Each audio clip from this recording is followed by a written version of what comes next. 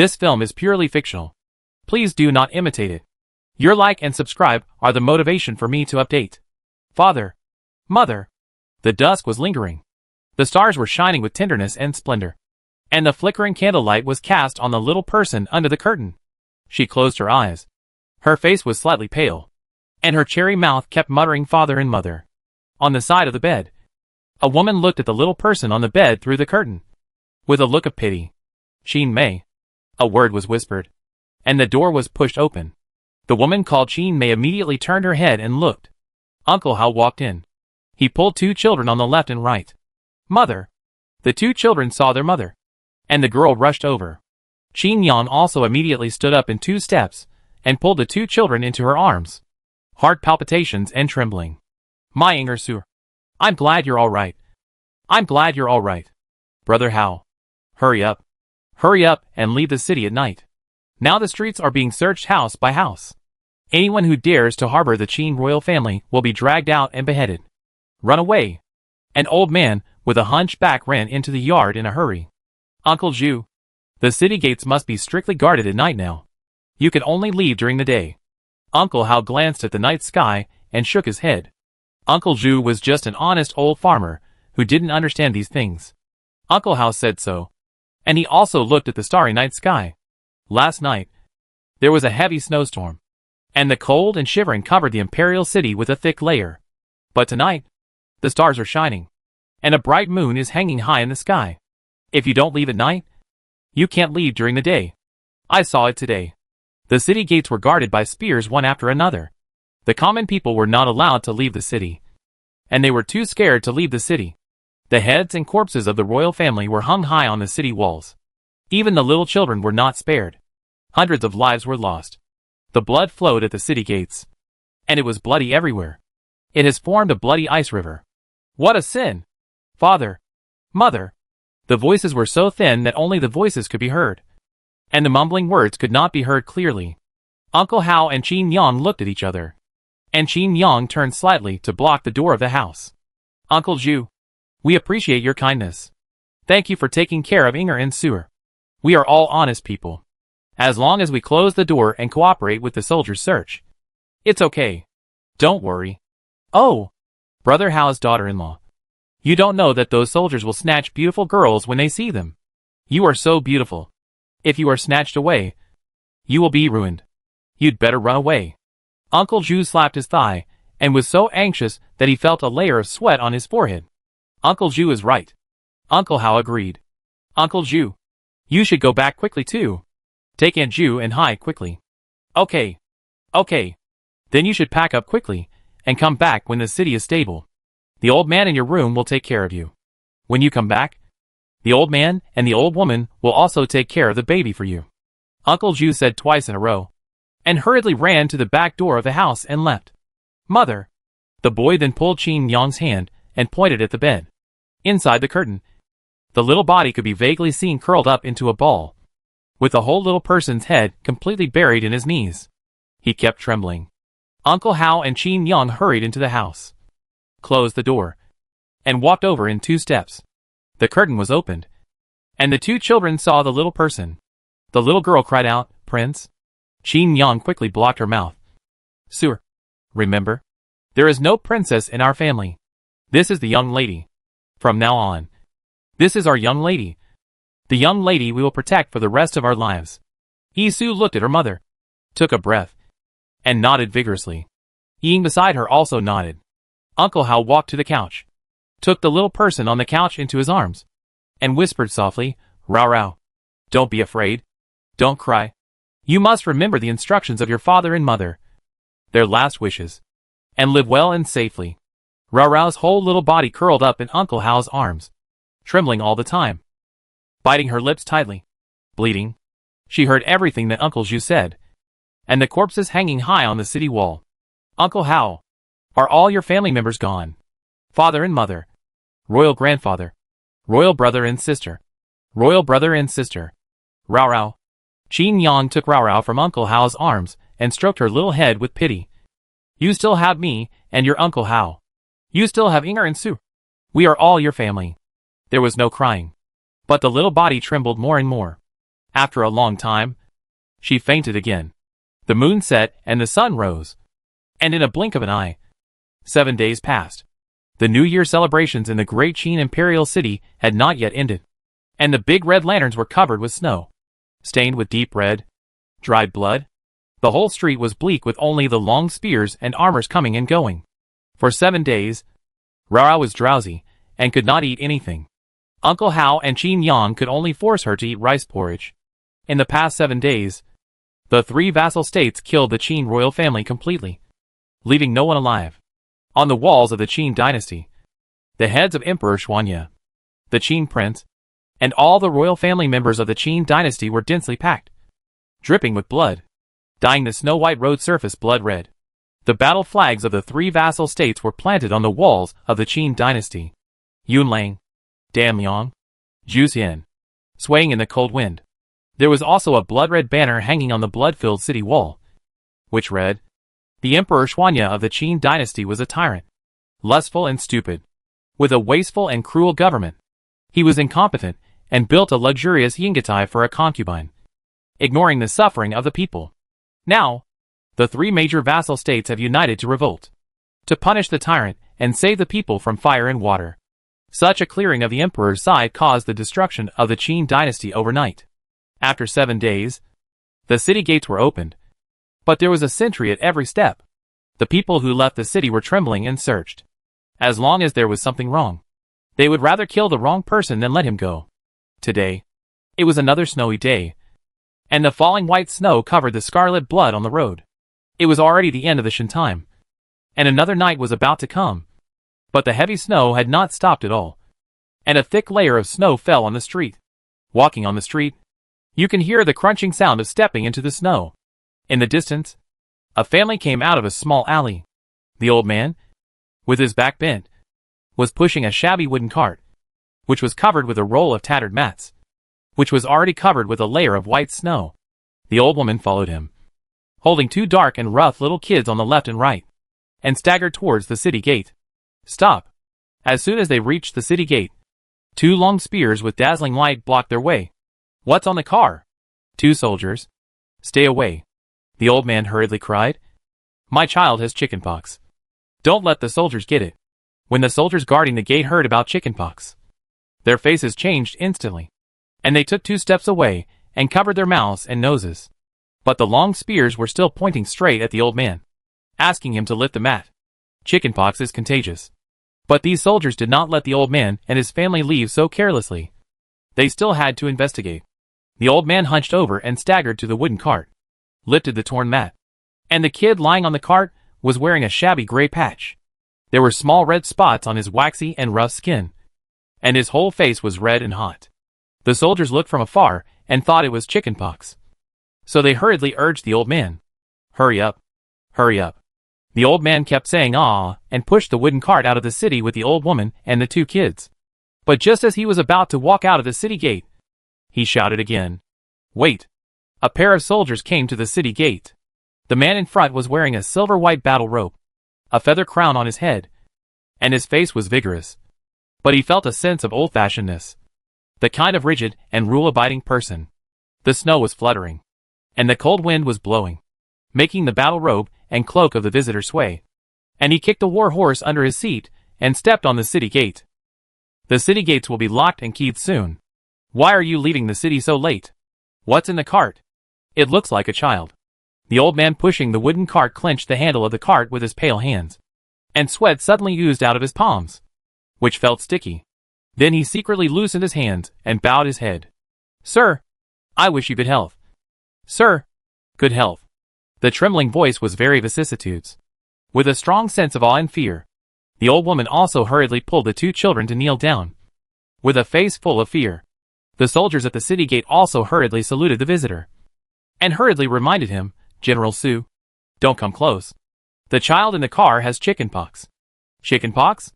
Pulling the reins, General Su frowned fiercely. "Lift it up and take a look." The old man hurriedly hunched over again, his hands trembling, and lifted a corner of the broken mat again.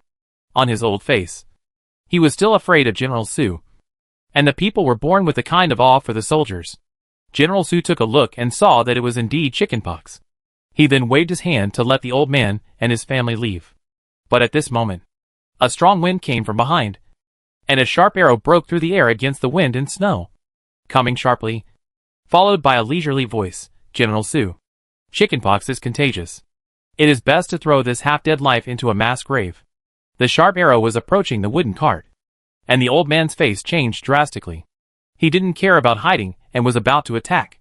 A long sword flew over and deflected the sharp arrow.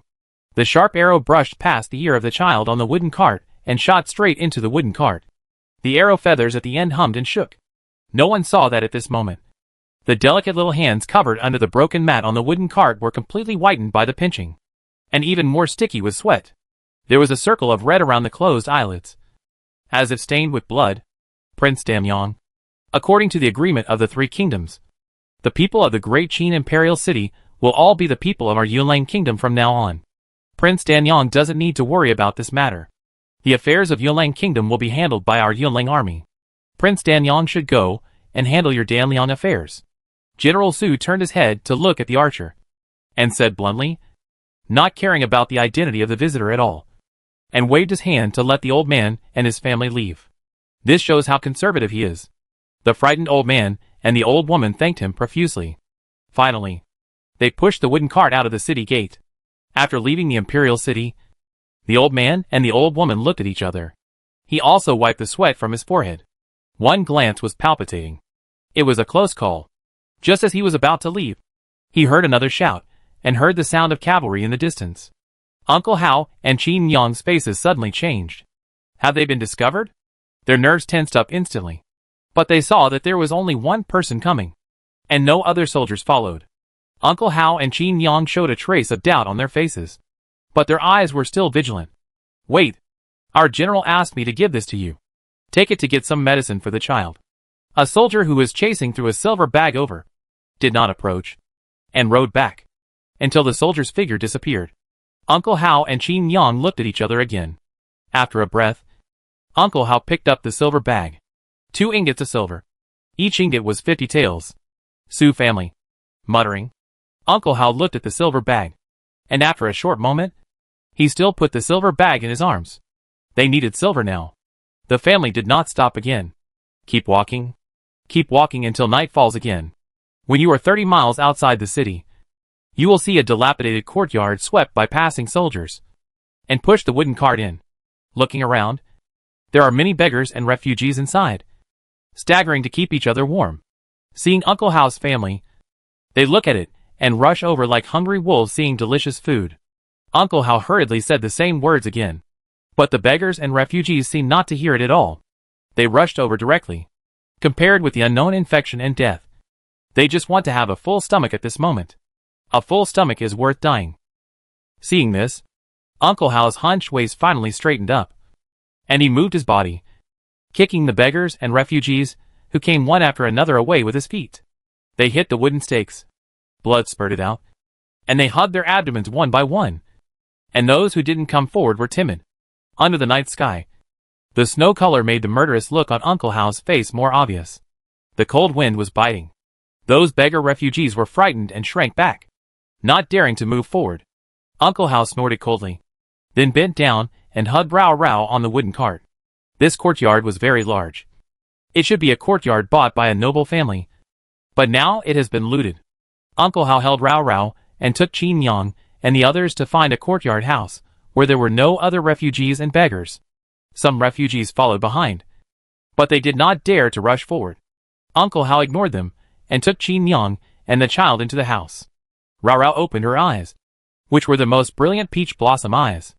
They should have been bright peach blossom eyes, with boundless charm. However, at this moment, there was no clear and charming charm in these peach blossom eyes. Nor was there a crystal clear teardrop. There was only a circle of redness and swelling around the eye sockets. After 2 coughs and gasps, the sallow little face became more and more red. Rao Rao, Qin Yang will make medicine for you right away. You will be fine after drinking the medicine. There was no firewood in the garden, but fortunately, there were broken tables and chairs that could be used. Ying and Isu picked up several broken tables and chairs as firewood. Uncle Hao lit a fire. The cold body was warmed up a little. They left without taking anything except some silver bills hidden in the shoe tube. Coarse linen clothes and medicine hidden in the clothes. Ying looked around. But there was no bowl. Not even a broken one. So she had to make do with rubble. Qin Yang hurried to boil medicine for Rao Rao. Rao Rao lay in Uncle Hao's arms. And except for those 2 coughs, she didn't cry or make a fuss. Like a rag doll. Lifeless. It snowed overnight. And it hadn't stopped until the next morning. It seemed like God's mercy. Wanting to cover the bright red of the great Qin imperial city. And cover the killings in the new year. So that those wronged souls could see clearly. See the way to reincarnation in the underworld. The little person walked out of the garden. Her bright peach eyes looking straight in the direction of the great Qin imperial city. Looking at the city wall that had long been invisible. I don't know how long she stood there. Her whole body was as cold as a piece of ice. She took small steps and walked to the back mountain of the courtyard garden. She stepped on the snow 1 step at a time. And her palm-sized feet were completely submerged in the snow. The little body became smaller and smaller little by little. Until it could not be seen. In the garden. Uncle Hao woke up and found that Rao Rao was not there. He immediately woke up Qin Yang. And the 2 ran out of the door. Seeing that the delicate footprints in the snow had been covered by the falling snow. Uncle Hao hurriedly told Qin Yang to close the door and take care of the children. And then followed the footprints. From afar. He saw the little figure climbing up the mountain step by step. Falling and getting up again. With both of her little hands covered with snow and mud. But she was still crawling and walking. With the hem of her gray coarse linen clothes covered with snow and mud. And her body was covered with snow. How old was she? A child like this? She was actually only 6 years old. She watched her father, mother and concubine die tragically in front of her eyes. And the entire Qin royal family was slaughtered. She didn't cry or make a fuss. And she was so well behaved that she didn't look like a child. Even adults, after experiencing such things, would find it difficult to be so calm. Uncle Hao followed behind, guarding, and didn't chase after her. The hanging big hands were tightly clenched, spreading layers of green vines.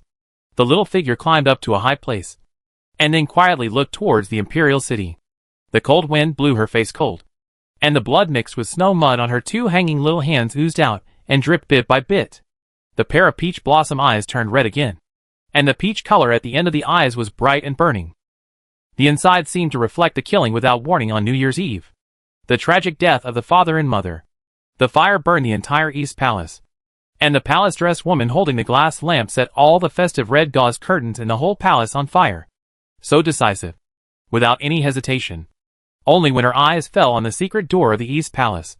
She brought out a strong reluctance. It seemed to be saying, Rao Rao. Promise your mother that you must live well. Forget your identity.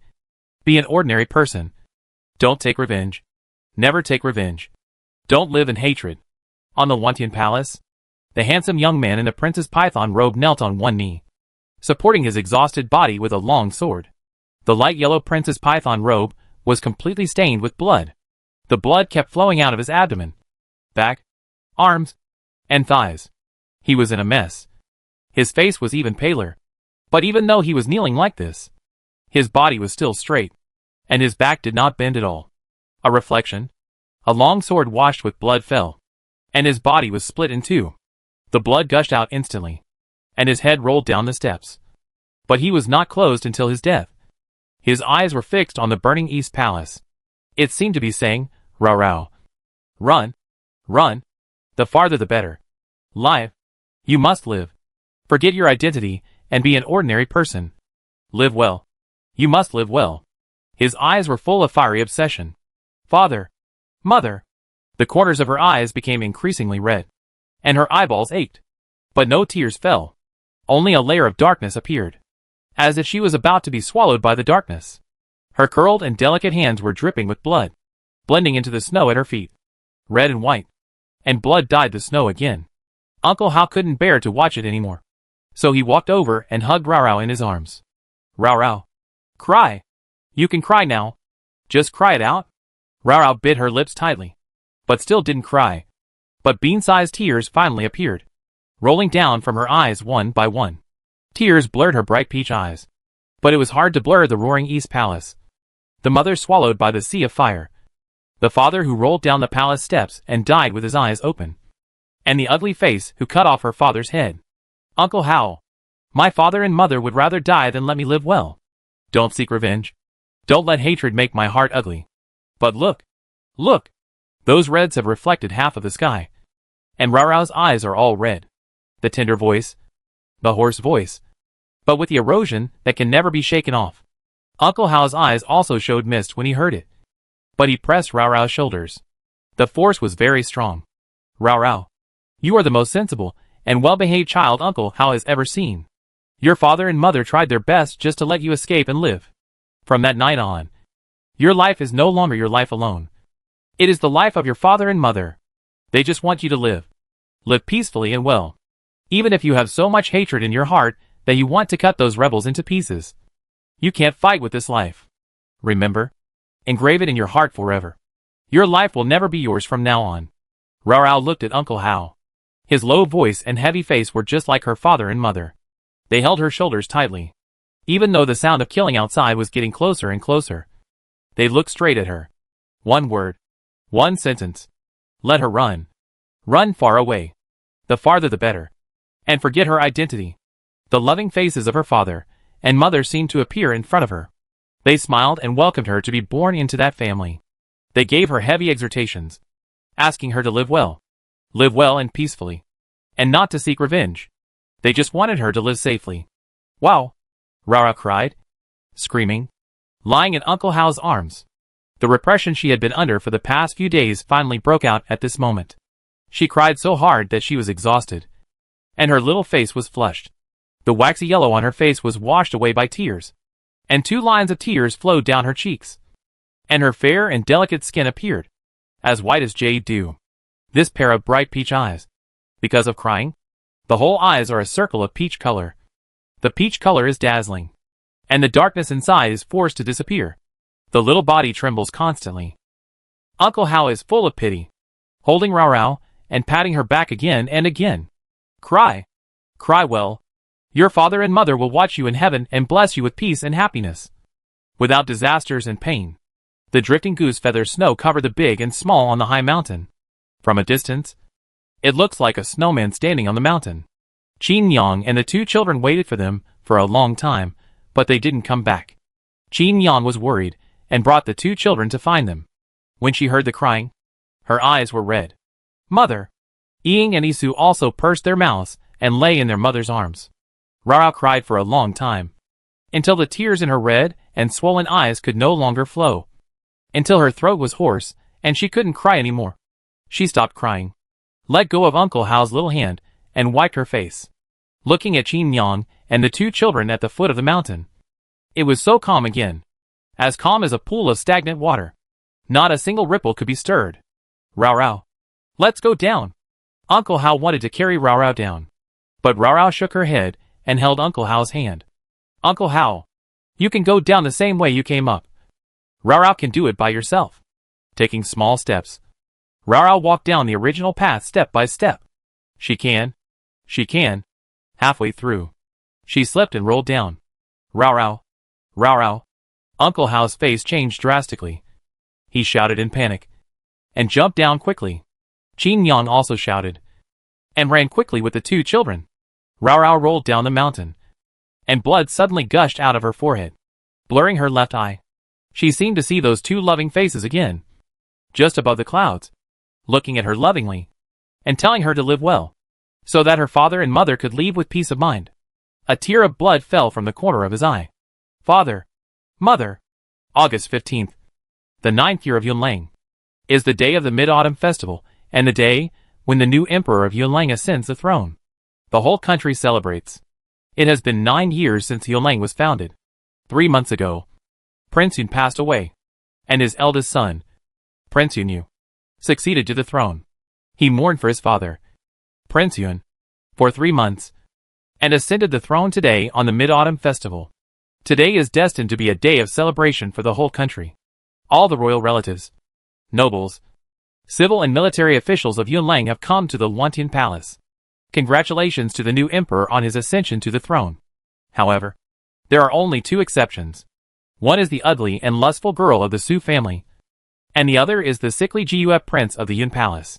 The ugly and lustful girl of the Su family did not enter the palace because her face was really ugly and vulgar, and she was not worthy of the sight, and she was afraid that she would pollute the eyes of the new emperor. The new emperor granted special pardon, and the daughter of the Su family was exempted from entering the palace. Although this decree was issued because of the ugly face of the daughter of the Su family, it was also a face given by Emperor Yu to the Su family.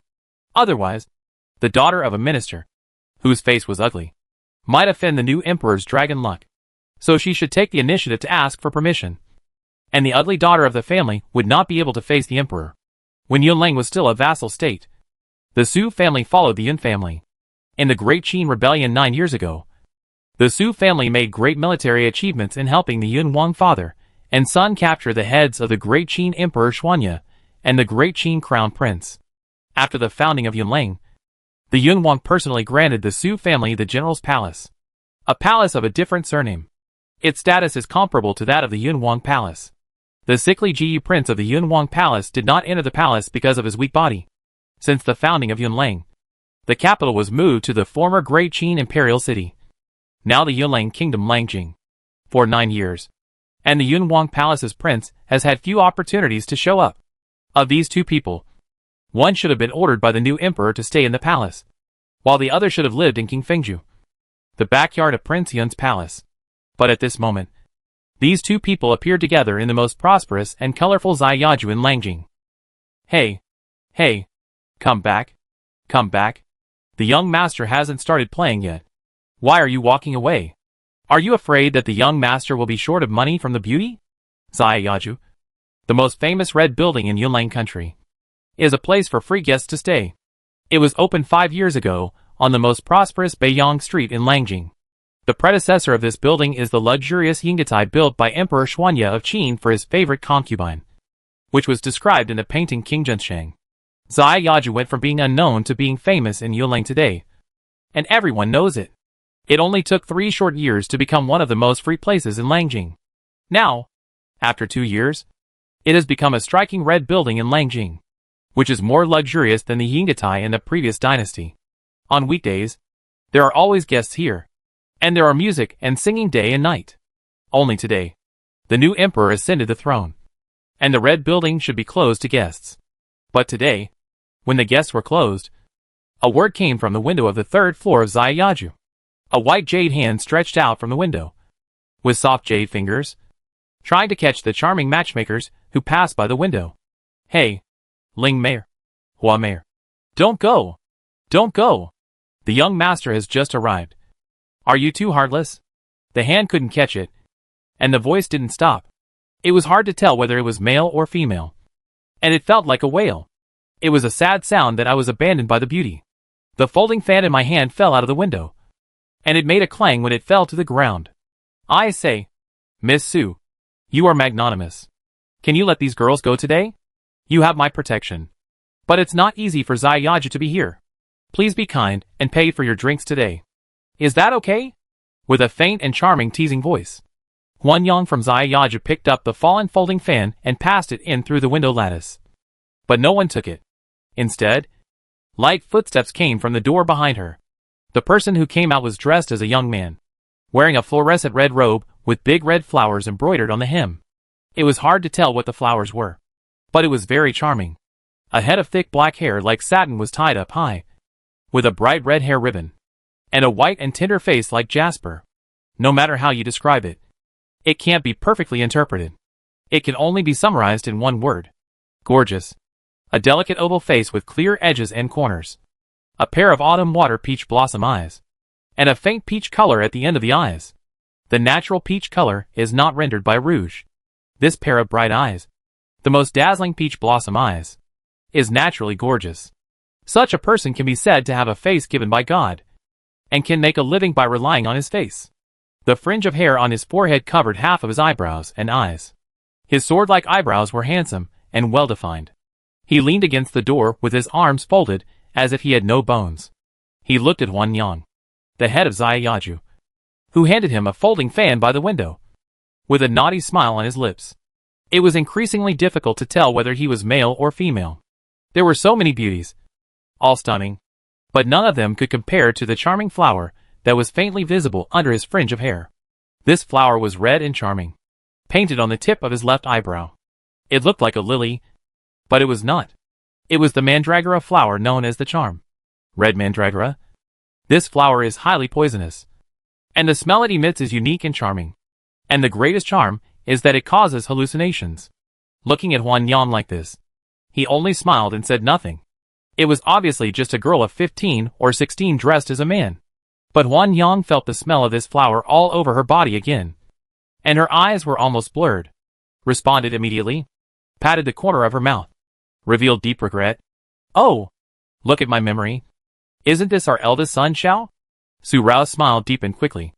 It was just a naughty smile just now, but now it was more joyful and teasing. She took the folding fan from Huan Yang's hand and brushed it open, and put one hand on Huan Yang's shoulder. Beautiful Huan, since the other beauties have left, let beautiful Huan accompany you to play. Compared with those beauties, you actually love beautiful Huan the most. The folding fan closed again, directly lifting Huan Yang's chin. The corners of her eyes were stained with peach color, and every frown and smile was full of natural beauty. Charming color. Huan Yang was a person who had experienced the world of love for a long time, with all kinds of charm and enchanting appearance. She asked herself that she had seen many young talents and beautiful people. But now, even though she knew that the person in front of her was a girl, she couldn't help but let her heart skip a beat. It wasn't that she had bad intentions, but that this had nothing to do with the feeling of love between a man and a woman. Everyone said that the Su family had a daughter, whose face was ugly and could scare a 3-year-old child to cry in the middle of the night. But who knew that when she covered that ugly scar, she would be so stunning and dazzling. Every move can make people obsessed. Such a beautiful person. I'm afraid only the long-lived Yunwang Mansion GUF prince can be compared. Su Rao teased Huan Yang, and didn't notice that behind the window lattice opposite her, a moonlit figure quietly stopped there. He had thick long black hair that reached his waist, tied with only a moon-colored ribbon. His body was straight and slender, making him look even thinner. He put one hand behind his back and stared at the window frame, but his eyes were blocked by the white satin, and he could not see anything. He could only hear with his ears. Yuehua's robe is embroidered with exquisite patterns and outlines. She stands quietly without any unnecessary movements, but she lives up to her name. The appearance of a bright moon, the breeze in the morning of warm spring, the bright moon in the night of early summer. Elegant and stunning, handsome and unparalleled. Watching so quietly, with a beautiful face and a graceful figure, she feels a sense of haziness all over her body, like the mist and clouds floating in the sky. The charm of the fairyland, which can only be watched from a distance, and dare not blaspheme half of its glory. Yunling, does she have a pair of beautiful bright eyes? Even a casual smile can make people fascinated. Speak slowly. Read people by voice. The voice of Prince Jiyue is like a stream, gurgling, cool, but lingering, as if the clear stream is covered with a layer of mist and light curtain, unwilling to show himself completely. Master, she does have a pair of very beautiful and seductive eyes. One step behind him, the personal guard Yunling, dressed in black, with a cold and indifferent face. But could she be the one the master is looking for? Since she appeared as young Master Sha, I have been searching for her for 3 years. She is definitely the daughter of the Su family. There is nothing wrong with her. Are you sure? The Su family has a daughter named Su Rao, who is lustful and eccentric. When she was a child, she liked the appearance of the prince. At dusk, she wanted to climb over the wall and sneak into King Fengju to peek at the prince's face. But she accidentally fell and fell face to the ground, leaving an ugly triangular scar on her forehead. At such a young age, her delicate face was ruined. In the following years, she hardly stepped out of the house again. Only the general's palace said that after the Su family girl was disfigured, her playboy nature was restrained by half. Although she almost never left her house and had been well behaved, people would always see her outside the houses of those handsome young men from aristocratic families, wandering back and forth, until 3 years later, a young Master Sha appeared out of nowhere in Lanjing. His appearance was comparable to that of the prince, and his unique makeup skills were even more amazing. For a time, he was sought after by all the women in Lanjing. When the Su family girl heard about it, she immediately pestered Shao and threatened to marry him home, dressed and painted only for her. This matter was a big topic in Lanjing at that time. Fortunately, The queen finally issued an imperial decree that Sha was a celebrity in Lanjing and could not be humiliated. With the queen's protection, Sha was not taken back to the palace by the dandy and lustful ugly woman. Wasted. And Sha was also very temperamental. He was not afraid of offending the general's palace. He directly threatened that in this life, as long as he was in Lanjing, he would never make up for the ugly girl of the Su family to cover her ugly face. Whether it is or not, we will know it after a try. Muttering a few words, Prince Jiyue turned and walked inside. Although he could not see, he could accurately find the table and chair, pour himself a cup of tea, and drink the tea with elegant movements, without any sign of blindness. If it were not for the eye-catching white satin on his eyes, who would think he was blind? Sitting like this, although his eyes were covered, his exquisite and beautiful outline, his thin and moderate white lips lightly brushed across the cup, and his every move was beautiful and stunning. He was as beautiful as jade on the street, and the prince was unparalleled. Prince Jiyue, even though he was blind and weak, could not stop his glory. The white satin on his eyes not only did not fade his face, but also added a touch of ink to it.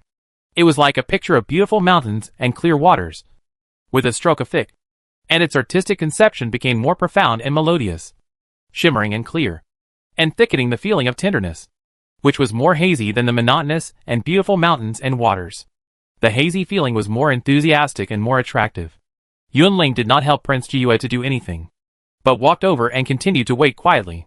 He just looked at Prince Jiyue, and saw the white satin on his eyes, and he always felt a little regretful in his heart. The master was such a stunning person. But the old Prince Yun of the Yunwang mansion was the younger brother of the newly deceased Yunwang, and the uncle of the new Emperor Yu. 9 years ago, when the Yunwang and his eldest son Yunyu led the generals of the Su family and the two vassal states of Danyang and Zhuxian to launch a mutiny, the land of the Yunlang vassal state was guarded by the old Prince Yun himself. Solid as a rock, old Prince Yun and his beloved wife lived in love until their old age. They had a deep affection for each other, and had only one son and one daughter. His son followed Prince Yun and his son to the war, but unfortunately died in the battle in the Qin imperial city. Fortunately, he left behind a grandson for the Yun palace, so that old Prince Yun's lineage would not be cut off.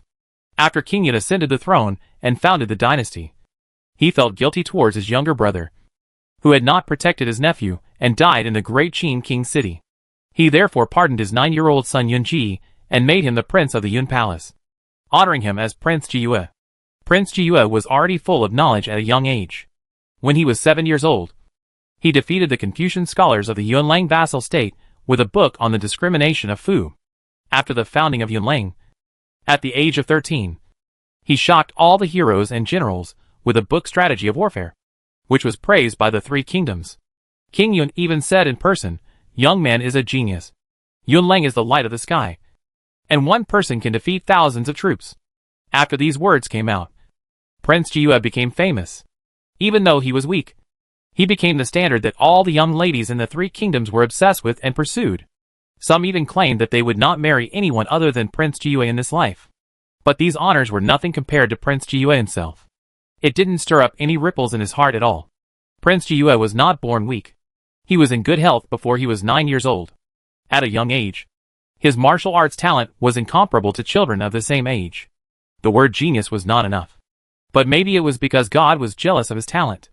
When Yunlang moved to the capital of Lanjing in the early days of its founding, the fish that escaped the net of the Qin dynasty secretly came to take revenge.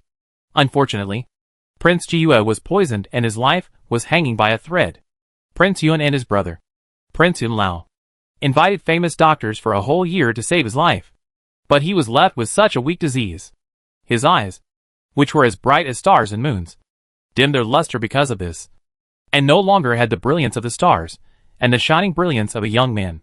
The whole person was devastated. Until 2 years later, when he was 13 years old, he woke up in the middle of the night, and his father dreamed to him, "My son, you are the pride of your father's life. How can the pain of the body defeat the strong heart of my son? The light in his eyes is dull. But as long as the heart is clear, the heart is the eyes. My son's clear heart is better than those eyes that can only touch an inch of dawn. My son's heart can see the whole world." After this night, Prince Jiyue suddenly realized that he was depressed because of his weak body and colorless eyes, which was a great act of unfilial piety. He then wrote down the war strategy and prayed to his father's spirit in heaven that he had realized and would never be depressed again. After that, Prince Jiua walked out of the shadow of his weak body and colorless eyes. But he was unwilling to contact too many strangers. In all these years, apart from the old Prince Yuan and his wife, there were Prince Yuan and his uncle Yuan Yu who had a deep brotherly relationship with his father. He didn't want to see them more. The night was lingering. A full moon jumped in the sky, and the stars were bright. Tonight in Lanjing City, candles were destined to be bright and lights were dim. The new emperor ascended the throne. And during the Mid-Autumn Festival, people were constantly coming and going on the streets of Beijing, with Beiyang Street being the most prosperous. It was already midnight, and the shouts of merchants were still going on. Su Rao then swayed from side to side and walked away from Xia Yaju. There was a faint smell of alcohol around her, and the peach color at the end of her eyes became more and more red. She was so dazed that she felt that everything in front of her was blurry. But under the background of the fading candlelight, it seemed even more brilliant. The fluorescent red robe swayed with the cool night breeze. The big red flowers on the hem of her skirt seemed to bloom as she walked. It turned out to be Lycoris radiata. Fluorescent red Lycoris radiata with a faint golden color, blooming one by one between the hem of her skirt. There was a blood-red warm jade belt hook hanging from her waist, which swayed as she walked. A gust of night wind blew past, lifting her bangs. Only then could I see clearly the datura on her left forehead above her eyebrow. It was a bright red datura, and even at night, the center of its pistil had a faint golden luster. It must have been sprinkled with a layer of gold powder, which shone brightly only in the candlelight. With a small face, a faint smirk at the corner of his mouth, and an androgynous face. His eyes were blurred and drunken. He walked on Beiyang Street, occasionally winking at the passing women. He looked so romantic, but he didn't look vulgar or lascivious. Instead, he looked natural and hard to imitate. It's Mr. Shao. Ah! Mr. Shao is looking at me. Looking at me? Such voices were heard one after another, making a commotion on Beiyang Street. The passing women blushed and frowned. They followed Su Rao one by one. It was hard to hide her shyness. Su Rao opened the folding fan in her hand and walked to the box pavilion on the other side of Xia Yaju. She staggered and stumbled, as if she would fall to the ground in the next second. But she managed to keep her body steady. My lord is in a very good mood today. If any beauty can pick up the folding fan in my hand, tomorrow all the rouge and powder in our Lian pavilion will be discounted by 50% or more. She spoke drunkenly, with a frivolous look on her face, threw the folding fan in her hand away, laughed frivolously, and continued to stagger away without paying attention to the girls behind her who were agitated by her words and actions. If Xia Yaju in Lanjing is a free and easy place for men, then Lian Pavilion in Lanjing is a paradise for all women who love beauty. Whether you are an 80-year-old woman or a young girl, you can't resist the temptation of Lian Pavilion. There, no matter how ugly you are, you can be turned into a beauty. In the words of Mr. Shao, there are no ugly women in the world. Only lazy women who don't know how to dress up. Lian Pavilion was opened in Lanjing 3 years ago. No one knows the identity of its owner, Mr. Shao, except that he has an ambiguous relationship with Xia Yala Huanyang. During these 3 years, everyone in Lanjing speculated whether Shao Gongzi's Lian Pavilion and Xia Yaju were owned by the same person, and whether Shao Gongzi was the master behind Xia Yaju. It's a pity that Xia Yaju has been open for 5 years, but no one has seen the master behind it. Xia Yaju was formerly Inga Terrace. It's no wonder that he was able to take over this building as Xia Yaju. He must be very noble. In Lian Pavilion, there is nothing you can't buy. Only things you can't think of. The clothes that Shao Gongzi wore, including the charming flower on his forehead, are the signature craftsmanship of Lian Pavilion. And the forehead makeup flower that has been popular among Yunlang women for 3 years was brought up by Shao Gongzi. Not only women, but also men. Literati and scholars all have makeup on their faces, flowers in the corners of their eyes, and they hold a folding fan in their hands, which is elegant and graceful. If the Prince Jiua is an unattainable moon in the sky, shining alone, then the young Master Shao is a brilliant star that has fallen to the earth, shining brightly, compared with the Prince Jiua, who can only be admired from afar, noble and aloof. The young Master Shao is more loved by the women of Lanjing, elegant and casual. The 3 kingdoms, for young masters. The Prince Jiua of Yunlang Kingdom. The scenery is bright and beautiful. The Crown Prince Rongfeng of Danliang Kingdom, a gentleman, modest and gentle. The Prince Ji of Jusin Kingdom. Cold and indifferent. Strangers are not allowed to approach. And the last one is the young Master Sha who appeared in 3 years. He has a face like a crowned jade and a romantic talent. These 4 people are the 4 young masters selected by the women of the 3 kingdoms today. Each has its own characteristics and merits. If we talk about the first, it should be Prince Ji, because Prince Ji is too mysterious. As mysterious as a banished immortal. And most of the things about him are rumors. Fantasy descriptions of the world. And often the things that are rumored and imagined are always too beautiful. Beautiful dreams. Like these beautiful things. One person spreads 10. 10 spreads 100. And finally, no matter how beautiful things appear, they can't cover up his brilliance. For example, Mr. Sha is no worse than Prince Ji, and is even loved by all the women in Lanjing. But if he is compared with Prince Ji, he will eventually lose a point in the hearts of others. Lian Pavilion and Xiaoliao residence are opposite to each other on the opposite bank, with the inner city lake of Lanjing in the middle. Tonight, candles are lit, river lanterns are winding, and the city is prosperous and splendid. On the painted boats and waterside pavilions, talented men and beautiful women are reciting poems and composing essays. Su Rao walked back to Lian Pavilion on the opposite bank and saw that the front of Lian Pavilion was still full of women and servants who came to buy and sell cosmetics and clothes. If she went there, she would not be able to get away easily and go back to the mansion. She looked up at the full moon in the sky, and the stars were shining brightly. It was almost the hour of high. If she didn't go back, Qin Yan and Uncle Hao would be worried. She looked at Lian Pavilion again. It seems that she can't take the secret passage tonight, she thought in her eyes. And after a short breath, she raised her steps and continued to walk forward, as if she was going to leave the city, but turned back in a remote road, and then turned into an alley that only allowed a wooden cart to pass. Unaware, the figure of Yu Hua appeared not far behind her. After a breath, he turned around and walked into another alley. Yunling did not follow. The streets of Lanjing are crisscrossed and connected in all directions. If you are not familiar with it, you will probably get lost. After walking around the alley for a few times, Su Rao easily got to Nanning Street of the General's Palace. When she came out of another alley on the side, the fluorescent red man's robe had been replaced with a bright red gauze skirt for women, and the beautiful hair tied with a ribbon was tied up into a girl's bun, a blood jade hairpin. The outlines of her angular androgynous face were softened, and her handsome sword-like eyebrows were changed into curved willow leaf eyebrows.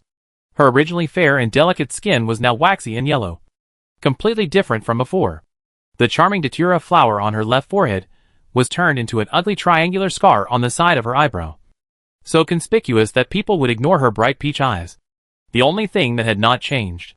After walking out of the alley, the romantic charm of a young man disappeared, and he turned into a Su family girl, walking carelessly, without any girlish tenderness, and kicking the stones on the road in an indecent way from time to time, kicking forward, rolling and stopping. The smell of alcohol on his body also disappeared, and the pair of peach blossom eyes were no longer blurred, but with a sense of lust, and the eyeballs kept turning around, as if looking around to see if there would be any handsome men passing by.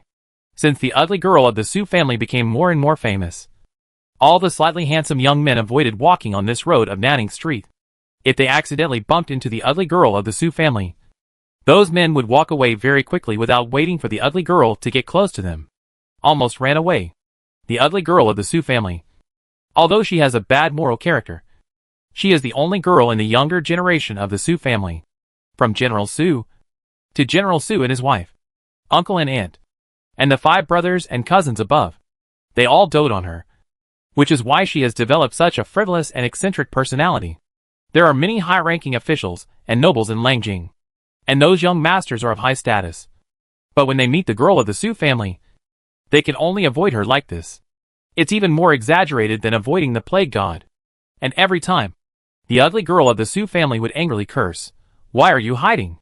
You are really ignorant, and don't know how to appreciate my beautiful face. You all wait for me. I will definitely take down the most beautiful beauty in the world, and let you all know how powerful I am." The most beautiful beauty in the world was Prince Ji 3 years ago, and it was young Master Sha in the past 3 years. Tonight, there were few people walking on Nanning Street as usual. Su Rao walked to the side alley behind the great general's palace. At the same time, A young Master Sha in the intricate alley also walked around enough and returned to the mirror pavilion, reeking of alcohol. Prince Jiyu appeared at the other end of the alley and knew all the tricks in the alley.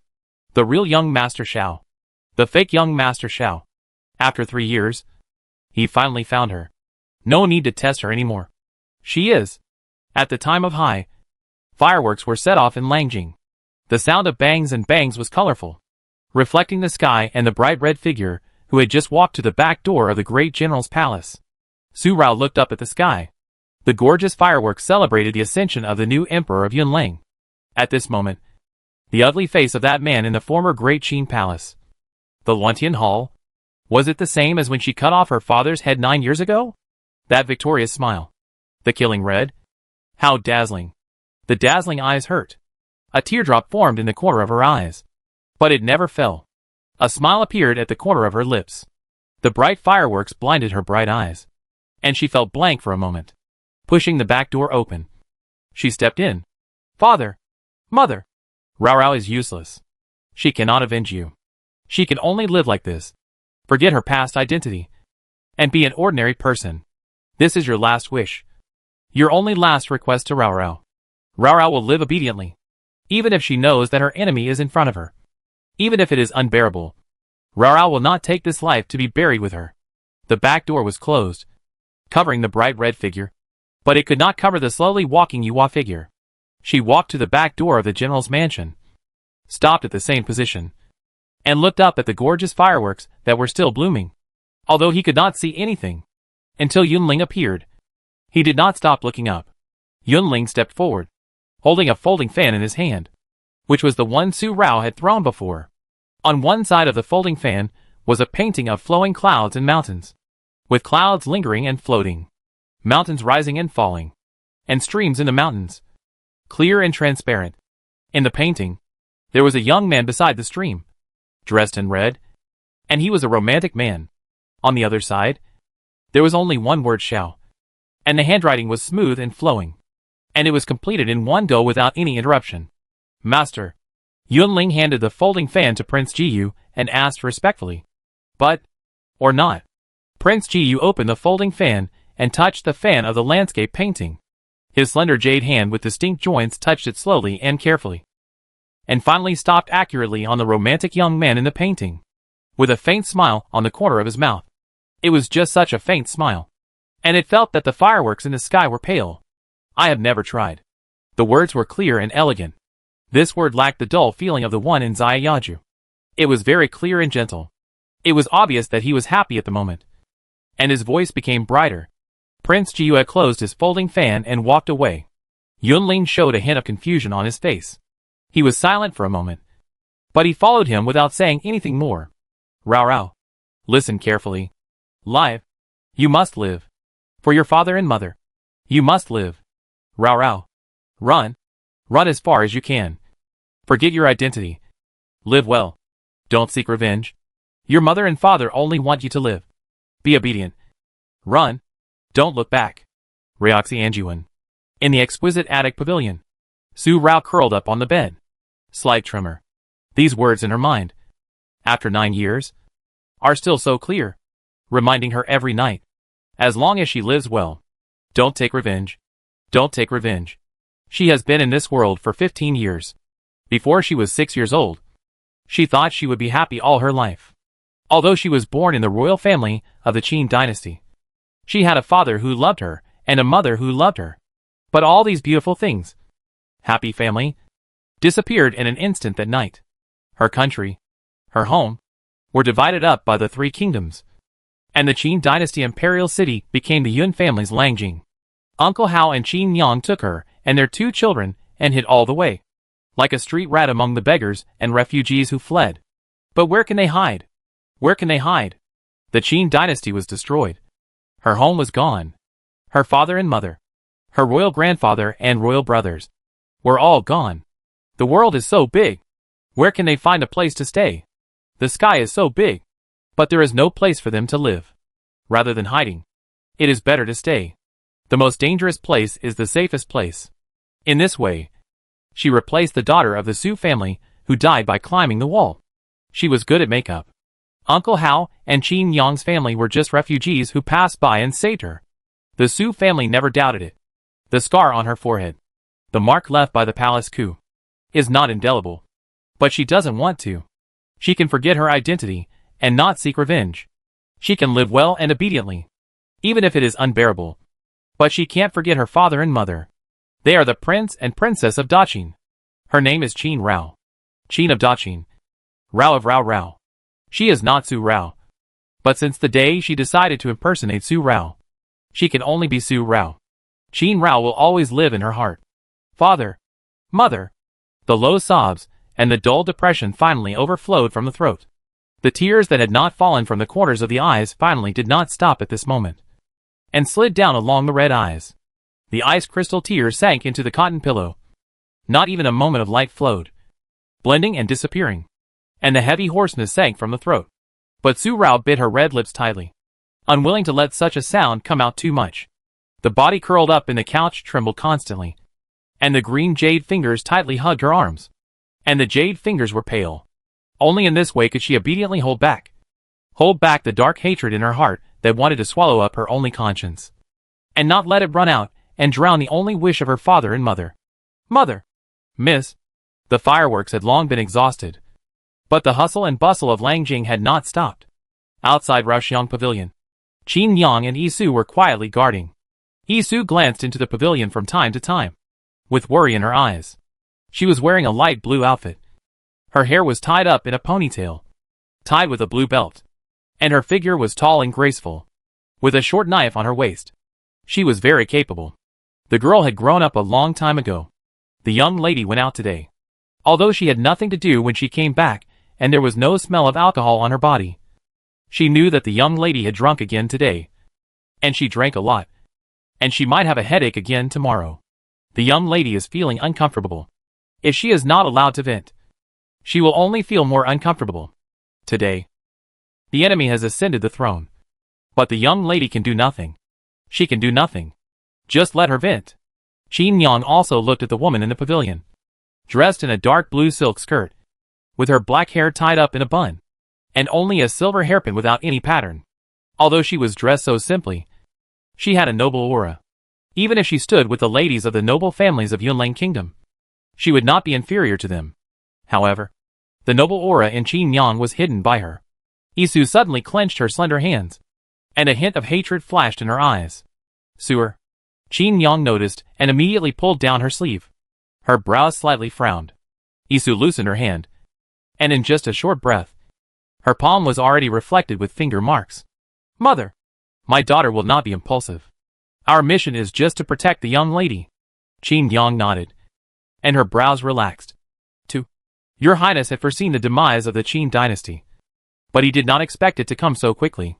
The princes were divided, and the foreign states had their own fiefdoms. Although Emperor Xuanya was a shrewd emperor, he ordered the sons and grandsons of the princes to be hostages in the Qin dynasty, which was to force the princes to rebel.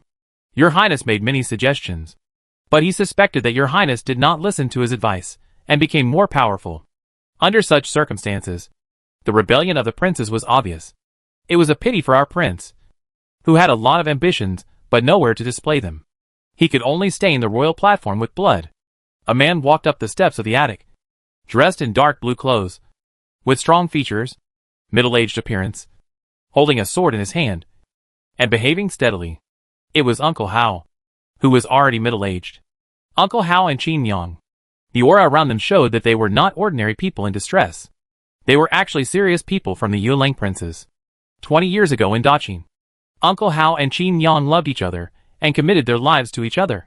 But their parents did not agree. So they agreed to elope and fled to the imperial city of Daqin. Uncle Hao's martial arts won the favor of the Daqin prince, who regarded him as a confidant and made friends with him. He originally intended to let him serve in the army, but because Emperor Xuanya was suspicious of the Daqin prince, this idea had to be abandoned. Uncle Hao was also unwilling to join the army. After all, he was a member of the Yunlang vassal state. If someone with ulterior motives knew about it, it might implicate the Daqin prince. So he became the Daqin prince's secret staff. On the New Year's Eve 9 years ago, the couple was invited by the prince to celebrate the new year with the East Palace. But they happened to catch up with the palace coup of the Great Qin dynasty and the rebellion of the vassal states. The Great Qin prince and the crown princess entrusted Qin Rao to the couple. After Qin Rao replaced Su Rao, the Su family naturally sent people to investigate the family that saved Su Rao. The result was that Uncle Hao and Qin Yang were from the Yunlang vassal state, and their respective family status was not low. And now they are also serving in the Yunlang state. Although not as noble as the Su family, they are also big families in the Yunlang vassal state. But Uncle Hao and Qin Yang have long been dead in their respective families. Even if they learned that Uncle Hao and Qin Yang were now temporarily staying in the general's palace, they pretended not to know them. Their family had long since ceased to exist.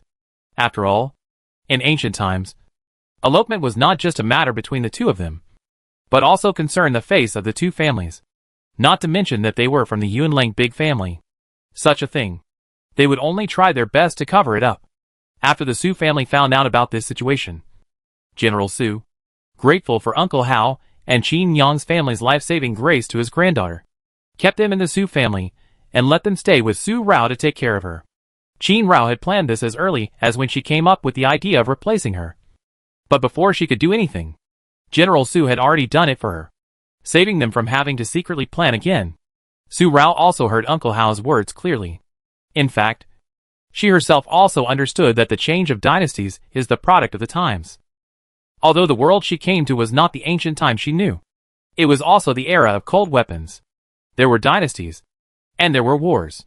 There was war, and there was inevitable death, and the change of dynasties. It was just that such a thing happened to her. Even though she was completely clear in her heart and understood it more, she could not accept it without hatred or resentment, and accept such an inhumane world. The crying stopped, and she gently stroked the tears on her face. Although her face was sallow, her bright peach eyes were full of autumn water at this moment, and the peach color at the end of her eyes became more and more gorgeous, making people unconsciously ignore her skin color and the ugly scar on her forehead, where the tears flowed across her cheeks. The sallow color faded a lot. No matter how good the makeup was, it would smudge.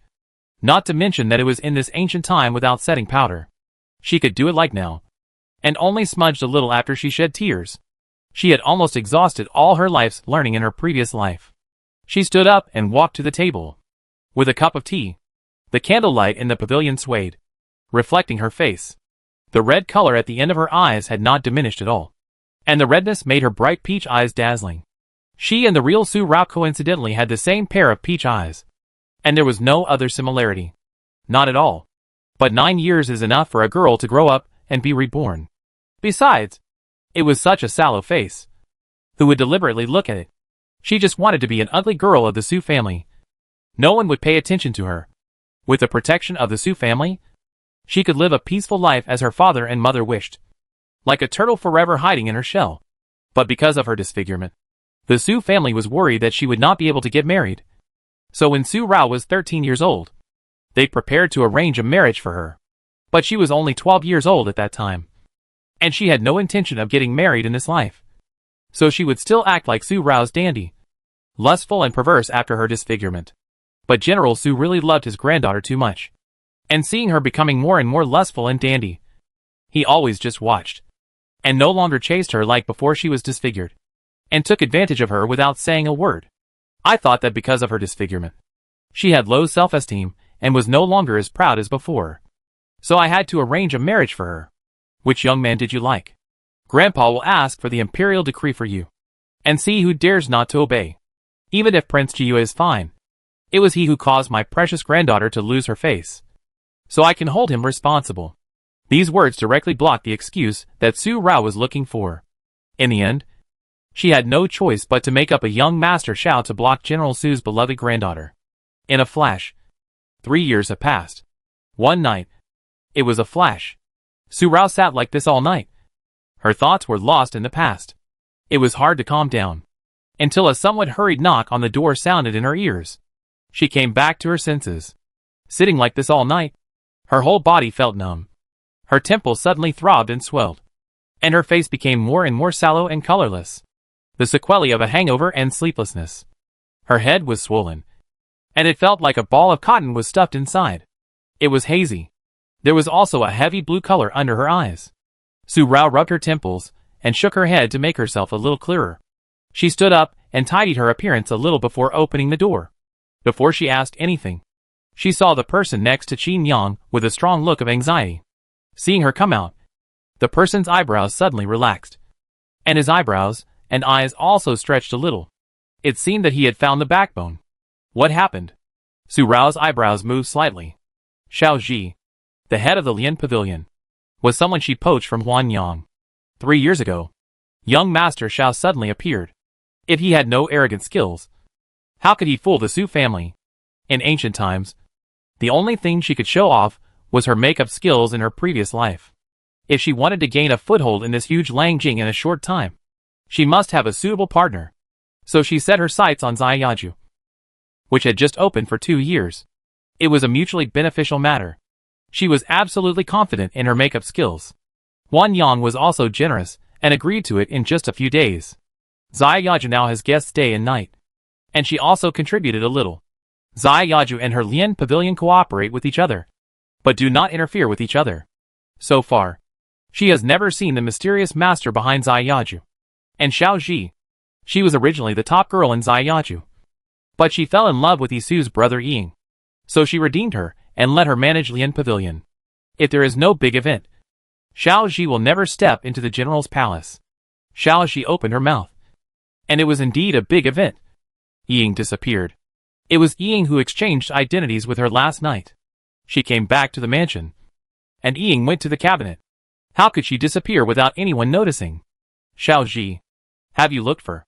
Just as she opened her mouth again, the bell hanging in the dark corner of the roof of the pavilion rang. This was the secret signal between her and Qin Yang. And someone was coming. Su Rao immediately gave Xiao Ji a look. Xiao Ji immediately understood the tacit understanding of the past 3 years. And suddenly, her expression changed drastically. Miss Su, don't think that I don't know. Hand over our young master as soon as possible. Our young master is missing. If it weren't for you, who else would? Rao. This call was followed by a young man. Su Rao's elder brother. Su Yuchen. He was wearing a dark blue robe, walking straight with steady steps. Because of his martial arts training, his skin was more wheat-colored. But he was also dignified and handsome. A handsome major general. The Su family was also one of her enemies. They were the accomplices who killed her parents and destroyed her country. She should have hated them. But she couldn't hate them. She couldn't hate them. In such an era where human life was worthless and women had such a low status, the Su family was a rare noble family. Besides, they were just loyal to different people and obeyed different people. The Su family didn't have those messy concubines. The Su family rules stated that their sons could only marry one wife, and they would not take concubines while the wife was still alive. If the wife died, the stepmother should treat the children of the deceased wife as her own children. If he couldn't do it, he would rather not marry. If he married, he would divorce her immediately. The Su family has always been dominated by men and women. General Su has only 2 daughters, both of whom married out. In Su Rao's generation, she is the only girl, and she has been born with a silver spoon in her mouth. It's a pity that she didn't have this blessing. One day, she climbed the wall and hit her temple directly, and died on the spot. She got this identity. The Su family is strict in military management. Although they hold the Tiger Talisman and military power, they are loyal to the Yun family. The deceased King Yun and the new emperor attach great importance to them. The general's palace is specially named, the only palace with a different surname in Yunlang Kingdom. The status of General Su is as noble as that of the old Prince Yun in the Yun Palace. These 2 elders are exempted from kowtow when they enter the palace to meet the emperor. When she first became Su Rao, Qin Yang once asked her if she hated the Su family. She replied that if the Su family was a family of scumbags, she would hate it, and would like to slaughter the whole family to comfort the spirits of her parents in heaven. But the Su family is noble and upright. In this turbulent world, the Su family can save many people from having their families destroyed like her. So she doesn't hate them. Even if it's unbearable, she can't hate them. Besides, the Su family is her lifesaver. If Su Rao's father hadn't blocked her with his sword that day, she would have died under that sharp arrow. Even if she didn't die, she would have been discovered by the rebels. Su Yuchen walked up to the 2nd floor attic and saw that Su Rao's face was pale and lifeless. His eyes fell on Xiao Ji, and his handsome eyebrows slightly gathered. He was obviously unhappy. Manager Shao came to my Su mansion early this morning. The news was received quite quickly. As soon as he said this, Su Rao, Xiao Ji and Qin Yang were all stunned. Then he moved. What does he mean by this? Is Mr. Shao really in the Su mansion? Big brother. Su Rao turned her head. Her sallow face twisted. Her eyes inquiring. What do you mean? Did you really catch young Master Sha? Facing Su Rao. Su Yuchen's face relaxed and he smiled. Rao, grandfather asked you to go to Songha Hall. You will know when you go. This was a bit of a suspense. Su Rao suddenly looked suspicious. Why did she have a particularly bad sixth sense? Let's go! Without waiting for Su Rao to explore her feelings, Su Yuchen directly took her hand and went down to the attic. Xiao Ji followed immediately. She came to ask for young Master Shao. Although the Su mansion is the palace of the general, it is not as gorgeous and precious as the palace. But it shows a sense of elegance and comfort everywhere. The fish in the river pond are happy. The pavilions and waterside pavilions are elegant with breeze. And the blue stone paths are shaded by green trees. Every place you walk through is the scenery of an ordinary mansion. But it carries the sense of elegance of the Su family. Su Rao was dragged away by Su Yuchen. And only Isu and Xiao Ji followed. Uncle Hao and Qin Yang did not follow. Along the way, Su Yuchen kept Su Rao in suspense and did not tell her what happened. But Su Dan, the talkative servant beside Su Yuchen, blurted out everything. It was indeed a particularly bad sixth sense. Young Master Shao had just returned to the marriage pavilion last night, when he was arrested by General Zhao's men. The reason was that Su Rao was already 16 years old this year. For other girls, their families would arrange marriages for them after they turned 15 and came of age. Some were even earlier, and they were married at the age of 13 or 14. But because of her disfigurement, she fell in love with young Master Shao. And this was delayed for another year. Yesterday, Emperor Yu ascended the throne and said that several of his sons were also of marriageable age. And it was obvious that he wanted to find a concubine for the prince. General Su sent someone to capture Mr. Shao in order to finalize her marriage before Emperor Yu issued an order, so that she would not know which prince she was assigned to. A playboy. These are what Su Dan said. But Su Rao smelled something else in them. The Su family holds a large number of troops and is trusted by Prince Yun and Emperor Yu. But once the Su family is involved with a prince, Emperor Yu will definitely not trust the Su family wholeheartedly. Since ancient times, it has been like living with a tiger to accompany the emperor. The emperor is suspicious. Not to mention that Emperor Yu has just ascended the throne and is in his prime.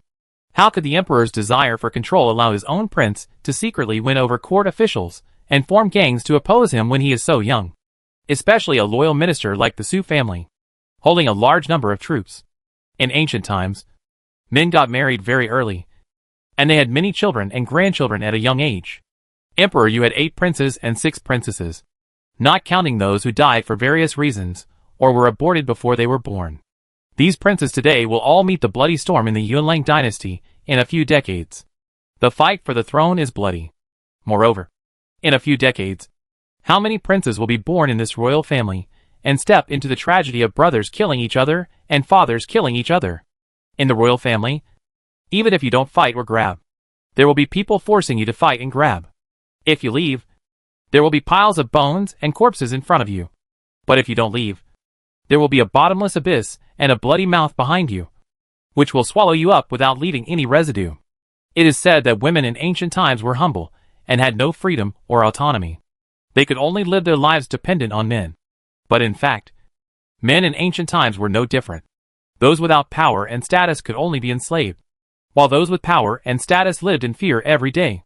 Even the emperors who were high above had to guard against countless masters around them day and night, fearing that an assassin would accidentally break into their side. Songha Hall is located in the center of the Su mansion. It is a hall made of pine wood painted red, and with carved railings and jade bricks.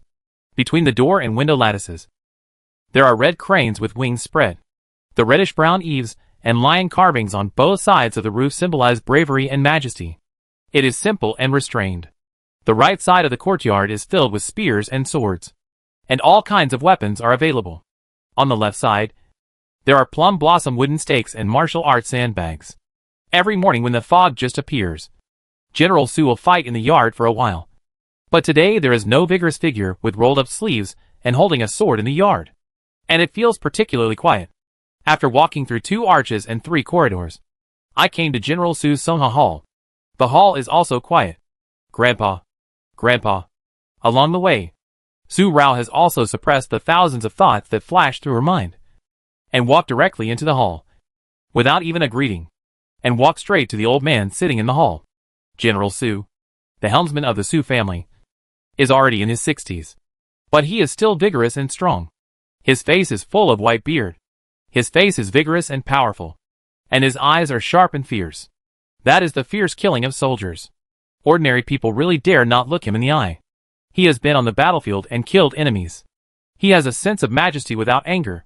He wears a black robe with a golden and black tiger embroidered on it. The tiger's mouth is wide open, and the sharp teeth seem to be able to bite off her slender neck in one bite.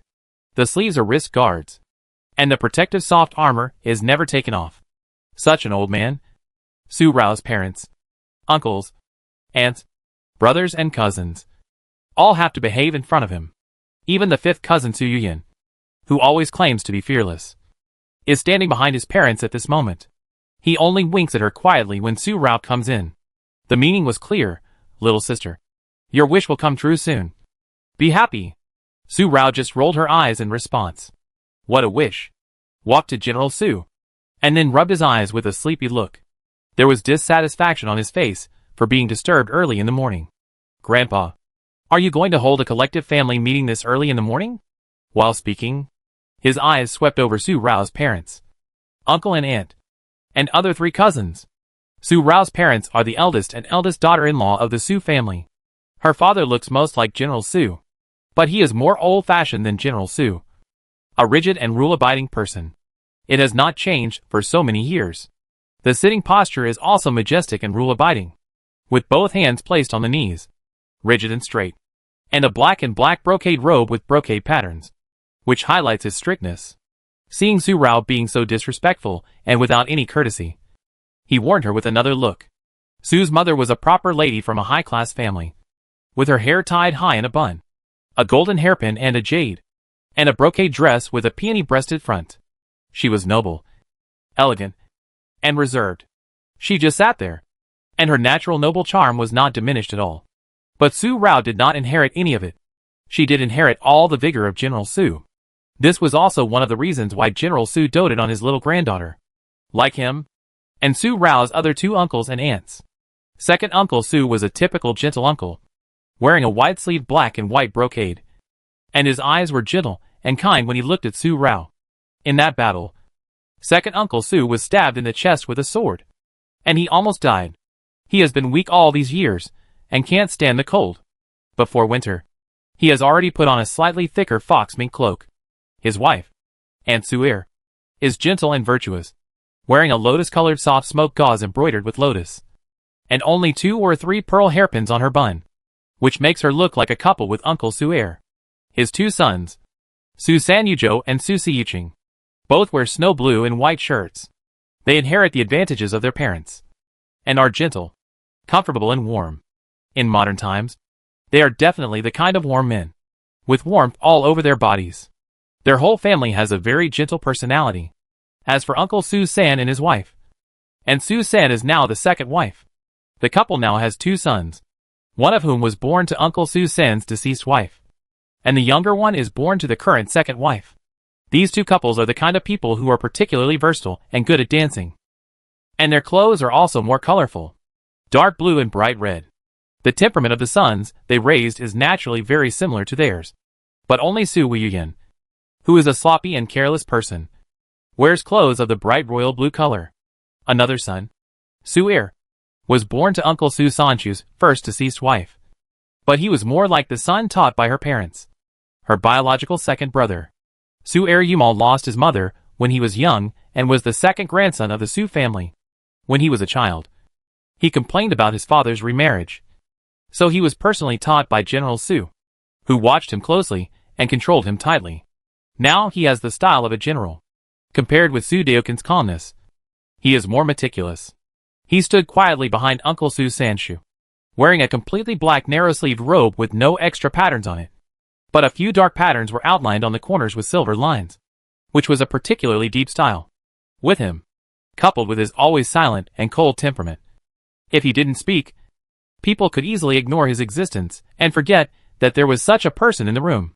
But such a person was the one who made Su Rao the most cautious among all the people in the Su family. She hardly dared to be too presumptuous in front of Su Heir, let alone her dandy and perverse behavior. Su Rao has lived in the Su mansion for nearly 8 years. The only person she can't see through is Su Heir. Although he always looks indifferent, he always points out the most important words at the end. The Su family can have the current situation, such great wealth and power, but also the two emperors Yunlang value them, without any suspicion, which is inseparable from his shocking words from time to time.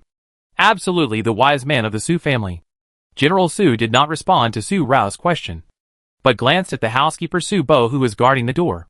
Su Bo immediately asked the servants to withdraw, and Yi Su and Xiao Ji were also taken away.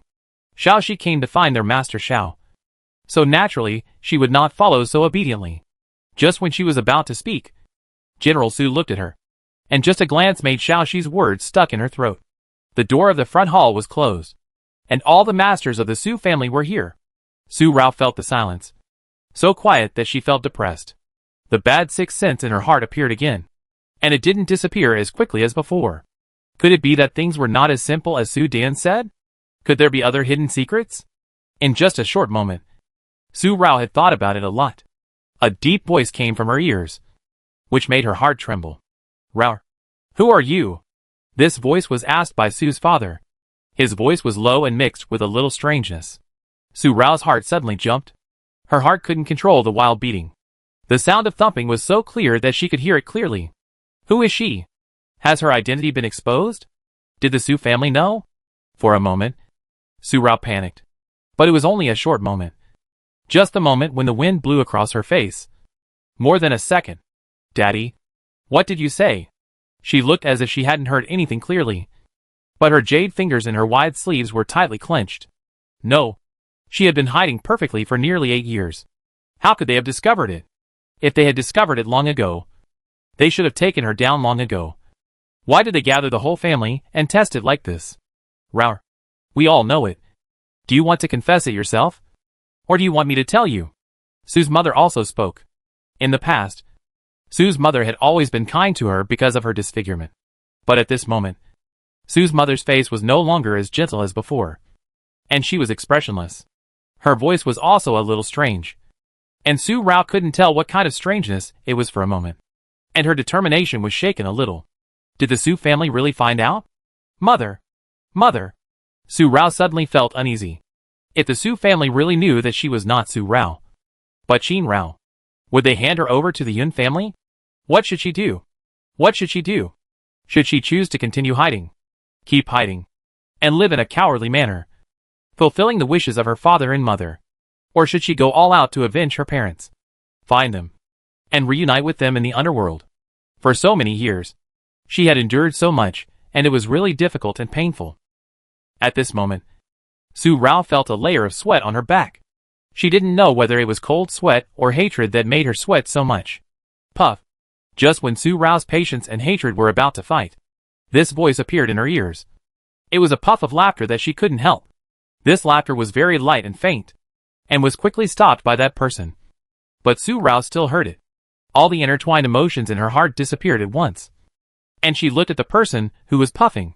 Su Yuyan blocked his mouth with his right hand, and his fair, lively, handsome face was red. Seeing Su Rao's eyes, he couldn't help laughing. Little sister. It's not fifth brother. But it's definitely not fifth brother's idea. When he said this, not only Su Rao, but all the other members of the Su family looked at him. If the eyes were sharp arrows, Su Yuyan would have been full of holes and pierced like a straw stake. The other members of the Su family reacted like this, especially the dark face of General Su at this moment. And the big beard was even more angry. Angry at Su's bad deeds. Su Rao suddenly realized that it was not about her identity, but something else. The Su family united to scare her. What could it be?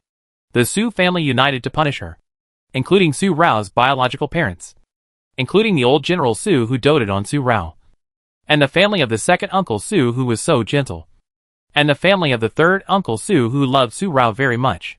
Who is she? Thinking of the arrested Mr. Shao, In just a short moment, Su Rao knew what happened, and Ying was afraid that she was exposed.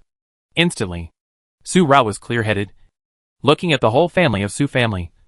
Her face was red with anger, her hands on her waist, and she breathed heavily. Su, old man, gnashed her teeth, stared at the old General Su. His eyes were wide open, and he was furious. His body was up and down. There was a touch of gorgeous color at the end of his eyes. If you don't explain to your precious granddaughter. And you? His eyes turned to other people. His face was full of anger that he was punished by the whole family. Furious, Su's father and mother's eyes flickered for a rare moment. Second Uncle Su clenched his fist and coughed lightly. I don't know if he was cold or he didn't dare to look at Su Rao, who was so angry at the moment. Second aunt and third cousin and fourth cousin had gentle smiles on their faces, but they didn't dare to look at Su Rao. Third Uncle Su had a delicate smile on his face, just tugged at his collar lightly, while third aunt Su glared at Su Yigan fiercely, saying that you are the one who did bad things, and then looked at Su Rao with a delicate smile on her face. Raoer, this matter, this, Aunt San can't break the rules without the old man's order. Right? Don't look at Aunt San. Among these people, only Second Su still had a cold face and no expression. But when Su Rao's eyes fell on him, he also looked at her, and the corners of his mouth raised a faint arc that couldn't be fainter. Finally, Su Rao looked at her elder brother, but saw that he was confused. It seemed that her elder brother didn't know. Otherwise, with her elder brother's character, he couldn't pretend so naturally, and she had noticed it long ago. After this circle, Su Rao's eyes returned to General Su. She stared at him straight, and the peach color at the end of her eyes became a little redder. Old man Su, if you can't give me a reasonable and perfect explanation, I will pull out your big beard. When Su Rao looked like this, General Su's dark face turned into a smile, and he stroked his big beard, and then he straightened his back seriously, and even adjusted his outer robe that didn't have any wrinkles. This matter, Pa. Suddenly, he slapped the table, so abruptly, the sound was as loud as thunder, and the fine ebony carved wooden table was shaken violently, and the cups on the table almost overturned, splashing water stains. Everyone in the Su family also trembled violently, all of which were conditioned reflexes. Even Su Rao couldn't control her body and trembled violently. When General Su got angry, he was as powerful as a tiger, and everyone else in the Su family had to obey him. She didn't dare to breathe. Mr. Shao? This was a long nasal sound, and the voice was even more angry. My precious granddaughter. This posture was obviously the rhythm of settling accounts. Su Rao was pretending to be angry, but at this moment, General Su was like this. Su Rao suddenly felt guilty, and felt more and more wrong. No, it was not right at all. She was not angry at all. Looking at General Su, seeing that his face was getting more and more angry, as if he was going to beat her up, Su Rao trembled violently again, and the anger she pretended to have was extinguished at once. His eyes flickered. Grandpa seemed to be really angry. After a short breath, Su Rao sniffed. Her mouth shrank. Her eyes became blurred. Her eyes sparkled. Tears came. Grandpa, you threatened Rao. You actually threatened your precious granddaughter. The voice was choked. So abrupt. Woo-woo. Rao. Rao. Rao. Su Rao's reaction made General Su lose his anger all of a sudden. He got up in a hurry. He was even more flustered. Don't cry. My precious granddaughter. Grandpa was just teasing you.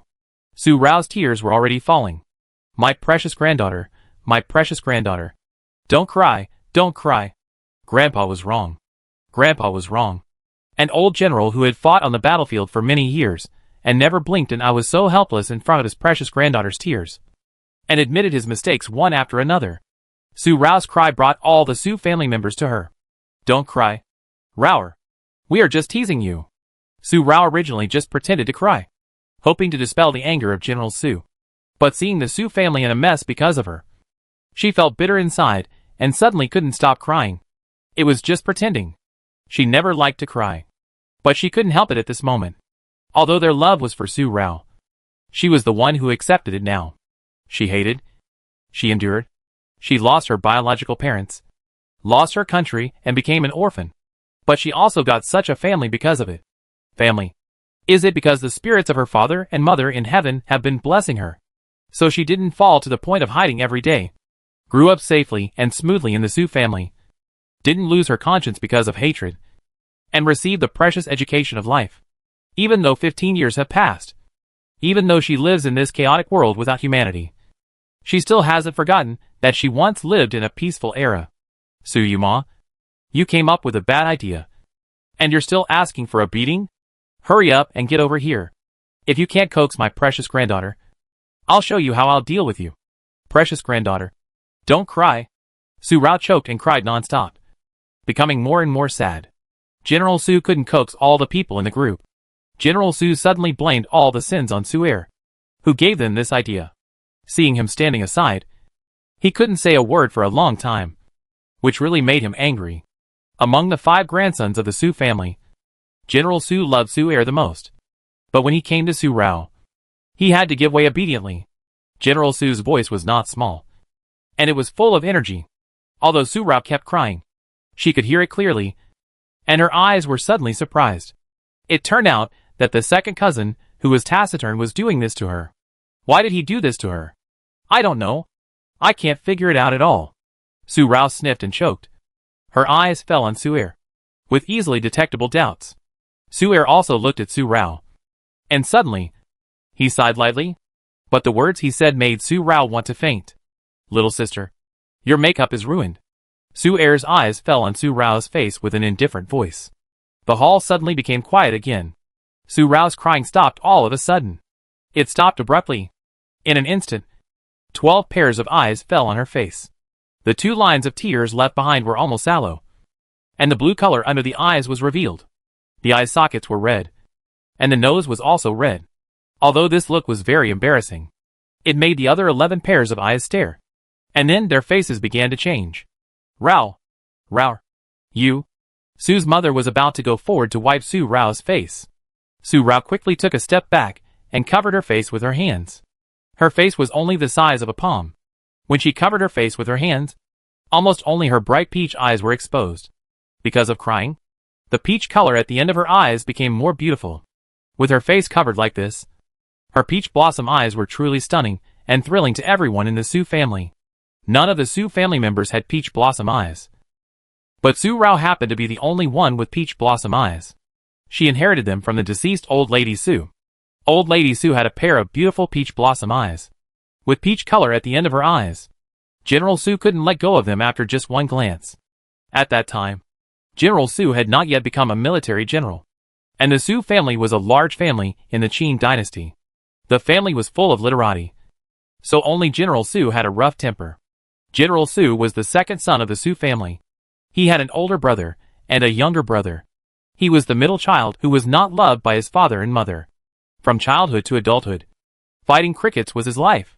It was not until he met Old Lady Su that his future changed, and he became the great general king who dominated the battlefield today. Madame Su was a woman in distress. She was originally the daughter of a wealthy family in the county, but her family was invaded by bandits, and her parents and family members were killed by the robbers. Only she and her sister were hidden in the cabinet of the firewood room by her mother, so they escaped. With all her family members gone, Madame Su came to the Qin imperial city with her sister to find her relatives, but she got separated from her sister on the way. She was always displaced and almost ended up in the Red Mansion. It was General Su who saved her. The two fell in love at first sight.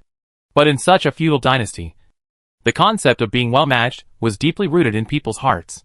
How could a family of literary and noble people like the Su family accept a woman like Madame Su who was in dire straits? Even though Madame Su was talented, well-educated, and not inferior to other famous ladies in Beijing, the Su family would not accept her as their daughter-in-law just because she almost ended up in the Red Mansion. General Su was not valued by his parents at home. Now he wanted to marry a wife he liked, but his parents and relatives all said that he was disobedient and unfilial, and that he did not respect his parents and elders. If they had known this, they should not have given birth to him. Giving birth to him would only bring disgrace to the family and tarnish the family's purity. Such words. General Su broke with his family in anger and left alone with Madame Su without taking a penny from the Su family. General Su also fought hard and promised that he would use his hands to support Madame Su. The two depended on each other, and finally went to Yunlang. At that time, Yunlang was recruiting soldiers. So General Su joined the army. In just a few years, he went from an inconspicuous nobody to a famous general in Yunlang, and was valued by King Yun. All the industries and prestige of the Su family today were earned by General Su with his own hands. And he was on the verge of life and death several times. After the fall of the Qin dynasty, the Su family members of the Qin dynasty remembered General Su and came to seek refuge. But General Su had a bad temper. How much did he suffer in the past? Why didn't his brothers and sisters help him secretly when he was down and out? Now that you are down and out, you know that you have a brother like him. How can you be so arrogant? These words made the people of the Su family blush. They were from a family of literature, and could not do those things that a shrew would do. Moreover, General Su was already a great general king of the Yunlang kingdom. How many people dared to provoke him? They did not dare to make a fuss, and could only leave in disgrace. In the end, General Su softened his heart and helped them. Now he settled in the former Yunlang vassal land, now Yun County, and has no contact for so many years. Now Su Rao is wearing makeup, and her pair of peach blossom eyes really look like that of the old lady Su. Peach blossom eyes are all similar, but Qin Rao's peach blossom eyes are not just double eyelids, but layers of them, making her eyes look more beautiful, as if she is drunk and hazy, looking around and flowing, adding a sense of gorgeousness and charm. Grandpa's precious granddaughter. Don't cry. It's all Grandpa's fault. Grandpa's fault. In the end, it was General Su who pulled down Su Rao's hands and wiped the tears from her face. These eyes reminded General Su of his deceased wife, and he felt even more distressed for his granddaughter in front of him. For a while, the Su family didn't ask about Su Rao's face. Grandpa, if you keep wiping like this, I will definitely become more and more like a little cat. When General Su wiped her face, Su Rao knew that the makeup on her face must be more and more smudged and unsightly. Fortunately, she took out a handkerchief and wiped off all the waxy yellow on her face. Anyway, it was already exposed. This pair of very similar eyes can dilute her other dissimilar features. And she has lived in the Su family for almost 8 years. It is said that girls change a lot when they grow up. Now she is Su Rao. Su Rao is her. And since she is Su Rao, what is she worried about? Su Rao wiped her face, revealing her fair skin. Although it was not wiped very clean, it was completely visible. The delicate and fair skin was white with red, and it was so delicate that it could be blown away. It is said that a white face can cover 3 ugly things. Once this face is white, the color immediately goes up a level. With a pair of bright peach blossom eyes, people ignore the ugly triangular scar on her forehead. She is definitely a beauty, even if there is a blue eye under her eyes because of a sleepless night. Su Yuyan looked at it and couldn't stop. Is this really my little sister? Oh my god! He came in front of Su Rao and almost put his eyes on her. The Su family was amazed again. In this short moment, their hearts were already fluctuating for several times. Even the usually indifferent Su heir was amazed for a moment, and his eyes were slightly bright. The secret of my younger sister is indeed. Rao, why did you make your face look like that? If those young masters see your stunning face now, I want to see if they will hide. Our Rao is such a beautiful girl, with such a beautiful appearance. I am moved when I see her. I don't know what words to use to describe our Rao. She is simply a fairy from heaven. And Su praised generously. Her eyes were full of amazement. The other members of the Su family immediately nodded, and they almost glued their eyes to Su Rao's face, and began to praise her one by one. Dad, Mom, Uncle, Aunt, brothers, I'm just afraid that you will be like this. Having such a big family is equivalent to having 3 dads and 3 mothers. Sweet love is also a sweet burden. Pulling General Su's arm, Su Rao hid behind General Su. Then he said, Where is Ying? You didn't do anything to him. Su Rao mentioned this matter, and the Su family stopped talking. When the little princess at home cried, she forgot about the business. One by one, they sat back in their seats, but their eyes were still on Su Rao's face. Su Yuchen asked Su Bo to bring Ying. General Su also sat down, and directly pulled Su Rao to sit next to him, and wiped her face again. But he didn't dare to be stern again. My dear granddaughter, don't cry so easily in the future. It scares Grandpa. Touched his big beard and spoke softly. Then the grandfather scared his granddaughter. Su Rao sniffed. This was not polite at all. Father Su habitually prepared to warn her again, but Mother Su pulled his sleeve. Daughter is crying like this. How dare you glare at her again? Father Su looked embarrassed for a moment, and then became serious again. Mother Su looked at her daughter's face. Her eyes fell on the scar on her forehead. She felt uncomfortable. How could her daughter be so beautiful? So she was ruined like this. Father Su noticed Mother Su's mentality, and stretched out his hand to pinch her folded hands on his knees. Don't be sad, lest your daughter sees it and feel bad. Mother Su quickly suppressed her sad expression, and a motherly smile appeared on the corner of her mouth. Okay. It's Grandpa's fault. Grandpa shouldn't have scared my precious granddaughter. Come! Let Grandpa pull my big beard for my precious granddaughter. General Su hurriedly admitted his mistake, touched his big beard and gave it to Su Rao. Su Rao was happy all of a sudden, and pulled it without any hesitation. But she didn't put in any effort. An old man and a young man. One was willing to coax, and the other was also happy to accept it. Su-er looked at him, took a breath, shook his head lightly, and continued to be silent. Su-woo glanced at his brother. Okay. Is he jealous again? Second brother. I'm actually a little puzzled. Why did you suddenly stare at my little sister? You say you are jealous of me. I really can't figure it out. How about you explain it to me? He came close to Su-er, and the voice was as thin as a mosquito, so only Su-er could hear it. Su-er glanced at Su-woo. It was a very light look, and he didn't even feel what it meant. Su-woo stood up straight and stood behind his mother seriously. Su-yen, in this Su family, he is the youngest except Su Rao. He can be tough even to General Su. But his brother, with just a look, obviously without any expression, dared not to do anything again. It was really weird. Fifth brother. You provoked the second brother again. Su-si saw Su-woo suddenly behave so well, and guessed that it must be Su-er who looked at him again. Su-san also looked at Su-woo, and then his eyes fell on Su-er. Su-woo quickly looked at him. Very unlucky. Do you even need to ask? The interaction between the four brothers was only a short moment. After Su Rao pulled General Su's big beard, she was satisfied and her eyes fell on Su-er again. She remembered what her grandfather said, although she didn't dare to be presumptuous. It depends on the situation. He actually treated her like that. Second brother, won't you give me an explanation?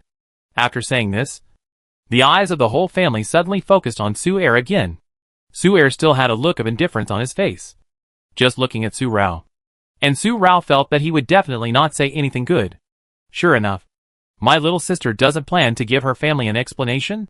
After saying this, Su Rao was choked and really wanted to rush down and beat Su-er.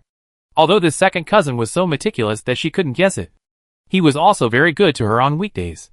Why did he argue with her today? Strange. We are a family. If there is anything, tell me. I can support you even if the sky falls. Little sister, do you know what second brother means? Su-er said again. His expression was slightly angry. He was annoyed that Su Rao lied to him. Take a young Master Sha, who lied to his family for 3 whole years. If he hadn't seen it, would she still plan to continue to lie? This is also the reason why Su-er proposed that idea. And the rest of the Su family, including General Su, agreed. This morning, I learned from Su-er that the Lian Pavilion was opened by Su Rao, and Xiao Gongzi was Su Rao, which shocked the Su family. Their dandy and eccentric Rao heir turned out to be Xiao Gongzi of the Lian Pavilion. I simply couldn't believe my ears. After removing Ying's makeup with a basin of water, I had to believe it. Last night at the end of the Su hour, Su-er left the palace. The best friend of Prince Jiyue since he was a child is Su-er. The royal family members are all in Wantian Palace, and only Prince Jiyue is alone in his Qinfeng residence. Emperor Yu asked Su-er to accompany Prince Jiyue. Su-er went to King Fengju, and Yunfeng, another guard of Prince Jiyue, told Su-er that Prince Jiyue was weak and might not be able to see him. So Su-er had to come back. But he saw the scene of Su Rao and Ying exchanging identities in the alley. He was shocked. Young Master Su-er really couldn't believe what he saw. So he followed Ying until he reached the Lian Pavilion and had to believe it. He immediately took advantage of Ying's unpreparedness and knocked him out before Ying was about to enter the secret passage, and brought Ying back. No matter what the reason, young Master Shao's identity cannot be that of their Su family. Otherwise, once the royal family finds out, Lian Pavilion will become a secret way for the Su family to make money and make friends with nobles in private. The Su family already holds military power.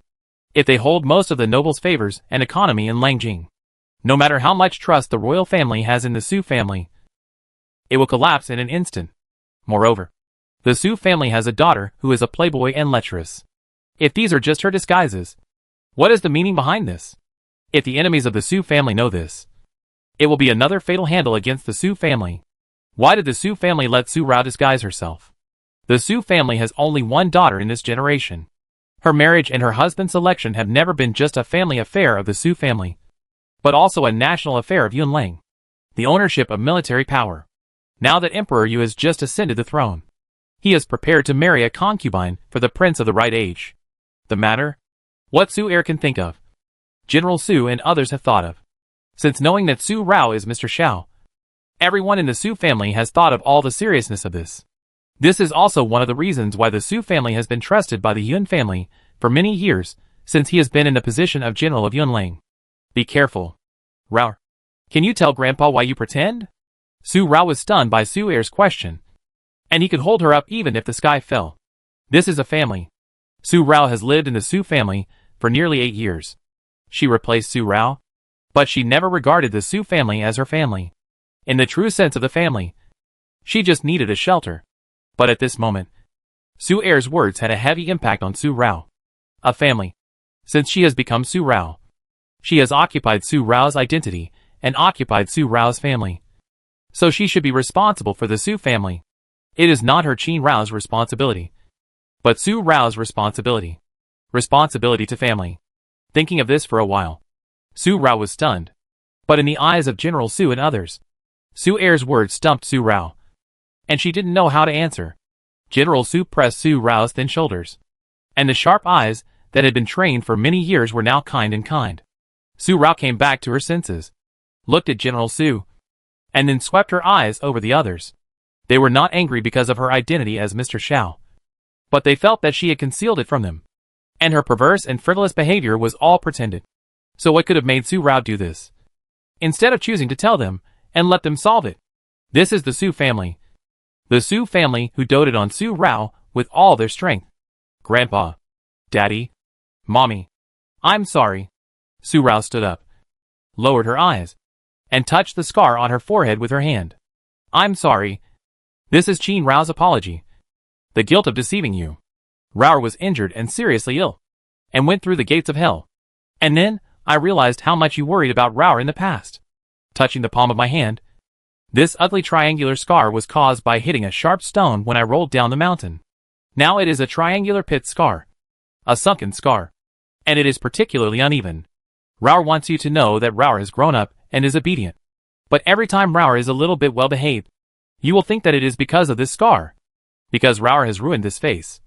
So even my temper has become silent. Rao sees you worrying about Rao every day. And Rao thinks that if Rao continues to be the Rao before, Grandpa, Father, Mother, Uncle, and Aunt will not worry. Su Rao said a lot. Except for the real origin of this scar. Except that the real Su Rao is dead. The rest of the words are not false. All of them are hers. Including the reason why Mr. Shao appeared. Ying had been brought in a long time ago. And no one in the hall called her. So she waited outside the hall. He was still wearing the same fluorescent red robe that Mr. Shao wore. But all the makeup on his face had been washed off. He looked a bit like Isu. And the grown-up boy had a straight and slender figure. He completely took after Uncle Hao. His eyes were very similar to peach blossom eyes. And they were elegant and unrestrained. But the tail of his eyes did not have the natural bright and charming feeling. His figure was much taller than Su Rao. But for Su Rao, this could be solved by just an insole. And his eyes, with a little makeup to modify them. After putting on makeup, the replacement of the two people was unnoticed. But he didn't expect to be bumped into by Su heir. After Su Rao finished explaining, she lowered her head and waited for the Su family to respond. But no sound was heard for a long time. And the hall was quiet again. Su Rao quietly raised her eyes and looked around. The whole Su family was silent.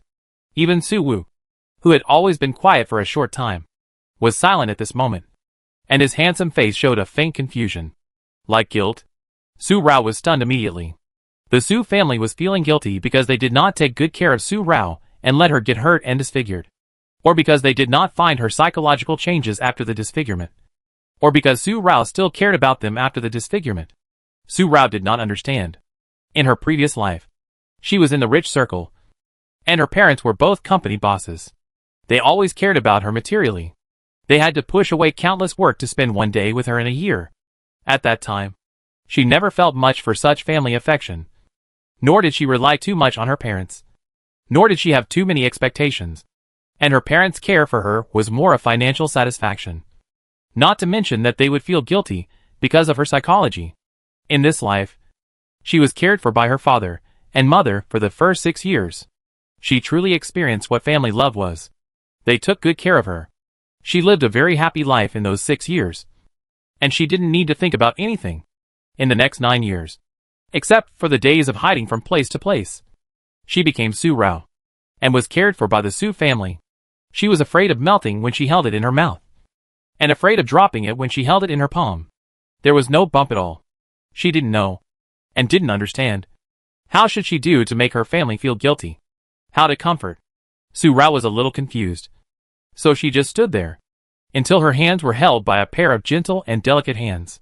Su Rao raised her eyes again, and what she saw was the loving face of her mother. My Rao has grown up. With just these few words, Su Rao's eyes suddenly became tearful again. Her heart suddenly felt bitter again.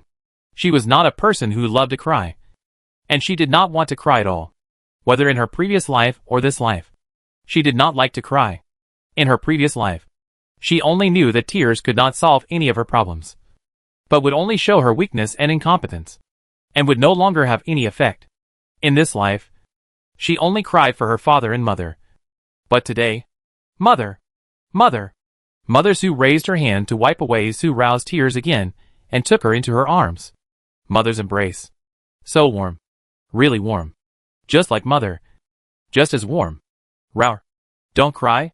My Rao has always been the strongest child. It's all Mother's fault these years. It's Mother's fault. No. No. Su Rao shook her head and choked again. You are all good.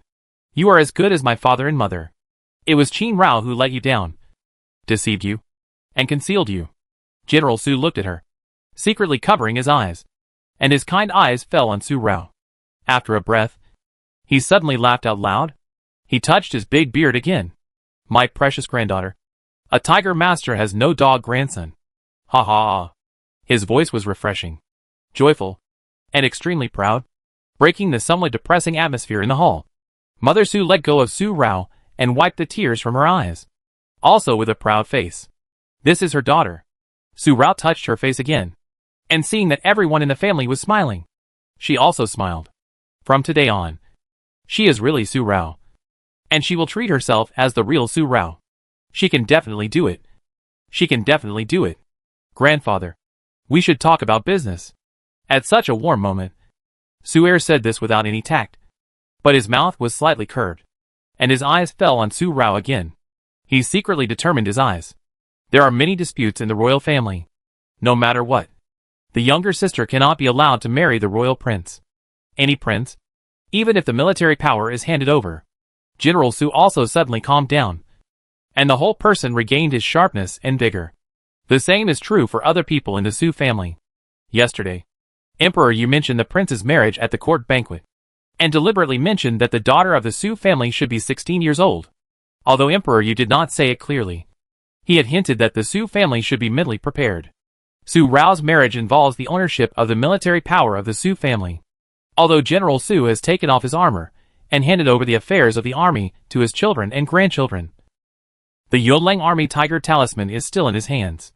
Prince Yun has not taken it back. And now Emperor Yu has ascended the throne and has no intention of taking back the Tiger Talisman. But yesterday, although Emperor Yu did not intend to take back the military power of the Tiger Seal, he secretly told General Su that although he trusted the Su family, the military power still had to be held in the hands of the royal family. The reason why he only mentioned Su Rao's age was just to tell General Su that Su Rao would eventually marry into the royal family. Touching his beard for a long moment, General Su waved to Su Rao. Su Rao walked over obediently. Grandpa. Alas. General Su sighed. Grandpa originally planned to capture Mr. Shao and let him get engaged to Rao. Rao liked Mr. Shao, and the whole Lanjing knew it. Now Grandpa did such a bastard thing for Rao. At most, He would be scolded by the emperor. And at worst, he would hand over the military power. The Su family has been too conspicuous these years. It is time to retire. Grandpa is old. A new emperor appoints new ministers. Now that Emperor Yu has ascended the throne, the Su family is loyal, and may continue to be a noble family. However, when the next new emperor ascends the throne, the Su family, a royal family with a different surname and holding military power, will become a stumbling block for the new emperor to concentrate military power and will be suppressed, even eradicated. Instead of ending up with a bleak end, it is better to slowly retire now and just be a noble family, which can also ensure that the Su family will be stable for 100 years and 3 generations apiece. While speaking, he shook his head again and poked Su Rao's forehead with his angry hand. But my dear, Grandpa's plan is now aborted. If your second brother hadn't told you this morning, once Grandpa arranged your marriage with Mr. Sha, and the royal family knew about it, what would be the consequences? With your brain that has been disguised for so many years and has never been discovered by us. Can you imagine it?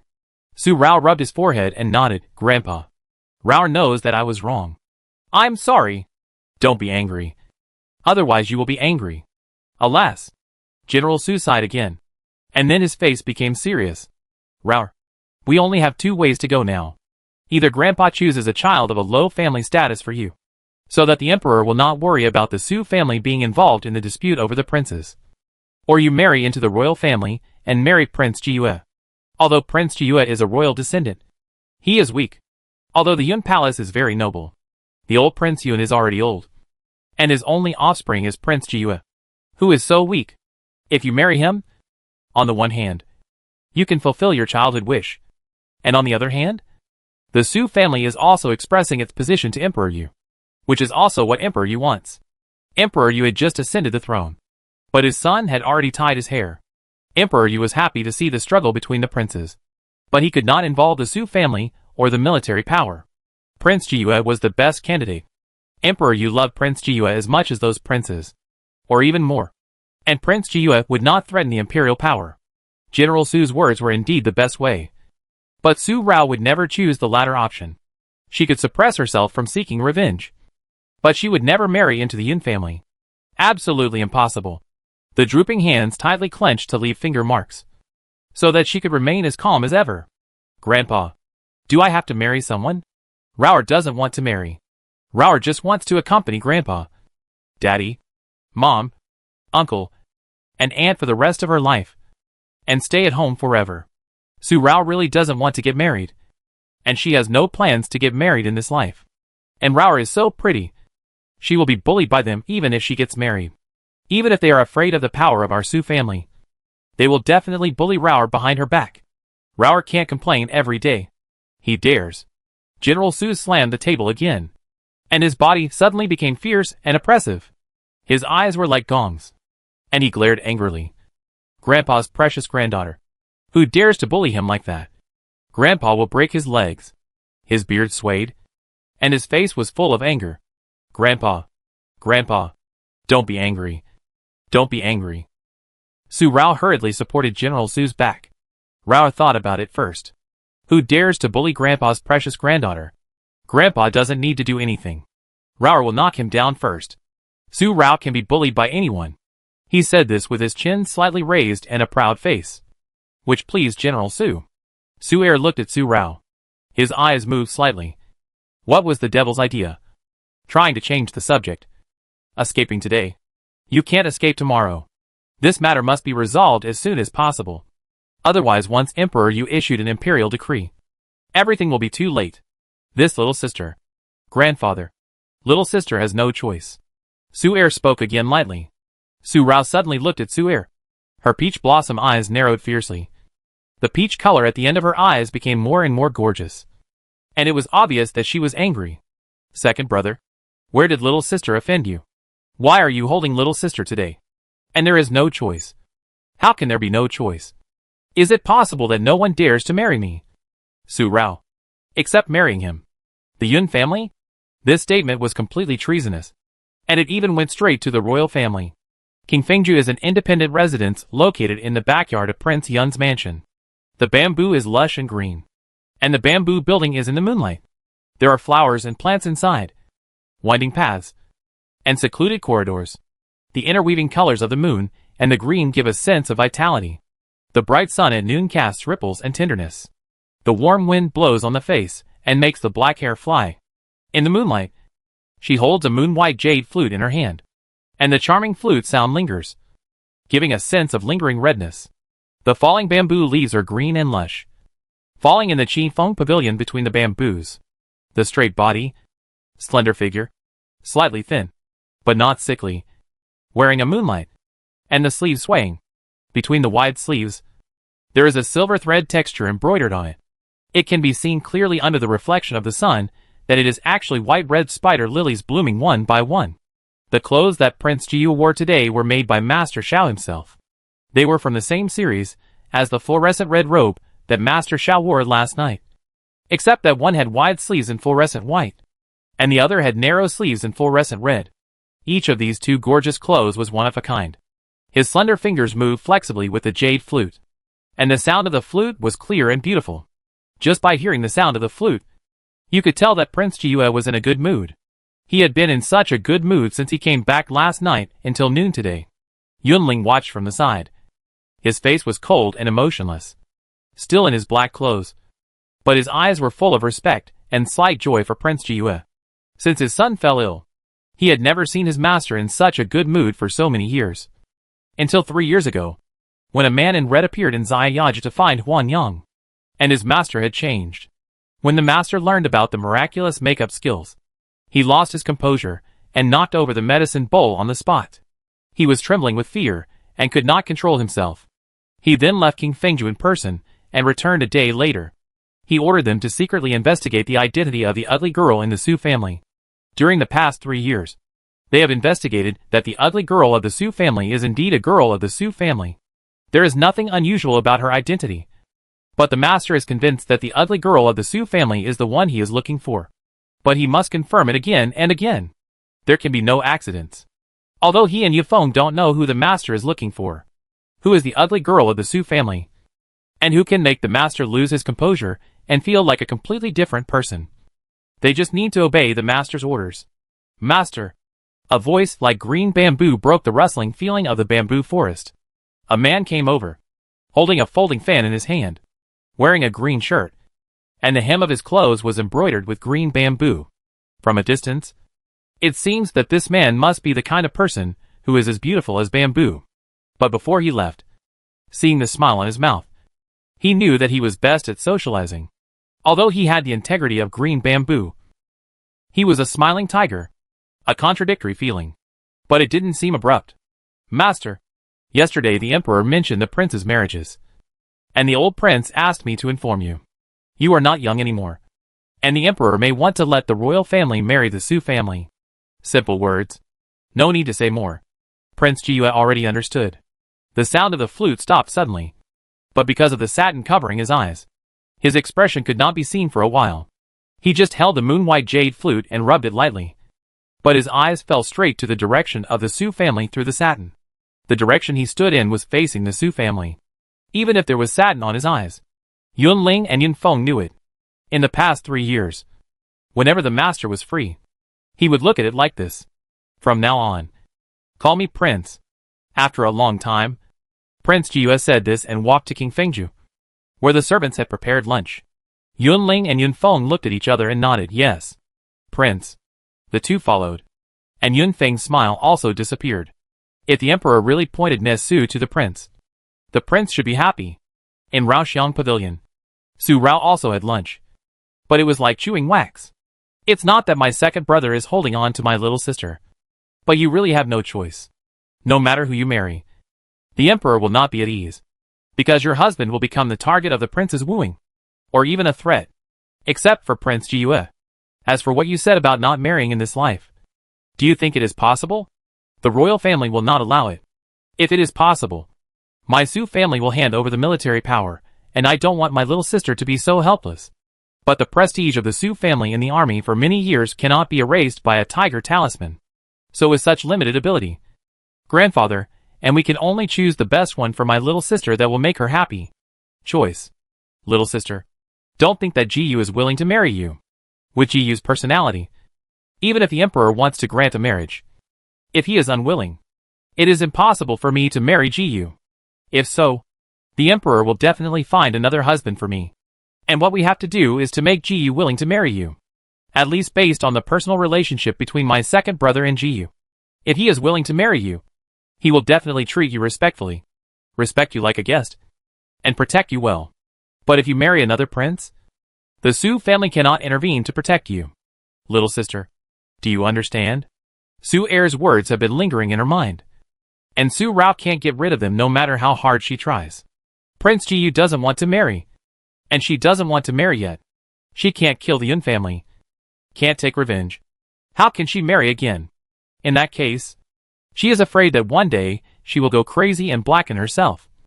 Chop off Yunyu's head and hang it on the city wall. Just like they did to her family back then. And die without a complete body. Let the entire imperial city be sprinkled with the blood of his Yun family. Dyeing the snow on the ground red. The redness was reflected around the eye sockets. And the peach color at the corners of the eyes became more and more red. Like the most red cinnabar. The slender hand holding the jade chopsticks finally trembled uncontrollably. Trembling. Mrs. Qin held Su Rao's hand and squeezed it hard. Cherishing her. Miss, do you still remember the words that suppressed you? How many people in every dynasty and generation of restorers succeeded? You are the only one in the Qin family. You can't lose this life. Your father and mother will fight to save this life. The darkness in Su Rao's heart collapsed in an instant. And the whole person woke up. But still a little depressed. Qin Yang. Is that really the only way for me to go? Is it really Su Rao's fate to marry into the royal family? Suddenly, Su Rao grabbed Qin Yang's hand. Qin Yang. Why don't we leave? Let's leave. As long as we leave. What about the Su family? The young lady may be able to leave without worrying about anything. Qin Yang also thought so. But at this moment, Emperor, you had already hinted to the Su family that if the young lady of the Su family disappeared at this time, no matter for what reason, it would become a fuse for Emperor Yu to no longer trust the Su family wholeheartedly. Once something happened to the Su family later, the young lady would definitely feel guilty and unable to forgive herself for causing harm to the Su family. In addition, the Emperor is suspicious. The Su family holds military power and attracts wind. Although Emperor Yu trusts the Su family on the surface, judging from what he did, the Emperor on the throne will never completely trust anyone. Just like Emperor Xuanya. His own son is always on guard, day and night. Not to mention the minister, who is a general with a large army. Emperor, you must be cautious while trusting him. And miss, if we disappear now, Emperor Yu and the Su family will definitely look for us. If Mrs. Identity is exposed, it will be more trouble than gain. Not to mention where we can hide. After these two sentences, Su Rao smiled bitterly and shook her head. She knew it clearly in her heart. Why did she choose Su Rao in the first place? Why didn't she think more about it? Even a merchant girl would be better than now. Qin Yang took Su Rao into her arms with pity and patted her back gently. Miss, if you want to cry, cry. But after crying, Miss will really forget your former identity. Mrs. Su Rao, the daughter of the Su family. Miss will live peacefully and steadily for the rest of her life. Don't let His Highness and His Majesty sleep in the underworld. A tear slid down her face. Is there really no way out? Do you really have to continue to accept your fate? But the Yun family, she can't. She hates. Really hates. Father. Mother. Tell Rao Rao. What should Rao Rao do? Rao Rao can't marry into the Yun family. A bell rang in the corner. And Su Rao suddenly sat up and wiped the tears from her face. The sadness on her face disappeared. And she looked at Qin Yang. Qin Yang stood up and waited behind Su Rao. Su Rao picked up the bowl and chopsticks and continued to eat. She changed her face and disguised herself so quickly that it had become a habit. Just like daily washing and eating. Come on. The 5 young masters of the Su family. Su Wu sat directly in front of Su Rao and asked Qin Yang to add bowls and chopsticks for them. Little sister, you are eating happily. You really have no conscience. The brothers have been dragged to the study by grandfather, father and mother for a whole morning. And they haven't had a sip of water yet. You don't even know to add a cup of tea for the brothers. As a joke, she grabbed a chicken leg and started to eat it. She didn't look noble at all, like a child of a noble family. The other 4 brothers also sat down. And Qin Yang and Isu brought bowls and chopsticks. During lunch, only Su Wu kept talking. Su Rao didn't play with him as usual and ate lunch silently. The other 4 brothers knew that Su Rao was in a bad mood, so they didn't say much. After lunch, the tableware was cleared, and Su Er spoke. Grandfather said that if my little sister doesn't want to, he will not let his precious granddaughter suffer any grievances even if he sacrifices his life. If my precious granddaughter doesn't want to marry, then we won't marry. If the sky falls, there will be grandpa to support it. These words are also what the brothers and father and mother said to you. But the second brother also said that the sky of the Su family can support my little sister, but it can't support it for a lifetime. If the Su family falls one day, then no one can support this sky for my little sister. Even if the Su family does not fall, people will always leave. One day, my second brother already knows my ability. But do you want to be Shao Gongzi for the rest of your life? And if your bridal chamber continues to grow, sooner or later it will become a dish for the royal family. The current emperor has many princesses, and the most favored 7th princess is determined to win Shao Gongzi. You and her have been jealous of Shao Gongzi for several times in the past 3 years. You should know what kind of person she is. If emperor you wants to win over Shao Gongzi, he will definitely choose the method of a son-in-law as a permanent solution. Su Rao clenched her hands. Little sister, think about it. If you really don't want to, the Su family can support you. If you are willing, then my second brother will solve Jiyue's problem. My second brother is not at ease to hand you over to anyone. Only Jiyue can I hand you over to him with confidence. Su Er left. This morning's words and now's words are the 2 most words Su Er has said to her in all these years. All for her. Su Rao pursed her lips. Su Da also stood up and patted Su Rao on the shoulder. Rao, what my second brother said is for your own good. I am not forcing you. You just need to know clearly that you are the daughter of the Su family. The only daughter. You have been destined since you were born. Su Da also left, leaving only the 3 brothers. Su San and Su Si also spoke. But compared with the clarity and straightforwardness of Su Da and Su Er, Su San and Su Si were more to comfort Su Rao. The daughter of the Su family is not easily arranged. And Su Wu directly put his arm around Su Rao's shoulders. But his face was twisted. His eyebrows were twisted into a slant. Little sister, 5th brother is actually a little puzzled. Really puzzled. You said that Prince Jiyue is a banished immortal that everyone wants to get. How many women flock to him? And they just hope to see him once. And they are willing to die. You used to be like this. And then you changed your mind after meeting young Master Sha. But young Master Sha is you. 5th brother doesn't understand. You made up young Master Sha just to avoid grandfather and others to arrange a marriage for you. But at that time grandfather said that Prince Jiyue would also be fine. As long as you want. I will catch him for you. Thinking. Su Wu couldn't figure it out. And suddenly his eyes lit up. Little sister, you are not pretending to like Prince Jiyue. Are you?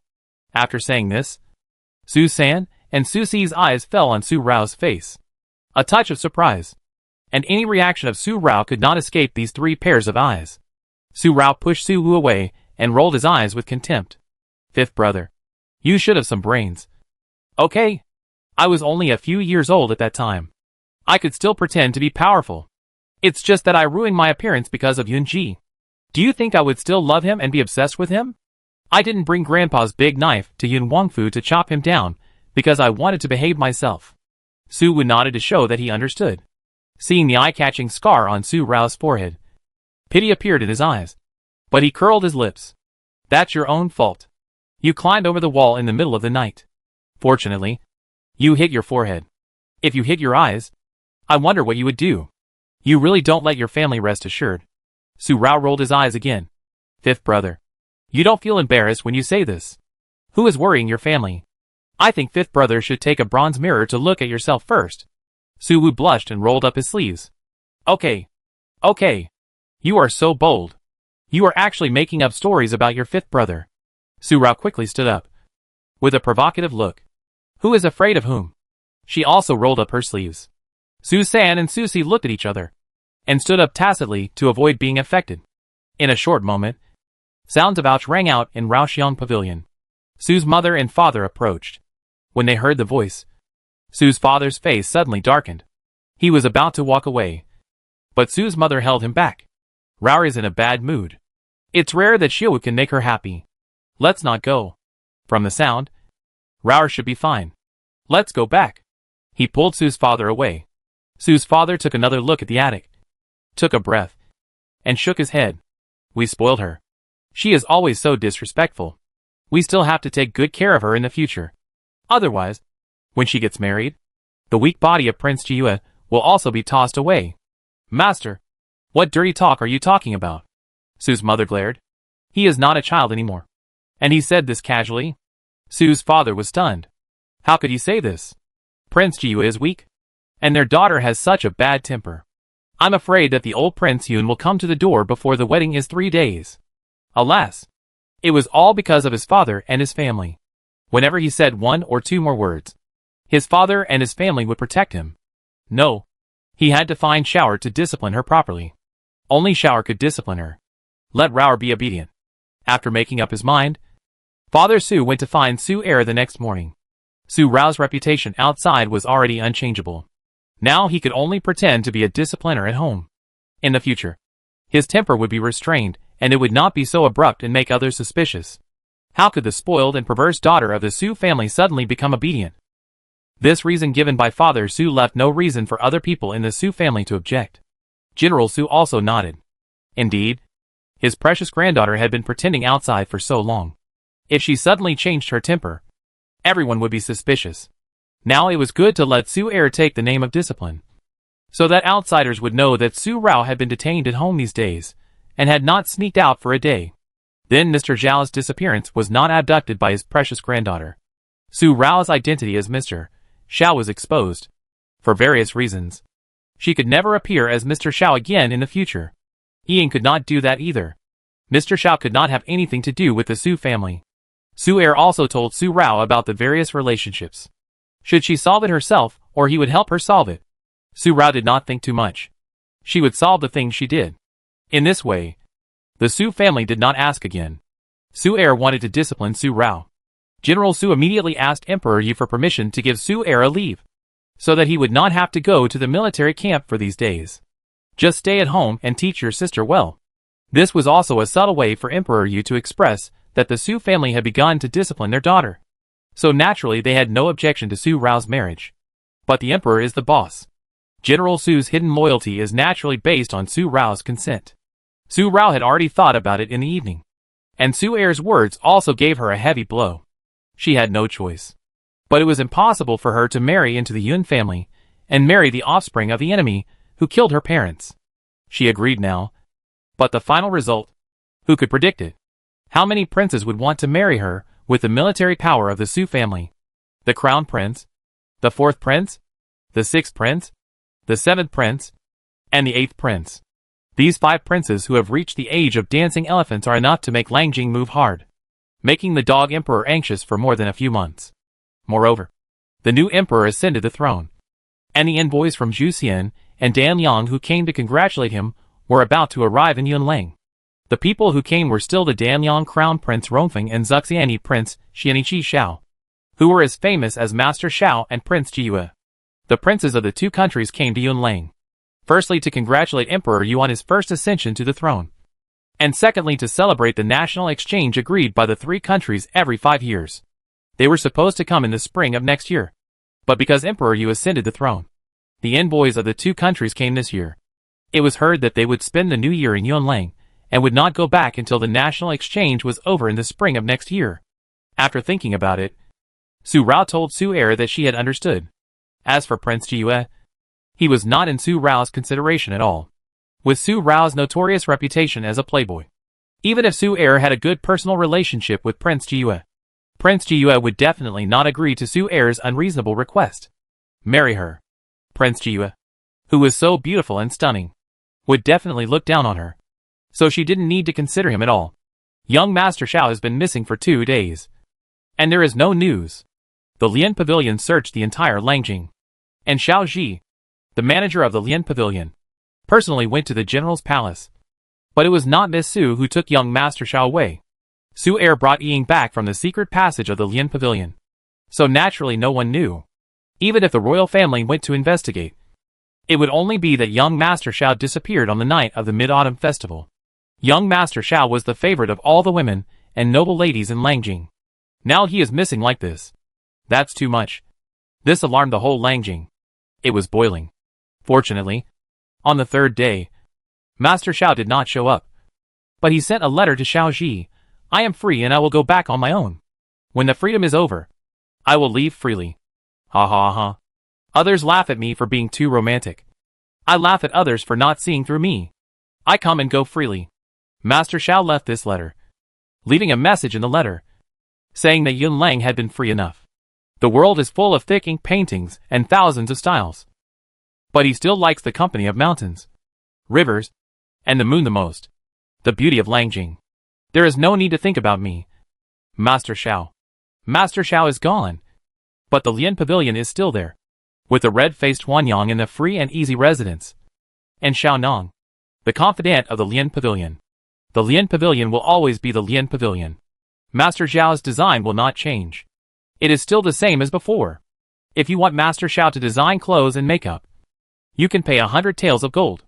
And the clothes will be sent to the Lian Pavilion. And the makeup will be given to Xiaonyang.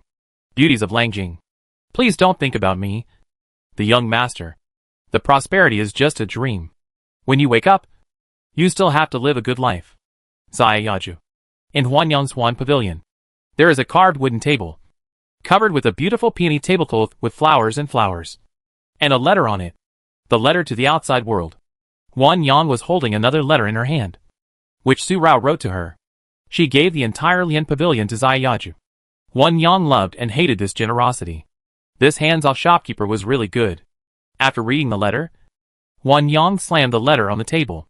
Her eyes turned to Shaoxi, who was sitting opposite. Why did she just give it away when she was fine? Did something happen?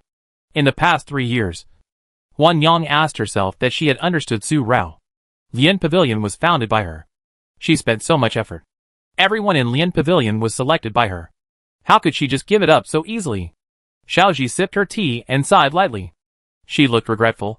But then she curved her lips again, showing her unique charm. Huanyang. The young lady has a special status. And this day is inevitable. Besides, the young lady doesn't really want the Lian Pavilion anymore. It's just that Mr. Sha will not appear again in the future. She retreats behind the scenes. This is good. The young lady will be exposed sooner or later if she appears frequently. She retreated behind the scenes and lived a carefree life. But she pushed me up. Zaya Yaju and Lian Pavilion have never asked each other for 3 years. People have already guessed that Lian Pavilion and Zaya Yaju belong to the same family. Now she is telling everyone that Lian Pavilion belongs to Zaya Yaju. She has a good idea to use Zaya Yaju to protect Lian Pavilion and you, so that you will not be bullied when she is not around. But what about me? How can I explain to the master? Shaoxi knew that Huanyang was just angry. Huanyang was able to unite with the young lady 3 years ago, and she never asked the master at the beginning. What's more, the young lady has given the entire Lian Pavilion to the master now. Huanyang, the master will rely on your eloquent tongue. With a teasing and comforting voice, Shaoxi stood up and patted Huanyang on the shoulder, and walked away charmingly. Dead girl. You are so ungrateful now that you have a man. Huanyang scolded. Charming and charming. Even when she was angry. After a breath, she shook her head, looked at the 2 letters on the table, and put them all around her waist. At this moment, in Yulang territory, among the mountains, there was a tent. A whisper, Prince. Mr. Shao of Lianga left Lanjing and disappeared. With just this voice, the person in the tent, who was called a prince, suddenly felt a chill all over his body. No one is allowed to approach within 3 feet. Look for the cold and chilly voice, with a faint heavy nasal sound. Suppress the breath. The day passed quickly, and Su Rao was ordered by the whole family not to go out of the house. Every day, she was stared at by the indifferent face of the second son of the Su family. Except for that day, she turned back to the taciturn Su heir. Su Rao really couldn't stand it. Today, as usual, she practiced calligraphy. She actually wrote very well. But Su Rao's calligraphy was really bad. Calligraphy is practiced day by day. Even if Su Rao practiced for 8 years, she couldn't practice the good handwriting she practiced in 2 lifetimes. Not to mention that she had hardly touched the pen in public. In order to make Su Rao's dandy, she almost didn't write in front of the Su family for 8 years. Even if she wrote, it was crooked. If she suddenly wrote so well now, the shrewd second brother would definitely be suspicious. This is not as easy to fool as the case of Mr. Sha. Once he doubted her identity, it would definitely. Don't write. Su Rao's heart was moving. And her hands were also moving. Just like drawing a talisman. She was stunned when she heard this sentence suddenly. In Raoxiang Pavilion. The breeze blew up a strand of hair. Su Rao casually put it behind her ear. And the ink stains on her hand might have stained her face, making it black. Su Er looked at it, and rubbed his eyebrows. His fair and delicate face was smeared with ink stains like this, which really looked like a little cat. Su Rao was surprised by Su Er's reaction. Is the second brother impatient with her calligraphy practice? She was suddenly happy. Su Rao didn't notice the ink stains on her face. Her eyes suddenly sparkled, and the peach color at the end of her eyes quietly climbed up her eyebrows. How could Su Er not know what she was thinking in her mind? Helpless, he took out an ink handkerchief and wiped the ink stains on Su Rao's face. Su Rao realized that she was wrong, and the second brother thought she was sloppy. Second brother, don't you want to write any more? After wiping the ink stains on her face, Su Rao asked tentatively. What a waste of paper. Su Er turned and walked to the pavilion table. Guardian Su Han poured him tea. Su Han was a taciturn man like his master. But at this moment, he pulled the corner of his lips and smiled. Although he hardly smiled, Su Rao still saw it. She curled her lips, put down her brush, washed her hands, and then came over and sat down, taking a piece of cake and stuffing it into her mouth. If you want to laugh, laugh, so as not to hold it back. This lady is very strong inside. Although she said this vaguely, her bright peach eyes stared at Su Han. The corners of her eyes narrowed slightly. If you dare to laugh at me again, I will confiscate your precious double swords. Su Han's most precious thing is the 2 double swords that he never leaves. He carries them on his back all year round. Su Han pursed his lips, stepped back, and stood quietly at the pavilion. He leaned against the pillar of the pavilion. He seemed to hide his 2 swords. Su Rao was very proud. Her eyes were narrowed, like peach blossom eyes, and when she smiled, they would bend into a crescent moon, which was very stunning. Su Er looked at her, and his eyes fell on the scar on Su Rao's forehead again. He sipped the tea. I don't know if there is any way to treat my little sister's scar. Her face is so ruined. Second brother, Su Rao called out. Why are you in a daze? Su Er. He almost never loses his mind. Ji will not marry you. Su Er came back to his senses and said so. He went to find Ji. And Ji said that if he wanted to marry, he would only marry a woman he liked, and she would be his only wife in this life. Ji and the granddaughter of Duke Xiao have been close friends since childhood. 9 years ago, they had been good friends, although they had not met since Ji was poisoned. The feelings of Miss Xiao for Ji were probably known to everyone in Yunlang. Although Ji had not expressed anything to Miss Xiao for many years, no other woman had ever appeared by his side in these years. Every year, Miss Xiao sent Ji poems and essays, and Ji accepted them all. He had never refused them once. So the person Ji liked was probably Zhao Lianqin. As a family of literature, the Zhao family, an old minister of Yunlang, had always looked down on these military generals, always saying that they were vulgar and insulted the culture, and always competed with his Su family in the court. If the person Ji liked was someone else, he might have said a few more words to him. But if it was Miss Xiao, Ji could only marry his younger sister. Second brother, Yunji doesn't want to marry, but I still don't like him. Su Rao was furious, but she knew it in her heart. Su Rao, don't have to have him. Although he may be the best choice, he is not necessarily the only choice. Su Rao said her facts, but Su Er heard that Su Rao was angry because of what Ji said. Just as he was about to say something else, a domineering voice came. Su Rao, get out of here. Su Er's eyebrows suddenly furrowed. His face showed a gloomy look. Little sister, go back. Face. From a distance, they could see a woman rushing towards them, holding a long whip in her hand, with a face full of anger. She was wearing a delicate pink dress, a tight waist, all her hair tied up, a peach blossom jade crown, and peach makeup on her forehead. Although this kind of dress is for girls, it is more like men's clothes, with a very neutral design. It is produced by the Lian Pavilion. The women in Lanjing love this kind of dress. Compared with the layers of dresses they used to wear, this dress is not only less cumbersome, but also very beautiful and light. Whether it is worn daily or for playing polo, It is fine. No need to change clothes again. Come on. The seventh princess, Yun Luoling. She had been at odds with the real Su Rao since she was a child. Because Su Rao was more pleasing than she was. When she went to the Yun Palace several times, the king of Yun always compared Su Rao with the little princess of the royal family, which caused the seventh princess to fight with Su Rao whenever they disagreed. And there was always chaos every time. The king of Yun and General Su were very angry. And the seventh princess was punished by the then crown prince, and now Emperor Yu for several times to reflect on her mistakes. Su Rao was also arrested by General Su, and put in solitary confinement. As for whether she was put in solitary confinement or not, the Su family said that she was. So she was. Since Qin Rao replaced Su Rao and was disfigured. The seventh princess has been proud for a long time. An ugly girl can no longer please the grandfather. And after Qin Rao became Su Rao, she never entered the current Yun Palace again. The former Great Qin Palace once. And the two gradually stopped competing. But in the past 3 years, because of the appearance of Master Sha, the conflict between Su Rao and the seventh princess came out again. And it was so intense that it could not be resolved at all. Every time Su Rao quietly left the house to wander around the mansions of the handsome young men, it was soon spread secretly in Lanjing. And the secret operation of the seventh princess was indispensable. Su Rao's notorious reputation as a playboy and eccentric outside the house was not without the seventh princess's secret instigation. But this was also what Su Rao was happy to see. The seventh princess came in such a rage, followed by several palace maids and a eunuch, as well as the servants of the Su family. It was obvious that she had forced her way in.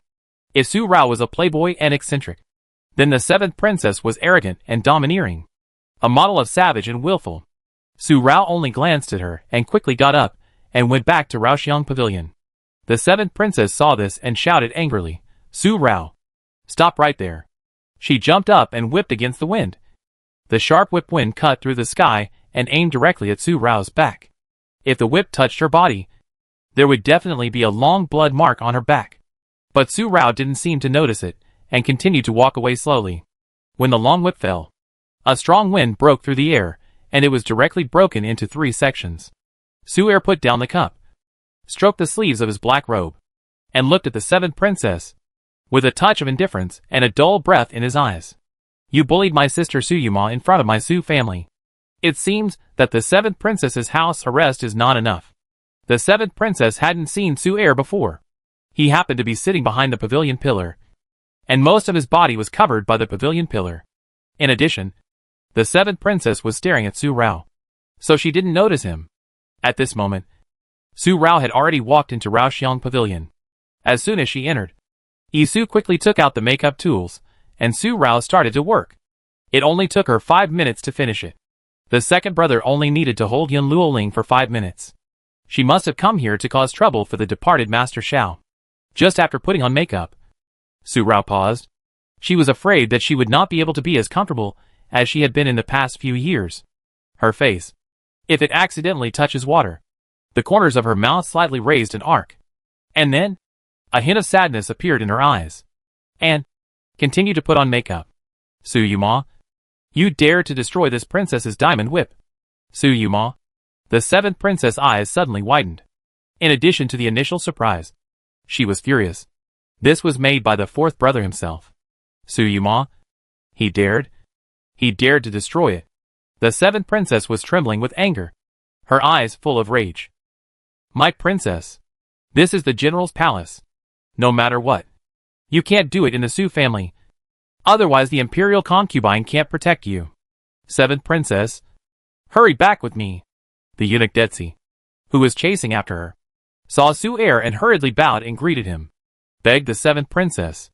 If the young master of the Su family who appeared here today was any other young master of the Su family, eunuch Detsi would not be so panicked, because the shadow that the second young master Su gave him was too serious. The second young master of the Su family, although he was taciturn to Su Rao on weekdays, he was the one who protected Su Rao the most. Every time Su Rao and the seventh princess confronted each other, the seventh princess would always be unlucky for several days afterwards. Either the seams of her dress suddenly broke, or cockroaches appeared in her meals, or the bed suddenly collapsed when she slept at night. All kinds of unlucky things happened one after another. They, And the seventh princess always thought that it was Su Rao's fault. Or it was the fifth young Master Su. Until one time, the seventh princess was confined again. One night, he woke up from a nap and saw the second young Master Su appear in the seventh princess's bedroom, putting 7 or 8 mice in, with a cold look on his face. He was so scared at that time that he broke out in cold sweat. Such a thing should be done by the fifth young master of the Su family, or at least by other young masters of the Su family. It is impossible that it was the second young Master Su who was always indifferent and taciturn. When the second young Master Su found him, he thought he was dead. Seeing that the young Master Su was so treacherous to the seventh princess, he would definitely be killed to silence her.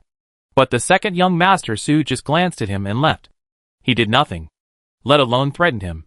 But he kept this matter to himself. If he told the seventh princess, if something happened to the seventh princess, he would not be able to save his life even if he had 100 lives. And the second young Master Su would definitely not let him go. Seeing Su Air at this moment, the memory that eunuch Detsi had buried deep in his memory was dug out vividly. How old was Su Air at that time? He dared to enter the Yun Palace alone at night. But no one found him.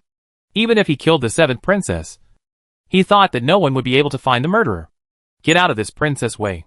The seventh princess kicked eunuch Detsi over with one foot, put her hands on her waist, raised her chin, and pointed her nose to the sky, with a look of anger. Su Yuma, don't think that this princess will be afraid of you.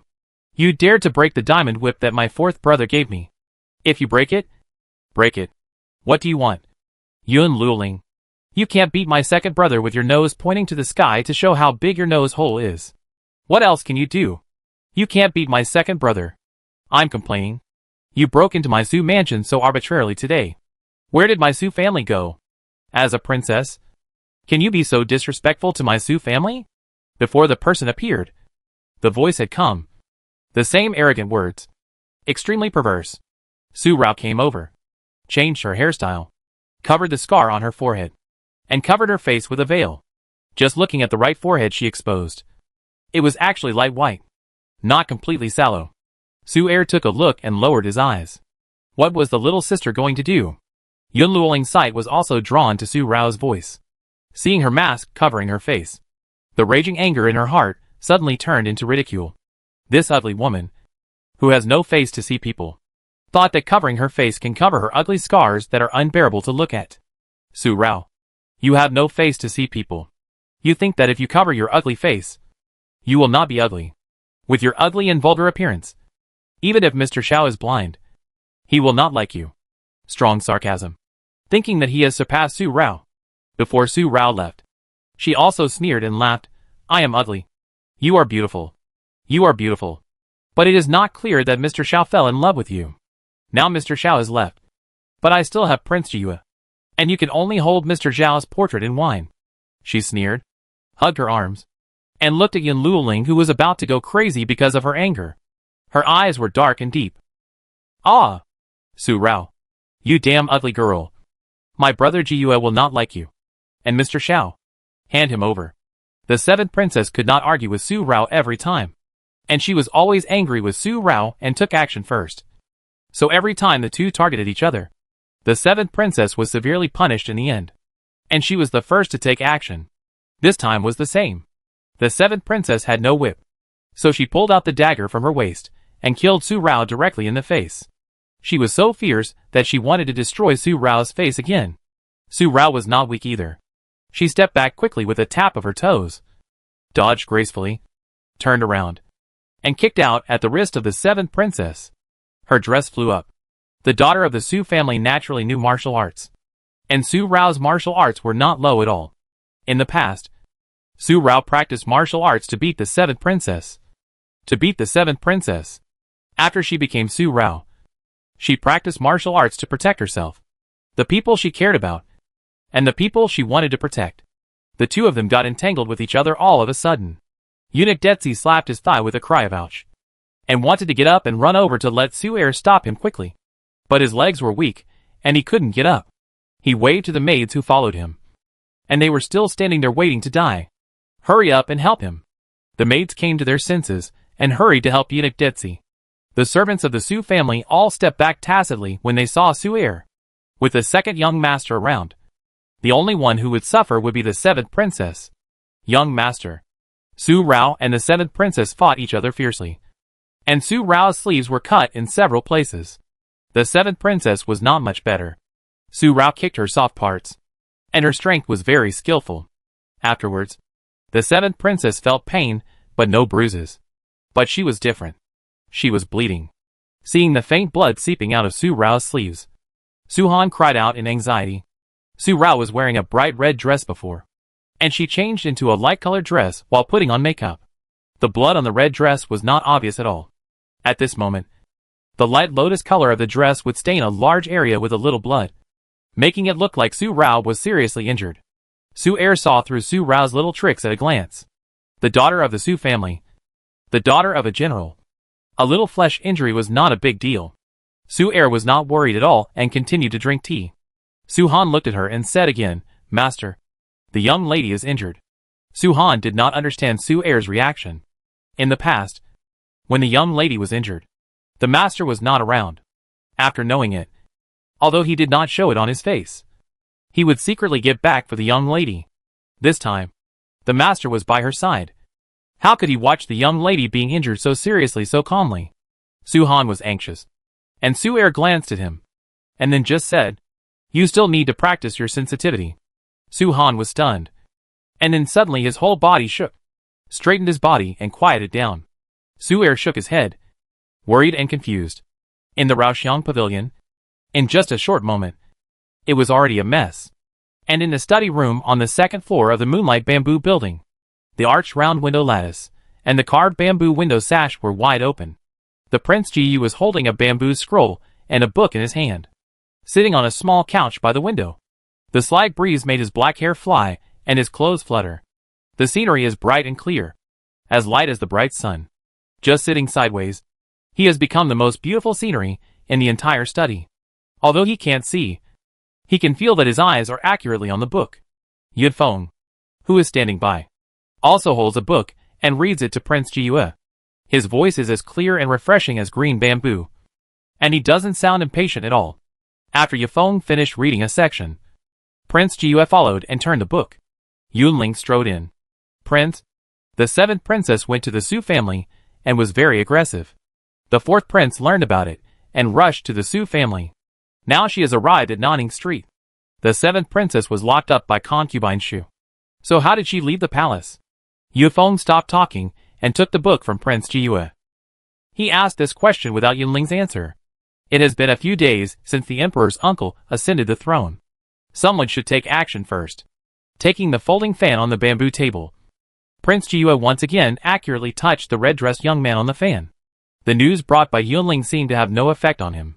He wanted to know who the young lady of the Su family was before. But now that he knew that she was the person he was looking for, he was so indifferent. Yunling and Yudfeng looked at each other, and the prince's thoughts became more and more difficult to guess. "Prince, you don't ask?" Yudfeng asked tentatively.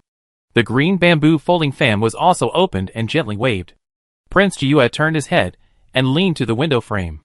A bird flew up, startling the bamboo leaves of Qifeng Pavilion not far away. The satin on his face seemed to have a faint color. You can see that Prince Jiyu's eyelids moved and his ears moved slightly. Perhaps he noticed this change, and there was a touch of light color on his face. "Yuma came yesterday and said that he wanted me to marry his sister. He said that only I could make him feel at ease to hand over his sister." When Prince Jiyu spoke, Yunling and Yudfeng were surprised. Their eyes were stunned. Would the second son of Su say such a thing? What did the prince say? Yudfeng hurriedly asked. Prince Jiyu was silent again, stood up, and walked out of the study. He closed the folding fan in his hand, and also closed the red-clothed young man in the mountains. He looked towards the Su family again, and the bright sun cast its light on him. A fairy aura. Prince Jiyu today is still wearing a moon-colored robe, but it is no longer the silver-white other side, but the green bamboo, with pieces of slender bamboo leaves falling on the hem. She had a head of thick, black hair like silk, and only a white jade hairpin to wear. Her body also had only a white jade moon-shaped green belt hook that pendant on the jade belt around her waist. She had no other accessories. The breeze blew, shining golden, just like the exiled immortal under the moon that came in the air, within sight but out of reach, with a sense of ethereal and misty. Yunling and Yunfeng followed out. And seeing their own prince like this, they also looked over. Suddenly, Prince Jiyu groaned, and the folding fan in his hand fell to the ground without being held firmly. Prince, Yunfeng and Yunling were shocked. Go and invite Mr. Zhu, Yunfeng hurriedly said, and Yunling flew directly to the ground and ran away. With just a groan, Prince Jiyu's face suddenly turned pale. Yunfeng helped him into the study. After a while, Yunling came quickly with Mr. Zhu. The sun set, and the sky reflected a golden-red sunset, which gradually dyed half of the sky red as the horizon spread. The sun set, and the golden-red sunset made the mess in Raoxiang Pavilion eye-catching. Luo Ling, you are fooling around. A man came over after a sharp shout. The man was dressed in gorgeous clothes, with a tall and straight figure and a handsome face. There was a touch of warmth between his eyebrows. But now a warm and angry look appeared. The fourth Prince Yunmui. The person who led him here was Su Bo. Su Er saw Yunmui, and his hand holding the cup suddenly curled slightly. A touch of sadness. The bottom of his eyes understood. In just a breath, he stood up. The seventh princess and Su Rao were still fighting, but the strength of both of them was not as strong as before. At this moment, Su Rao suddenly heard the voice of the fourth prince, and her body paused. The seventh princess saw the opportunity and pointed the dagger directly at Su Rao's face. Su Rao hurriedly turned her head in panic and barely avoided it. The veil on her face was lifted by the seventh princess, and her face was exposed in her eyes. The seventh princess suddenly widened her eyes. Su Rao. You. Su Rao also took the opportunity to kick out, directly kicking the seventh princess in the abdomen. The seventh princess fell straight down from the rockery, splashing water with a bang, and the fish in the pond were scared to flee. You. What are you? Go drink water. With a smug and perverse smile on her face. With her slightly white face, the scar on her forehead was covered by her hair, and she stood on the rockery with her arms around her. The breeze blew, carrying her skirt. 3,000 black hair moved with the wind, and the lotus-colored dress was painted with patches of red, adding a bit of bright color. The whole person was proud and outstanding. A heroine, and a heroic feeling. Even feeling the style of a general. Yunmui was stunned for a while. Is this the ugly woman? Fourth prince? The seventh princess fell into the water. Su Ermo's voice came to his ears. Yunmui woke up, and hurriedly asked his men to rescue the seventh princess. A faint blush also climbed on his face. A little embarrassed, but it disappeared in an instant. Su Rao jumped off the rockery, and she could see Yunmui's reaction clearly. Men are indeed visual animals. She just whitened her skin a little, and covered the scar on her forehead. And she looked at him like this. But this is the effect she wanted. When Master Sha left, Yun Luoling would definitely not be able to stay in the palace for a moment. But she didn't receive any news about the seventh princess going to the Lian Pavilion these days. So she could only be locked up in the palace by concubine Shu. But today she broke into the general's mansion. Either she was crazy because of Master Zhao's departure, or someone was instigating her behind her, to make trouble for her. But no matter which one, it would only be 100 benefits and no harm to her. Su Rao walked over with tapping footsteps. Su Rao, you dared to deceive the emperor. You are dead. You are dead. The seventh princess was rescued and kept coughing and gasping. She became a drowned chicken. But she still remembered the face she had just seen Su Rao. Such a face, although only slightly white and yellowish, is also a beauty embryo. Not as ugly as rumored. Su Rao actually pretended to be ugly. And for so many years. She is dead now. Su Rao curled her lips, made a TSK, and looked at the seventh princess sideways, as if she was looking at a fool. The nose is not a nose, and the eyes are not eyes. Yun Luoling, you are out of your mind. What Su Rao, what to get is not available. That's really a big joke. As she spoke, she was very proud, and played with a white porcelain bottle in her hand. This is the flower dew developed by Mr. Sha, which has the effect of whitening and anti-wrinkle. It can be used by men, women, old and young, and it is natural and pollution-free. The seventh princess's eyes fell directly on the white porcelain bottle in Su Rao's hand. Suddenly, a loud roar, Su Rao, it is you who kidnapped Mr. Sha. Yunmui's eyes also fell on Su Rao's hand, and after a breath, they fell on Su Rao's face. He had seen Su Rao's sallow appearance before. Her current skin color must have been using flower dew for a long time. At least half a year. It was me who kidnapped Mr. Sha. What can you do? I am just against you. Since Mr. Sha doesn't like me, you can't get him. If I can't get him, then no one can. The more angry the seventh princess was, the more perverse Su Rao became. But a blush gradually appeared on her face. A face full of nostalgia and regret. Mr. Zhao's skin, delicate and smooth. So soft that it can be blown away. It feels even smoother than the finest silk gauze. When Mr. Sha left, he said he would never come back. Su Rao felt that what she said was so lingering that she got goosebumps. Su Rao. This princess wants to kill you. This princess wants to kill you. Ah! Puff. The seventh princess was so angry that she spat out a mouthful of blood and fainted. Seventh sister. Yunmui said anxiously. Su Bo hurriedly asked the servants to bring the court doctor over. When Su Bo came, he had foresightedly called the court doctor to come with him. The court doctor immediately felt the pulse of the seventh princess. It was nothing serious, but she was just anxious. Just after taking the pulse, Su Rao spat out a mouthful of blood and fell down. Little sister. Su Er quickly supported Su Rao. Seeing Su Rao's eyelids move secretly, the tension in his heart relaxed, and he suddenly felt helpless. But he also understood why Su Rao fainted like this. It was wrong for the seventh princess to break into his Su family, but she fainted in anger at his Su family. So even if it was wrong, it became their Su family's fault. But Su Rao also fainted, and she fainted because of the seventh princess's serious injury. That's different. Their Su family only has such a precious daughter, and they are afraid that she will be hurt. Rare has been doing well at home and has never caused trouble. But the seventh princess broke into his Su family and hurt his Rare. The seventh princess and Rare have always been at odds. Although they have had some bumps and bruises over the years, they have never been so heavy-handed. Rare didn't hurt the seventh princess, and the seventh princess must give an explanation to his Su family. Su Er's face was dark, and he picked up Su Rare and strode to Raoxiang Pavilion. Before leaving, he glanced at the seventh princess, who fainted in Yunmui's arms, with a hint of murderous intent. It was obvious that Yunmui easily felt it. The palace doctor hurriedly followed. This sudden change, Yunmui's calculations have already ended before he even started. When Su Rao saw Yunmui coming, she naturally guessed what Yunmui would do. And how could she give him a chance to make a move? Now is not the right time. He is just the fourth prince. It's too early. She will not sit and wait for death, and let God arrange her fate again. This time, she is not a 6-year-old child who can't do anything. She can only watch and watch her father and mother die in front of her. But she is powerless to change the situation. This time, she will fight once. Fight with God once. No matter what the result is. After the fight, if she is still powerless to change the situation, she will accept her fate and live. Just for her father and mother to rest in peace. Until the day when she can no longer bear it. Until the day when hatred destroys her conscience. Dear granddaughter.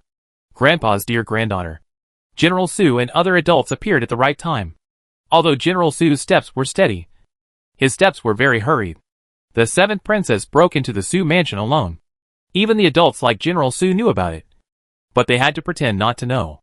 The nature of the children's fights would completely change once the adults got involved. But now, the seventh princess was so angry that she fainted. And Su Rao was seriously injured and fainted. It would be unreasonable for the Su family not to show up again. Not to mention the seventh princess's identity. Just the Su family's extreme doting on Su Rao. This is the time for the Su family to show up. General Su took a big step and walked to the side of the fourth prince in 2 steps. He felt so angry that he was about to smoke. He pointed his finger at the seventh princess in Yunmui's arms. After a long time, he finally managed to utter a sentence. If something happens to my precious granddaughter, I will give up my life and my face to seek justice for my precious granddaughter. Seventh princess, you bully my Su family and no one else. These few words seemed to be the result of General Su's exhaustion. His face was red with anger. His body rose and fell, and he gasped for air. Father Su and Uncle Su hurriedly patted General Su's back. Father, calm down. Calm down first. Let's go see Rao first. General Su's anger subsided, and he strode to Raoxiang Pavilion. Get out. Get out. The Su family is too low to be taken care of by the seventh princess. General Su seemed to be confused with anger. and his rough temper in the army came out all of a sudden. Everyone walked away. But this voice came so full of energy, with a strong sense of anger. Yun Mui was also powerless at this moment. General Su loved Su Rao so much that he had to endure it without using a big knife to chop her. Fourth Prince? Please forgive me. Father is also worried that Rao is confused. Uncle Su did not follow him. He looked apologetic, but he felt a little reluctant. In fact, he was also angry. Since the seventh princess is fine, the fourth prince should take the seventh princess back first. It's cold at night, so as not to cause trouble again. At the same time, he asked the maid to get a set of clothes for the seventh princess to change into first. The fourth prince picked up the seventh princess and avoided Uncle Su's apology. It's all because of the seventh princess, who doesn't know what to do. She didn't know how to play with Miss Su. Mu Yi will take his leave first. Mu Yi will definitely give an explanation to the Su family. I hope General Su won't get angry. Uncle Su nodded with a smile. I will tell my father what the fourth prince said. The fourth prince took the seventh princess away, and the smile on Uncle Su's face suddenly disappeared. He sank. He walked to Raoxiang Pavilion in 2 steps. Yun Mui, who came out of the general's mansion, looked at the seventh princess in his arms, and his eyes were gloomy. Su Rao was covered in blood, and her injuries must be serious. If the Su family brought this matter to the father, he would be implicated and arouse his father's suspicion. In a moment, he got on the carriage and returned to the palace. Today's work was not done, but it caused such a big trouble. He really shouldn't have let Yun Luoling come. It was more of a hindrance than a success. Yun Mui was full of regret, but he didn't doubt Su Rao at all. With Su Rao's love for Mr. Shao, it was understandable that she could do such a thing. Moreover, Yun Mui still had some understanding of Su Rao's personality. How could she be so scheming? It was just that the seventh princess broke into the Su family, so he guessed that someone was behind her. He originally asked Yun Luoling to go to the Su family and cause trouble for Su Rao. He had a good reason to come to the Su family after receiving the news. He would give Su Rao a good impression at that time. As long as Su Rao loved him, he would not need to do anything. Su Rao would definitely marry him no matter how hard she tried. But now, let alone marrying Su Rao, he was afraid that he would have to kneel in the Wantian palace first. He should not have let her go out of the palace because of the seventh princess's pleading, which led to such a disaster. General Su only had one precious granddaughter. If something really happened to her, who knew what the old man would do? He might even ask the seventh princess to pay with her life. The seventh princess, because of the departure of Master Sha, broke into the general's palace alone. Not only did she almost demolish Miss Su's boudoir, she almost beat Miss Su to death. But she was about to die. The gates of the imperial city were about to be locked. But General Yun wore the armor given by the previous king and went to beat the imperial dragon drum to complain to the emperor with tears all the way. The seventh princess was really too much. His Raoer had not even seen Master Sha. What did Master Zhao's departure have to do with his Raoer? This old Minister Raoer is wronged. Please, Your Majesty, make a decision for me. Emperor, you ascended the throne for the first time and had to deal with a lot of state affairs. He finally rested early tonight. But before he could sleep well, the fourth prince came to apologize. Before Emperor you could figure out what happened, the imperial dragon drum was actually struck. This imperial dragon drum existed in the Qin dynasty. As long as the imperial dragon drum was struck, no matter what happened, the emperor would meet and personally inquire. But not everyone can approach and strike the imperial dragon drum. At this moment, the bang bang bang of the drums could be heard throughout the Yun Palace. In Shulan Palace, the imperial physician had examined the seventh princess. Just like the palace physician, it was just a case of anger attack. Nothing serious. Just take 2 doses of medicine and take good care of herself for a few days. Concubine Shu had just calmed down and was about to ask Eunuch Detzi what happened, how the princess got into this state, and how you useless dogs took care of the princess. The sound of the imperial dragon drum was deafening. As soon as Concubine Shu heard it, her heart skipped a beat. Who would beat the imperial dragon drum at this time? Thinking of the seventh princess like this, her heart trembled even more. And she had already guessed it. Did this bastard go to trouble the daughter of the Su family again? At once, he hurriedly asked his personal maid Lu Ma to go to the front hall to find out if it was General Su who played the imperial dragon drum. Go quickly. General Su was supported by his father and Uncle Su and walked into the imperial study. In just an hour. He felt old all of a sudden. When he saw Emperor Yu, he started crying. Your Majesty, you have to make a decision for me. I only have one precious granddaughter. If she is gone, how can I live? Tears streamed down his face. And he didn't care about his face at all. Father Su and Uncle Su also knelt down. They couldn't be like General Su, who just bowed down and kowtowed without saying anything. But the expressions on their faces had replaced what they were going to say. General, what's going on? Hurry up and help me up. I will make the decision for you if there is anything. Emperor Yu hurriedly walked over the imperial case to help General Su up. Night had already fallen, and Emperor Yu was only wearing a light yellow casual suit. He was still handsome and gentle in his middle age, and he exuded the aura of an emperor. But he restrained himself in front of General Su. The genes of the Yun family seemed to be very strong, and each one was more handsome than the other. The middle-aged Emperor Yu was even more charming than the fourth prince, who was kneeling beside him because of his age. General Su was helped up, but he was still in tears. Your Majesty, please send some imperial doctors first. The granddaughter of this old minister. Panting, General Su felt that he would faint if he couldn't breathe. Father Su hurried to help him breathe. Father, hold on. Raour will be fine. Here. Quickly summon the imperial doctor to the Su mansion. General Su couldn't explain it for a while, but Emperor Yu had guessed a little. For General Su to lose face like this, something must have happened to Su Rao. He immediately asked Yun Mui to summon the imperial physician. After a while, the imperial physicians who were guarding the imperial hospital and the imperial physicians who had returned home were all called to the Su mansion. And the whole Lanjing was in an uproar. The ministers were alarmed one by one, and the prince and other princes were also alarmed one by one, and hurried to the imperial study under the cover of night. The young lady of the Su family was beaten half to death in her own mansion. This person bullied her so much and came to her house. If the Su family members continue to swallow their anger, how can they have the face to be in the court in the future? How to gain a foothold? In Raoxiang Pavilion, Su Rao was covered with scars, some real, and some fake by Su Rao herself. Little sister, you must teach Brother Wu. You must teach Brother Wu. Beside the bed, Su Wu looked at Su Rao eagerly, or more precisely, at a wound on the side of Su Rao's neck. The wound was very deep, and the blood seemed to be gushing out in the next moment. As long as it was not touched, no one would think it was painted. When Su Rao painted the scar, Su Wu looked incredulous. If he had not seen it with his own eyes, he would never believe it was fake. The other members of the Su family were also surprised, and they really saw why Master Sha only took 3 short years to become as famous as the 3 of the Jiue prince and become the favorite of the women in Lanjing. Little sister, who did you learn this art of disguise from? Compared with other family members, Su Rao knew that Su Heir was the hardest to fool. Looking at your skillful technique, you must have learned it for a long time. At least 3 years. The imperial doctors haven't arrived yet.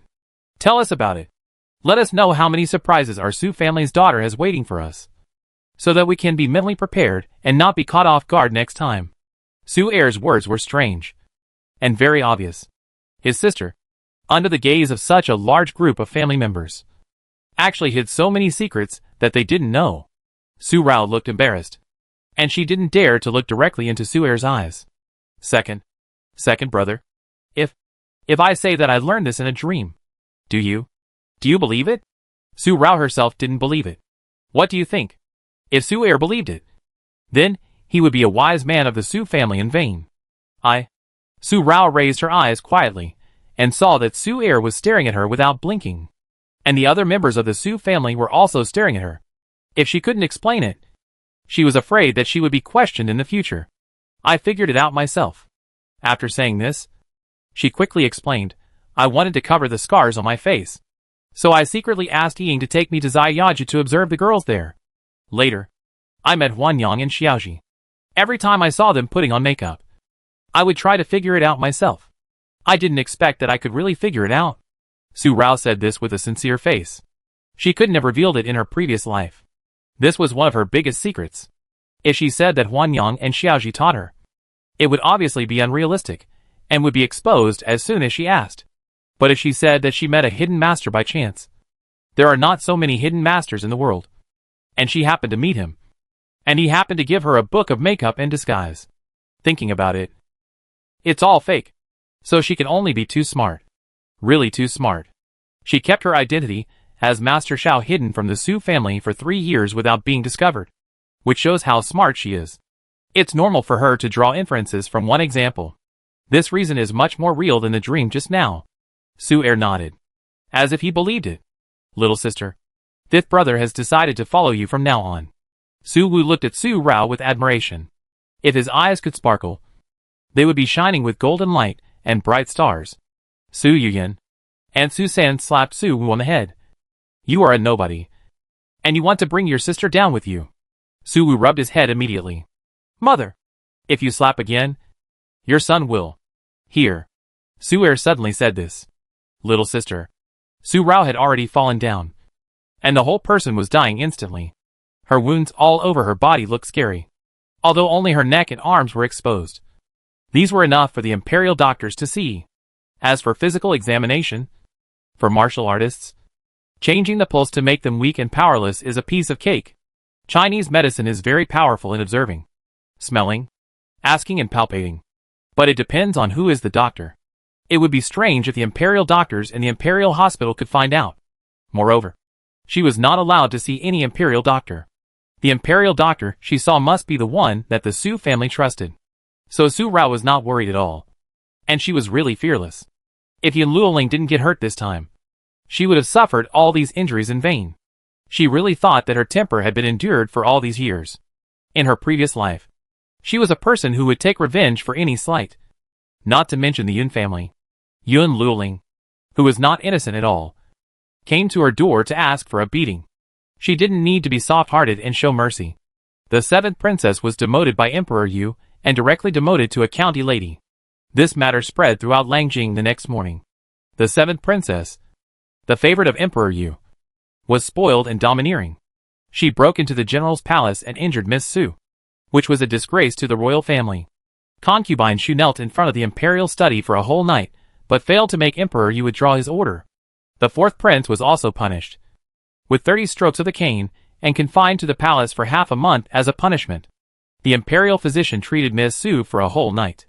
Miss Su suffered internal and external injuries. The imperial physicians worked non-stop all night to save her. I'm afraid she will have to rest for a month. Otherwise, if she suffers from any disease, General Su had just returned to the palace.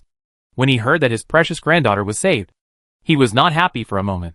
When he heard that she might suffer from any disease, he fainted and rolled his eyes. This scared Emperor Yu, who came with him.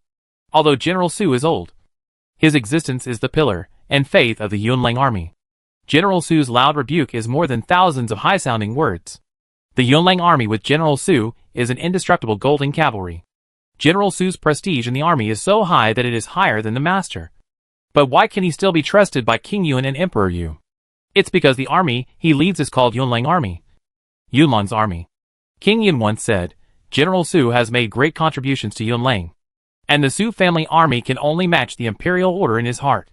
General Su did not hesitate at all, and immediately kowtowed, and also said, if there were no Yunlang army, he and his wife and children would not be here today. Yunlang has given him a new life. As long as he is here, the Yunlang army will always be Yunlang's tiger and wolf division. General Su did not say anything hypocritical, such as he was loyal to King Yun. He was grateful to Yunlang, the entire Yunlang, naturally including the Lord of Yunlang. It was Yunlang who gave him hope when he and his wife were desperate. It was Yunlang who made him prove himself to the entire Su family. It was Yunlang who gave him all the glory he is now. General Su's words at that time can be said to have inspired King Yun. Since then, he has become King Yun's first-class confidant and general. He has fought with King Yun in the south and the north, expanded the territory, and gradually expanded the territory of Yunlang vassal state, incorporating the surrounding small counties into Yunlang one by one. In just a few years, Yunlang has become one of the 3 major vassal states. The Great Qin ruled 5 dynasties. During the 3rd dynasty, the Qin emperor, the territory began to be divided, and the vassal states were divided. By the time of Emperor Xian Yi, the major vassal states had become increasingly powerful and became a threat to the Great Qin. Although Emperor Xian Yi was the strongest overlord of the Great Qin in the 5 dynasties, he was shrewd and worked hard to govern when he was young. But it was impossible for him to completely subjugate the major vassal states in just 20 years. So he took the means of hostages. Extraordinary times naturally require extraordinary means. He threatened the descendants of the vassal states and forcibly clamped down on them, starting with the weak vassal states and then taking them in. This approach could indeed shackle the vassal states, and indeed took in many weak vassal states. But his approach could anger the big vassal states even more, seeing the vassal states being taken in by the Qin dynasty one by one. The 3 vassal states of Yunlang and others would never sit still and wait for death. General Su fainted, although it was just a false alarm in the end. General Su just felt dizzy because he couldn't catch his breath. But just this one incident made the Lanjing nobles see the status of the Su family in Yunlang again. An emperor used full trust in General Su. As long as the Su family had no other intentions, it would at least last for 3 generations. Moreover, in the current generation of the Su family, except for Su Wu, the other 4 sons are all brave and good at fighting. Especially Su Heir, who can be predicted to be the next General Su, and even more prestigious than General Su, because he is more meticulous. As for the daughter of the Su family, even if she is ugly and notorious, her identity is there. And now Emperor Yu has even mentioned it implicitly. So as long as nothing unexpected happens, she will be the prince's consort. And it is even possible that she will become the next queen of Yunlang. It's just that everyone thinks about these things in their hearts, but no one dares to say it out loud. After another 3 days, the envoys of Danyang and Zhuxian finally arrived in Lanjing. The envoys who came to Yunlang this time were all important royal families of the 2 countries. Emperor Yu ordered the Crown Prince and the 6th Prince to personally welcome the Crown Prince of Danyang and Prince Suxiani into the palace. The envoys were included in the Lanjing team. Prince Rongfeng sat in the imperial carriage. It was not clear. Prince He was riding a horse. He exuded an air of keeping strangers away. His face was sharp as a cold sword out of its sheath, which made people feel daunted. The whole person felt cold and indifferent. He was wearing a black python robe and a 4-clawed dragon python wrapped around him, which made him look even colder. The people of Lanjing who were watching only took a glance and did not dare to look any more. Prince He's body was as straight as a sword. He sat high on his black horse with a cold look, looking straight ahead. However, when he passed the Lian Pavilion on Beiyang Street, he secretly took a look. It was very fast, and no one noticed.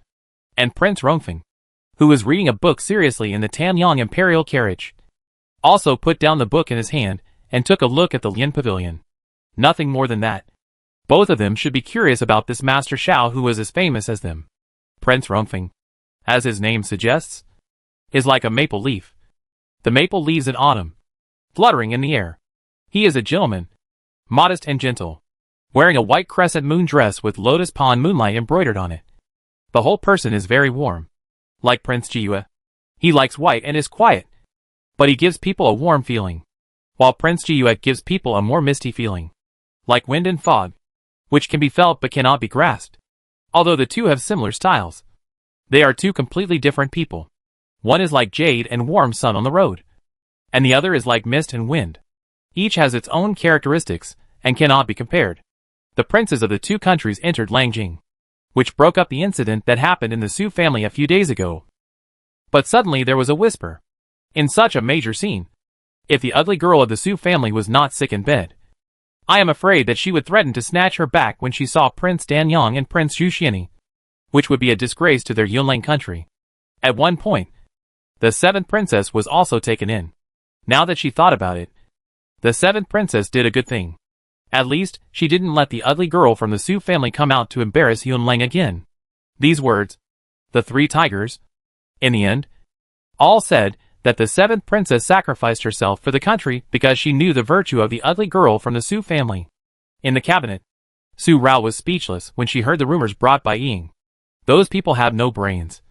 Yun Luoling's arrogance and domineering turned out to be sacrificing herself for the country. But she was beaten half to death. Reputation? Reputation. The ugly girl from the Su family. A playboy and a perverse person. The royal princess. Straightforward and lively. Miss, don't pay attention to those gossips outside. Isu showed a slight anger on her face. Su Rao shook her head. She was fine. If she cared about these rumors, she would have been sprayed to death by Lanjing spit sprayers countless times. Why hasn't Huan Yang come yet? I can't come out for too long now. This morning, Ying brought Xiaoxi's words, saying that Huan Yang wanted to see her for something. But she came out at the risk of being discovered by her second brother. Oh my. It's been such a long time since we last met. And I can't invite our Master Sha anymore. Huan Yang's voice came in. Wearing a bright peach-colored velvet flower skirt. Waving a lady's round fan in her hand.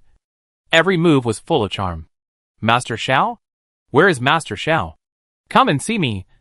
I came out with injuries. Specifically for Master Sha. Su Rao glanced at Huan Yang's back twice. And she looked like a playboy. Exaggerated expression. Huan Yang asked herself that she was able to change her expression freely.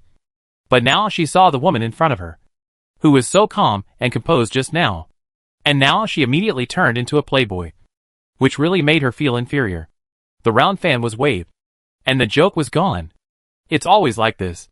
I can't make fun of it. She sat opposite Su Rao. Isu poured tea for Huan Yang, and then went out with Ying and closed the door. What does Miss Huan want to talk to me about? My time is very precious now, and I can't waste it at all. Otherwise my life will be in danger. Su Rao raised her eyebrows. Huan Yang also knew what had just happened in the Su family. If she didn't know Su Rao, she would have believed the rumors outside in the past 3 days. Her face became serious. My master wants to see you. What? Su Rao's eyebrows suddenly furrowed, and the peach color at the end of her eyes gradually became more intense. Mr. Shao had already left, and Huan Yang knew it. But she still said such words now. There was only one reason. Huan Yang told her master behind her identity. Huan Yang, you violated. Su Rao was about to get angry, and Huan Yang took out something for Su Rao. A palm-sized black round token, one side of which was engraved with a totem, like a cloud, and it seemed to be blown up by the wind. And the other side was a word Han in cursive font. Don't be angry first. The master said that you will understand when you see this thing. And he said that he will find you and talk to you about the Lian Pavilion in person. After saying that, Huan Yang stood up. And the look she gave Su Rao was weird. 2 sizzling sounds. I can't believe it. I can't believe it. It seems that I have to follow the beautiful Lady Su in the future. Zai Yaju. Zai Yaoling. Seeing the order is like seeing the person, and obeying it. Twisting her waist, Huan Yang turned and left. The rules of Xiaoyao residence are that you should not inquire into the master's affairs. You should obey the master's orders, and do as the master tells you. Don't ask about the master's comings and goings. In short, you should obey the master's orders. Those who rebel will commit suicide. Su Rao took the Xiaoyao order and felt familiar with it, but she couldn't remember where she had seen it. At this time, Huan Yang's voice came in again. By the way, if you can't remember it, the master asked me to remind you of 4 words. Rainy night umbrella. And you should be able to remember it. Rainy night? Umbrella? Su Rao frowned. Her eyes were thoughtful. And after a breath, she was suddenly stunned. Rainy night umbrella. She did remember it. The master of Zai Yaju. It turned out to be, it was, a figure that Su Rao had long forgotten appeared in her mind. It was 2 years ago, not long after the opening of Lian Pavilion. It was an important stage of growth. One rainy night, a batch of cosmetics in Lian Pavilion got damp and solidified into particles. That batch of cosmetics was what Queen Yao wanted. It was a reward given to the ladies of each family on Queen Yao's birthday. This happened urgently, and it was late at night. She didn't have time to change clothes and went directly to Lian Pavilion. It took her half a night to solve it. It was about to dawn, and she had to go back. But the secret passage she had just dug was infiltrated by water due to heavy rain, and a section collapsed and was blocked. She could only take the risk of walking outside. As a result, in an alley on Nanning Street, she met a man. The man was dressed in black and black robes, and his whole body was cold. He exuded a strong icy breath. It was not like a disease, nor a symptom of cold poison, but it was like a kind of oppression he brought, cold like an ice cave. At that time, she thought she had met a cold-blooded killer who killed people without hesitation. The man did not make a move first, and she did not make a move either. The road was only a line away from Nanning Street. She would not make a move unless it was absolutely necessary.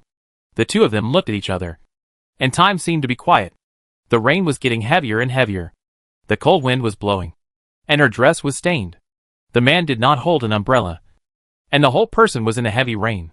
The rustling rain, accompanied by lightning and thunder, illuminated the silver-black mask on his face.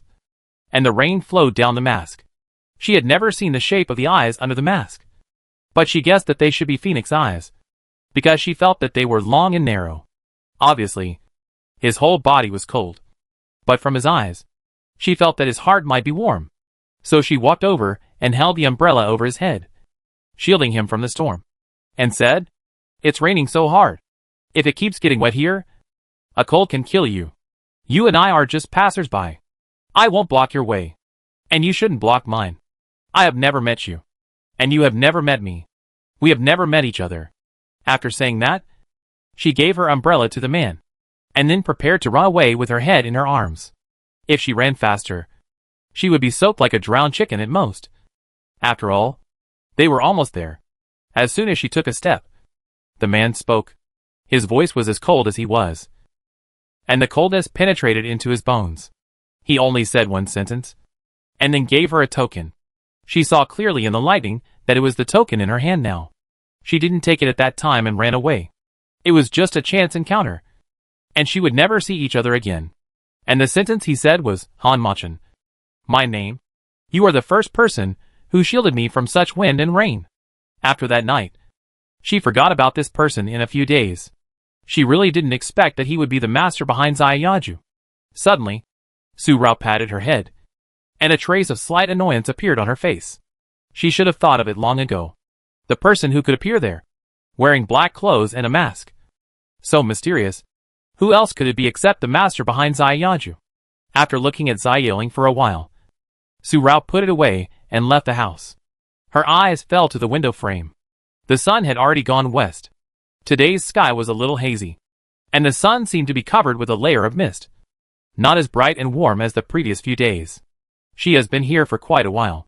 The envoys from Damyang and Juxia should have entered the palace. Now it is time for her second brother to come back, and she should go back too. Su Rao took Isu back from the secret passage, and Ying was left behind by Xiao Ji. In the past, when she went out as Su Rao, she only took Isu with her, and Ying was almost never seen by her side. Only the Su family knew about it. Now it is okay to let Ying stay in the Lian Pavilion. Anyway, there is nothing important for him to do around her, and Isu is enough. Besides, Xiao Ji and Ying love each other, and she can't be the one who breaks up the couple. In ancient times, it is very difficult to meet a pair of people who love each other. In ancient times, men and women were always arranged by their parents and matchmakers. Both men and women got married, but they didn't know whether they married a crooked melon or a cracked date, and they were completely blind and dumb. The night came, and the sky tonight was dark without a single star. Dark clouds replaced the stars and the moon, and the entire night sky was dark. In the side pavilion of Raoxiang Pavilion, the candlelight was burning, forming a perfect contrast with the thick ink outside. Su Rao held the Xiaoyao order in her hand and stood in front of the window. The cool breeze blew her 3,000 strands of hair across her face every night. The wind was moist, and it was estimated that it would rain tonight. It was already September, and the nights were getting colder. Isu brought a bright red fur coat. "Miss, be careful not to catch a cold." "Isu, do you think the master of Zayaju will come tonight?" Putting away the Xiaoyao order, Su Rao gathered the fur coat and looked outside the wall courtyard. Before Isu could answer, a black shadow came over the wall courtyard. Under the night, there was another black robe, almost blending into the night, and no one noticed that someone had entered the courtyard. But Su Rao felt a sudden movement for no reason, although she didn't hear anything. Maybe it was just a woman's sixth sense. But she knew. He's coming. Her eyes moved secretly. The shadow had landed in the attic corridor on the second floor. But Uncle Hao didn't notice it, which shows that this person's martial arts skills are probably much better than hers. Su Rao has been practicing martial arts for 8 years. During the day, General Su taught her step by step, and Uncle Hao also gave her guidance at night. That's why she learned superb martial arts in just 8 years, because her efforts were twice, 3 times, or even 10 times that of others. Becoming stronger is also a way for Su Rao to vent her suppressed self-endurance for the past 8 years. Every day, she exhausted all her strength until she was so tired that she couldn't even lift her fingers. She couldn't think about it in her mind, and she could fall asleep tiredly, instead of every night being like the more than a year of fleeing and hiding. Every night the fire in the East Palace, the loving face of the mother disappeared bit by bit from her sight. The whole palace was filled with blood. On the towering walls were the heads of my father and grandfather, the bodies of all the relatives of the Qin royal family, and even my 3-year-old brother. They all died with their eyes wide open. The child was innocent, and the baby had done nothing wrong. But those killers, those executioners, had no mercy at all. Just because they were born into the Qin royal family, the country was destroyed. The family was ruined. And the ending could only be such a tragic death. The silver-black mask was reflected in Su Rao's eyes. After more than 2 years, this figure appeared in Su Rao's eyes again, and also brought out the figure in her memory of that night. Even if he stood in that storm, he could not hide the coldness on him, which was as cold as an ice cave. More than 2 years have passed, and the coldness in his bones seems to have become colder. Just looking at each other through the window, Su Rao has felt a cold breath directly pressing on her body, which is even colder than winter. Neither of them spoke first. Just like that rainy night 2 years ago. Looking at each other. This time the distance was close, and Su Rao saw the eyes under his mask clearly, which were slender and upturned at the end of the eyes. They should be phoenix eyes. Charming phoenix eyes. But they were full of ice. It felt deep and difficult to see clearly. After a long time, a cold wind blew, blowing the candlelight in the pavilion, and Su Rao came back to his senses. But he felt a layer of coldness sweeping over his body, and he rubbed his arms unconsciously. Han Machin saw this action, and the coldness on his body suddenly eased a little. "You have to give me the Lian Pavilion." A very direct question. His voice was clear but hazy, like the murmur of the breeze, and like the misty rain. But the sound he made was just like that night. Cold. It seemed that he could only be described by the word cold. Or it would be more appropriate to use his name. Cold. Deserted. Yes. Su Rao nodded. The master of Xiaoyajia knows me. Han Machin. The cold and indifferent words fell directly on Su Rao's face, without a trace of fluctuation in his eyes. But he seemed dissatisfied with Su Rao calling him the master of Xiaoyajia, because he had told her his name. Su Rao was slightly startled. Another sentence in her ear. "You are the first person to shield me from the wind and rain, and the last and only one. For you, I can make an exception, including the agreement between you and Huan Yang." Han Machin did not make it clear which agreement he was talking about.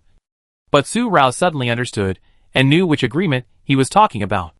If Huan Yang had not concealed her identity as a daughter of the Su family from her master, she would have been dealt with 2 years ago. Not alive. After understanding this, Su Rao suddenly curled up the corners of her lips, smiled lightly, and asked Isu to make a pot of tea. "I am honored to have you, Han Machin. Make an exception. But I think I should tell you clearly that you have remembered me for more than 2 years. But I forgot you in just a few days, because you are just a passerby to me, and I thought I would never see you again after passing by." After saying that, Su Rao walked to the table. Han Machin stood outside the window. His cold and insensitive phoenix eyes seemed to fluctuate slightly, but as if nothing happened. He walked in. Isu made tea and stood guard outside the pavilion. Uncle Hao and Qin Yang then noticed someone coming into the courtyard. Just as they came up to the pavilion corridor, Isu made a silent gesture, and the two stopped. Then, they looked at each other, and then at Isu. Isu shook her head to indicate that it was okay. The two of them went down lightly, and returned to the house. They did not inquire about who the visitor was. Han Machin walked in, and sat opposite Su Rao. Su Rao could see clearly that the black clothes he wore were not completely black, but the collar and cuffs were embroidered with red and black patterns. But they were not obvious. The mask on his face was not monotonous silver and black. The mask covered most of his face, leaving only his lips and jaw. And there were clouds soaring above the mask. His lips are thin and moderate, lightly red, and well-shaped. He is wearing a black cloak, and a strand of thick black hair falls in front of him. Mysterious, unpredictable. There are only 2 types of people who dress like this. One is that he is a noble on the surface, and is afraid of being known by others. The other is that he does not like to expose himself, like a night demon hiding in the dark. He picked up the cup and took a sip. His movements were elegant and noble. He sat straight, which was a habit he had acquired over the years. It can be seen that his identity is definitely not ordinary. But Su Rao felt that he was more like the second type of person, because he was not alert at all because of her scrutiny. Because he felt that he hid himself very well, and was not worried about what she would see from such a scrutiny. Such a person must be a person with a story. What story could it be that made him prefer to live in the dark rather than see a little light? But these are just Su Rao's thoughts from the perspective of a bystander. Su Rao looked at Han Machen. And Han Machen also looked at her after taking a sip of tea. She was just like what he saw that night 2 years ago. Wearing a bright red dress. With her long black hair tied up with a blood-red jade hairpin. Her eyes were just as charming as that night. Even more charming than the stars in the night sky. She looked at him like that night. And then said those words, holding up the umbrella for him to block the storm. That night, when her hand held his and handed the umbrella to him, layers of killing came out of his heart again. But he didn't kill her. That was the first time he controlled himself and the bloodthirsty killing in his heart. In the following 2 years, he secretly watched her many times. Watching her switch between Xiao Gongzi and Su Rao. She was unrestrained and casual with Xiao Gongzi. And she was perverse and lustful with Su Rao. But the one he saw was just the one who made him tired every night before stopping to sleep. Liana. Xiaoya can protect it. But I have a condition. Han Machen spoke. You say. Su Rao nodded. Understanding that she had guessed it since Huan Yang said that the master of Xiaoya wanted to see her. There is nothing in the world that is taken for free. And there is no pie in the sky that is thrown away for free. Even if Han Machen said that he could make an exception for her, Su Rao would not think that she and Han Machen were different. She never looked down on herself. But she never looked up on herself. No one in the world would be kind to anyone for no reason. Except for parents and family members. Other people are kind for a purpose. Even if they love each other. They are willing to give and love each other in order to get each other's love. My condition is very simple. You? Su Rao frowned at Han Machen's words. Impossible. Without a moment's hesitation. He refused directly. Han Machen's cold and insensitive eyes seemed to move again. You may have misunderstood what I meant. I meant Mr. Shao. Su Rao's face froze for a moment. And then her face turned slightly red. Although it was only for a short moment. Han Machen saw it. The change in her cold eyes was clearly captured this time. Although it was only for a short breath. You can continue to be the master behind the Lian Pavilion. The Xiaoyao order I gave you can also control the entire Xiaoyao residence for your use. But Mr. Shao, you must be my man when you come forward in the future. This condition is not excessive. And Su Rao thinks she has earned it. With a faint smile on her face. The peach color at the end of her eyes shone brightly, reflecting Han Machen's eyes. And shook again. Su Rao picked up the cup. Tea instead of wine. Happy cooperation. It's not a cooperation. Just a family. Han Machen also picked up the cup. Drank it all. And left. From now on. You will be the second master of Xiaoya. I hope you will be my only exception forever. Forever. Su Rao also drank it all in one gulp. It's been too long. Yi Su walked in. She heard the conversation between Su Rao and Han Machen clearly. Miss, this Xiaoya master is too mysterious. We should cooperate with him. Su Rao stood up and walked to the window again. Her eyes fell on the wall again. The shadow had disappeared. The general could come and go freely in the palace. His martial arts skills were probably far less than she thought. I wonder if my second brother would fight him. Yi Su, didn't you hear? It's not cooperation, but a family. Besides, there are few kind-hearted people in such a world. Kind-hearted people have almost died. In such a chaotic world. How many people can live like this with a clean heart? I ask myself that I am not a good person.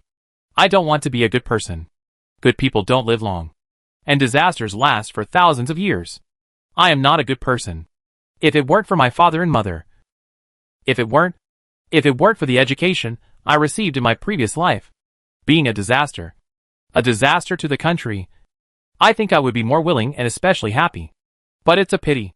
Close the window and go to the cabinet. She can't do it now. Maybe she will be able to do it one day. But she will not be the her now. The her who still has a conscience in her heart. The her who still wants her father and mother to rest in peace. Come out. In the alley of Nanning Street. Han Machen stopped. Turn around. At this moment, the eyes under the mask were cold and icy. With a hint of bloodthirstiness. The night became darker and darker. And the raindrops finally fell. The rain in September was not as stormy as that night 2 years ago. And the person opposite was not the bright red and dazzling figure of Rao Rao that night. Su Er walked out from the alley on one side. The two men had the same indifference. But Han Machen had the coldness of an ice cave, which penetrated the bones. while Su-er had a dull and indifferent feeling, and his eyes fell on Han Mochen. No expression.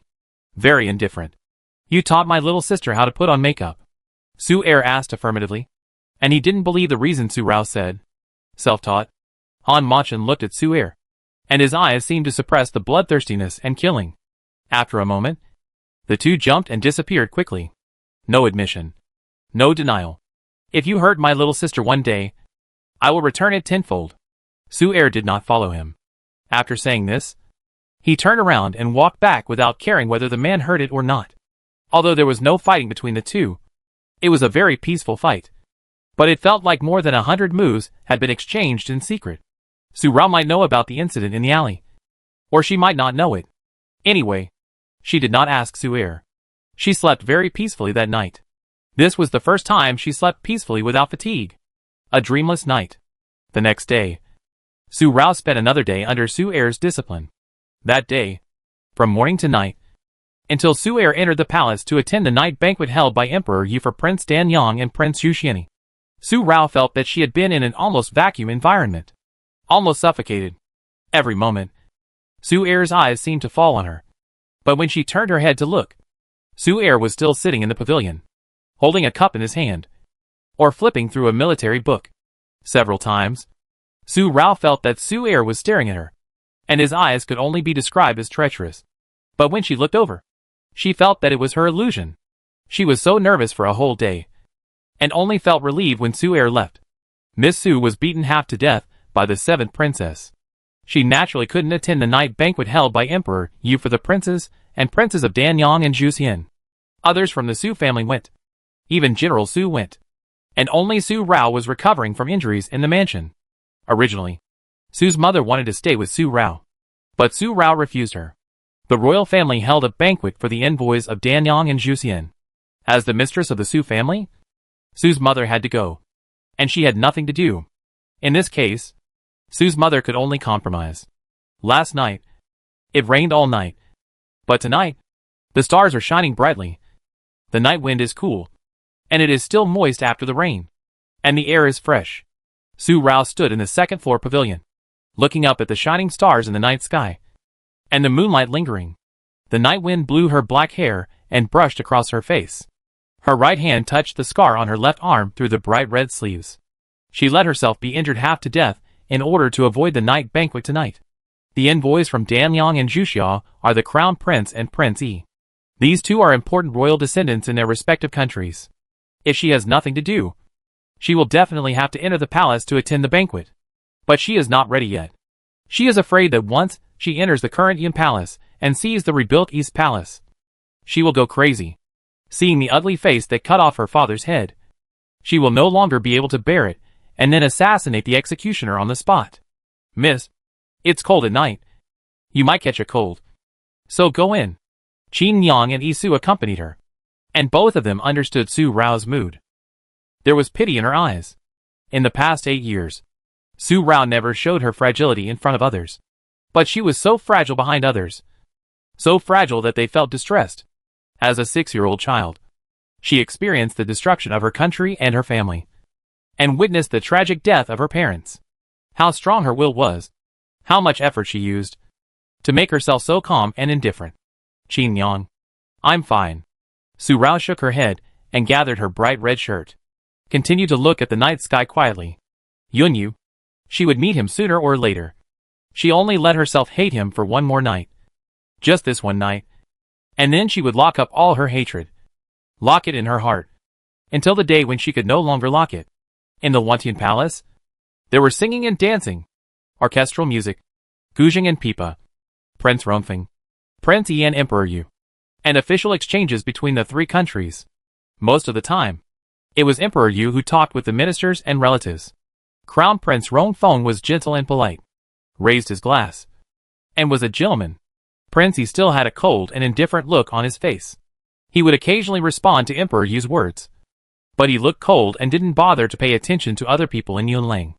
They were all talking to Tai Fu Wang who came with them. But the ministers and relatives of Yunlang were not surprised. Prince Yi of Juxian was originally so cold. If he suddenly became enthusiastic, everyone would be surprised. Could it be that Prince Yi was replaced?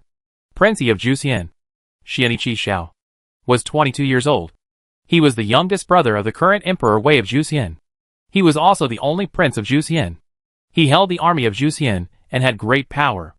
4 years ago, the former emperor of Zhuxian Kingdom passed away, leaving 19 sons, except for 2 who died when the Qin dynasty collapsed 9 years ago.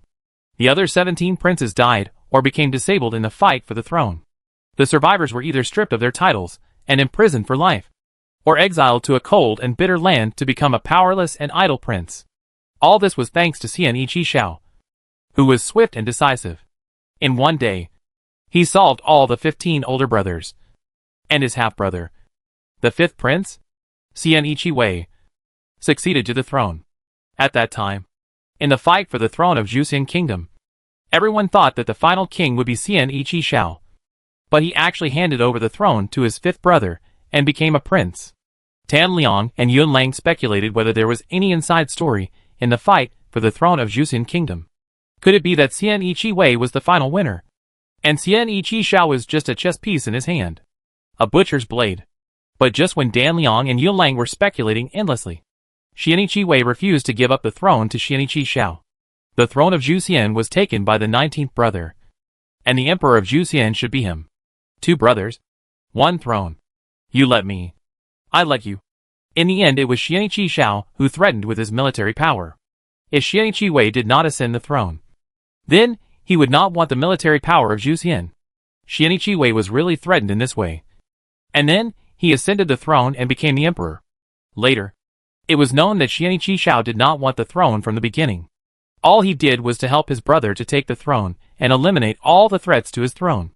Zhuxian has 1 emperor and 1 king, 1 civil and 1 military. The civil one guards the court, and the military one guards the territory. For 4 years, there has been no suspicion between the 2 brothers.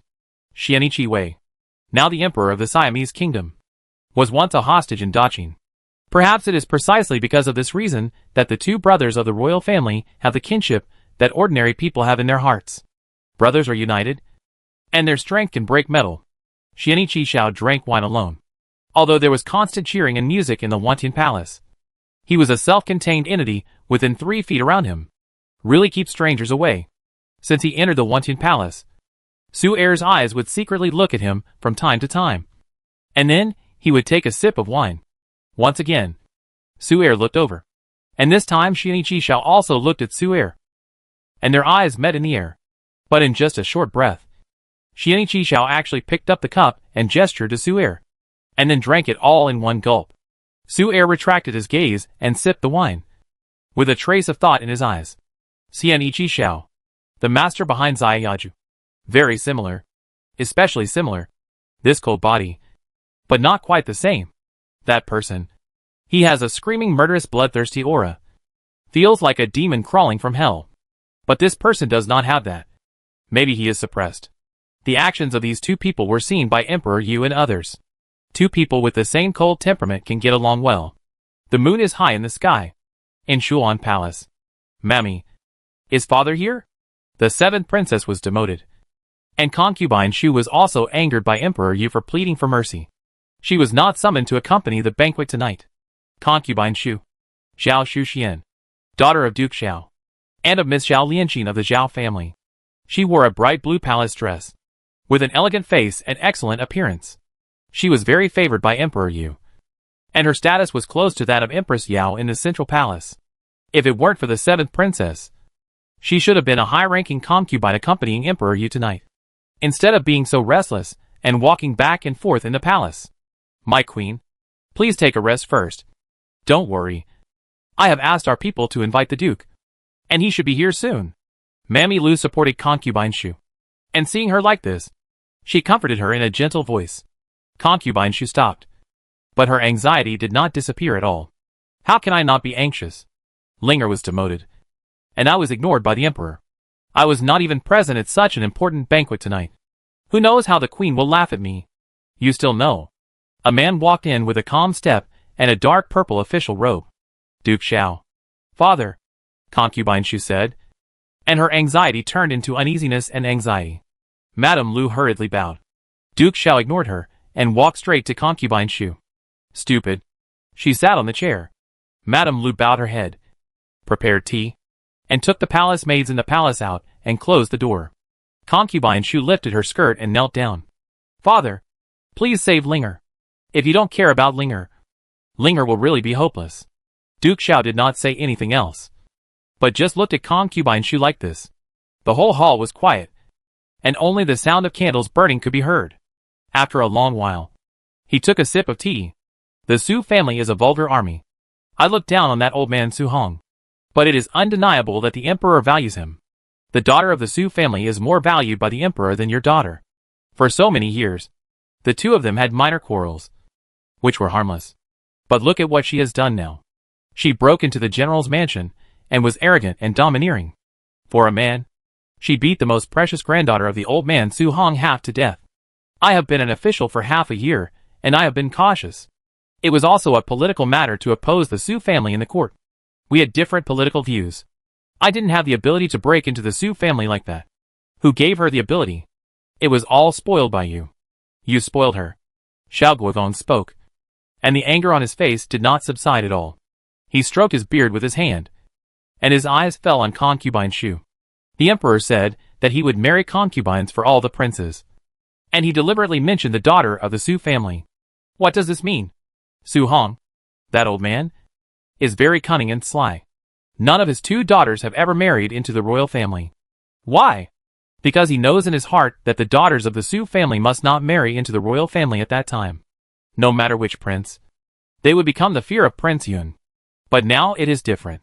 The new emperor has just ascended the throne and needs to win over the court officials, especially the Su family, who holds a large number of troops. The emperor is marrying concubines for all the princes, and the granddaughter of the Su family must be the first choice. Don't the crown prince, the sixth prince, the seventh prince, and the eighth prince know? Why did the son you raised take action first? He took action himself and used Luo Ling as a chess piece. You think that someone born from someone else's belly will really become your support. His biological mother is humble and is just a slave. But the blood flowing in his body is also his biological mother's blood, not your blood. For the sake of status and favor, you took the initiative to let your own son go to Daqin as a hostage on behalf of the emperor. You are favored by the emperor. But what about my grandson? He didn't come back to Yunlang alive. He died on that winter night in Daqin. Father, Concubine Shu cried out in grief and fell to the ground. Don't say it. Don't say it. Isn't your daughter heartbroken? That's your own son. That's a piece of flesh that fell from your body. Your daughter doesn't want it. Your daughter doesn't want it. If possible, your daughter is willing to exchange her life for my Howard to come back safely. Your daughter regrets it. Tears fell from her eyes and hit her heart. Yun Maheo, the second son of Emperor Yu. But he was also the eldest son of Emperor Yu at that time. The eldest son born to Queen Yao died before he was 1 year old. When Emperor Xuanya of Daqin ordered the vassal states to send their children and grandchildren to Daqin as hostages, Yun Muheo went in place of his father. 9 years ago, on that winter night in Daqin, he was also an innocent victim of the war. He died in the war. When Emperor Yu found him, he was unrecognizable and covered in blood. Only the jade token left on his body could recognize him. Among the hostages sent to Daqin by the 3 vassal states at that time, only Yin Muheo died. The one sent by the vassal state of Danliang was the eldest son of the third son of the king of Danliang at that time. That is, the current Prince Rongfeng. He also went to Daqin as a hostage in place of his father. What's the use of regretting now? Looking at Concubine Shu like this, Duke Xiao's anger finally subsided a little, and he sighed. What you need to do now is not to regret, but to make the emperor change his mind and calm down. The emperor is in his prime, and you still have a chance. Even if you give birth to another son now, it will not be too late. After all, the child born from someone else's belly is not your own flesh and blood. He stood up and bent over, pulling up Concubine Shu. As for Luo Ling, it's better to demote her to a county lady and control her temper. When there is an opportunity in the future, find a way to restore her status. These days, you should think of ways to win back the emperor's heart. Don't let the Yao family take the limelight. My Zhao family will have no place in the court. Yao Fuyu is waiting for this day. My daughter. I understand. Hidden her eyes with a handkerchief, wiping away her tears.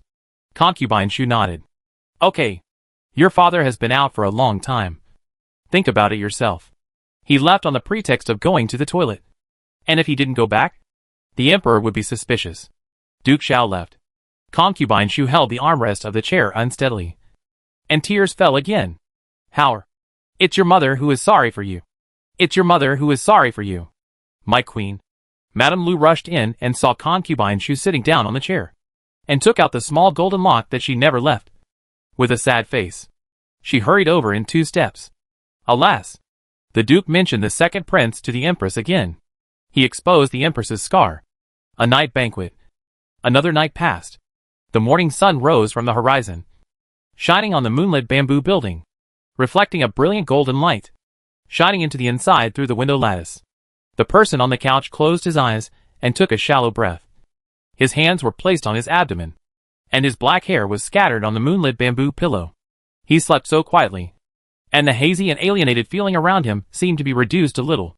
He felt closer and felt that he could grasp it. No longer as out of reach as when he was awake. He could only look and watch.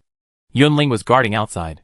When Yunfeng came, he immediately shushed, and Yunfeng suddenly softened his already light footsteps. But the person inside still woke up, with satin on his eyes.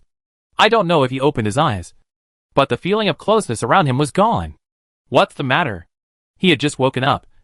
His voice was slightly hoarse. His black hair fell in front of him like a waterfall, and his fair and delicate skin, perhaps because his skin color was originally very white, looked a little pale at the moment. After so many days, he seemed to have not recovered yet, and was still very weak. Prince. Yunling and Yunfeng walked in, and Yunling handed the handkerchief to Prince Jiyu. Prince Jiyu got off the bed, took the handkerchief, washed his face, and washed. He did all this by himself, without the help of his subordinates. It seemed that his blindness had never affected his life at all. Yunfeng said, Prince, last night Duke Xiao secretly went to Shuan Palace and stayed there for about a minute. I think it's probably related to Miss Su. Do you need me to secretly remind Miss Su? No need. The voice has regained its coolness, the rhythm of a stream, but it is still as misty and foggy as ever. After washing up, Prince Jiyu went to the study room. He was not surprised at what Yunfeng said. It was a normal thing. Just those 2 words. No more words. It was Yunling who rarely said more. Yunfeng. Duke Xiao should not have a grudge with the Su family because of that. The Zhao and Su families targeted each other in the court because they were from different factions. Civil officials and military generals. The biggest threat to the Zhao family is not the Su family, but the Yao family. Duke Xiao should not really confront the Su family for the sake of a 7th princess. Yunfeng nodded.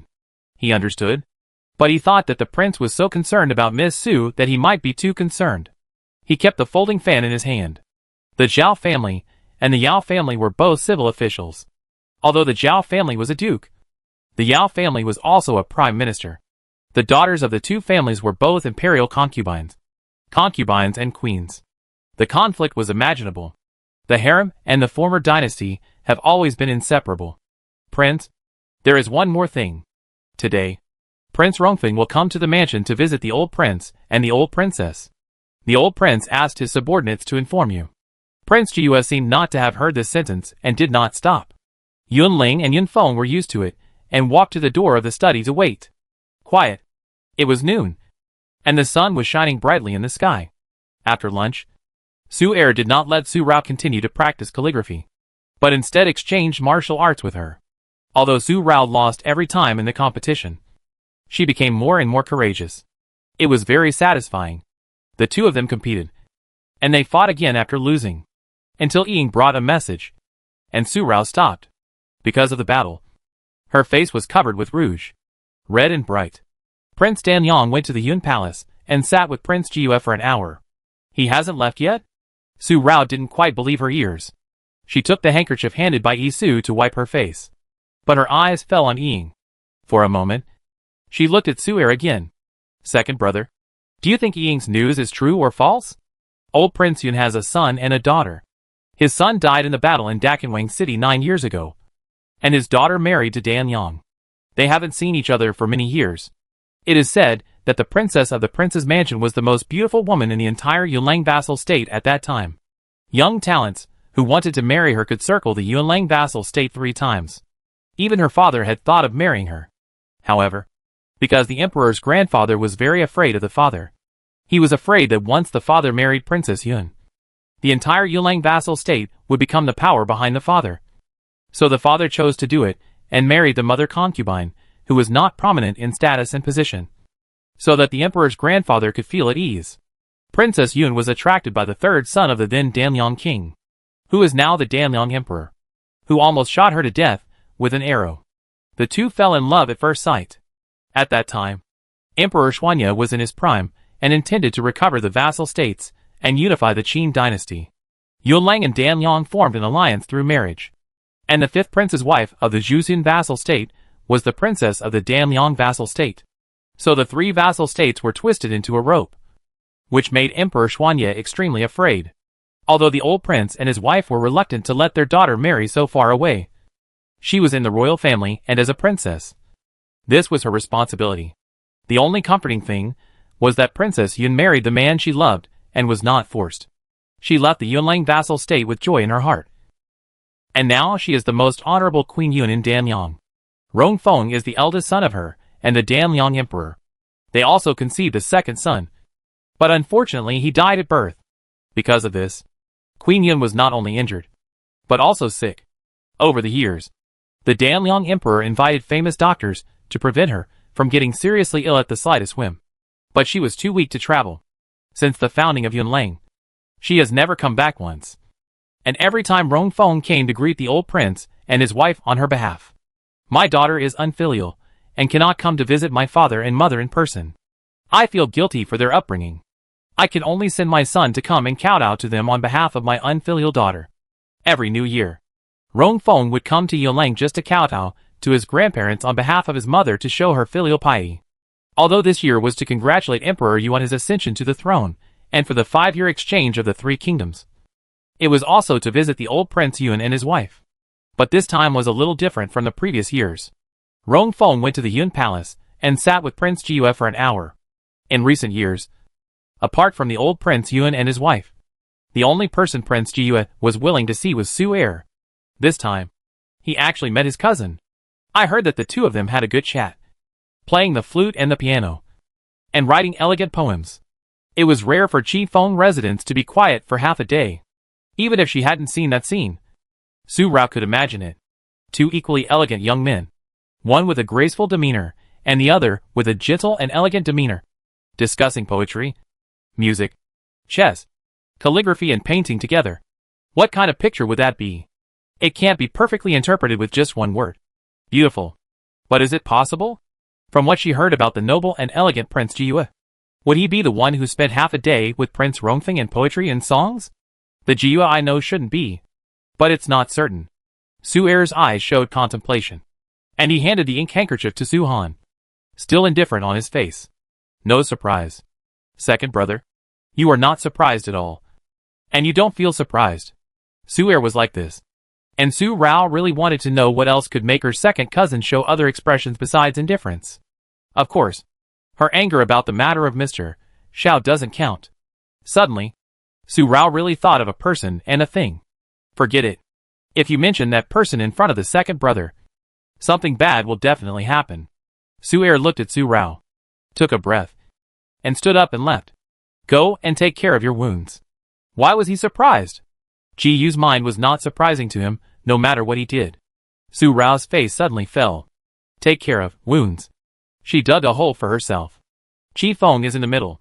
There was no flute or piano as Ying said, and no talented poems and elegant poems.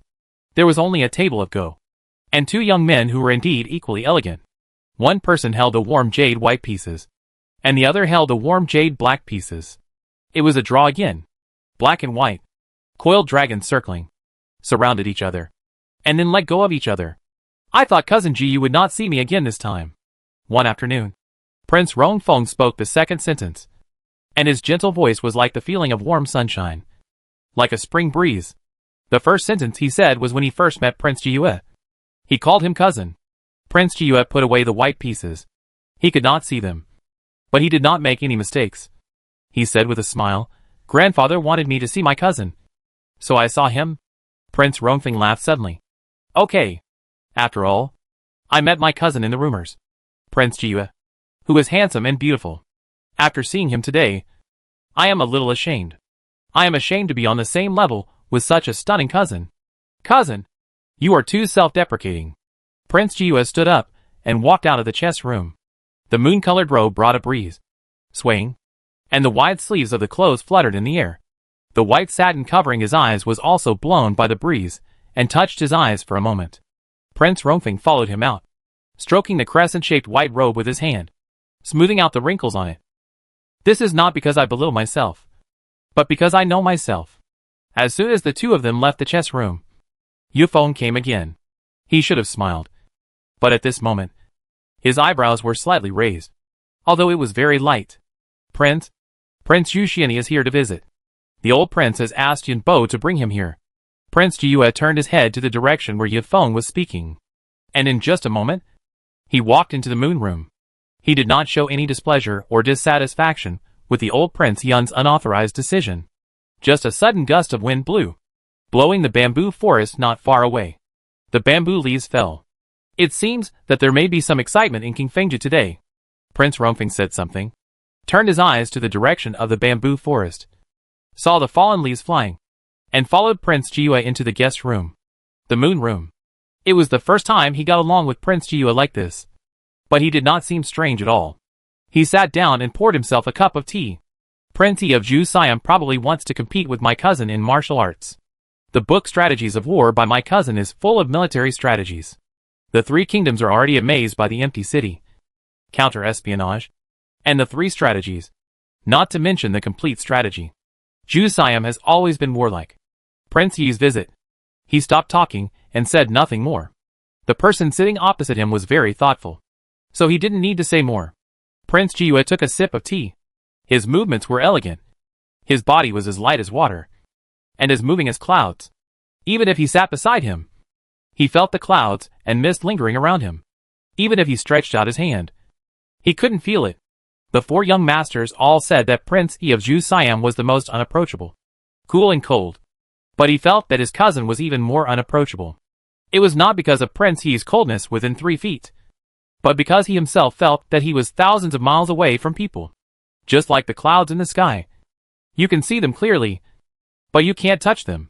You can feel the morning breeze, but you can never catch them. After a short moment, a faint chill came from the Qifeng residence. With a chill, Xiani Qishao followed Yufeng into the moon room. The moon room. The white moonlight. The color of the moonlight that Prince Jiyue likes, is also the color of the clouds. White, but not completely vulgar white, but the kind of white with color, which is also the luster cast by the bright moon. A screen reflecting the pool and embracing the moon blocked the black figure entering the moon room. Looking through the screen, the tall body was straight and upright. Not burly, but slender and shapely. Prince Yi, please. Yufeng walked to the screen embracing the moon, but did not continue to walk in, but raised his hand and made a gesture of invitation. Although he was a follower of Prince Jiyue, he was not humble at all. There was a faint smile on his face. Not the feeling of a smiling tiger before. Whatever the occasion, whatever the person, whatever the expression, whatever the action, it has long been a habit and natural for Yunfeng. Unlike Yunling, he would have other expressions except when he was dealing with Prince Jiyu. At other times, he always had a cold and emotionless expression. He was almost paralyzed. Prince Jiyu met Prince Rongfeng and had an afternoon conversation with him. Prince Yi also visited the Yun Palace. The three young masters gathered together. This was the second shocking event that happened in Lanjing after the incident between Miss Su and the seventh princess. In just one afternoon, it had spread all over Lanjing. Everyone was amazed. But at the same time, they sighed with regret. If young Master Sha had not left, wouldn't it be more wonderful for the four young masters to gather together? What a pity. What a pity. The setting sun shone, casting pieces of afterglow, and fell into Raoxiang courtyard. The clear river pool reflected a golden and red light, which shone on the happy fish. They kept shaking their tails and swam towards the warm sun. The dinner was placed in Raoxiang pavilion. Su Rao was about to have dinner when Su Wu ran in a hurry. Su Rao thought something big had happened, but it was related to Prince Jiyue. But this time, there was one more person. Their second brother. Su Er also went to the Yun Palace. He went there directly after leaving Raoxiang courtyard. Su Wu met Su Er halfway. Su Er went directly into the Yun Palace from the door behind it. That door led directly to Qifeng residence of Prince Jiyue. Although Qifeng residence of Prince Jiyue was in the Yun Palace, it was also separated. The two places were connected by a circular archway. Qifeng residence had a single door, which was just behind the Yun Palace. Why did the second brother go to join in the fun again? Su Rao felt that she could not understand Su Er anymore. Rong Feng went to the Yun Palace to visit the two elders of Prince Yun, and Prince Yu Xianyi went to the Yun Palace, most likely to discuss merits and military strategies with Prince Jiyue. After all, Prince Jiyue was famous. Who among those who has some knowledge of literature and skills would not want to learn from Prince Jiyue? If one could get some pointers from Prince Jiyue, he would benefit a lot. What's more, Xian Yiqi Xiao is said to be warlike, with the war strategy written by Yun Ji in front of him. It is estimated that half of the reason why Xian Yiqi Xiao came to Yunlang this time is because of this. Perhaps he was thinking of the war strategy. But what did the second brother do? Could it be that he went to help the Jiyue prince as a thug? Su Rao really knew the truth about this. Su Er went to King Fengju to be a thug for the Jiyue prince. Xian Yiqi Xiao went to Yunwang Mansion to have a discussion with the Jiyue prince. As the Prince Yi who has great power and status in the Siamese country, Xian Yiqi Xiao visited Yunwang Mansion and specially taught the Jiyue prince. Jiyue prince could not refuse, because Xian Yiqi Xiao's identity was different from those previous visitors who wanted to ask the Jiyue prince for advice. This was not just a discussion between them, but a matter of two countries. It was not just about military force, but a competition of national strength in all aspects. If Prince Jiyue refused, it would mean that he admitted that Yunlang was not as good as Zhu Xian. But if Prince Jiyue took action, he himself was weak. Not to mention that Xian Yiqi Xiao was definitely not an ordinary person who could be easily defeated in 2 or 3 moves. Otherwise, he would not have crippled all 15 of his brothers at once. Just from this point, we can know his ability and temper. He is definitely a ruthless and decisive person, and he is resolute and swift, and it is not realistic to let Prince Rongfeng take action. After all, he is the Prince of Danyang, and Yunfeng and Yunling are even more impossible, given their identities. If they took action with Xian Yiqi Xiao, it would be Yunlang's direct show of power to Zhu Xian. Yunlang, Zhu Xian and Danliang are 3 countries of equal status, not those dependent small countries. Since the establishment of each country after the war 9 years ago, these 3 countries have been in a self-evident mode of peaceful coexistence. After that war, the 3 vassal states needed to recuperate, at least as far as the current situation is concerned. If there is no absolutely inevitable factor, the 3 major countries should not be able to fight each other, and this chaotic world will at least be peaceful for some time. But this is not inevitable, and Su Er is the most suitable person to go. First, he is the son of the Yunlang general's palace. Although his status is not as noble as Prince Xu Xiangui, the Su family's position in Yunlang is very important. Second, Su Er is the only good friend of Prince Jiyu. He is worried about his friend's health, so he takes the place of Prince Jiyu to learn, no matter which statement is reasonable. It's not that Su Rao can't think of these twists and turns. But when Su Er left her Reoxianjuan, Ying didn't bring news about Prince Zhu Xian going to Yunwangfu, so Su Rao didn't think of it for a while. Moreover, she was more concerned about guessing Su Er's thoughts and thinking about Su Er as a person. These days, perhaps because of her affair with the 7th princess, she was beaten half to death, and there seemed to be no sign of her marriage at all, or because of the arrival of the envoys from Danyang and Zhu Siam. Emperor, you could not take care of the marriage of the princes he mentioned for the time being, and Su Er never mentioned that he wanted to bring her and Prince Jiyue together, although Su Er didn't say anything more. Su Rao knew that this matter would not pass without any waves. Now everything Su Er did was probably paving the way for this matter, so that Yunji had to agree to his request, or had no choice but to agree, and finally had to marry her. Su Rao's mind was all on this. So when Su Wu told her that Su Er went to the Yunwang mansion, Su Rao's first thought was that Su Er went to do this, and she didn't think about anything else. But it was only at dinner time, and Su Rao thought of it, because Su Wu kept talking about his own speculations. Xian Yiqi Xiao went to Prince Yun's mansion. He must have wanted to challenge Prince Jiyu. Second brother has such a good relationship with Prince Jiyu. He will definitely not watch Prince Jiyu being injured by Xian Yiqi Xiao. It is true that Prince Jiyu is a man of both military and literary talents, but he is weak. It is unlikely that Prince Jiyue will win unscathed against the majestic and cold Siam Ichi Shao. Su Rao suddenly realized this because of Su Wu's 2 words. This exchange between the 3 countries, like the first exchange 5 years after the establishment of the 3 countries, may have hidden turbulent waves in secret, and the undercurrents between the 3 countries that cannot be seen or touched. Su Erh went to King Fengju, and no one knew what happened afterwards. It was just that after the sunset, Prince Rongfeng and Prince Yu Siam said goodbye to Prince Yun together. When Prince Yi left, he was still as cold and indifferent as when he entered, and no one could tell the result from his face. As for Prince Rongfeng, he was just like when we first met. A gentleman, modest and gentle, with a gentle smile on his face, like a ray of warm sunshine, which could easily illuminate the heart. The night wind blew, and the bamboo forest in the middle of the breeze rustled. Bamboo leaves fluttered and fell, and a crescent moon rose to meet the stars. Jiyue, I helped you today. You owe me a favor. In the moon room, Su Erh looked at Prince Jiyue sitting opposite and said so directly. He picked up the cup and took a sip. His face was no longer indifferent, but a smile hung on the corner of his mouth. He leaned back on the chair, very casual and comfortable, completely unlike the rules when he sat in the Su family. Yuma, you are trying to force me. Prince Jiyue smiled, stood up and walked out of the pavilion, with one hand behind his back, looking up at the night sky. The lingering moonlight reflected on it, adding a layer of light to it. The cool night wind blew his clothes up, and his black hair fluttered. The beautiful outline is perfectly presented because of his upward posture. The jawline is clear. The nose is smooth. The only regret is that the eyes are covered by the white satin. I wonder if they are also as stunning. Is the night sky tonight full of stars and bright moon? Another question. Yufeng and Yuling have not answered yet. Su Erh came out and said, if you can't see it, don't look at it. There is a moon in your heart, and it is the moon at any time. Why look at this untouchable nothingness again? Walk to the side of Prince Jiyue, with his hands behind his back. I still say that I can only rest assured if I hand my little sister to you.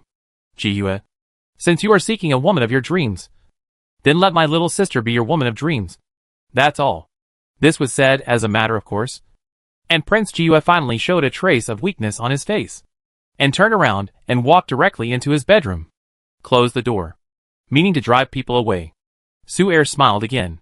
Jiyue, one day in the future, you will definitely be grateful to me, giving you such a precious little sister. In Raoxiang Pavilion, Su Rao supported her cheek with one hand, staring at the peach porcelain cups on the table. The tail of her eyes was lightly peach-colored, gorgeous and rosy, and the scar on her forehead was not covered at all, which was very dazzling. It ruined her charming face, making people sigh. What a pity. Yisu, who do you think will win between the second brother and that Xianqi Shao? Yisu's eyes on the scar on Su Rao's forehead finally turned away and shook her head. She didn't know. Miss, I don't know Prince Yu Xianyi. I only heard that he is extraordinary in martial arts. He is not only the powerful prince of Zhuxian, but also the first warrior of Zhuxian. He holds the military power of Zhuxian, second only to one person and about 10,000 people. I think neither of them will win, but neither of them will lose. Su Rao looked thoughtful. Yun Lang and Zhu Xian are not on the verge of a fight, at least for now. There is no conflict between the 2 countries, so it is not appropriate to win or lose. The best is to neither win nor lose, and reach a draw. Miss, it's already late. You should rest early. Seeing Su Rao in such deep thought, Yisu glanced out the window. The moon was already in the sky, and the hour of Su was almost over, and it would soon be the hour of Hai. Su Rao's thoughts disappeared, and she also glanced out the window. It's really late. After a breath, she stood up and walked to the cabinet. Yunshan Palace. Emperor Yu's bedroom. The golden carved dragon palace lantern shone, and the candlelight was bright and red. Your Majesty, the second son Su and Prince Yi stopped at the right time, and there was no winner or loser. General Manager Yun came in a hurry and said quickly as soon as he entered Yunshan Palace, wearing a dark blue palace dress, holding a dustpan in his hand. His slightly fat body had a layer of dense sweat on his forehead due to jogging. Oh, that's enough. Yu didn't make any move? In front of the couch, Emperor Yu put down the memorial and looked up at Yun. The warmth on his body was just a casual question, but Yun felt that there was a heavy pressure in his words. He hurriedly stepped forward and bowed more. Your Majesty. The second son Su left in time. And Prince Yi has not yet consulted with Ji. After the competition between the second son Su and Prince Yi, the night has fallen, and Ji must rest early. Emperor Yu did not ask any more questions, and continued to read the memorial. But there was a smile in his drooping eyes. And then he fell into despair again. Su heir and Ji Yu have a better understanding. How can he, Yunlang Ji Yu, take action easily? However, this time, Prince Yi of Zhu Siam came to Yunlang with ulterior motives. Although Yunlang has been recuperating in recent years, Zhu Siam has become more powerful and must be guarded against. At this moment, the envoys of Zhu Siam are staying in the embassy. In the Shaoxing Palace, in front of the window, the man in the black robe has his hands behind his back, and his eyes are cold. His skin color is not as white and delicate as that of the Ji prince, nor is it the color of bronze wheat, but a healthy skin color that normal people have. Yellow-white skin. Now he stood quietly. The dragon on the black robe leaped up. A black silver crown bound his black hair, and the whole person was cold and indifferent, like a sword out of its sheath, and it was extremely sharp once it came out. My lord, how about the test today? 3 steps behind him, Tai Fu Wang bowed and asked carefully. There was no response for a long moment, and the quiet Wang Taifu in the palace had beads of tears on his forehead, raised his arm, and quietly wiped it off. Do you think those rumors about Prince Jiyue are made out of thin air? After a long time, he finally asked such a cold question. Turning around, Prince Yi looked at Wang Taifu, and walked into the inner hall. Wang Taifu, do your job and do your duty well. And do my job well. The voice disappeared, and the person also disappeared between the outer hall and the inner hall. But with just these 2 sentences, the pearls on Wang Taifu's forehead that had been wiped away appeared again. Yes. A panicked voice, Your Highness. Please rest. I will take my leave. The royal tutor left, and the personal guard Moing who followed Prince Yi and spoke, Your Highness. The second son of the Su family was able to entangle you for so long, not giving you and Prince Jiyu any chance to talk. The Su family is indeed not to be underestimated. The Su family is certainly not to be underestimated. Otherwise, how could they have been the king of Yunlang general for so long, and have been relied on by 2 Yun emperors? Untying the Panlin jade belt, and taking off his outer robe, Prince Yi lay on the couch, holding his head with his hands behind his back, with layers of coldness and depth in his eyes. His eyes are slender like phoenix eyes, but they are not phoenix eyes, but Ruifeng eyes. The pupils are light brown, close to the corners of the eyes. 1/3 of the eyeballs are covered by the upper eyelids, and the tails of the eyes are slightly upturned, bringing out a sharp charm. Even if it is just a casual look, it will give people a sense of shock in their hearts. A pair of eyes gives people different temperaments. Prince Yi's eyes are full of light, but they are still moving. They are like a sharp sword out of its sheath, which complements his cold and indifferent temperament. Prince, are we really going to attack Yunlang? Yunlang's troops. Moing has been following Prince Yi closely since he was a child. But at this moment, he was still shocked by the cold and mysterious feeling in his eyes, and his body became more and more straight. Prince Yi suddenly laughed. His whole body was cold. He sat up and asked back, Moing, do you know why the great Qin perished? Moing was stunned. Is it not because Emperor Xian Yi was incompetent that the 3 vassal states united? The great Qin perished because it attacked the weak first. If I were Emperor Xian Yi, I would use the power of the whole country to take down the 3 most threatening vassal states first. Although the price paid was not small. Without the threat of the 3 vassal states, the other vassal states would be nothing more than headless flying insects, and not a big deal. It was just an if. Moing shut up. He understood what the prince said. 9 years have passed. Now, if the 3 kingdoms are talking about military strength, Yunlang and Zhuxian are the strongest. Danyang pays more attention to talent, literature, and Chinese poetry, compared with Danyang. Yunlang is indeed more of a threat to Zhuxian. Not to mention that they took down Emperor Xian Yi and the crown prince of the Great Qin 9 years ago. And the Great Qin imperial city belonged to Yunlang. The Yunlang army led by the Yunlang Su family alone is enough to compete with the Prince's Eagle Wing army. Yunlang also has the mysterious Jiyue prince, who can defeat thousands of troops alone. Such a country is really powerful. Prince. Prince Yi laid down again, closed his eyes, and covered all the coldness in his eyes. Unfathomable. Outside the hall, A figure quietly left. Under the dark night, a corner of the hem was reflected, which seemed to be the robe of the Prince Taifu. Prince E, who closed his eyes and rested, suddenly drew a light arc at the corner of his mouth. But it was extremely cold and murderous. The candlelight was bright, and the resting Jiue prince was not asleep. He sat and lay on the small couch. The moonlight bamboo lamp reflected the red-clothed young man on the folding fan in his hand, which was very eye-catching. Xion's long hand, with jade-white joints and distinct roots, stroked the red-dressed young man in the fan, and a light smile appeared at the corner of his mouth, and the moonlight was dimmed. This smile was a little bit tender. After a moment, he closed the fan, and through the closed window lattice, and the satin on his eyes, he looked towards the Su family again. There was no change in his aura. Still the feeling of the bright moon, and the charm of the mist. It was like a painting in ink and color, which should have been a work of beautiful mountains and rivers. But it outlined fairy mist on the top of the mountains, which suddenly became hazy. The night passed quietly with the wind. But Lanjing's talk about Prince Jiue had not stopped. During the morning court session, Emperor Yu was very pleased to hear that Prince Jiue was willing to meet others. He immediately rewarded several rare treasures to the Yun Palace, which made the princes jealous. But this matter still did not stir up any ripples in Prince Jiue's heart. Prince Jiue only met Rong Feng and Xian Yiqi Shao for one day. After that, he almost never left King Fengju, only seeing Su Er from time to time. It seemed that there was no sign of Su Rao's marriage. Su Er never mentioned it again, but he still went to Yun Palace from time to time. Days passed like this, and Su Rao continued to recover from his injuries. Another month passed in a blink of an eye. The weather became colder, and the stove was lit in the pavilion. In the past, she could not stay in the mansion, and she could go out with the identity of Master Sha. But now that Master Sha is gone, Su Er is watching her every day. For the first time, Su Rao feels that it is not easy to be an ancient woman who does not go out of the house. She is not sick, but she is about to get sick. But it takes 100 days to heal a broken bone. She has no broken bones, let alone a broken muscle. She doesn't need to recuperate for 100 days. But she has to recuperate for half 100 days.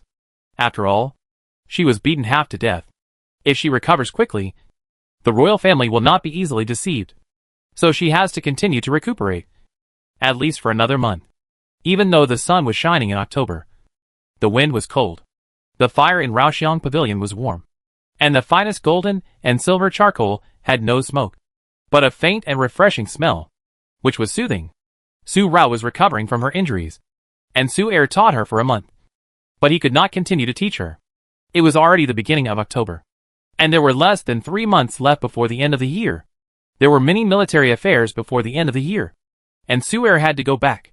Without Su Er's restraint, Sudo was mostly in the military secrets office all day. Su Rao thought she could finally relax. But she didn't expect that Su's father asked Su San and Su Si to teach her again. Su San and Su Si did not join the army, but were preparing to take the imperial examination next year.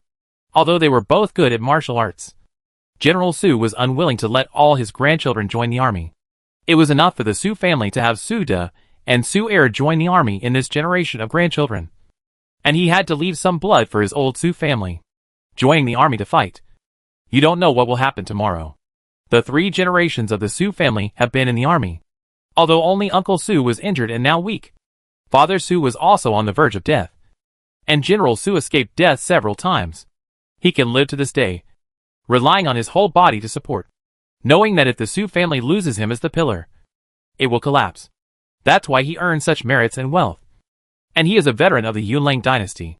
Su San and Su Si, the warm-hearted male appa of the gentle and gentle type, are more gentle than Su Er. At least there will be no more death gazes at any time. Su Rao doesn't have to worry about it every day, for fear that Su Er will see something. Su San and Su Si are very patient in teaching Su Rao to write and paint, and they live a comfortable life. Su Si also teaches Su Rao to play the piano and the flute. Su Rao had also come into contact with these things in her previous life. After all, she was born in a high position in her previous life. She was a lady of high status and had hired a special teacher to teach her piano, chess, calligraphy and painting since she was a child. However, she had almost forgotten them all. The only thing she learned was painting, because she liked exquisite beauty design. She had never given up, and had been learning since she was a child. In the first 6 years of her current life, as a princess of Daqin, she also learned it. But she was young at that time, and her father and mother were reluctant to let her get tired. After becoming Su Rao, she never touched musical instruments such as the piano and the flute again. Su San and Su Si taught Su Rao, and Su Wu would come from time to time to tell Su Rao and the others about the interesting things that happened to him outside. Such simple warmth and family harmony made Su Rao feel relieved for the first time. If it weren't for the bad thing about her marriage, her peaceful and happy life now would be the only wish of her father and mother before they died. The afternoon wind was not as cold as in the morning. After Su Rao, Su San and Su Si had lunch in the side pavilion. They did not continue to practice calligraphy and painting. The three of them went to the pavilion and waterside pavilion in the backyard. Su San and Su Si performed sword dance, wearing snow blue white shirts with folded hems. They were graceful and elegant, facing the afternoon breeze. The bamboo swords were twirling in their hands. Every move and dance was pleasing to the eye. Su Rao sat in the waterside pavilion, still wearing the bright red dress, with the hem of the skirt proudly rose, and her jade fingers were soft. A song of high mountains and flowing water. The sound of the piano lingered in the beams. The breeze and the bright moon moved, and there was a feeling of 3 days without end. In the waterside pavilion and river pool, the fish also jumped up in joy when they heard it, and then fell into the pool, splashing a layer of ripples and spreading out. As soon as Su San and Su Si finished their dance, Su Rao's palms began to itch. Suddenly, a smile appeared on the corner of her mouth. She took a bamboo sword from the table, moved her body, and jumped out of the pavilion with her clothes swaying. Third brother, watch out for the sword. Su Rao smiled as she thrust the bamboo sword straight ahead. Little sister, you sneak attack me. Although she said so, Su San smiled gently, held the bamboo sword horizontally, and retreated. Third brother, I caught him by surprise. She was unbridled and unrestrained. She drew back her sword and kicked, not giving Su San much time to react. Then fourth brother, come and help me play a song. Su Si also smiled, jumped out of the battlefield, and stepped into the pavilion. He walked to the zither table, lifted his robe, sat down, and plucked the strings. There was a loud sound. The momentum of the golden swords and iron horses. The momentum was magnificent, and thousands of troops were galloping. The sound of the zither changed from slow to fast, from peaceful to rapid, and the battle between Su Rao and Su San became more intense. The wind suddenly rose. Okay. A figure leaped into the air, and Su Wu clapped his hands and cheered, seeing Su Rao being stabbed by Su San's sword. The bamboo sword went straight to Su Rao's waist. Su Rao quickly retreated, and he immediately cried out, Little sister, why are you retreating? Dodge to the side, and then do a slash. Su Yuyan, shut up. Su Rao was originally planning to do this, but Su Wu shouted, and Su San immediately changed the sword's momentum, turning the straight attack into a horizontal sweep. Su Rao's face was instantly angry, and he quickly pointed his toes, and spun around, and the bamboo sword went straight to Su Wu. Su Yuyan, I think you are asking for a beating again. Watching martial arts without saying anything. Don't you know that I let you talk too much? Seeing this, Su San stopped, shook his head, turned the bamboo sword in his hand, and held it behind his back. Hey, little sister. Brother Wu is kindly reminding you. Otherwise you will lose. Su Wu jumped directly onto the rockery beside her, crying, but her face looked like he was doing it for her good. But he actually repaid her with evil. Do I need your reminder? Su Rao stopped the sword, and looked up at Su Wu. Didn't you go out with your gang of bad friends? It's not time yet. Why are you back so early today? Brother Wu, you didn't get into trouble. Su Rao looked suspicious at the last sentence, because Su Wu would not come back before time every time he went out. At this moment, the sun was hanging high in the sky. Around 5 p.m. He should be out at this time. What bad friends? Little sister, you are good at talking. Brother is all good friends. Su Rao stopped, and Su Wu immediately jumped down the rockery, and directly put his arm around Su Rao's shoulders. He blinked and said mysteriously, Little sister, brother came back so early to bring you good news. Can you say good news? Su Rao looked unconvinced, and directly slapped Su Wu's hand away, turned around and walked to the pavilion. Hey, Little sister, don't underestimate your brother's gossip. Your fifth brother is very well informed. There is nothing in Lanjing that I don't know. Even the trivial things. Su Wu took 2 steps to catch up. Su Si also stopped playing the piano. Su handed over tea. Su Wu sat down next to Su Rao, with a mysterious look on his face. Little sister, what the fifth brother brought today is definitely good news. Do you want to listen? If not, don't regret it. He drank the tea in one gulp and looked at Su Rao, with a look on his face that said, if you really don't listen, then I'll leave. Don't regret it. Speak. I'll listen. Su Rao also took a sip of tea. Hee hee. Su Wu immediately laughed, but still looked mysterious. Su San and Su Si looked at each other and shook their heads tacitly. Every time Su Wu came to tell Su Rao about interesting things outside, he always kept it a secret first. Su Wu moved and sat down on the carved sandalwood round stool, moved closer to Su Rao, and covered his mouth with one hand, whispering completely, little sister, fifth brother is telling you. Yun Luoling killed a peasant girl and dumped her body in a mass grave outside the city. Yun Mui helped. It was very secretive. No one knew about it. What? Su Rao's eyebrows moved. Yun Luoling killed someone. Fifth brother. Where did you get this news? Since no one knows, how did you know it? And who told you? Su San and Su Si also raised their eyebrows slightly. Su Wu smiled mysteriously again. Of course, it was said by fifth brother's good brother Xiao Ba. This is absolutely true. Little sister. Fifth brother. None of us heard about this. Su San directly interrupted Su Wu's next words. Little sister needs to rest and recuperate now. The Xiao Ba mentioned by Su Wu is the 8th prince Yun Mui. This matter came from the 8th prince's mouth. The right and wrong of the royal family. Su Rao also frowned. Yun Mui was Su Wu's best buddy, because the two of them had similar tastes. Both had this kind of playful personality, and grew up together.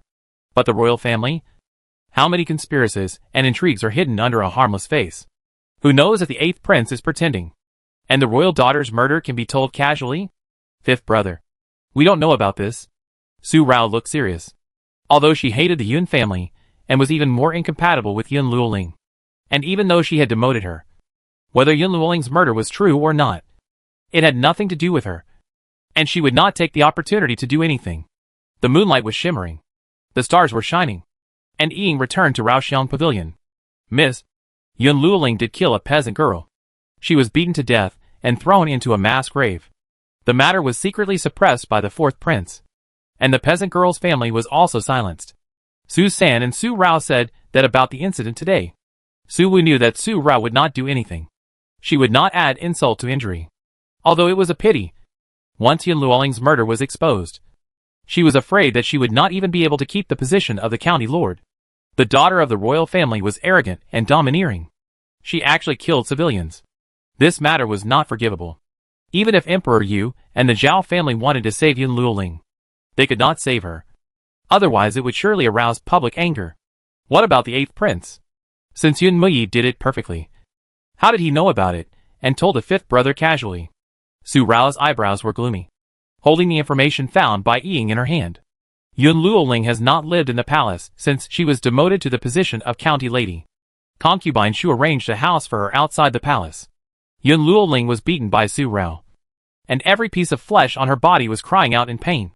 But the imperial physician checked that the 7th princess was really fine, so he could only prescribe some blood circulation and pain relief medicine to take good care of her. She has been well behaved for the past month. But when she was almost well, she became restless. Yesterday, she asked the 4th prince to take her to the suburbs for fun. When passing through a field of wild flowers, a peasant girl accidentally fell and bumped into Yun Luoling. Yun Luoling was so angry that she had no place to vent after being plotted against by Su Rao for a month. Now, such a lowly civilian, who was not long-sighted, bumped into her. Her arrogant and domineering temper suddenly emerged, and she beat the peasant girl to death. Yun Mui couldn't stop her. Yun Luoling broke into the general's palace and seriously injured Su Rao because of Yun Mui's instigation. Yun Luoling didn't know these things. She only knew that she asked Yun Mui to take her out of the palace. But she was domineering and willful. Even if she asked, she would never think that it was her own problem. She would naturally vent her anger on Yun Mui, let alone listen to him at that time. When the peasant girl died, Yun Luoling realized what she had done. She was so scared that she threw the whip in her hand to the ground in panic, and pulled Yun Muyi. Fourth brother. What should I do? She killed someone. There were many palace maids and eunuchs who died under Yun Luoling's whip on weekdays. But this was different from ordinary people. Those palace maids and eunuchs had no human rights. They could be beaten and killed by their masters, but they would be sued if they killed ordinary people. Yun Luoling killed someone. There was nothing he could do. Fortunately, no one saw it. Yun Muyi immediately asked his personal guard Xian Ti to deal with it, and took Yun Luoling away quickly. Miss, the reason why the 8th prince knew about it was because he heard that Yun Luoling was sick again this morning. He went to visit her. Yun Luoling was very scared and told him. As for the 8th prince telling the 5th prince about this, it was because the 8th prince spoke carelessly after drinking. At noon, the 5th prince and the 8th prince were fighting crickets and got the 8th prince drunk. He said it after being drunk. Ying's answer was also Su Wu's answer at noon. Su Rao asked Ying to check again to confirm whether it was really the 8th prince who spoke carelessly after drinking, or whether he deliberately told her through Su Wu's mouth, and told her that he thought she would intervene. Now that she knew that it was really the 8th prince who spoke carelessly after drinking, Su Rao was relieved. Su Wu is the 8th prince's study companion. They grew up wearing the same pants. The 8th prince is also Su Wu's best buddy. If the 8th prince dares to use Su Wu, Su Rao will never let him go. Miss, I think there might be something fishy about Yun Luoling. According to Huan Yang, there was only that farm girl picking wildflowers in the wildflower field at that time. And there were no other people around. Ying said again. Su Rao's eyebrows moved again instantly. No one. Her eyes were thoughtful. Could it be? A month ago, Yun Luoling was demoted to a county lady, and the 4th prince was caned and confined. This matter seemed to have passed. But in the hearts of those princes, it had never passed. They were all very well behaved. Especially the 4th prince involved in this. In the second half of the month after being released from the ban, he has been very obedient and done his job every day. He almost goes to the palace and then to the Dali temple where he handles affairs. But now it seems that Yun Mui's obedience is only superficial. Among the 5 adult princes of Emperor Yu, except for the 8th prince, who only knows how to fight crickets with Su Wu all day long, and the 7th prince, who is not interested in government affairs and only wants to be idle. The other 3 princes have entered the court. Although they have entered the court, they do not have any real power. The 4th prince Yun Muyi served as the Shaoqing of the Dali temple, only assisting the Dali temple Qing to solve some sudden murders. The crown prince Yun Murui assisted Emperor Yu in handling some trivial government affairs. And the 6th prince Yun Mushu was just a vanguard officer of the cavalry under Su Er. Su Erji was a completely iron-blooded person in the military camp. He never treated the 6th prince as a prince, but just an ordinary vanguard officer, and treated him equally with other generals and soldiers. So Emperor Yu was not worried at all. Worried that the 6th prince would cultivate his own power in the army, because Su Er was above him. And putting a prince in the military camp was also a reminder to the Su family by Emperor Yu, always remembering the word loyalty to the emperor, and not to live up to the trust of the royal family. This is the emperor's mind. Ying, according to what you said, Yun Muyi is not at all restless. He has just been released from house arrest for half a month. And he has given Yun Luoling such a big gift. With Yun Luoling's arrogant and domineering temperament, now such a handle is tightly held in Yun Muyi's hand. She will have to be obedient in the future. It is true that evil people will be punished by evil people. Su Rao smiled, and the peach color in the corners of her eyes became more gorgeous. How could the peasant girl who appeared in the wildflower field happen to be the only one? And there was no one else. This matter was probably arranged by Yun Muyi in advance and sent to Yun Luoling. Such a trap was set for Yun Luoling, and he might want to use it to contain concubine Shu and the Zhao family. Yun Muyi's clumsy calculation a month ago. He seemed smart, but in fact, he was just a fool who thought he was smart. With the shrewdness of Duke Xiao, how could he not see through it? Yun Muyi was not the biological son of concubine Shu, so he naturally had some thoughts and left himself a way out. If he really did it, then he was not completely self-righteous. At least for now. Ying, you should check this matter. If it was really designed by Yun Muyi, maybe it will be useful in the future. With a smile, Su Rao stood up, stretched, and walked to the cabinet. Ying understood. 2 jumps? leaving Raoxiang Pavilion. Candlelight was burning, and Isu followed Su Rao into it. Miss, the second young master went to the Yun Palace again today. Second brother. Su Rao paused while untying her belt, and then rubbed her brows weakly. Su Er had been to the Yun Palace from time to time in the past month, and now he still remembered it when he went to the military camp. It seems that he was determined to bring him and Yun Ji together. Isu, if I can get the executioner to give me a blank imperial decree for marriage, or perhaps an oral order, and let me choose my own husband, will my second brother stop bringing me and Yun Ji together? I really don't want to involve the glorious Ji prince in my life. He is my second brother's best friend, and the only member of the Yun family that I don't hate and have no right to hate. Continued to untie her belt. Miss, Isu pursed her lips slightly, and a trace of pity appeared in her eyes. Although we have never met that Prince Jiyue, he may have attracted the second young master, and he wants you to marry him so much. So he must be a gentleman. Isu thinks Miss May. No. Su Rao knew what Isu was going to say. Since she had to marry into the Yun family, Prince Jiyue would be her best choice. And she didn't hate him. But she couldn't. She absolutely couldn't. She would never marry a member of the Yun family unless she was desperate and powerless. Never. Isu, this time I want to fight against the heavens. I won't let others manipulate me. I won't be powerless. I'm not the 6-year-old child who could only watch helplessly. I have grown up. The jade fingers clenched pale again. The chill of the morning had chilled the bones, and the fire in King Fengju had already burned vigorously, and the whole house felt steamy. In the bedroom, Prince Jiyue was lying on the bed, covered with a moon-colored blanket that looked thin, but was actually very warm. His face was very pale. A middle-aged man was sitting beside him, wearing a cotton green shirt, feeling the pulse of Prince Jiyue with one hand, and stroking his black hair with the other hand from time to time, with a solemn look on his face, as the pulse was felt for a long time. This solemn feeling became more and more severe, and could not be dispersed. It was like a dark cloud between the eyebrows, and the dark cloud gathered and became thicker and thicker. It was about to rain. Yunfeng and Yuling were waiting on the side, and both of them curled up their drooping hands, green vines on their hands. There was an old man sitting next to the moonlit table. He was the same age as General Su, but he didn't have the military sternness of General Su, but the gentleness of the Yun family. He was dressed in a golden and white robe, with dragons and pythons circling on it, and gold lines outlined the corners of the collar. He looked noble and comfortable, but his face was filled with deep worry for Prince Jiyue. His pale hands holding the cup were also curled up, and they were a little white, which showed his mood at the moment. After seeing Mr. Zhu finish taking the pulse, Prince Yun walked over in 2 steps. How is it? His voice was slightly hurried. Grandfather, my grandson is fine, but I didn't get enough rest last night. Before Mr. Zhu spoke, Prince Jiyue sat up with a faint smile on his lips. The moonlight was warm. Didn't get enough rest? He vomited blood so much, but he didn't get enough rest. Yun Ji, do you really think your grandfather is old and confused?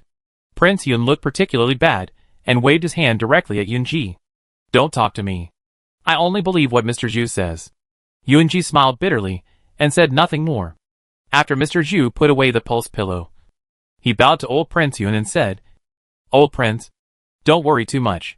The prince is a little weak in both chi and blood, and the cold air has entered his body, so he vomited blood and fainted. It's not a big deal. I will prescribe 2 prescriptions to replenish chi and blood and remove coldness. Master Huishan should be back soon. Thank you, Mr. Zhu. Old Prince Yun thanked him. Yun Feng took Mr. Zhu to prescribe medicine. Old Prince Yun then looked at Yun Ji again. Rest well these days, and don't worry about anything. You are the only lifeline of the Yun Palace. If something happens to you again, grandfather, I understand and will take good care of myself. With Mr. Zhu here and Master Huishan coming back soon, I will be fine. Take care of yourself and don't worry about me. With a few words of comfort, he asked Uncle Yun to help old Prince Yun back. Old Prince Yun had to shut up and told Yunling and the others to take good care of the prince.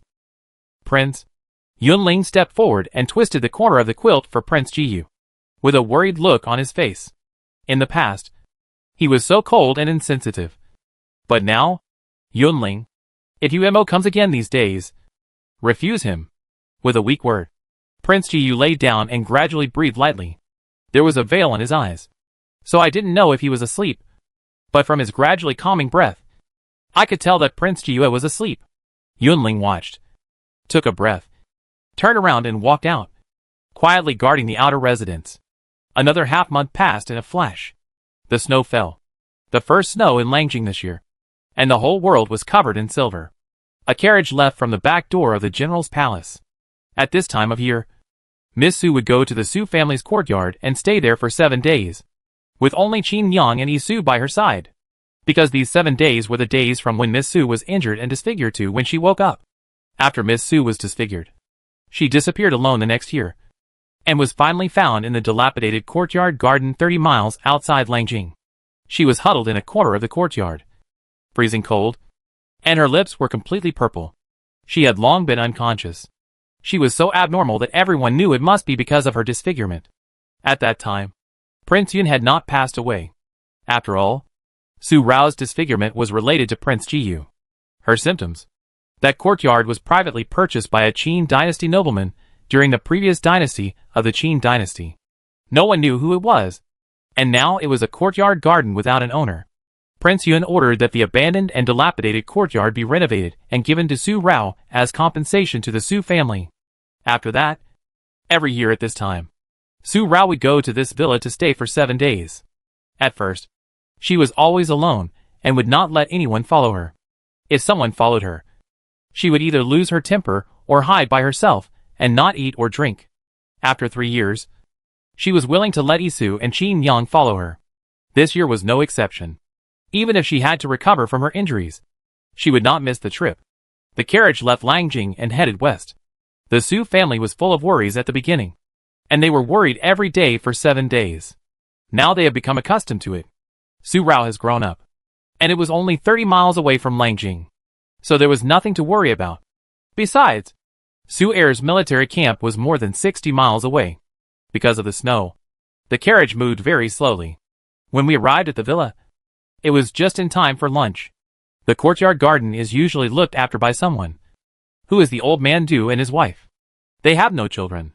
So after Uncle Hao and Su Rao came back, Uncle Hao secretly found them again. After King Yin gave the courtyard to Su Rao, Old Man Zhu and his wife were taken in by Su Rao to look after the courtyard. They grow vegetables behind the courtyard, and they are self-sufficient on weekdays. Most of those vegetables are vegetables that did not exist in ancient times. For example, red peppers and cherry tomatoes. There are also peppercorns and star anise as seasonings. Su Rao grows these just to satisfy her appetite. The food in ancient times was too monotonous, and the seasonings were not complete, so it was impossible to make delicious food like those in modern times. And these things were all found by Su Rao when Uncle Hao went out to escort. Although Uncle Hao is in the Su family, he actually has his own escort agency outside and never relies on the Su family for care. On weekdays, he will take his men to escort outside, and is also responsible for the transportation of goods in the box. Today, Su Rao just arrived at the villa. Mrs. Yu made a plate of spicy chicken with red peppers for Su Rao, as well as other dishes. A combination of meat and vegetables. Although it is not as delicious as what she ate in her previous life, it has satisfied Su Rao's taste buds. The lunch was very comfortable, and the whole villa was warm. After that, Mr. Zhu and his wife left, and Su Rao went to take a nap. Although the carriage she was sitting in was driven very steadily by the driver, it was still a bit bumpy. The snow fell for a day and a night. The next morning, the morning dew dried in the sun, and the snow began to melt. Su Rao changed her bright red dress, and put on a light white skirt with reflected flowers, and a lotus-colored fur coat. Her 3,000 black hair was tied up with a white jade plum blossom hairpin, embellished with pearls and jade. Compared with her previous gorgeous outfits, she wore a particularly simple and elegant outfit today. "Have you prepared everything?" Yu asked. And after putting on her fur hood, she walked out of the house. "Miss, everything is ready." Isu carried a bamboo basket covered with a piece of silk cloth and followed Su Rao to the back mountain of the villa. The trees in the forest in the back mountain were dyed white by the falling snow, and the white was dazzling. There was a grave in the mountain, lonely without even a tombstone. Just a pile of soil, now completely covered by the falling snow. When she came here, Isu took out the things for worship in the basket. Su Rao lit a stick of incense. "Su Rao, I'm here to see you. I say sorry every year because I have taken everything from you. But I won't say it this year. Because from this year on, I will treat myself as you completely. I live in your place. But I didn't hurt you. You hurt yourself. From now on, I will take good care of your family for you and fulfill your filial piety that you have never fulfilled. After saying this, he lit incense and inserted it in front of the grave. He took the wine cup handed by Isu, poured a cup of wine on the snow, and arranged fruits and cakes. Without saying anything more, he returned with Isu and walked to the intersection of the mountain road in the mountains. And his footsteps suddenly stopped. Isu also stopped. Miss, there is a smell of blood. The hand instantly grasped the dagger at his waist. Su Rao's eyes also turned to the other end of the mountain road. The smell of blood came from this side. Very faint. If they were not sensitive to the smell of blood, they could hardly smell it. How could there be a smell of blood so early in the morning? Let's go and take a look. The two turned and walked to the other side of the mountain. As they got closer, the smell of blood became stronger and stronger. It was so pungent that Su Rao's eyes turned red. It was a memory she could not forget. Under the same snowy color, the whole city was pungent with a deep red smell. As they got closer, Su Rao and Isu lightened their steps and breathed softly. There were corpses everywhere in the bushes and mountains. A mass grave. And among the corpses, that person stood straight. Yunting silver black hair crown tied up his thick black hair that fluttered in the cold wind. The blood was all around him. But not a drop of blood was stained on his black clothes. He held a long sword in his hand. And blood dripped drop by drop. Like raindrops. Tick, tick. In front of him, among the corpses, there were 3 living men in black. But at this moment, their bodies were shaking like sieves. He staggered back with weak legs. Su Rao felt that she was about to lose the reflective sword in her hand. Devil. You are a devil. Among the 3 people, the man in the middle shuddered and turned to escape. But the sword broke his chest and blood gushed out instantly. The other 2 were already scared and stagnant. And they just instinctively wanted to escape. If they escaped from the devil they called, they would survive. Devil? Han. This person's voice was colder than the snow in winter. Colder than the cold wind blowing across the face. Such a cold voice reminded Su Rao of a person. Han Machin. Is it him? Devil. Yes. Devil. Mumbling coldly. The 2 people who escaped were already in 2 bodies. The leader rolled down. Blood was stained. But still not a drop splashed on him. The whole body was as cold as an ice cave. And even more bloodthirsty. It felt like he couldn't suppress it. This scene made Su Rao's eyes tighten. Isu didn't hold her breath and accidentally exposed it. The man suddenly turned around. And at the same time, a silver hidden weapon broke through the air at a high speed and arrived at the tree where they were hiding in an instant. Su Rao's face was shocked and fused. She quickly pulled Isu over, moved her feet, and her body rotated in an extremely twisted posture. He avoided the hidden weapon that penetrated the tree in front of him. But it still rubbed his neck. And a long cut was made on his bright red fur coat. The hidden weapon penetrated the center of the tree behind him. And penetrated 3 trees in succession before it was embedded and stopped. With such a force, if it fell on Isu, she would definitely die. Su Rao's heart was trembling. Miss. Isu also swallowed her saliva and reacted in the same way. Su Rao shook her head. Nothing happened. Her eyes fell forward. That familiar mask. But the pair of slender phoenix eyes under the mask were filled with blood, completely reflecting the whites of his eyes. Han. Emo. Chun. With a mutter. Su Rao was full of fear. She knew that this man was definitely bloodthirsty. But now seeing it with her own eyes, and feeling it with her own body, she realized how daring she was 2 years ago to do such a suicidal thing. Su Rao's voice was so low that it was almost inaudible. But Han Machin seemed to have heard it. The bloodshot eyes faded. But the bloodthirsty aura on his body did not diminish. He raised his foot and walked over. A bloodthirsty cold wind rushed toward Su Rao, sweeping across her face. Miss. Isu was on edge. Su Rao was also alert, but not as obvious and exaggerated as Isu. Han Machin walked 3 meters away and stopped. His eyes fell on the broken part of Su Rao's bright red fur coat, and then fell on her face again. Although she was wrapped tightly, her face was still slightly red due to the wind. Her peach blossom eyes were not afraid of seeing him so bloodthirsty and murderous. Nor did they show hostility because of the life-threatening situation just now. They were very calm. Just like the first time they met that night. You, the maid, are not qualified. If I didn't recognize you just now, or if it wasn't me, then you would have been beheaded by now. With cold words. His eyes fell on Isu for only a short moment. Isu suddenly felt like she had fallen into a bottomless abyss, surrounded by cold icicles, and she was so cold that she was stiff and couldn't move at all. Such a maid would only be a burden. If she were my person, there would be no need for her to exist. Su Rao smiled as she said this, and moved slightly to block Han Machen's sight. But she is mine, and in my heart she is not a maid, but someone I protect. Han Machen didn't seem to understand, and his eyes seemed to fluctuate for a moment. But it seemed that there was no fluctuation, just an illusion. After a breath, another word. If you want, I can send someone who can protect you. Su Rao shook her head without a moment's thought. Rejection. I can protect myself. I don't need it. But thank you anyway. Han Machen left. Someone will come to clean up this bloodbath. If you want to meet Xiao and Yao, you can wait here. If not, then leave. Xiao and Yao are the two great guardians under Han Machen. Su Rao also left with Isu. She and Han Machen were just cooperating. She didn't want to get involved in Han Machen's world.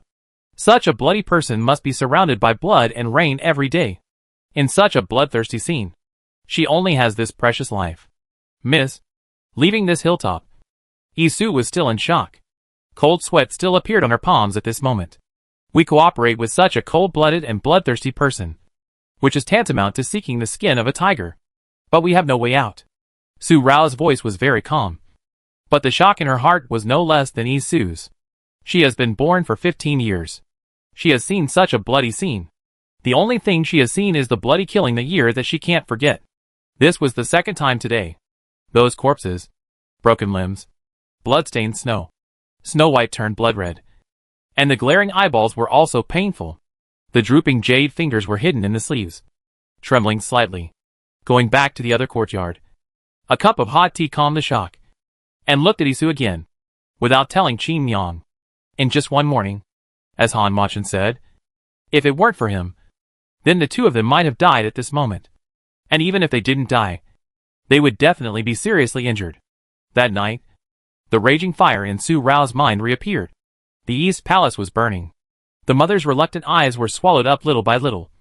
The father's loving face was stained red little by little. The scarlet flowing down the wall was like a river, dyeing the snow-white ground red. The broken limbs and broken arms were so many that they could only be stepped on, and the whole body and feet were all covered with unwashable prickly red. No matter how she washed, it couldn't be washed off. It seemed to have melted into her skin. Over and over again. She rubbed it red and scratched it. But she couldn't wash it off because it had already been engraved in her mind and bone marrow, taking root and sprouting. Now it has grown into a blood-red giant tree, with roots and stems going thousands of miles into the ground. Mother! Father! Rao Rao is so scared. Really so scared. Her eyes were tightly closed. Her eyebrows were wrinkled. Beads of sweat fell from her forehead, and tears from the corners of her eyes sank into the 3,000 black hairs spread on the pillow. Her hands tightly grasped the quilt, and her fingertips were pale. It was that lingering nightmare of memory again. Rao Rao. Run. Run as far as you can. Live. Promise your father and mother that you must live. Forget your identity and live well. Don't seek revenge. Don't live in hatred. Father and mother just want you to live. Live well and safely. Father. Mother. Tears fell from the corners of her eyes again, and a hand reached out from the darkness, stopped at the corner of her eyes, and wiped away the drop of tears for her. Su Rao was startled and opened her eyes suddenly. A deep and dark look, murderous intent emerged. It's me. A cold word. Su Rao just made a move, and then quickly retracted it. The moonlight tonight is very bright. Silver moon is white. Su Rao's eyes fell directly on the silver-black mask, and for a moment, the corners of her eyebrows slightly raised. Her heart trembled. Someone approached her at night, but she didn't notice it at all. If this person had murderous intentions towards her, then at this moment, she had already, without turning on the lights. Han Machen sat directly beside the couch and just looked at Su Rao. I thought you weren't scared, but it seems you are still scared. Su Rao leaned back, raised her hand to wipe the sweat from her forehead, and chuckled, It seems that I will soon not be an exception for you. Han Machin. I just realized that cooperating with you may be the biggest mistake I have made in my life. But there is no way back. Such a straightforward statement. Han Machin's mouth curved up a very faint arc again. But it was not seen clearly in the night. And it disappeared in a short moment. Can you get me a glass of water? Rubbing her neck. Su Rao felt uncomfortable in the throat. Dry and uncomfortable. Han Machin stood up and walked to the table. The tea was already cold. So he used his inner strength to heat it up and handed it to Su Rao. He answered her previous sentence. You are still Han Machin's exception. Because you are the only one who made it easy for me to suppress the bloodthirstiness in my heart. Maybe it's because you shook my hand so abruptly that night. Or maybe it's because you didn't run away that night. And you were never scared by my appearance. Su Rao drank the water. And her throat felt better. After hearing what Han Machin said, she smiled and said nothing more. An exception? Such an exception for such a person. Is it her luck? Or her disaster? I'm leaving. You continue to sleep. The back mountain has been cleaned up. And it won't cause you any trouble. I didn't know this was your villa. Otherwise, I wouldn't have taken action here. Standing up. Jumping up. The person disappeared in the house. And the window frame was closed. By the way, I still like you to wear red. Because I don't like it. This contradictory word came in. Su Rao's hand holding the cup shook slightly. She understood. Because she didn't like it. So she wore it. They were the same kind of people. They would not exile their favorites. But always hide in the dark.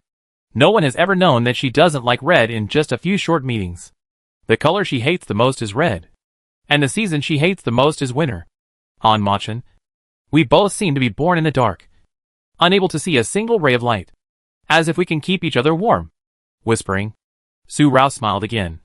And the peach color at the end of her eyes became brighter. It was the 11th month of winter in a flash. The winter month really arrived. And the weather became increasingly cold and chilly. The snow in the winter month was falling. And the whole Lanjing was covered with a layer of white. A silver-clad, vast color. It took more than 100 days to heal a broken bone. And Su Rao's injury was finally almost healed. And she didn't need to stay at home any longer. Su Rao had just recovered from her injury and hadn't celebrated anything yet. But Su Wu first brought her something that particularly ruined her good mood. Yun Luoling actually regained her status as a princess. In just over 2 months. She had been a county lord for more than 2 months. And her injury was completely healed. So she regained her status as a princess. Ha! Ha! This is the Yun family. Yunyu. The reason was that 3 days ago, concubine Shu was found to be pregnant. But because of the matter of the 7th princess, she was worried all day, resulting in an unstable fetus. This child is the first child after Emperor Yu ascended the throne. So Emperor Yu naturally attaches great importance to it. During the morning court today, Emperor Yu did not directly issue an order to restore the status of the 7th princess, but first made a high-sounding statement. And dozens of civil and military officials in the court spoke up. The 7th princess is still young. And it was just a child's quarrel with Miss Su. Now Miss Su is fine. So it's fine to punish her. This kind of rhetoric is the most annoying forgiveness and moral kidnapping. Anyway, it's okay. So don't worry about it. And understand what is magnanimous. Know the general situation. In this situation, what else can Su's father say? And even if Su Sanshu is good at dancing, Emperor Yu obviously wants to restore the 7th princess's status. No matter how much he says, it will only make Emperor Yu unhappy. Su's father and Su Sanshu can't say much. And the officials, who are on good terms with the Su family, can't say much either. After all, this matter involves Emperor Yu's most beloved 7th princess, a royal family relative, and even the unborn little prince or princess. General Su had not attended the morning court for a long time. So the Su family could only let it go. It was useless for General Su to know about it afterwards. The emperor's order was a golden word. So how could it be a joke? The royal family is really bullying people too much. My little sister's life is not worth even 3 months. If we had known this, we should have exposed the matter a month ago. There would be no chance for Yun Luoling to be a princess again. The more Su was said, the more angry he became. He almost rushed to the Yun palace. Seeing him like this, the darkness in Su Rao's heart disappeared. 5th brother. It's just to restore the princess's position. Nothing. Pressing Su Wu's shoulder. He calmed him down. Besides, if it's just a county lady, My little sister can't continue to bully her. And if she died so easily, it would be no fun. Right? After saying this, his eyes smiled. And the peach color in the corners of his eyes seemed to be charming. The anger in Su Wu's heart disappeared instantly. And he laughed evilly, and put his arm around Su Rao's shoulder again. Little sister is right. So right. Boring days always require some fools to make fun of them, so that the days can be comfortable. Right? The two siblings knew what was in each other's mind with just one look. Su Er, who had just walked to the door of the pavilion corridor, paused, and a faint arc almost invisible at the corner of his mouth. He was indeed overthinking little sister's mind. She did not go in, but turned around and left. But there was a hint of darkness in her eyes. Yun Luoling. Just after walking out of Raoxiang courtyard, Su De led the imperial steward Yun De to come from afar, and immediately gave Su Han a look. Su Han understood and strode into Raoxiang pavilion again. In just a breath, the words of Su Rao and Su Wu in Raoxiang pavilion disappeared, and the two also walked out. Su Rao's eyes fell directly on the approaching steward Yun. Dark color in her eyes. The chief steward beside Emperor Yu, a close confidant of Emperor Yu, whose surname was Huang, conflicted with Emperor. Emperor Yu not only did not demote him, but personally gave him the surname Yun, which was a great grace, because Steward Yun had blocked the knife for Emperor Yu. Emperor Yu was only the eldest son of King Yun of Yunlang vassal state at that time, and had not been named the crown prince. The secret fight between princes was as cruel as the tit-for-tat between princes. Emperor Yu was ordered by King Yun to go to a county under Yunlang vassal state to investigate the corruption of the county governor, but was assassinated by his half-brother. If it were not for Steward Yun who stepped forward at the end, where would he be now? And the throne of Yunlang would also be his half-brother's, and he would have been a handful of yellow earth long ago. Miss Su looks much better now, and her face is very well maintained. Before leaving, Chief Steward Yun greeted Su Er and Su Wu first, with a slightly shrill voice. He was a popular figure around Emperor Yu, but he was not arrogant in front of the Su family. With a smooth smile on his face, at first glance, he was a very discerning person, shrewd and capable, and knew how to seek benefits and avoid harm. Otherwise, he would not have climbed so high, been so valued by Emperor Yu, and become the chief steward, and got the royal family name of Yunlang. Still wearing the dark blue palace dress, holding a dustpan in his hand, with a slightly fat body, his eyes slightly narrowed in a smile, but his eyes were shining, and there was a touch of surprise and amazement when he first saw Su Rao's current face. If you ignore the ugly triangular scar on her forehead, Miss Su, who has a slightly fair face, is actually a rare beauty, especially this pair of autumn water beautiful eyes. Looking around, the feeling of mist, really charming. Su Rao expected that Yun would be amazed, but she touched her face and made a particularly happy expression as if she was praised. Of course, Mr. Zhao's flower dew was not stolen for nothing. If it doesn't work, I will tear down his box. These words were eccentric and arrogant, completely different from her expression of being overjoyed by Yun's praise. Yun's mouth twitched suddenly, and his eyelids twitched, and the amazement in his eyes disappeared. Didn't Miss Su be ordered to behave properly in the mansion? But why did he see Miss Su becoming more and more perverse? Rao, Su De said angrily. Don't be so rude to Manager Yun. Su Rao pouted. Okay. I know. She is just dignified and virtuous, and well-educated. She quickly bent down with a fake smile on her face. Hello, Manager Yun. What's the matter with you? Could it be that Yun Luoling is here to cause trouble for me again? If she dares to come again. She acted like this, and didn't even have time to pretend to be well-behaved for a second. Chief Steward Yun quickly turned aside, and did not accept Su Rao's gift. Miss Su, this is really embarrassing for me. I came here by order. The Emperor heard that Miss Su was well, so he specially selected a reward. Rouge and powder from the Lian Pavilion. Miss Su should be very happy. Rouge and powder from the Lian Pavilion. Su Rao's eyes lit up at once, but the bottom of her eyes were filled with layers of darkness. And she didn't wait for Chief Steward Yun to announce the order to give rewards. She had already bypassed him to look at the tray held by the eunuchs and palace maids behind him. Exquisite carved wooden boxes and porcelain bottles were neatly placed on the tray. And there were also some fine silks, all of which were the top-grade rouge and powder, and silk, and satin from the Lian Pavilion. It was really generous. A slap in the face. A sweet date. Ha! It's a pity that she didn't appreciate it at all. She took a glance, opened it directly, and then her face was full of joy. Suda looked at it and shook his head helplessly. Rao has been spoiled by us. She is becoming more and more unruly. She is so happy to receive such a reward from the emperor that she has forgotten the etiquette and rules. Manager Yun, please bear with me. After saying this, he raised his arm to invite. Tea and snacks have been prepared in the side hall. Manager Yun, please move. Such words are not flattering and humble, but just the good upbringing of the Su family. Mr. Su, you are embarrassed. Miss Su is straightforward. I understand. Manager Yun also knew what kind of personality Su Rao had. She had never been polite to anyone in Lanjing City. Even to General Su. She could pull General Su's precious beard out of anger.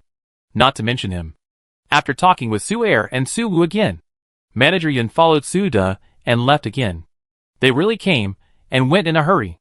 Yi Su and Qin Yang accepted these rewards from Emperor Yu. As soon as the figure of General Manager Yun disappeared, the happy smile on Su Rao's face suddenly disappeared. She threw the powder box in her hand into the exquisite tray. Take it, and sell it for money. Yi Su understood with a direct sentence, and took these rewards with Qin Yang and left.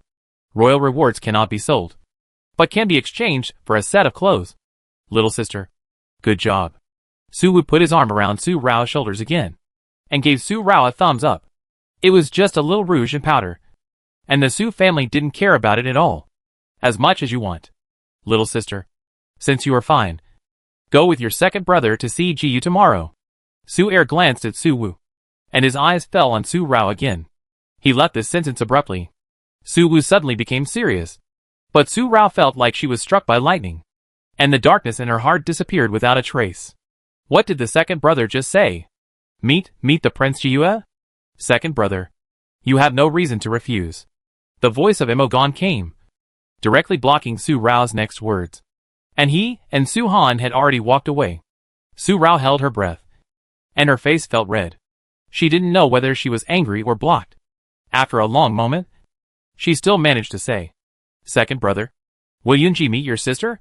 If he refuses to let you in, it will be a shame to your grandmother's house. Where did the second brother get so confident to say this? Has he already dealt with Yunji? Little sister, the second brother never fights an unprepared battle, and never says anything without guarantee. You are targeted by the second brother. Pitiful. Su Er left, and Su Wu resumed his jumpiness. Put his arm around Su Rao's shoulders again. Shook his head again, and then sighed. Little sister, I think my second brother is determined to bring you and Prince Ji Yu together. So why don't you just give in? Prince Ji Yu is the unattainable dream in the hearts of thousands of girls. If you want to give in, you go. I don't want another scar on the other side of my forehead. It's ugly enough. Yunji and I are incompatible. Su Rao slapped Su Wu's hand away and turned back to Raoxiang Pavilion. No. She had to find a way to avoid it tomorrow. And she would take it as long as she could. Yunji. Prince Ji Yu. She really didn't want to provoke this person. And she didn't want to drag him into what she was going to do next. Although he was a member of the Yun family, he was a close friend of the second brother, and his weak body and blindness were all caused by Daqin. This person. He was the only one in the Yun family that she didn't hate. And she had no right to hate him, because his father also died at the hands of the Qin soldiers. And his mother committed suicide for love. If she hated their Yun family, then he might hate her Qin family as much as she did. Little sister, don't do anything reckless. Otherwise, if you anger my second brother, I'm afraid he will tie you up and make a cooked rice dish for you and Prince Ji Yu. And everyone will be happy. Su Wu shouted again suddenly. Su Rao almost trembled suddenly, gritted her teeth and roared, soaring into the sky. Su. Yin. You are the cooked rice dish. Then, a strong wind broke through the sky and rushed straight to Su Wu's face. Little sister, don't hit people in the face. Su Wu shouted again quickly, jumped high, and ran away. The strong wind brushed the wall and left a slight long mark. If Su Wu was hit on the face, a blood mark would definitely appear. Fortunately, Su Wu dodged and escaped quickly. The 5 sons and 1 daughter of the Su family. In terms of speed, no one can outrun Su Wu. Because of his erratic nature, he was chased by Aunt Su Sen all over the house from childhood to adulthood. And he was trained. Although his martial arts were not as good as his 4 brothers, he was definitely the best at running away. Little sister. What the 5th brother said was the truth. Honest words are unpleasant to the ears, but beneficial to action. Don't look at the 2nd brother, who usually speaks little. In fact, he has more twists and turns in his stomach than anyone else. The figure was gone. But this voice came into Su Rao's ears again. Su Rao's anger suddenly disappeared, because she felt that Su Wu's words were absolutely on point. Her understanding of this 2nd cousin may need to be improved. Thinking in the eyes, Su Wu, who ran away from Raoxian courtyard, escaped Su Rao's beating. But he couldn't escape another claw reaching out to him. Just after leaving Raoxian courtyard and taking 2 steps, Su Han came out from behind the rockery in the mansion garden. 5th Master. The Master invites you. Raised his hand to invite. Can not go? Su Wu stopped his steps, and suddenly lost his vitality, and his face fell. Too much talk. Too much talk. How could he tell the 2nd brother's little tricks in his heart? What do you think? 5th Master. Su Han's mouth rarely showed a meaningful look. Su Wu saw it, and his face fell even more. And then the whole person had a completely dying expression. A brave man cuts off his arm. Let's go! Let's go! At this moment, Su Wu didn't even think about escaping. First, Su Han couldn't escape at all if he blocked him like this. And second, the consequence of his escape would only be more. He had personally tested it no less than 100 times. Yun Zonghuan left the general's palace and returned to the palace to report. In Songha Hall, there was a loud cracking sound, and the sound of slapping the table was deafening. General Su was full of anger. His pupils were wide open, and his big beard was shaking with anger. He pointed directly at Su's father and Su's 3rd uncle and scolded. You 2 are useless. I don't go to court anymore, and I can't do anything. Zhao Wenjian, that old guy, took such an opportunity, and you didn't know how to take the initiative. Ah! Another angry slap on the table, shaking the cups on the table. Father, calm down. It's all your son's fault. Su's father hurriedly admitted his mistake. Yes, father. Don't be angry first. Listen to what the eldest brother and the 3rd brother say first. Su's 2nd uncle never served in the army because of his injury. He only worked as an idle civil servant and didn't have to go to court. He didn't know about the morning court. Uncle Su San then spoke. Father, the emperor originally intended to restore the 7th princess's status. We stopped him this time. But there will be a next time. And it will be the end of the year soon. If not now, it will be the new year. The 7th princess will definitely restore her status before the new year. Moreover, Rao is already well now. So instead of going against the emperor and making him unhappy, we should make him feel that he owes our Su family. After hearing this, General Su's expression eased a little. How could he not know? But his precious granddaughter was injured, and he was reluctant to hurt her. But she was injured by others like that. How could he just let it go so easily? Grandfather, Uncle San is right. This voice came from outside the house. We didn't lose anything in the matter of the 7th princess, and we may even make a profit. Su Er walked in. These words were meaningful. Make a profit? General Su calmed down and urged Su Er to speak quickly.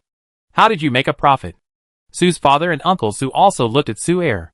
Uncle Su was also a little curious. Xiao Er, what do you mean by that? Su Er walked to the lower head and sat down with his robe lifted, and then said, Grandfather, Uncle, 2nd uncle, Father, please think about it. Now that concubine Shu is pregnant, who should be most anxious? The emperor is in his prime. If concubine Shu's baby is a prince, who will be the biggest threat? With just this short sentence, General Su and Su's father understood instantly. Concubine Shu and Queen Yao. The one who should be most anxious is naturally the Yao family, which has always been hostile to the Zhao family. And the threat is naturally to the prince. Duke Xiao couldn't have failed to think of this. He was still against the Su family under such circumstances. Duke Xiao was such an old fox. Waiter, what you mean is that it was not Duke Xiao's idea to restore the 7th princess to the position of princess, but concubine Shu made the decision on her own. Uncle Su asked immediately. Su Er nodded, yes. Although the Zhao family and my Su family are not on good terms in the court, we don't have any major conflicts in private. Now that concubine Shu is pregnant, the Yao family will definitely regard her as a thorn in their eyes. If the Zhao family offends my Su family again at this time, And there is also my younger sister's marriage. The fourth prince has already taken action.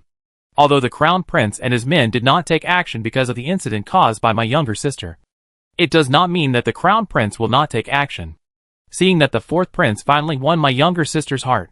This is not the crown prince's character. But if the crown prince marries my younger sister in the end, then my Su family and the Yao family will unite, which will be a fatal threat to the Zhao family. Grandfather, Duke Xiao is not so stupid, so he will not do such a thing at this critical juncture. Ha! General Su laughed suddenly and stroked his beard. I understand. His eyes were red. Xu Guifei is plotting against my Su family. Within a few days, Zhao Wenjian will definitely come to my house. I have to save my anger for then. The Yao family is watching behind the Zhao family. Zhao Wenjian must not want to make enemies with my Su family at this time. On the contrary, he has to please me. That old fox Zhao Wenjian has always looked down on me. A rough man, saying that the army is vulgar and unbearable. This time, I have caught the opportunity to be arrogant. Ha ha ha. Zhao Wenjian. I am just waiting to be arrogant. Ha ha ha. How jubilant General Su is. How gloomy Duke Xiao is now. Inside the study, the cups on the table fell down in anger, with a clanging sound, and the tea splashed on the kneeling middle-aged man's court clothes. He had just returned and had not changed his court clothes yet, but was called to the study by his father. A scolding. Father, Luo Ling has been getting thinner and thinner in the past 2 months. My sister is even more worried about this and can't eat. Now it has been more than 2 months. Luo Ling's punishment should be enough. Besides, the emperor also wants to restore Princess Luo Ling. I don't think I have done anything wrong. Father, you are just too cautious. Besides, my sister is pregnant with the royal heir again. Seeing Duke Xiao's eyes wide open, Minister Zhao really couldn't understand. Even if the Su family is the general's mansion and holds the military power of Yunlang, Yunlang is still surnamed Yun, not Su. Moreover, his Zhao family is a royal family. His daughter is the Xu Guifei who is favored by the emperor. Now she is pregnant again and has the blood of the royal heir. Once his sister gives birth to another prince, his Zhao family will definitely rise to a higher level. The Su family is a noble family, comparable to the Yun palace, but his Zhao family is definitely not bad. And it is the 4th generation of Yunlang noble family. He really couldn't understand why his father was so afraid of the Su family. Asshole. Ignorant and stupid. Duke Xiao was furious, looking at his son, who didn't know where he was wrong. He was so angry that he really wanted to kick this useless asshole to death. Zhao Wenjian was smart and cautious all his life. But how could he have given birth to 2 such ignorant children? Does the Su family have a daughter who is a royal concubine? Does the Su family have a grandson who is a royal grandson? Does the Zhao family have any conflict of interest? You have offended the Su family. Now you have such a grudge against the Su family. Where do you want to push the Su family? You bastard. If you can't even figure this out, don't say you are my son. Zhao Wenjian, with a flick of his wide sleeves, he slammed the door and walked out of the study. He said to the housekeeper, Go. Tell the imperial concubine to send her good daughter to the palace for the duke of this country. And she is not allowed to come back before the new year. Yes, old master. I will go right away. The housekeeper hurriedly responded and left in a hurry. After walking away, he sighed. He could figure out something. But the master couldn't. This matter was really offending the Su family at this critical moment would not push the Su family to the side of the prince and the Yao family. If General Su married his granddaughter to the prince in anger, even if the imperial concubine gave birth to a prince. Alas, there was another family that was as happy as General Su, and that was the Yao family. Prime Minister Yao. In the same study, there was the same father and son, but the father and son were in harmony. Prime Minister Yao Fuyue and his son. The father and son each held a cup in their hands, and their faces were full of smiles. They both had fine lines at the corners of their eyes. Father, the Zhao family really dug their own graves this time. Duke Xiao was smart and cautious all his life, but his 2 children were so foolish that they actually offended the Su family at this critical moment. If concubine Xu was smart, she wouldn't have sent her own son to Daqing as a hostage. In the royal family, mothers are honored by their sons. Now that she is pregnant again, whether she can give birth or not is another matter. Prime Minister Yao stroked his beard, and a few white hairs were on his temples. At the age of knowing the destiny, judging from the wisdom and clarity in his eyes. This man is also a man of deep thoughts. The Zhao family has offended the Su family again.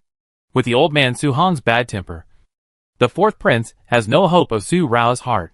This may be the emperor's warning to the fourth prince. The fourth prince's self-righteousness has already annoyed the emperor. Royal princes. Who doesn't want to ascend the throne? But the fourth prince is too impatient after all. Now it is in our favor. And it is time for the prince to take action. Inside Shaoxing Palace, Moing also talked to Prince Yi about the restoration of the seventh princess's status today. They were more concerned about the purpose of Emperor Yu's doing so. Your Highness, what do you think Emperor Yu Yuleng wants to do by restoring the seventh princess's position? The Su family and the Zhao family, civil officials and military generals, restrain each other in the court. But it is all the way of the emperor. The strategy of checks and balances of power. Prince Yi held the cup in his hand. His pair of auspicious phoenix eyes, cold and thoughtful. The light inside was flowing. But it did not move. It seems that Yuleng is not as calm as it seems on the surface. The new emperor you may not trust the Su family as much as the outside world says. The Su family holding the military power of Yuleng is really too eye-catching. No matter how much emperor you trust the Su family, he will be wary and cautious. The seventh princess Yuleng was demoted to the county lord. It seems that Emperor Yu values the Su family. But in fact it is Emperor Yu's means to create conflicts between the Zhao and Su families.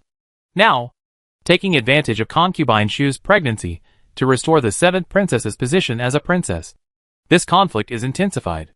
The Su family is now frustrated and will blame the Zhao family for most of their anger. Moing nodded, but still didn't quite understand. The Yuleng Zhao family and the Su family have always been at odds with each other. According to what the prince said, Emperor Yu's actions have only deepened the conflict between the Su and Zhao families. There is no other benefit. Moreover, if Emperor Yuleng Yu easily restores the seventh princess's status, it will make the Su family feel disappointed. Prince Yi can't figure this out at the moment, and his cold eyes are filled with thoughts again. And, Your Majesty, the Zhao family of Yuleng has a favored concubine Shu, who has a fourth prince, while the Yao family of Yuleng has a queen Yao, who is in the palace, and her son is the crown prince of Yuleng. Logically speaking, the Zhao and Yao families must be incompatible. Shouldn't Emperor Yu intensify the conflict between the Zhao and Yao families? Why is the contest between the crown prince and the fourth prince between the Zhao and Su families? The new emperor of Yuleng is good at the art of being an emperor.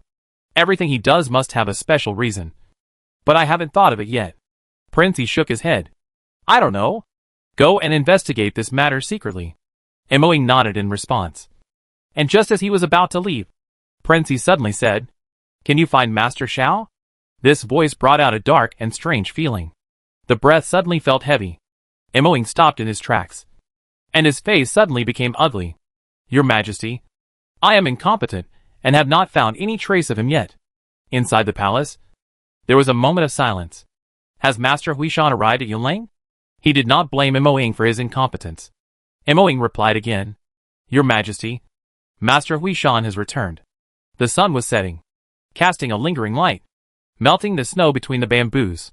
A ray of winter sunset fell through the bamboos between the window lattices, bringing a slight chill.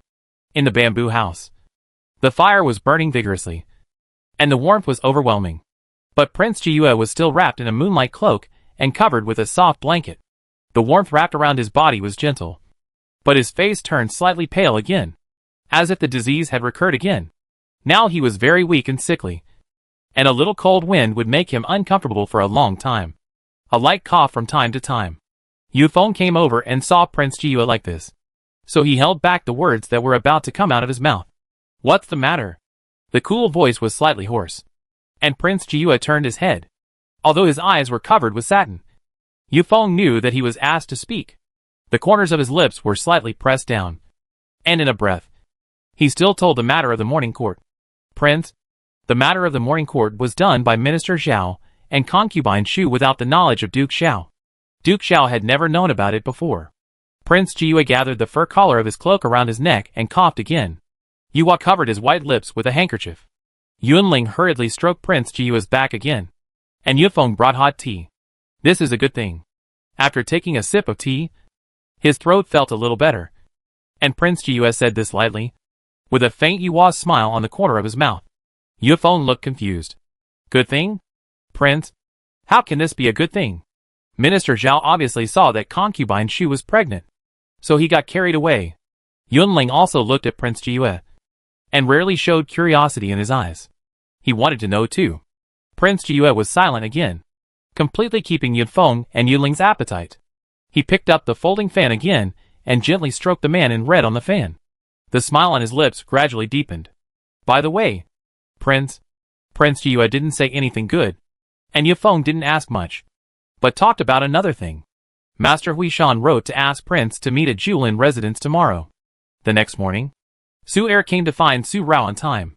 He thought Su Rao would not be there, but she had packed everything and was waiting for him to pick her up. Although Su Rao agreed to her marriage and Emperor Yu granted the marriage, Su Er could see that Su Rao actually rejected marrying into the royal family. Su Er also knew her personality. Although she had been pretending all these years, she really didn't like being controlled. So he chose Yunji for her, because Yunji would not restrict her, and could let her let go of herself and live from her heart. Today, Su Rao is as bright red as ever, wearing a bright red skirt with crabapple flowers embroidered on the hem. The red crabapple flowers, under such a bright red color, did not cover the flowers, and bloomed at the hem of the skirt, complementing it. The full head of black hair and the full forehead were all exposed, and the scar was particularly obvious, although it was a fair face, and it felt the same as usual. Su Er always felt that something was different, but he couldn't tell what was different. Second brother. Su Er looked at Su Rao's face, and his eyebrows rarely raised. Su Rao waved her hand in front of him, but he didn't notice. Second brother. What's wrong with you? Is there something wrong with my little sister today? After hearing this again, Su Rao looked puzzled, but she was very happy in her heart. She wanted to hide as soon as possible, but thinking of what her fifth brother said yesterday, she decided not to challenge the temper of this second cousin, so she could only do it on herself, so that Prince Ji would dislike her and would never marry her after just one look. She deliberately changed her eyes, and they looked completely different. She also deliberately magnified the scar on her forehead, but it was just a little bit. Her face shape was only slightly modified, and there was not much change. After all, Su Er was very smart. Her slight change was not noticeable to people who didn't know makeup. At first glance, she looked like she still had the same face, but it had become ugly. This kind of makeup, the visual effect, is like the difference between a flat picture and a three-dimensional picture. They are obviously pictures drawn on paper, but they look completely different no matter how you look at them. Since it didn't work with the second brother, she would go with him to see the Ji prince. Men are all beautiful. She didn't believe that Yunji would accept her ugly appearance and agree to the second brother's request. Nothing. Let's go! Su Er couldn't see anything, shook his head, and the two walked out of Raoshan one after the other. In the winter month, even if the sun was bright, the cold wind was howling. It has been sunny these days, and the snow on the eaves and treetops has almost melted. The water drips from the rockery, splashing small puddles on the ground. Su Rao was wearing a bright red fur coat, and the hood covered most of her palm-sized face, leaving only a pair of eyes and forehead, which made her look even uglier.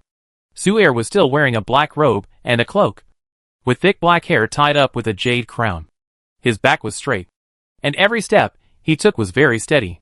The cold wind blew his face cold, but he was still so indifferent. Su Han followed beside him with a blank expression, worthy of being a master and servant. A green wooden carriage went directly to King Fengju. Su Rao had thought about it many times in her mind. If she met the Jiyue prince, she would show her dandy and lustful ways. A man as glorious as Prince Jiyue, with a heavenly appearance, would certainly not like a woman who is obsessed with him, and it would be best if he could dislike her at first sight. But she had no chance to use these crooked ideas at all, because Prince Jiyue was not in the mansion, and it was Yufeng who passed the message. Although her crooked ideas were not used, Su Rao was happy in her heart. Prince Jiyue was probably hiding from his second brother on purpose. Sure enough, he couldn't even get into the mansion. She slightly pressed the corners of her lips and picked up the cup to cover them, fearing that she still couldn't suppress the arc of her mouth and was seen by Su Er, and her eyes were also drooping. She didn't notice that Su Er had a smile on his face, and this smile was actually a bit sinister. I don't know if he was laughing at Prince Jiyue's avoidance or at Su Rao's naivety. He just had this ability. Su Han, Go to Wanlu Temple. With a faint word, Su Rao suddenly raised her eyes, and was surprised at a glance. Wanlu Temple? Second brother. Su Er took a sip of tea, not looking at Su Rao, and picked up a military book to read. Su Rao really felt like going crazy. Wanlu Temple. Could it be that Yunji went to Wanlu Temple? Wanlu Temple is on the hillside of Kia Mountain, 30 miles south of Lanjing. If she went there today, she would definitely not be able to get back tonight if she was delayed. She did not bring makeup tools when she came out. After one night, she would be exposed. Second brother. He would not do it on purpose. Thinking of this, his eyes became suspicious. But Su Er looked at the military book seriously, as if he did not notice Su Rao's gaze at all. Su Rao became more suspicious. Second brother. You are so eager to give your little sister away like this. It seems that no one wants your little sister except Yunji. Second brother. I have to save my face too. My reputation is already bad enough. If this continues, how can I face people again? Which prince do you want to marry? After saying this, Su Er put down his military book and looked directly at Su Rao. His eyes were indifferent, and his face was even more so. Su Rao shut up, looked at Su Er for a moment, and then lowered her eyes again. She twisted the ties of her dress with both hands. She was silent. She would not marry anyone from the Yun family. Su Er suddenly sighed. Little sister, if you really don't want to, your second brother can send you away. Leaving Lanjing. The mountains are high, and the seas are wide. What? Su Rao raised her head suddenly. Her eyes were stunned. Su Er's eyes were firm and sincere. As long as she opened her mouth, he would let Su Han turn around now, and then arrange to send her away from Lanjing tonight. The heart trembled, and the trembling continued, and the eyes suddenly became watery. It smudged her eyelids. If I leave, what will happen to Grandpa? What will happen to you? Daddy and Mom? This is not something you should care about. Su Er turned his eyes away from Su Rao and asked Su Han to stop the car. Second brother will give you a moment to think carefully whether to continue or go back. The daughter of the Su family. No need to think about it. It's just Yunji. The daughter of the Su family will never be timid. And Su Rao has never known what cowardice is. The autumn water in her peach blossom eyes has disappeared. How could Su Rao be cowardly? She is Su Rao. She said that from now on she will only be Su Rao's. Su Han. Keep going. Su Er picked up the military book and read it again. The whole carriage became quiet. Wanlu Temple was located in Kia Mountain during the Qin dynasty. The incense has always been prosperous, and believers who come here to worship and pray for peace are endless every day. There is a purple bamboo forest on the back mountain of Wanlu Temple, which is lush all year round. There is a wooden white house in the purple bamboo forest, and a charcoal fire is burning in the house. Smoke is slowly curling. At this moment, in the house, on the futon, there is a chessboard, and two people are sitting opposite each other. One person, wearing a moon-colored brocade dress, with a faint moon feeling all over his body, and waist-length black hair tied with a white satin ribbon. Slender jade fingers picked up a white piece and accurately placed it on the chessboard. If his ears had not moved with it, he would only think that the white satin in his eyes was just a decoration. The other person, with a white beard, a white monk's robe, a kind face, and a pair of old eyes without a trace of turbidity, is energetic, and follows the white chess of Prince Jiua to place the black piece. Prince Jiua's ears moved again, and a faint smile slowly appeared at the corner of his mouth. Master, thank you for letting me win. A cool voice. With a slight mist, another white piece fell. The black and white pieces on the chessboard almost filled all the squares. With a difference of one piece, Prince Jiua won. After 2 years, my friend Jiua's chess skills are still so superb. I admit defeat. Amitabha. Master Huishan put his hands together and said as in, Master, you are too modest. Yunji has eye problems. If you hadn't let me win, how could Yunji win? With a smile on his lips and a humble voice, Prince Jiua and Master Huishan each collected their chess pieces. The positions of the white pieces were all in his mind. Prince Jiua put the white pieces into the chess basket one by one, and not a single one was wrong. Master Huishan saw it, stroked his gray beard, and his bright eyes were full of admiration. Master, lunch is ready. A young monk came in, clasping his hands together. Young friend, please.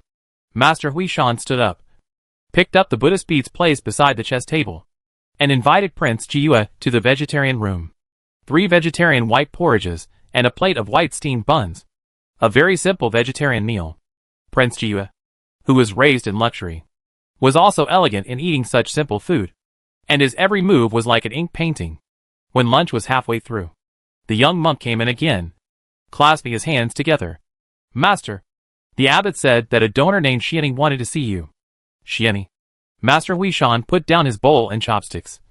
A trace of fatigue appeared on his charitable face, and he stroked his gray beard. Prince Jiyue also put down his bowl and chopsticks. Xianichi Xiao. Master, since you have a visitor, Yunji will take his leave first, and will not bother you again tomorrow. He was about to get up and leave. Master Huishan said Umidba again. My friend, please sit down for a while. I will be back soon.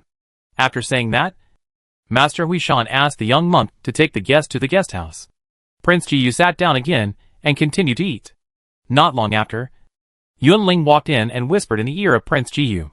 Prince Jiyu rubbed his eyebrows, and his face showed a weak look again. Seeing this, Yunling couldn't help but ask, Prince? I don't understand. You have been looking for her so much.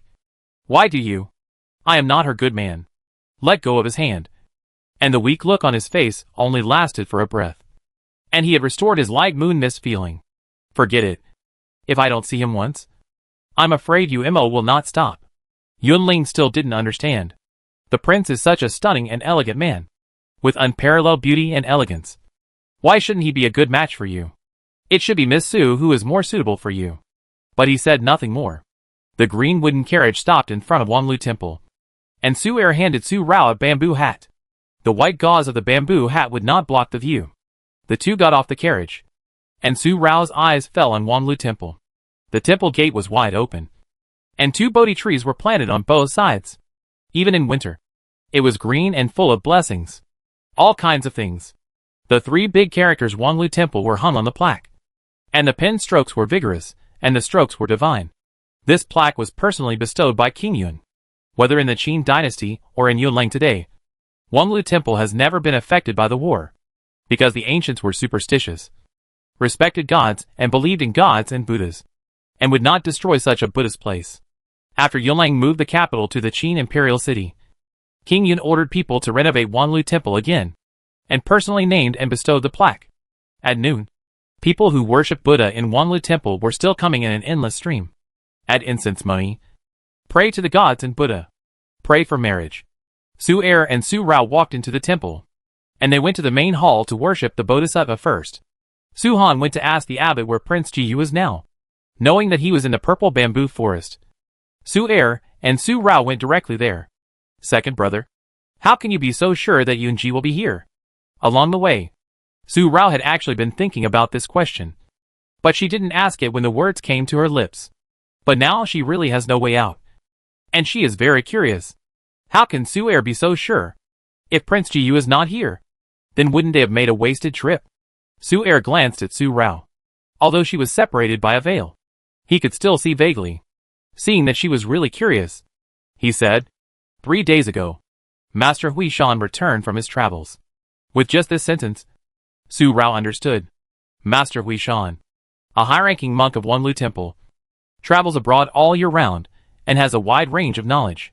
He also has a deep understanding of astrology and medicine. At that time, Prince Jiyue was poisoned and was dying soon. Old Prince Yun invited Master Huishan for this. Later, Prince Jiyue came to Wanlu Temple and had a conversation with Master Huishan. The two became close friends regardless of age. After that, every time Master Huishan came back from going out, he would invite Prince Jiyue to Wanlu Temple to have a 3-day conversation with him and discuss Buddhism. While thinking in their hearts, they had walked to the purple bamboo forest. This purple bamboo forest is lush and dense, with a light purple color, and the bamboo leaves are falling, and it is matched with the falling snow in the mountains. Although the cold wind in the afternoon is cold, Su Rao hates winter even more. But it must be said that such a beautiful winter scenery is naturally carved, and you will forget the cold at a glance and linger. Living in such a place is also a kind of enjoyment. The young master saw Su Rao and the other two, and saw that there was no senior brother leading the way beside them. He looked puzzled and trotted over. Hello. 3 donors. You are here to see the old master. Little master, you are polite. We are not here to see Master Sha, but to find Prince Jiyue. Please lead the way. Su Han nodded slightly and greeted the young master. As soon as he finished speaking, Yunling came over. Second master, Miss Su. Although Su Rao was wearing a bamboo hat, the person following Su Er was also wearing a red dress. There was no one else except Su Rao. Please follow me. After nodding to the young master, Yunling led Su Rao and the other 2 into the house. Master Huishan's courtyard house was white in color, the only embellishment in the purple bamboo forest, surrounded by bamboo fences, and the house was built entirely of white wood. There was a mottled stone road in the yard. The snow on it had long since melted, leaving only a few water stains. Yunling took Su Rao and the other 2 to the residence of Prince Jiyue. Every time Prince Jiyue came to Wanlu Temple, he would stay here for 3 nights. Master Huishan reserved a courtyard house for him. Prince Jiyue's house was also wood and white on the outside, but the inside was decorated with moonlight, which was very similar to wood and white, but brighter than wood and white. It was refreshing at a glance. A moonlight screen, on which the full moon was projected and reflected on the bottom of the lake, but it could not block the moonlight figure behind the screen. Just looking through the screen, you can already feel that person's elegance and beauty. Su Rao stepped into the threshold, and for some reason, she didn't want to go in again. As if she walked into this door and crossed this moonlight screen, she would harm this exiled immortal-like elegant person. Second brother. Suddenly, she said, ouch, and held her stomach. I suddenly have a stomachache. I'm going to the toilet first. When she was about to turn around and run away, Su Er grabbed her arm. Su Rao. After saying the 2 words indifferent, her face was gloomy, as if she was angry. Su Rao's heart trembled, but she cried out again. Second brother, I didn't lie to you. I really didn't lie to you. This person has 3 urgent needs, and I can't control it. It's not okay. It's really not okay. I can't hold it anymore. Second brother, I'll be back soon. A woman kept talking about this, without any girl's reserve. Su Er's eyebrows became more and more furrowed, and it was obvious that Su Rao didn't seem to be faking it. So she let go. Little sister, you should know. I know. I really have a stomachache, and I will be back soon. Before she finished speaking, she ran quickly, and when she went out, she didn't forget to stop and ask the young master where the toilet was, as if she really had a stomachache. Su Er looked at it, took a breath, shook his head, and finally showed a trace of helplessness in his indifferent eyes. Hee hee. A voice with a smile came from behind the screen. Su Er turned and walked in. The fire in the room was warm. The Prince Jiyue had a faint smile on his face, and a faint arc appeared at the corner of his mouth. This smile made Feng Hua pale in comparison. You are the only one who is so persistent. And your younger sister doesn't want to either. Parents' orders and matchmakers' words have always been like this since ancient times. Su Er sat down opposite Prince Jiyue, took the moon sand pot on the table, and poured himself a cup of tea. The teapot had been warming on the small stove, and the tea was emitting a faint mist, which seemed to blur Su Er's eyes.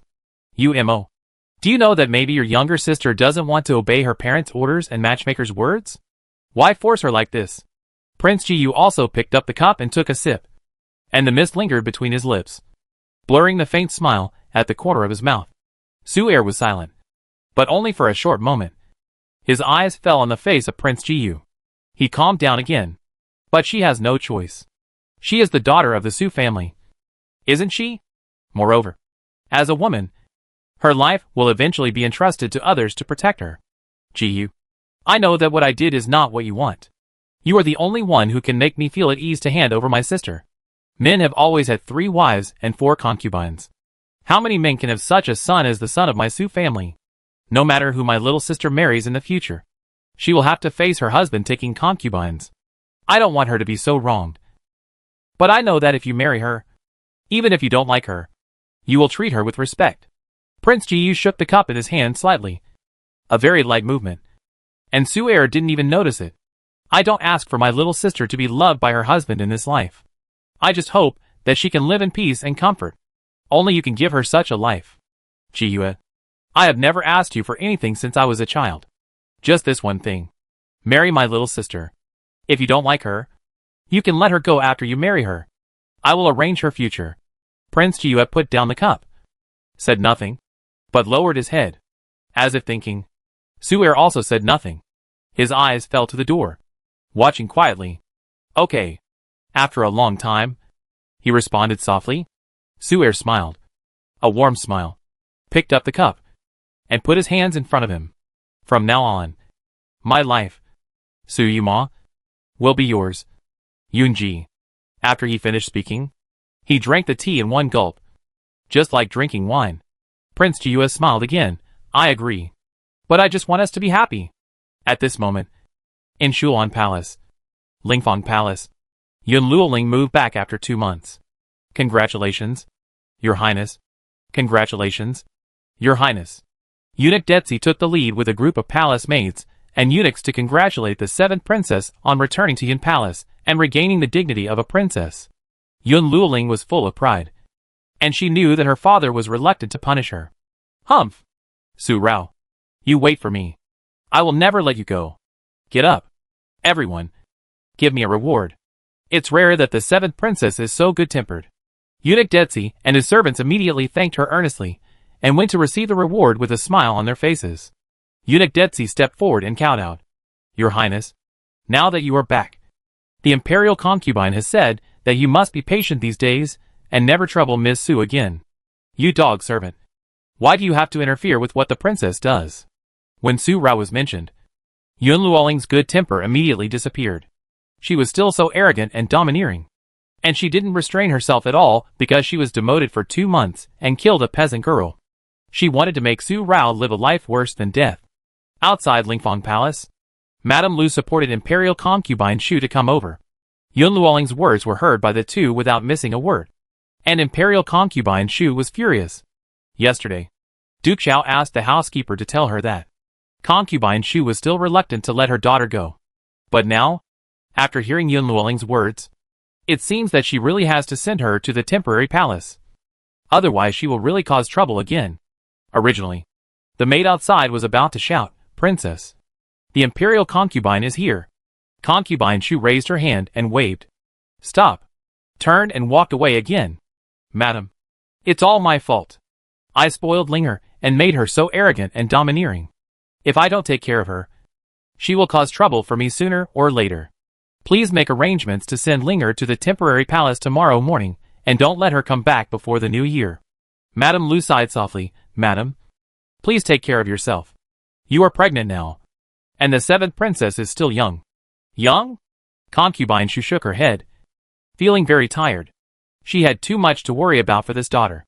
Why didn't she understand her painstaking efforts? She had to confront Su Rao head-on. She was always bullied by Su Rao. No matter how spoiled and perverse the daughter of the Su family is, she is arrogant with a purpose. Mammy, Linger is 1 year older than Su Rao. Su Rao is spoiled, lustful and perverse. But have you ever heard of her beating or killing any servant? Every time Linger confronts her, it is always Linger who suffers.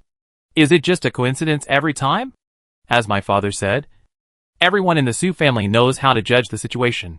No matter how stupid Su Rao is, she is much smarter than Linger. If I hadn't seen Linger getting thinner this month, how could I have gone to find my brother behind my father's back and offended the Su family behind my father's back?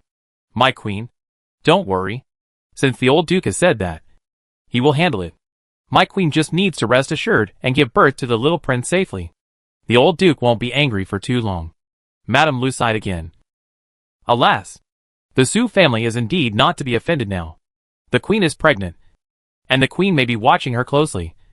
But now, the Su family is still offended because of the 7th princess. The old duke is probably very angry about what the queen did. Otherwise, he would not have asked the queen to send the 7th princess away from Lanjing before the end of the year, just to prevent the 7th princess from causing trouble for Miss Su again.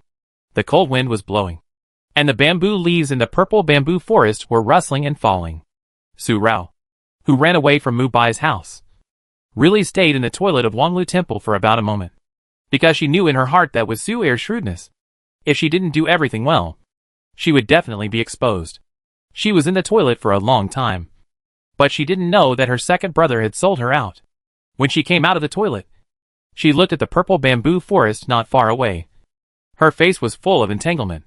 She felt even more depressed and annoyed. She could hide for a while. But not forever. What should she do?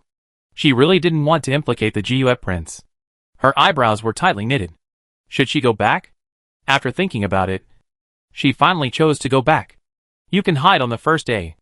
But you can't hide on the 15th. She took a breath and walked to the purple bamboo forest. This purple bamboo forest was very quiet. Master Shan's residence was usually only visited by people who wanted to see him. If they were not looking for GUF prince, they would not come here so easily. She walked slowly and leisurely, passing a section of purple bamboo. The silk gauze of her bamboo hat was accidentally hooked by the bamboo leaves and branches, and she almost pulled the hat off. Su Rao hurriedly grabbed the hat, so that it did not fall off. But half of her face was exposed. Although Su Rao reacted quickly, her half-profile still fell into the cold eyes of the man who came over here. Su Rao's makeup today has no effect when viewed from the side. At first glance, she was amazed. Prince paused slightly, and a look of amazement flashed in his auspicious eyes. It was not that Prince was attracted by Su Rao's half-profile, but a natural reaction to beauty. Su Rao also noticed Prince. His cold aura could be detected within 10 feet. And she quickly arranged the silk gauze of her bamboo hat. She turned her head to look. But with just this one glance, Su Rao's heart suddenly moved fiercely. This person. Prince Yi's pause was only a moment. And when Su Rao saw him, he had already approached. And the closer he got, the more Su Rao felt in her heart. Han. Mo. Shun. This person. This cold aura is very similar to Han Machin. But he doesn't seem to have the bloodthirsty feeling that Han Machin had that day.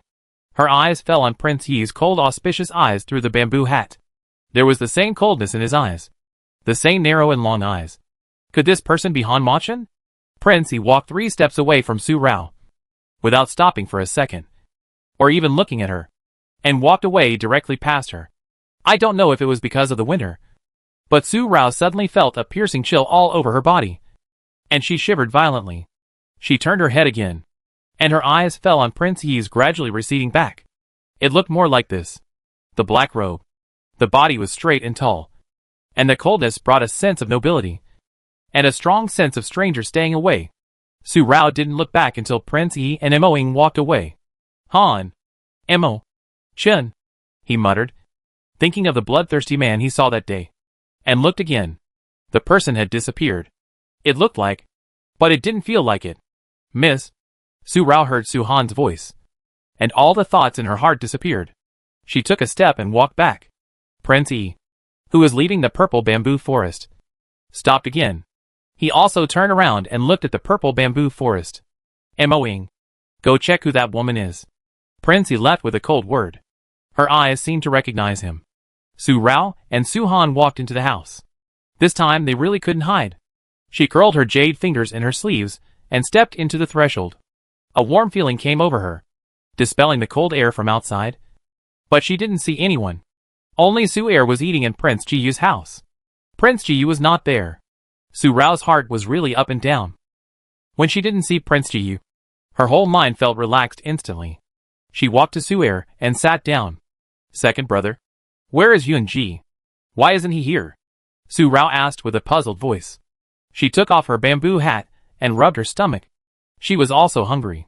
Su Er hit Su Rao's arm with his chopsticks while eating vegetarian food. Su Rao immediately rubbed it and grimaced. Second brother. What are you doing? It hurts. Wash your hands. With just these 2 words, Su Er changed a pair of chopsticks and continued eating vegetarian food without answering Su Rao's question. Su Rao's face turned blue and purple. It was so difficult to eat a meal. But she went to wash her hands obediently. Although the vegetarian food in Wanlu Temple was simple, the taste was not bad. Su Rao ate 2 large bowls of porridge before stopping. Second brother. You haven't replied to me yet. Why is Yunji not here? After eating vegetarian food, Su Rao asked again. It would be better if he left for something. It was not that she didn't want to see him, but it was because it happened suddenly, and there was nothing she could do. God didn't want them to meet. Not because she had a stomachache. Just as this thought came to her mind, she heard a sentence that made Su Rao want to turn over. Jiyu has a stomachache. Su Rao was sure that this sentence was definitely what Su Er said to her just now. Yunji must have something wrong. How could it be such a coincidence? People have 3 urgent things. But they just came here in such a hurry. But Su Rao would never dare to say this back. Because she knew that if she dared to say this back, Su Er would definitely say to her again, people have 3 urgent things, which cannot be controlled. Yes. Really?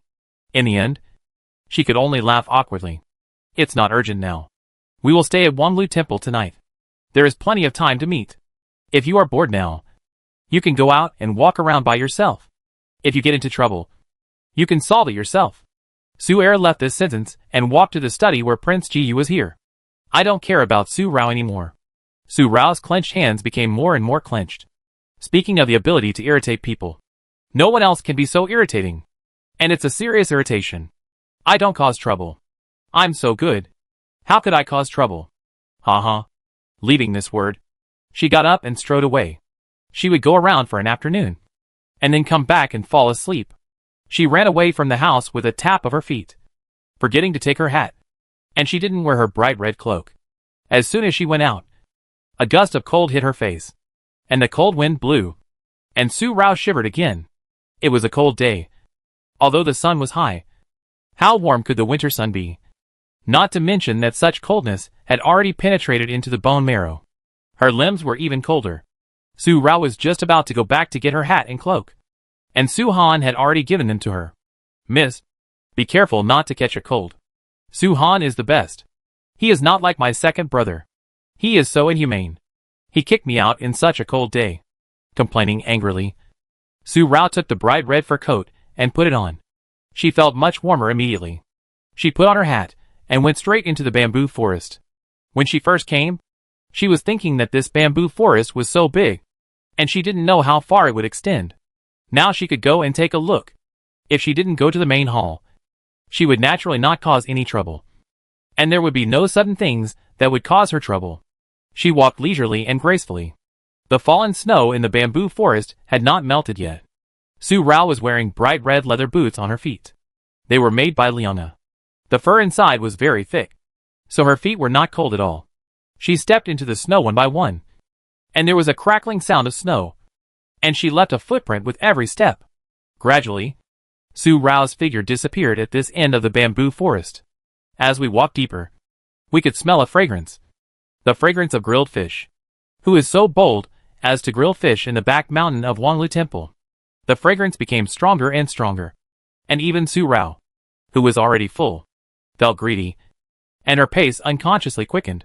Gradually, a stream appeared, and the surface of the stream was frozen, and its scenery also fell into Su Rao's bright eyes.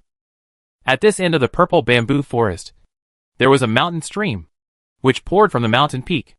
At this moment, ice sculptures had formed in the winter month, but the stream water was still gurgling and falling from the ice sculptures, clear and bright. The snow on the mountain peaks that had not melted was a wonder at a glance. It was extremely spectacular. A young man in gorgeous clothes sat on a round bluestone, with one leg bent, in a bold and unrestrained posture, a pile of fire, and a tree trunk in his hand, on which the grilled fish sizzled and smelled of burnt oil. He used something to chisel a hole in the frozen stream beside him. The stream was so clear that you could see the bluestone at the bottom of the river. The young man in fancy clothes seemed to have noticed the person coming. He jumped up in panic, and was about to kick the fire to extinguish the body and then escape. However, he saw that the person coming was not a monk from the temple. He kicked his foot up and kicked over the fire. He stumbled and slipped, and fell on his back, and the grilled fish in his hand flew up. Hey! Hey! Hey! Catch it! Catch it quickly! My fish! He shouted suddenly, not because of pain, but because he was concerned about his grilled fish. Su Rao moved his feet, jumped up, and caught the fallen grilled fish. He landed steadily and gracefully. What a light skill! Amazing! The young man in fancy clothes also jumped up, clapped his hands suddenly, patted his robes randomly, and walked over in 2 steps. His eyes fell on Su Rao. Su Rao also looked at this man. He was wearing a gorgeous red dress and a jade crown to tie his hair. He fell down so directly that there was a little snow on the hem of his dress. His black hair was also a little messy. His face was handsome and extraordinary, and his eyebrows were even more unrestrained. A handsome young man. The man in gorgeous clothes only looked at Su Rao like this, and stretched out his hand to ask for it urgently. Hurry up. Return the grilled fish to me. Otherwise the taste will change. Su Rao lowered her eyes. The grilled fish in her hand was only half cooked. So she gave it back to the man in gorgeous clothes. My name is Xiaoziyu. What's your name? No one comes here on weekdays. I was really scared just now. I thought I was discovered. Xiaoziyu had already run to the fire to continue grilling fish. Su Rao showed a strange look on her face. Xiao-Zi-Yu. Seeing that Su Rao didn't come over, Xiaoziyu took out a folding fan from somewhere, opened it quickly, and then waved it leisurely. It's so cold. I want grace over temperature. My little beauty. Since you're here, come sit down. I like to enjoy the scenery with you. He patted the round bluestone with one hand, and his words were full of playfulness. But he pretended to be a little out of place. Mr. Zhao's unrestrained and romantic. His eyes and eyebrows conveyed feelings. But this person pretended to be a little vulgar and lustful. It was too unlike him. He didn't even pretend to be a little bit of Mr. Zhao's charm. Su Rao's face became more and more strange. Xiaoziyu. Mr. Xiao? This person couldn't be a fan of her Mr. Xiao. Or he wanted to pretend to be Mr. Xiao to do something. Look at this person's clothes. He should be a young man from a wealthy family. But she has seen most of the nobles in Lanjing. But she is unfamiliar with this person. As if she has never seen him in Lanjing. Suddenly, Su Rao thought of Xian Ichi Xiao whom she had just met. She then thought of the deal between her and Han Imochin. Could this person be the new Mr. Xiao? Han Imochin's man? Her eyes moved secretly. Mr. Xiao? Ouch. Su Rao clapped her hands excitedly and trotted over. I didn't expect to meet the famous Mr. Xiao here. I am so lucky. I really worship Mr. Xiao today. Hearing this, Xiaoziyu's face became more romantic, and the folding fan in his hand became more romantic. He was so proud. As if being told that he was Mr. Xiao made him extremely happy. Su Rao looked at him and suppressed a smile. Where did this weirdo come from? Would Han Machin find such a person to replace her? Su Rao had some doubts in her heart. Her eyes moved again. With a hint of sadness, she walked over and sat down directly, close to Xiaoziyu's side. Mr. Xiao? Are you really Mr. Xiao? I actually saw the real Mr. Xiao. I can't believe it.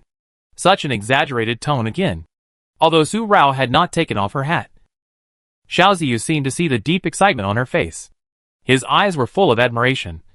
And he completely saw the admiration of an idol. Of course, this young master is the real Mr. Xiao. Xiaoziyu's mouth corners were more and more grinning. As if he could grin to his ears immediately. And he was more and more complacent. But in Su Rao's eyes, he was just a fool. With just 2 sentences of probing, Su Rao was sure that this person was definitely not arranged by Han Machin. He was just a crazy fan who worshipped Mr. Xiao, and worshipped him so much that he thought he was Mr. Xiao. Really? Su Rao's mouth corners suddenly raised a dandy smile. But it's very unfortunate. Especially unfortunate. I just happened to have met Mr. Xiao a few times. How could you, Mr. Xiao, be different from what I saw? After a pause, Su Rao smiled. And although she had already covered her eyes, the pink color was still faintly visible at this moment. And her eyes were moving. Xiaoziyu suddenly stopped waving his folding fan. And the charm on his face disappeared instantly. But in another moment, he stiffened his neck. I am Xiaoziyu. And you can't easily see my face. What you see is just my painted face. How can I, the dignified Xiao, show my face easily? He said it as if he was Xiao, and turned his eyes to Su Rao, staring at her. It seemed that if Su Rao dared to doubt him again, he would be angry. For Su Rao sitting so carelessly on the round bluestone next to him, so close to him, almost only a little finger's distance between them. This Xiaoziyu actually didn't feel anything wrong, or didn't notice it. But a woman like her dressed in gorgeous clothes, at first glance, is a lady from a wealthy family, with her legs spread apart and her elbows on her knees. This heroic sitting posture is completely devoid of the reservedness of a girl. Any normal man would notice it immediately. But this Xiaoziyu. Su Rao's eyes flickered again, and the dark color in her eyes became more obvious. There are 2 possibilities. Either this Xiaoziyu is used to seeing women like her, and is already accustomed to it, so he is not surprised by her sitting posture. Or this Xiaoziyu knows who she is and knows that she is here, so he deliberately waits for her here. Mr. Xiao? You are really Mr. Xiao. Then do you know who this lady is? After thinking for a moment, Su Rao said this again. and took off her bamboo hat directly.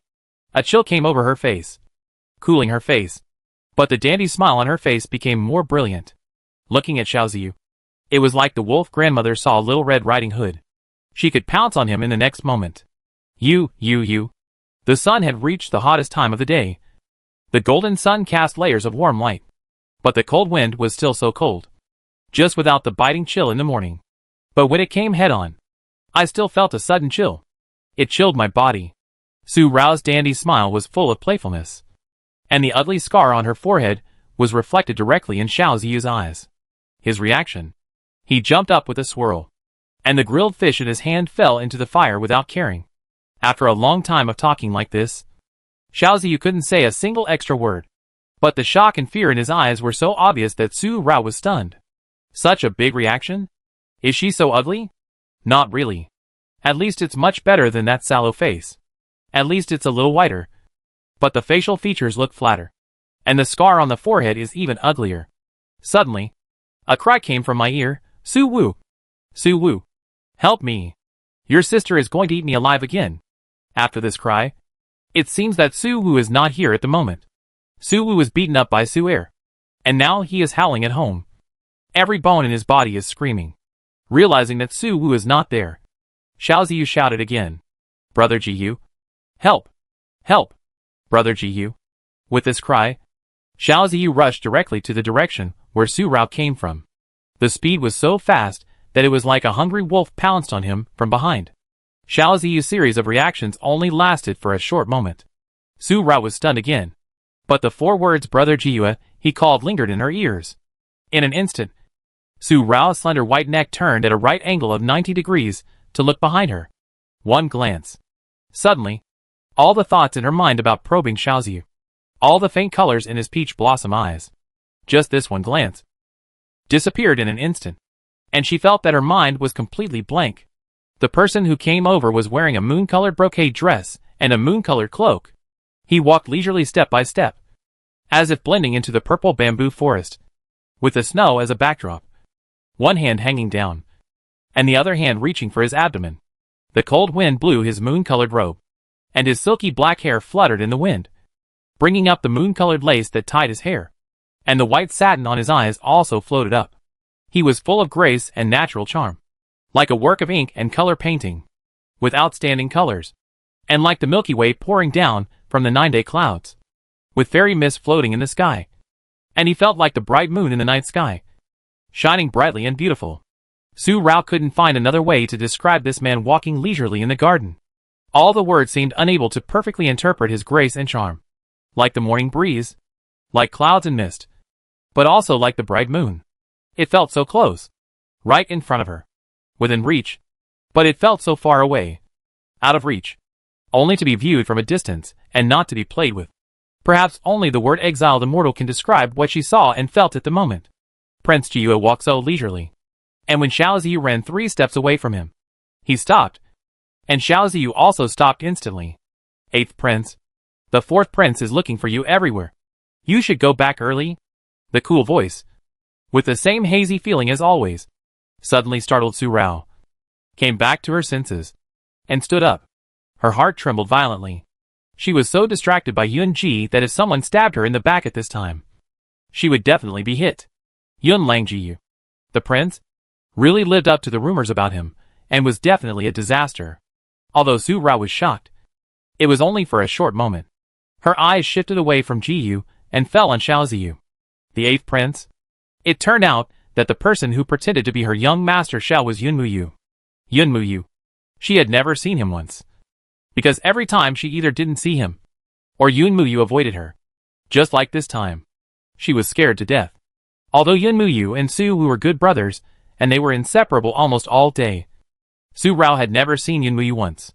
In the past 3 years, since the appearance of Master Sha, Yunmuyu has taken Master Zhao's unrestrained and romantic life as his role model, and he is determined to become a person like Master Sha in this life, with the company of beautiful women, and a happy and carefree life. Every time Yunmuyu wants to see Master Sha, Su Wu is almost there. Master Sha was almost taken back to the mansion by Su Rao and humiliated. Master Sha has no good attitude towards the Su family, let alone meeting them. so he avoids them almost every time. And Su Rao, in addition to her notorious reputation as a playboy and lustful womanizer, Yun Muyue's avoidance of her as far as possible has another fundamental reason of force majeure. That is, the real Su Rao almost ate Yun Muyue alive when he was a child, causing indelible trauma to his young heart. It feels like a nightmare. As for what Su Rao did, she was not particularly clear. But Su Wu mentioned it to her once, when he talked about childhood things. It seemed that Su Rao almost stripped Yun Muyue naked, because Su Rao beat Yun Luoling. Yun Muyue went to Su Rao to settle the score, to avenge Yun Luoling, but was beaten by Su Rao in the opposite way. As for the various details in it, she was not clear. So this also led to the fact that every time Yun Muyue saw Su Rao from a distance, he would react in an exaggerated way like today. So the two of them never saw each other. They missed each other every time. Brother Jiyue, don't go over there. Don't go over there. You will be eaten alive. Yunji only said that one sentence, and then walked toward Su Rao again. And Yun Muyue suddenly shouted in fear. But he was blocked by Yun Ling, who directly blocked Yun Muyue's hand that was about to pull Jiyue's sleeve, with a cold face and no feeling, and stretched out his hand to invite him. Yun Muyue's two handsome eyebrows felt like they were about to be twisted into caterpillars.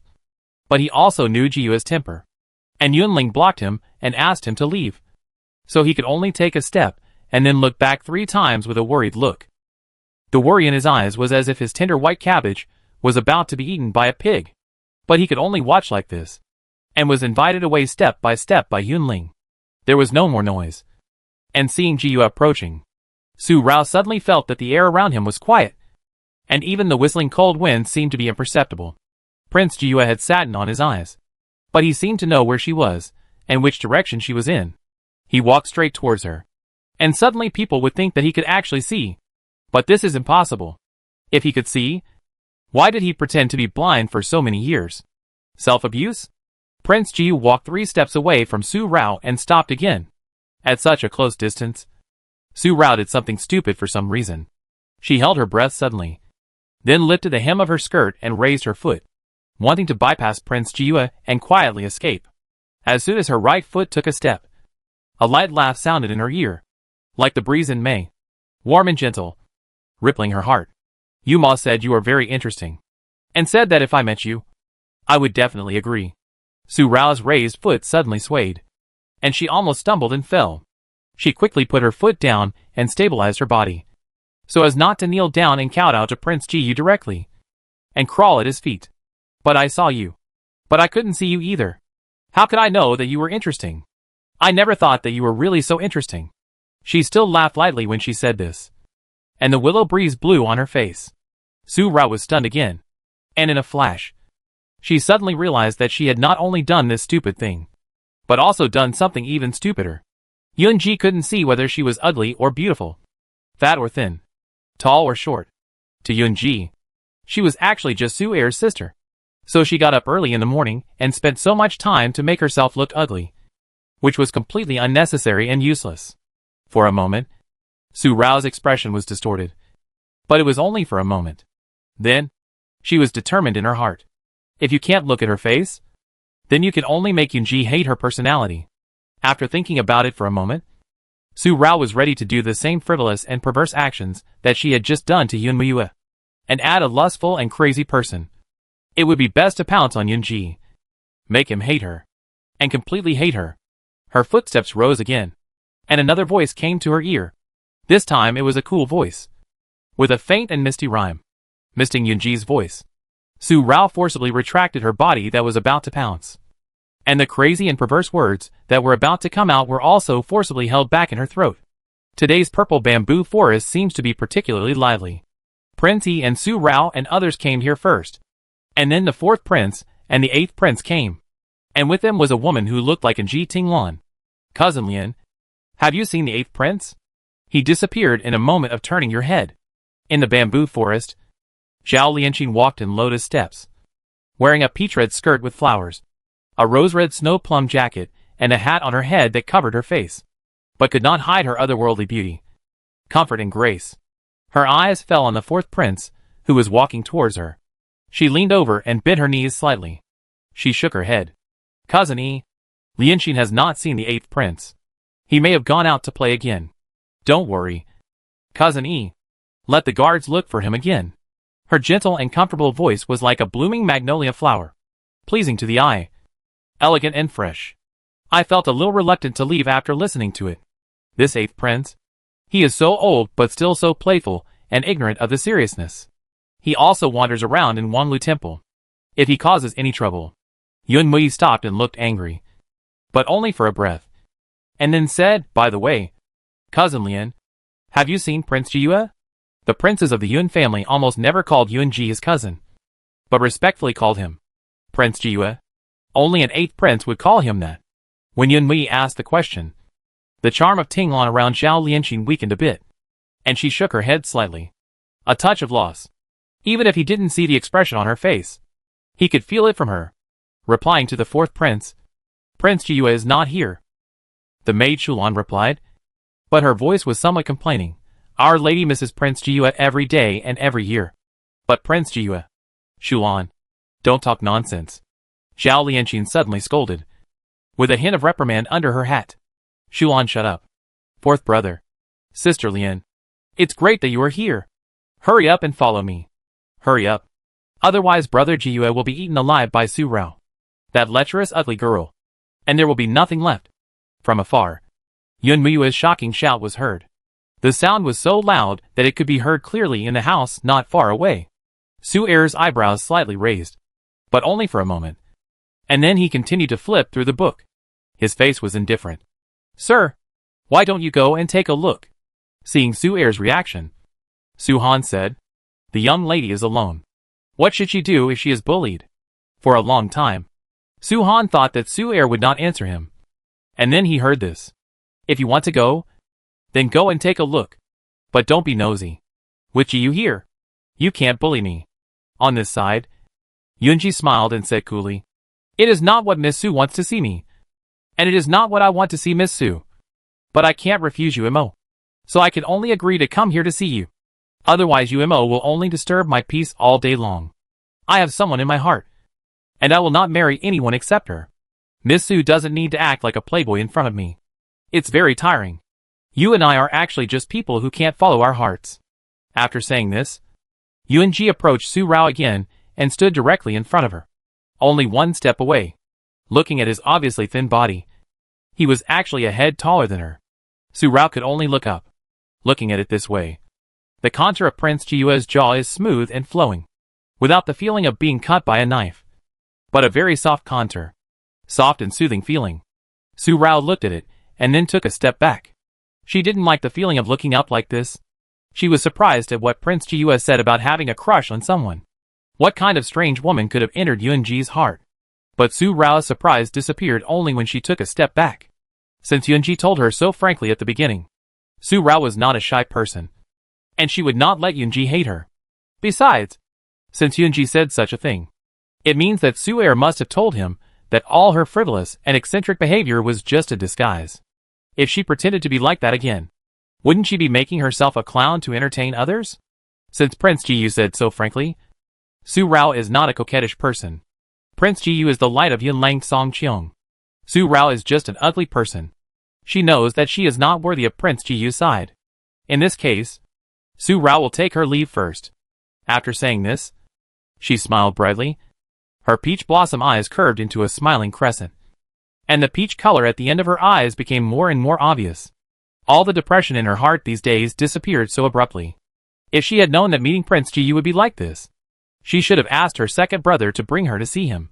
She was happy in her heart, and even bowed slightly to perform a salute to Prince Jiyu, and was about to bypass Prince Jiyu again and leave. Yunji stretched out his arms, and his wide sleeves swayed in the cold wind, blocking Su Rao from leaving. Su Rao's smile faded a little, and her eyebrows slightly furrowed. Since everything was clear, why did this person still block her way? Setting the forest on fire may cause trouble. Miss Su, can you put out the fire first before leaving?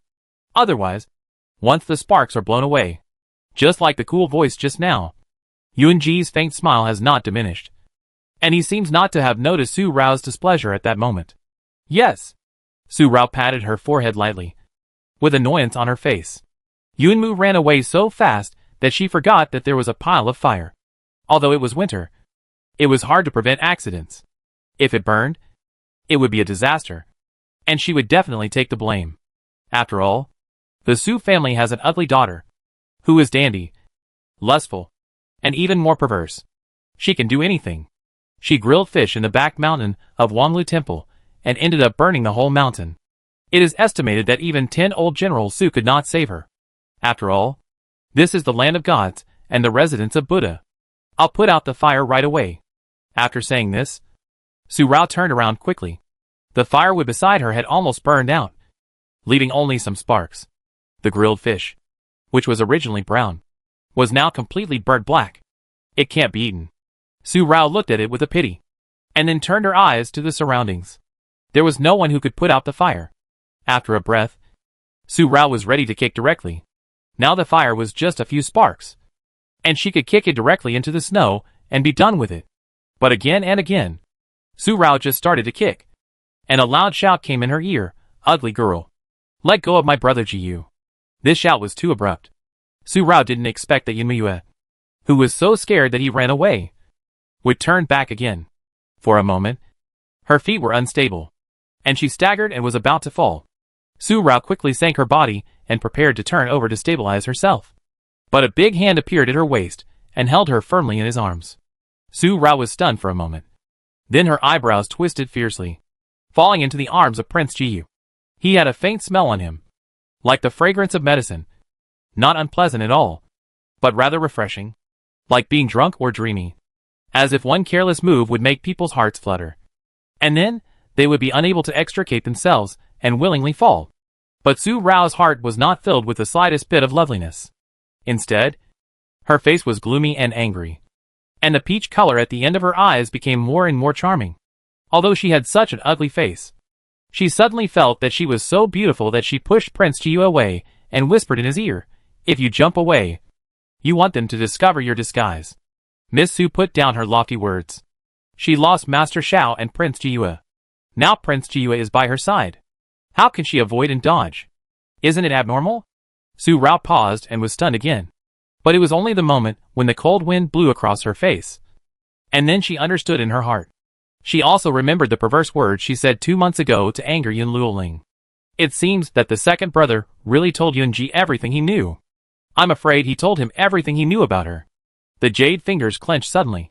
But she knew that Prince Jiyu was helping her. Prince Jiyu is still thoughtful. Su Rao will offend a prince for a while. And after that, Su Rao will never implicate Prince Jiyu again. It doesn't matter. You are Yuma's younger sister. She still spoke with a smile, with a faint moonlight charm around her. The elegant man of Jiyu.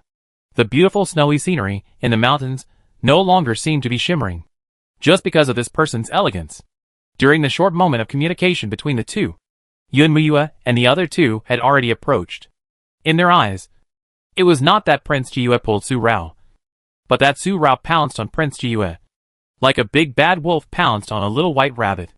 Su Rao. You. Yunmiyue shouted again, hiding his whole body behind Yunmiyue, but pointing his hand directly at Su Rao, who was still lying in Prince Jiyu's arms, trembling with anger. His voice made it seem that Prince Jiyu had been pushed by Su Rao.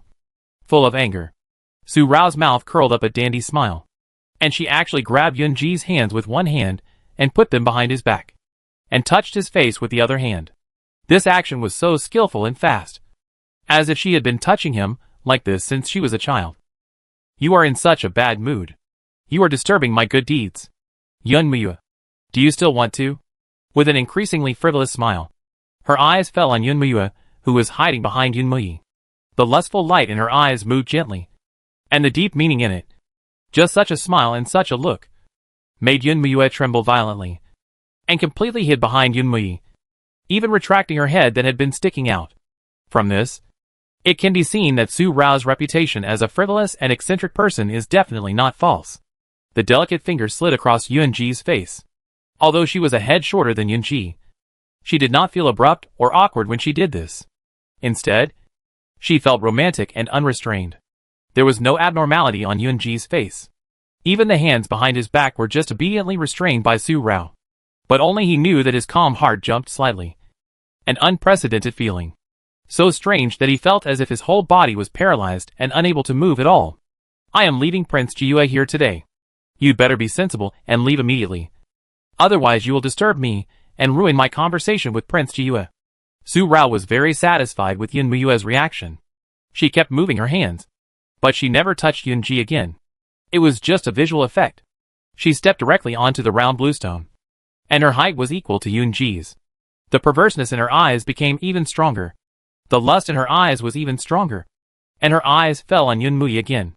They were not far away, and Su Rao easily noticed the disgust that flashed in Yun Muyi's eyes, and sneered in her heart.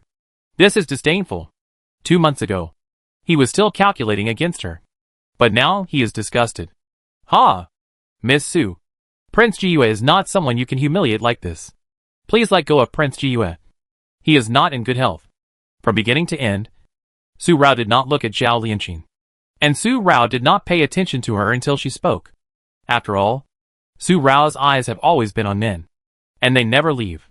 But in fact, after these 3 people appeared, Su Rao's sight first fell on Zhao Lianqing. Just for a short moment. A flash. A woman's sixth sense. From the moment Zhao Lianqing appeared, Su Rao felt her eyes fall on Prince Jiue. This woman, she likes Yun Ji.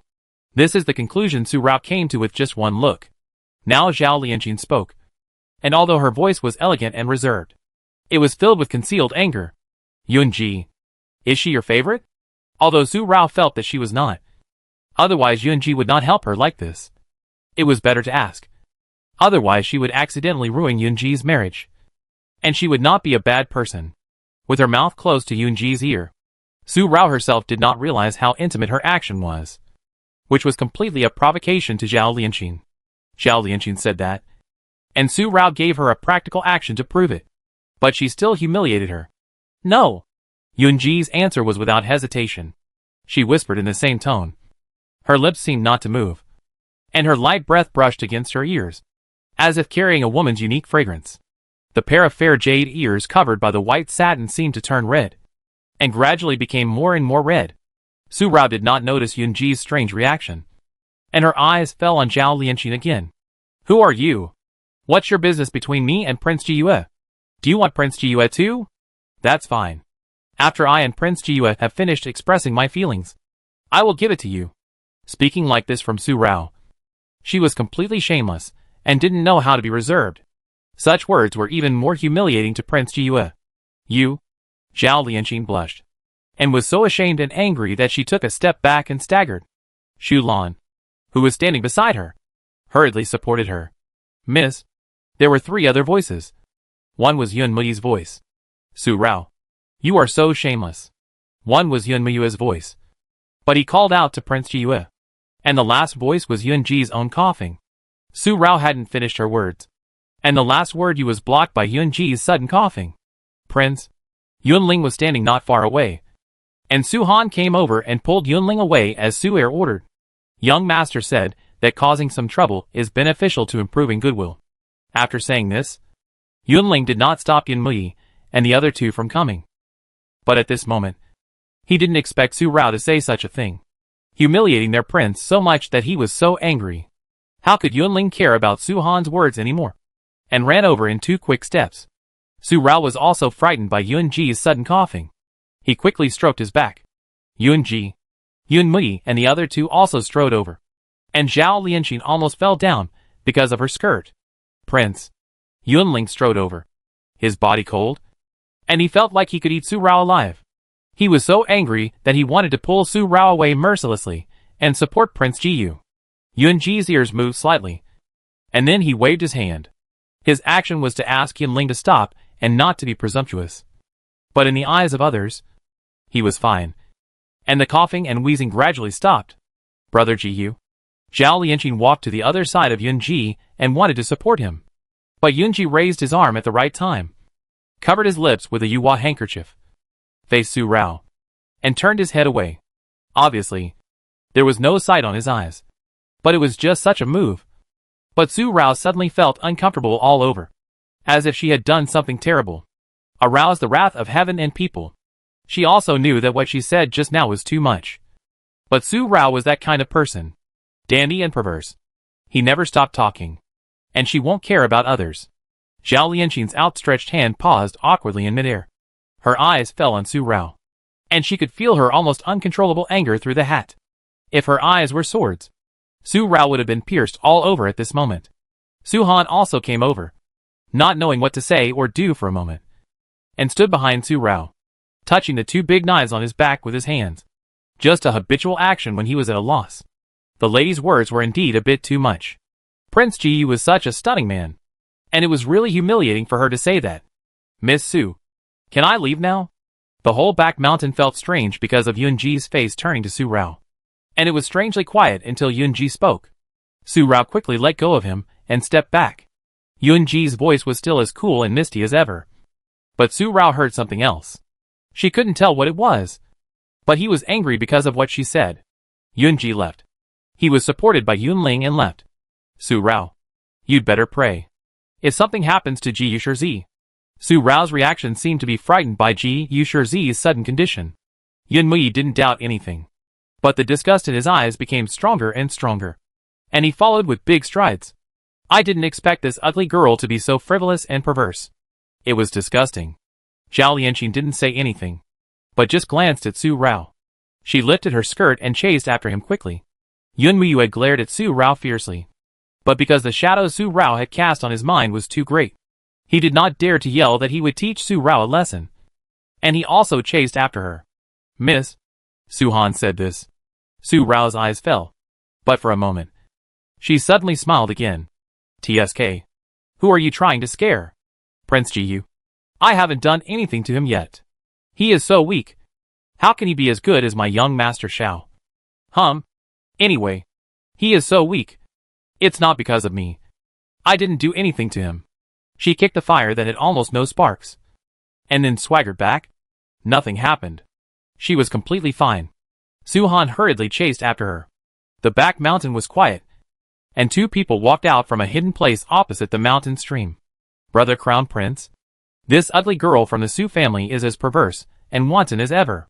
She is so lecherous and lustful that she dares to tease and humiliate the handsome Prince Jiu of Yunlang. She is so bold that she can turn the tables. Brother Crown Prince? Do you really want to marry her as your crown princess? The person who spoke was dressed in blue and blue clothes, with his hands slightly curled behind his back. His eyes fell on the figure that had walked into the purple bamboo forest and was almost invisible, with a deep disdain on his face. Yunmuxiu, the sixth prince. The Prince Yunmurui's faction has always followed Yunmurui's lead. Such a girl from the Su family is the most useful. If she is as smart as the other people in the Su family, she will be a worry for me. All he wants is the military power of the Su family. A woman is just a plaything. If she enters his prince's mansion, he can tame any fierce horse. Not to mention such a shameless ugly woman. Yunmurui snorted coldly. His dark blue robe was embroidered with dark patterns, and his dark blue jade crown completely tied up his thick black hair. He was restrained and deep, which made the aura of a superior around him stand out. The Yun family members are all handsome and handsome. The Crown Prince Yunmurui has a bit of the majesty of the royal heir between his eyebrows, and the sixth Prince Yunmuxio has a domineering aura. Yunmuxi nodded. Crown brother, when will we take action? Sixth brother thinks that Wanlu Temple is a good place. Don't worry. Yunmurui waved his hand, his eyes full of wisdom. With our fourth brother leading the way, we just need to sit back and reap the benefits. Father knew everything about Yunluoling's incident 2 months ago. Otherwise, why have there been no signs of our marriage in the past 2 months? Is it because of the arrival of Prince Xu Xiani and Crown Prince Danyang Rongfen? So our marriage has been postponed for the time being. Didn't father think that Zhu Xian and Danyang would definitely come earlier when he ascended the throne? With just these 2 questions, Yunmuxio immediately understood that father must be aware of what Yunmui did.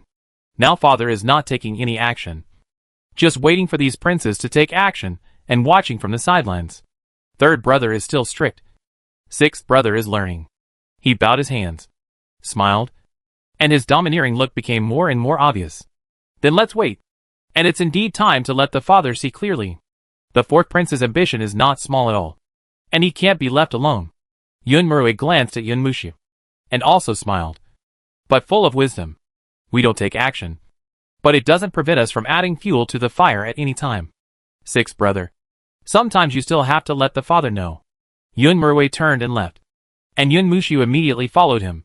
The topic stopped there, and both of them understood the hidden meaning of the words.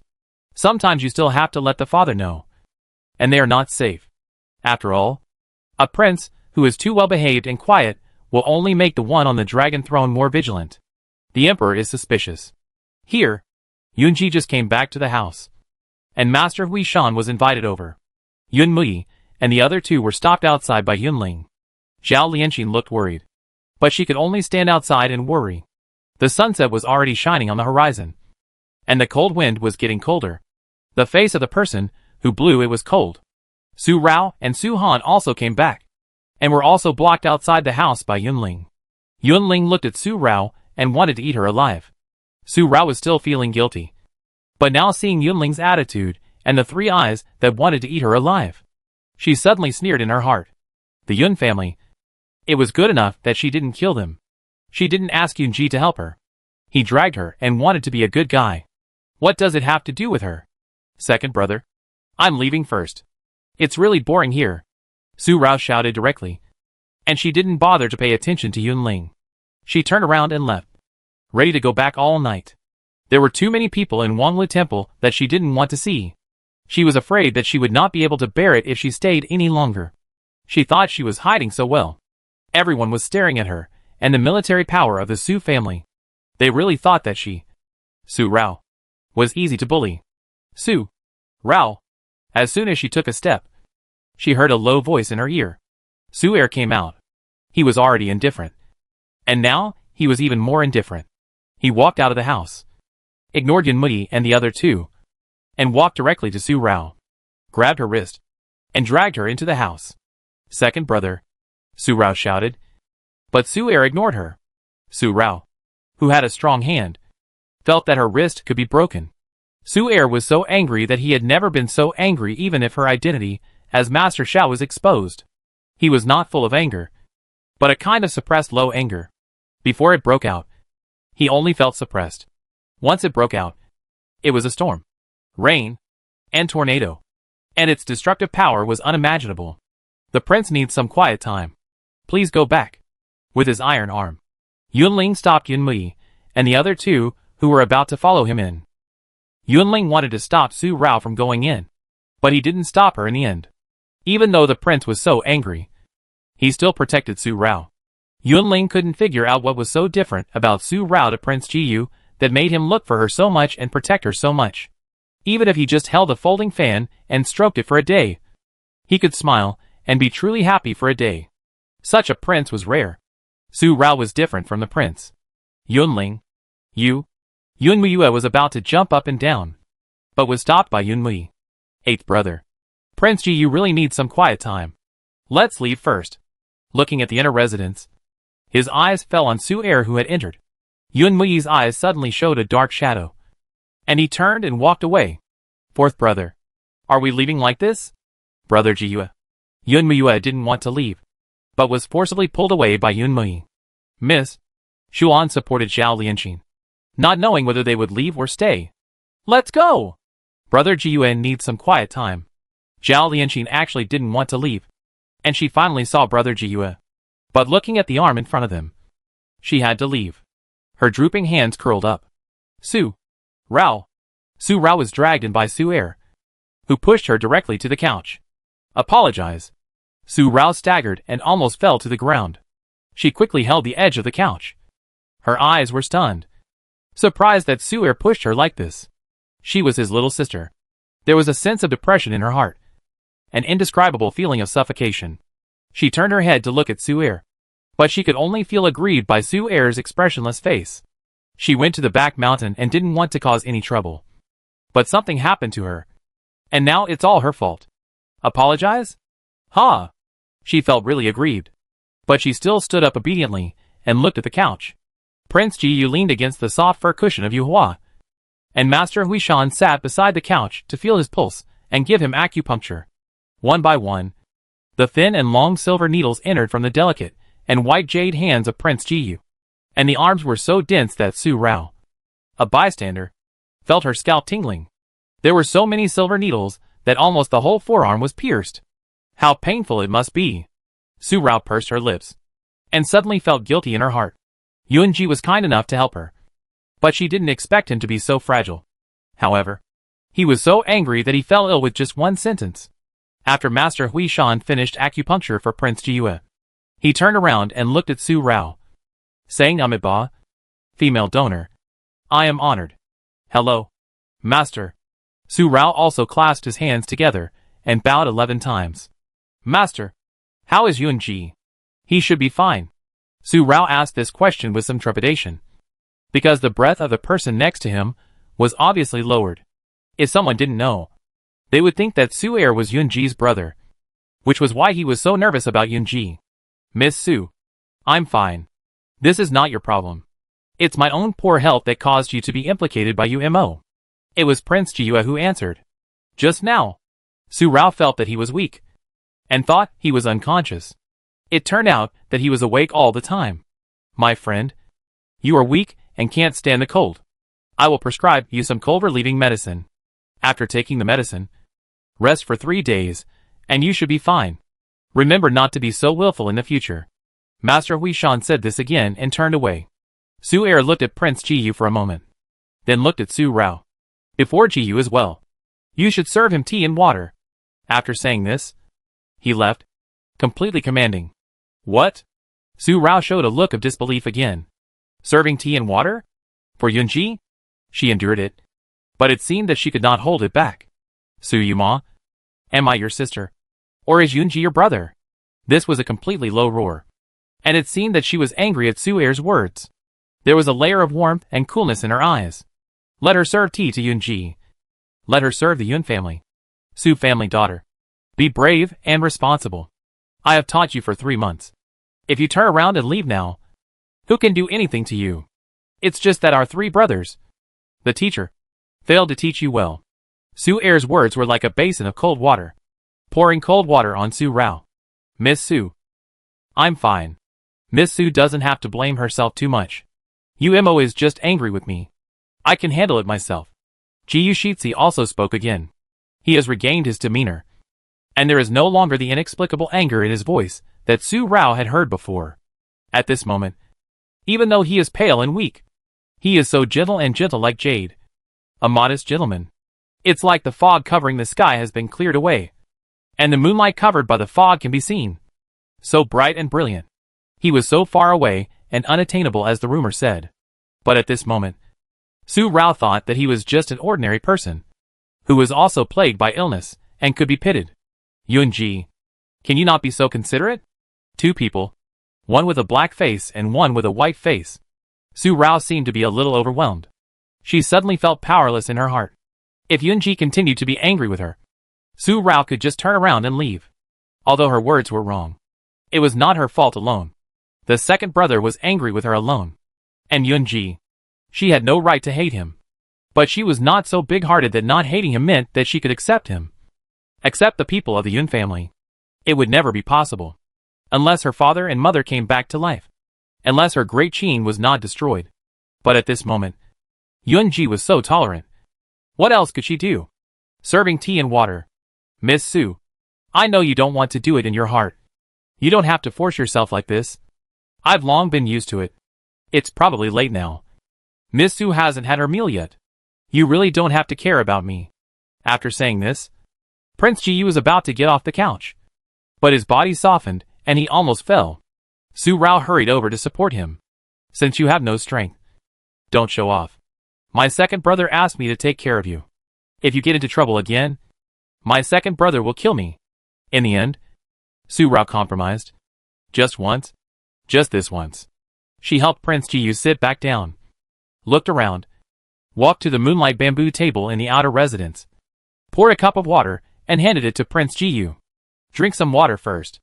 I'll ask Su Han to prepare dinner. Be careful not to get burned. Otherwise my second brother will be angry with me for hurting you again." Prince Jiyue couldn't see it. Su Rao directly took his hand and put the cup in his hand, then turned and walked out of the inner residence. She didn't feel anything wrong with her casual behavior, but she didn't know the shock to Prince Jiyue. The soft jade fingers held his hand and carefully placed the cup in his hand. This action was the first time he had asked anyone to help him since he woke up.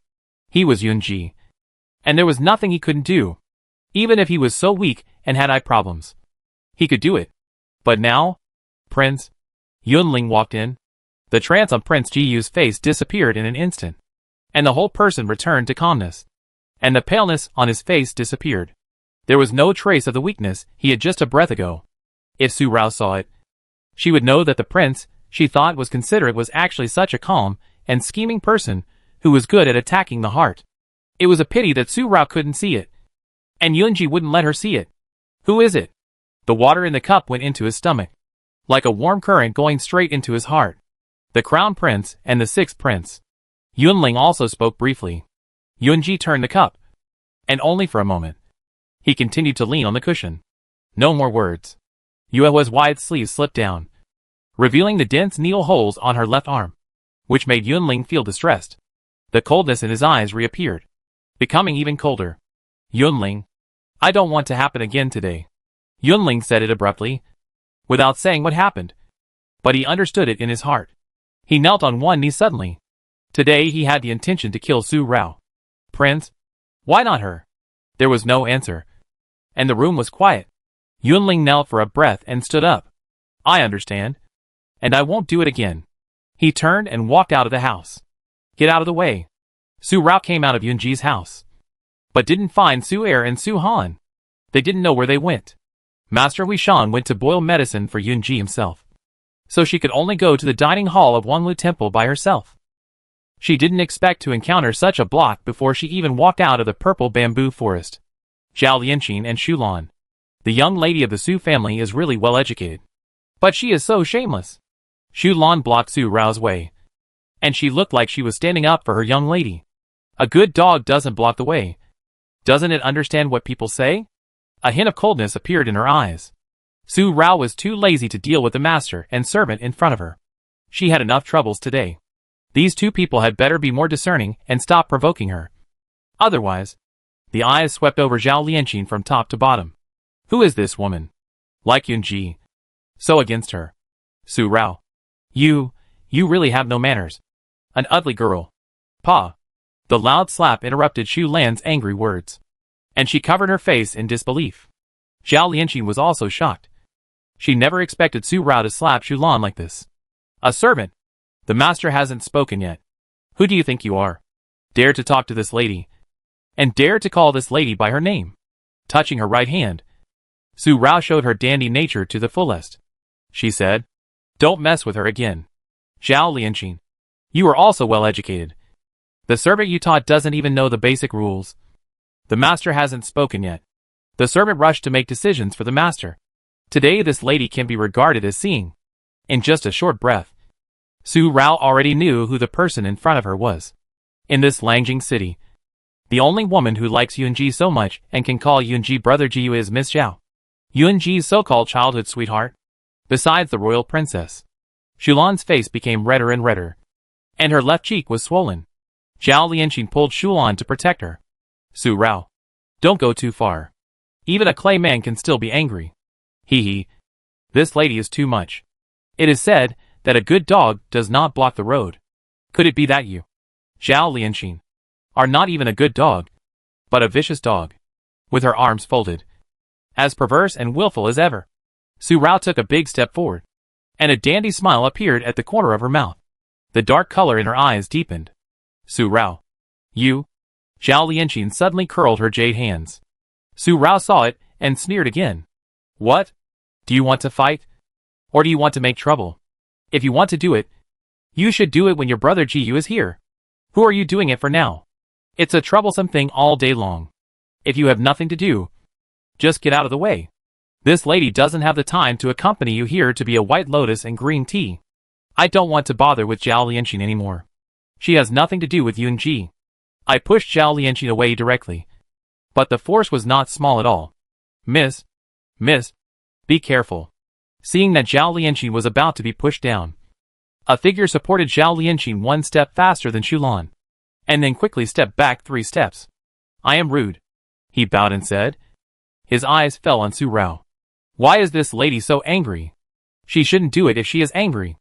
If she is not going well for a day, she should not go out today. The peach blossom eyes gradually became more peachy, and became more and more brilliant. Su Rao's eyes fell on the person who suddenly appeared and meddled in other people's business. He was modest and gentle. A gentleman. But even if a fairy stood in front of Su Rao at this moment, she seemed unable to extinguish her irritability and anger. And she turned on the venomous tongue mode directly. You are idle, and have nothing to do. You meddle in other people's business. What I do has nothing to do with you. If you want to be a hero and save the beauty, you have to be liked by others. You think you are gentle and graceful, so you want to be a hero. If you are sick, go to the doctor. After a barrage of criticism, Su Rao turned her sleeves and went back, fearing that if she stayed any longer, she would go crazy and kill people. Prince Feng. I'm really sorry. Lanjing has implicated Prince Feng. Su Rao's venomous tongue made Rong Feng completely stunned. Zhao Lianqing's face also turned red. But fortunately, she had a hat to cover it, so she didn't lose face. At this moment, seeing Rong Feng was also overwhelmed by Su Rao's scolding. She knelt down and apologized with guilt. Miss, you are so polite. It's just a small favor. I'll take my leave first. Rong Feng came back to his senses and saw Su Rao actually walked into the house. He said something quickly and chased after Zhao Lianqing without paying attention to how Zhao Lianqing addressed him. He was not wearing the prince's fine clothes. Zhao Lianqing's knees were not completely bent yet, and they froze again. Her two slender hands were tightly clenched. Su Rao. Today's humiliation. Miss, let's go find the fourth prince and let him decide for us. That ugly girl is too much. How could she be so excessive? Xu Lan was about to drag Zhao Lianqing to find Yun Li and Yun Miyue. Xu Lan, I will take revenge for the humiliation I suffered today. As soon as Yun Li and Yun Miyue left the residence, the guards informed them that the Crown Prince and the Sixth Prince accompanied Crown Prince Rongfeng to Wanlu Temple to ask Master Huishan to prescribe a prescription for Queen Yun, who was far away in Danyang Kingdom, to recuperate. After knowing this, the two immediately went to the front hall. Zhao Lianqing did not follow. She was waiting for Su Rao here. She wanted to embarrass Su Rao. She and Prince Jiyue were childhood sweethearts. She wanted Su Rao to give up and stay away from Yun Ji. However, she did not expect Su Rao's frivolous and perverse behavior to be beyond Zhao Lianqing's expectation. Not only did she fail to achieve her goal, but she was humiliated by Su Rao. She felt so ashamed. As soon as Su Rao walked into the fenced yard, Rong Feng followed her in. Seeing that Su Rao was about to go to Yun Ji's house, he quickly dodged and stood in front of Su Rao. Miss Su. Su Rao did not bring a bamboo hat when she went out this time. The scar on her forehead was a symbol of her identity. Not only Yun Lang, but everyone in the Three Kingdoms knew that there was an ugly, frivolous girl in the Yun Lang Su family. Because she liked Prince Jiyue's stunning appearance, she climbed over the wall in the middle of the night and ruined her face. At this moment, Su Rao came back. In Rongfeng's eyes, Su Rao was going to entangle Yun Ji. What on earth are you going to do? Who are you? I've already left. But you still chase me. You're really meddling in other people's business. Aren't you?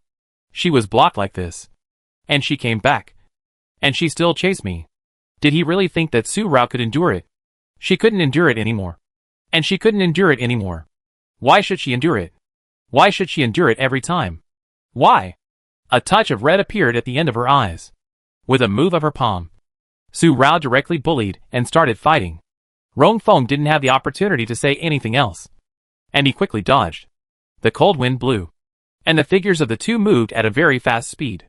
Rong Feng didn't accept the attack every time, but just dodged. And Su Rao became more and more angry. What's the point of dodging? If you have the ability to be a hero and save the beauty, why don't you have the ability to accept it? The movements of her hands became more and more ruthless, and her bright red dress and crescent-shaped white robe swayed. A hint of scarlet gradually emerged in Su Rao's bright peach eyes, and the raging fire appeared inside, as if it had burned out Su Rao's rationality at the moment. Why should she endure it again and again? She is Su Rao now, not Qin Rao. She doesn't have to endure it. Right. She clenched her fists and hooked her hands, raised her feet, and kicked out. Every move and every style seemed to carry a sense of killing, and its fierceness and sharpness shocked Yunling. Rong Feng had more experience and personal experience, and his heart trembled more. This daughter of the Su family might not be as useless as the rumors outside. While thinking about this in his heart, Rong Feng's dodge was slowed down for a moment. Su Rao kicked directly into his abdomen with a solid kick.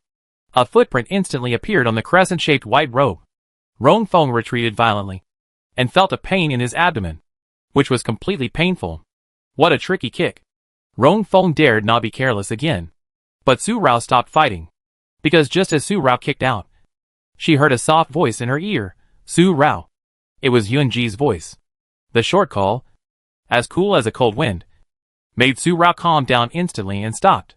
It was Yunling who told Yunji about Su Rao's abnormality.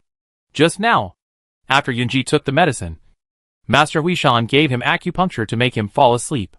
Yunling didn't want to disturb him. Although Yunling knew that Su Rao and Rong Feng were fighting like this, Yunji would definitely hear it. But he still thought that he would make the best use of every moment. It can be seen that the murderous aura suddenly appeared on Su Rao. Yunling did not dare to delay any longer, and hurriedly woke up Yunji. I don't care who you are. If you want to be a hero and save the beauty, it has nothing to do with me. If you keep pestering me, don't blame me for being rude. I am lustful, but not every man can catch my eye. Don't think that your good looks are your capital. She looked at Rong Feng and looked at him. Su Rao seemed to look down on such a warm and sunny gentleman. Finally, she said this and turned around and strode to Yunji's house. Her drooping hands were clenched with a vein, and layers of dark colors flashed in her peach blossom eyes. The peach color at the end of her eyes appeared again, rendering the whole eye. But it was not the kind of charming feeling, but deep. It was like the blue sky and white clouds suddenly turned into dark clouds at night, closing the eyes to cover the sun, covering the bright sun, and the rainstorm would fall in a breath. A hint of regret flashed on her face. She was too irrational just now, and even more so too irritable, which disturbed her calm heart, making her restless and depressed.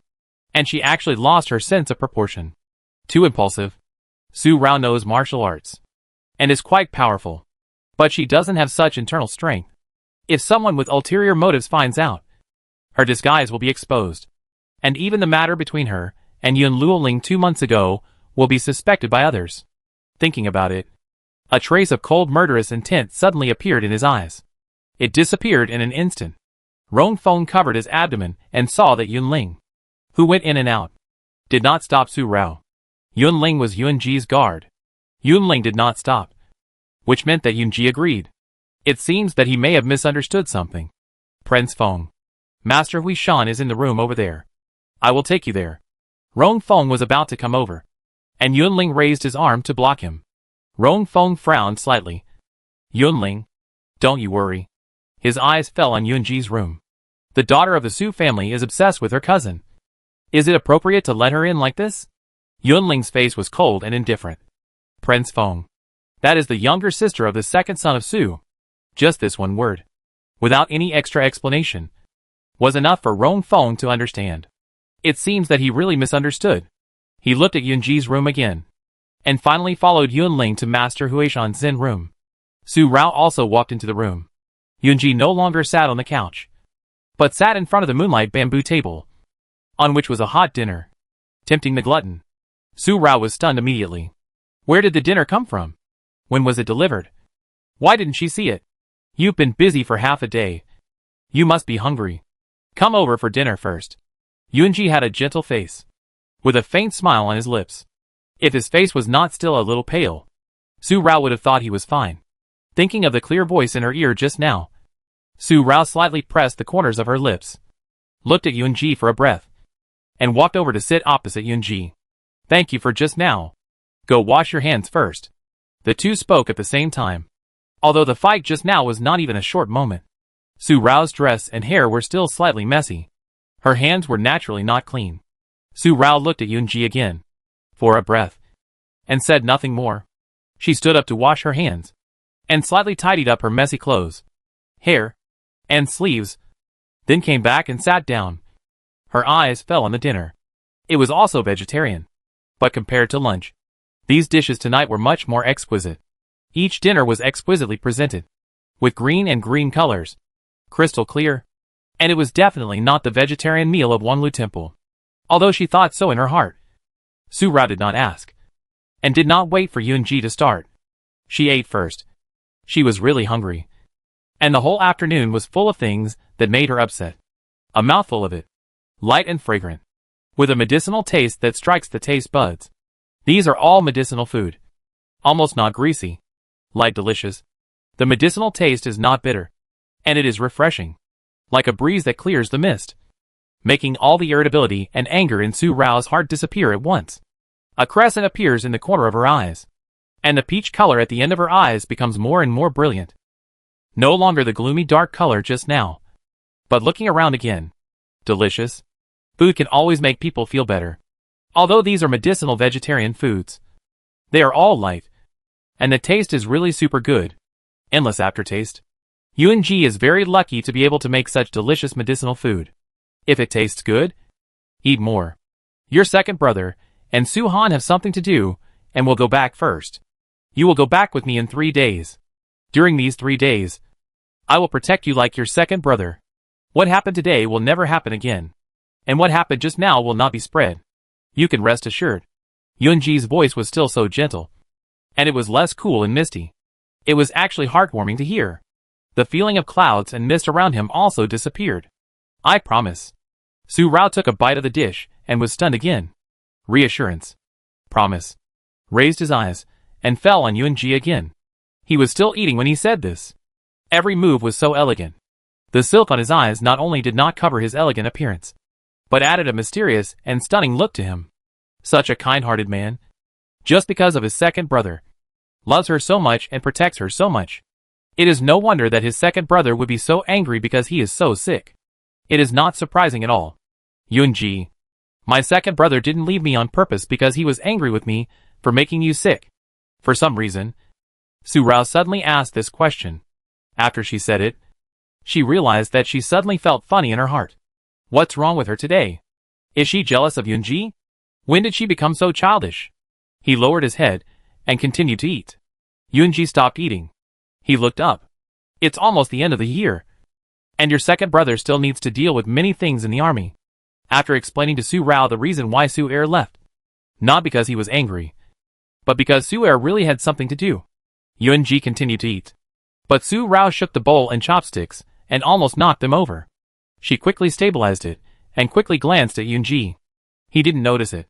Su Rao's hand holding the bamboo chopsticks turned white, and the nails of her 5 fingers turned pink. Yes. It's almost the end of the year again. Her father and mother have been away from her for 10 years. And she has been in this strange ancient time and space for 15 years. She pursed her lips. And the food on the table was no longer delicious. And there was no more joy in eating. I don't like the new year. Such a cool and light voice suddenly came to her ears. As if she felt that the room was too quiet. So she broke the silence. What? All the darkness in Su Rao's heart disappeared again in an instant.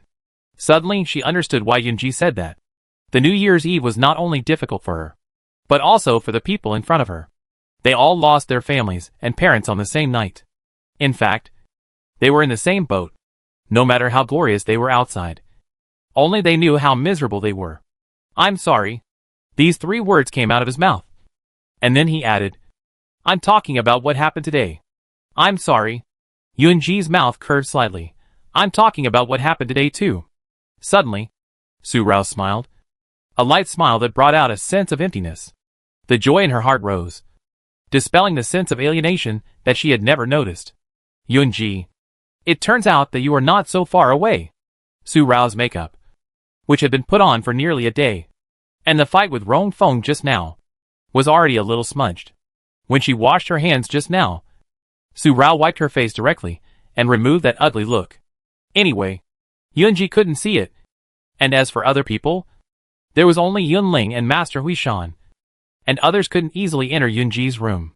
So Su Rao was not worried at all. At worst, she would wear a veil. At this moment, with this smile, the corners of her eyes were no longer covered by makeup, and the peach color became more gorgeous. The delicate eyebrows made the ugly triangular scar on her forehead look dim, and it would be easily overlooked. It was even more eclipsed by the moonlight in the room. It was a pity that Yunji had no chance to see such a beautiful woman, and could not be amazed. I am just an ordinary person, and I also have joys, anger, sorrows and happiness. Yunji shook his head lightly. He could only react in this way to Su Rao's surprise at his change. The two of them stopped talking and had dinner quietly. The room was quiet again, But it was not like the quietness just now, but a kind of warmth. Your Highness, I found it. In the Shaoxing Palace. Prince Yi was also having dinner. And Emoing came back when he was halfway through. Your Highness, there were many women who went to Wanlu Temple today, and only 2 of them wore red clothes and appeared in the purple bamboo forest. Prince Yi put down his bowl and chopsticks and looked up. The pair of ruefing eyes were as cold and indifferent as they were at noon, without a trace of extra fluctuations in the eyes. Even if there was light in the eyes, it was flowing and motionless, like a pool of icy dead water.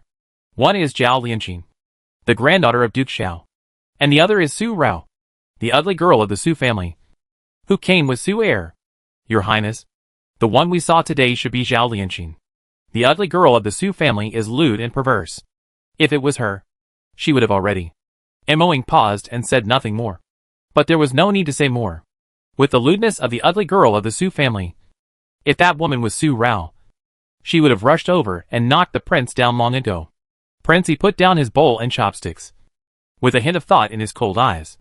Zhao, Lian, Xian, Su, Rao, I heard that the granddaughter of Duke Xiao of Yunlang and Prince Jiyue were childhood sweethearts. A sudden and cold word. Emoing nodded. Your Highness, it is true. But Prince Jiyue has not seen Miss Zhao since he was poisoned. He just accepts the poem sent by Miss Zhao every year. Although he has not met her, the affection should still be there. Go and investigate this Zhao Lianqing. Prince Yi continued to have dinner. Emoing strode away. And just as he walked to the door, another cold word came. Today, the Su brothers and sisters appeared in Wanlu Temple, and the princes of Yunlang also came one after another. There must be some secret here. The purpose of Emperor Yu's restoration of the 7th princess's identity is probably related to those princes. You should investigate in this direction and be careful. There is no rush for this matter. Don't let Emperor Yu notice. Yes, I understand. The sunset fell. The brilliance disappeared. The winter sky is always short, and the night is long. The night sky has emerged. The sky is clear during the day. And at night, the stars are twinkling. And a bright moon rises from the horizon. Su Rao and Yunji just finished dinner. Su Rao has never seen a man eat so slowly. An hour passed, and she felt that the food had been digested. The man opposite took the moonlight handkerchief and wiped his mouth gracefully. I'm not in good health. I can't be too anxious. Otherwise my stomach will be uncomfortable at night. Wait for a long time. Yunji said this after wiping his mouth. In just half a day, Yunji shocked Su Rao's heart beyond words. At this moment, he obviously couldn't see the sentence. And she didn't complain. But he still felt it and detected her slight impatience. For such a person, how horrible his mind must be. Not long. Su Rao would not admit what she was thinking. Yunji smiled, stood up, and went to the study. In the past, if Yuemo accompanied me for dinner, he would always practice a set of swordsmanship in the courtyard before coming in for dinner. Yunji walked in, and Su Rao didn't know whether to leave or follow him. It was dark, and the young master of Wanlu Temple didn't arrange a room for her to stay overnight. If her second brother was here, they would probably stay in Master Huishan's house. But now, Su Rao was hesitating. And another voice in her ear, I read a book every night.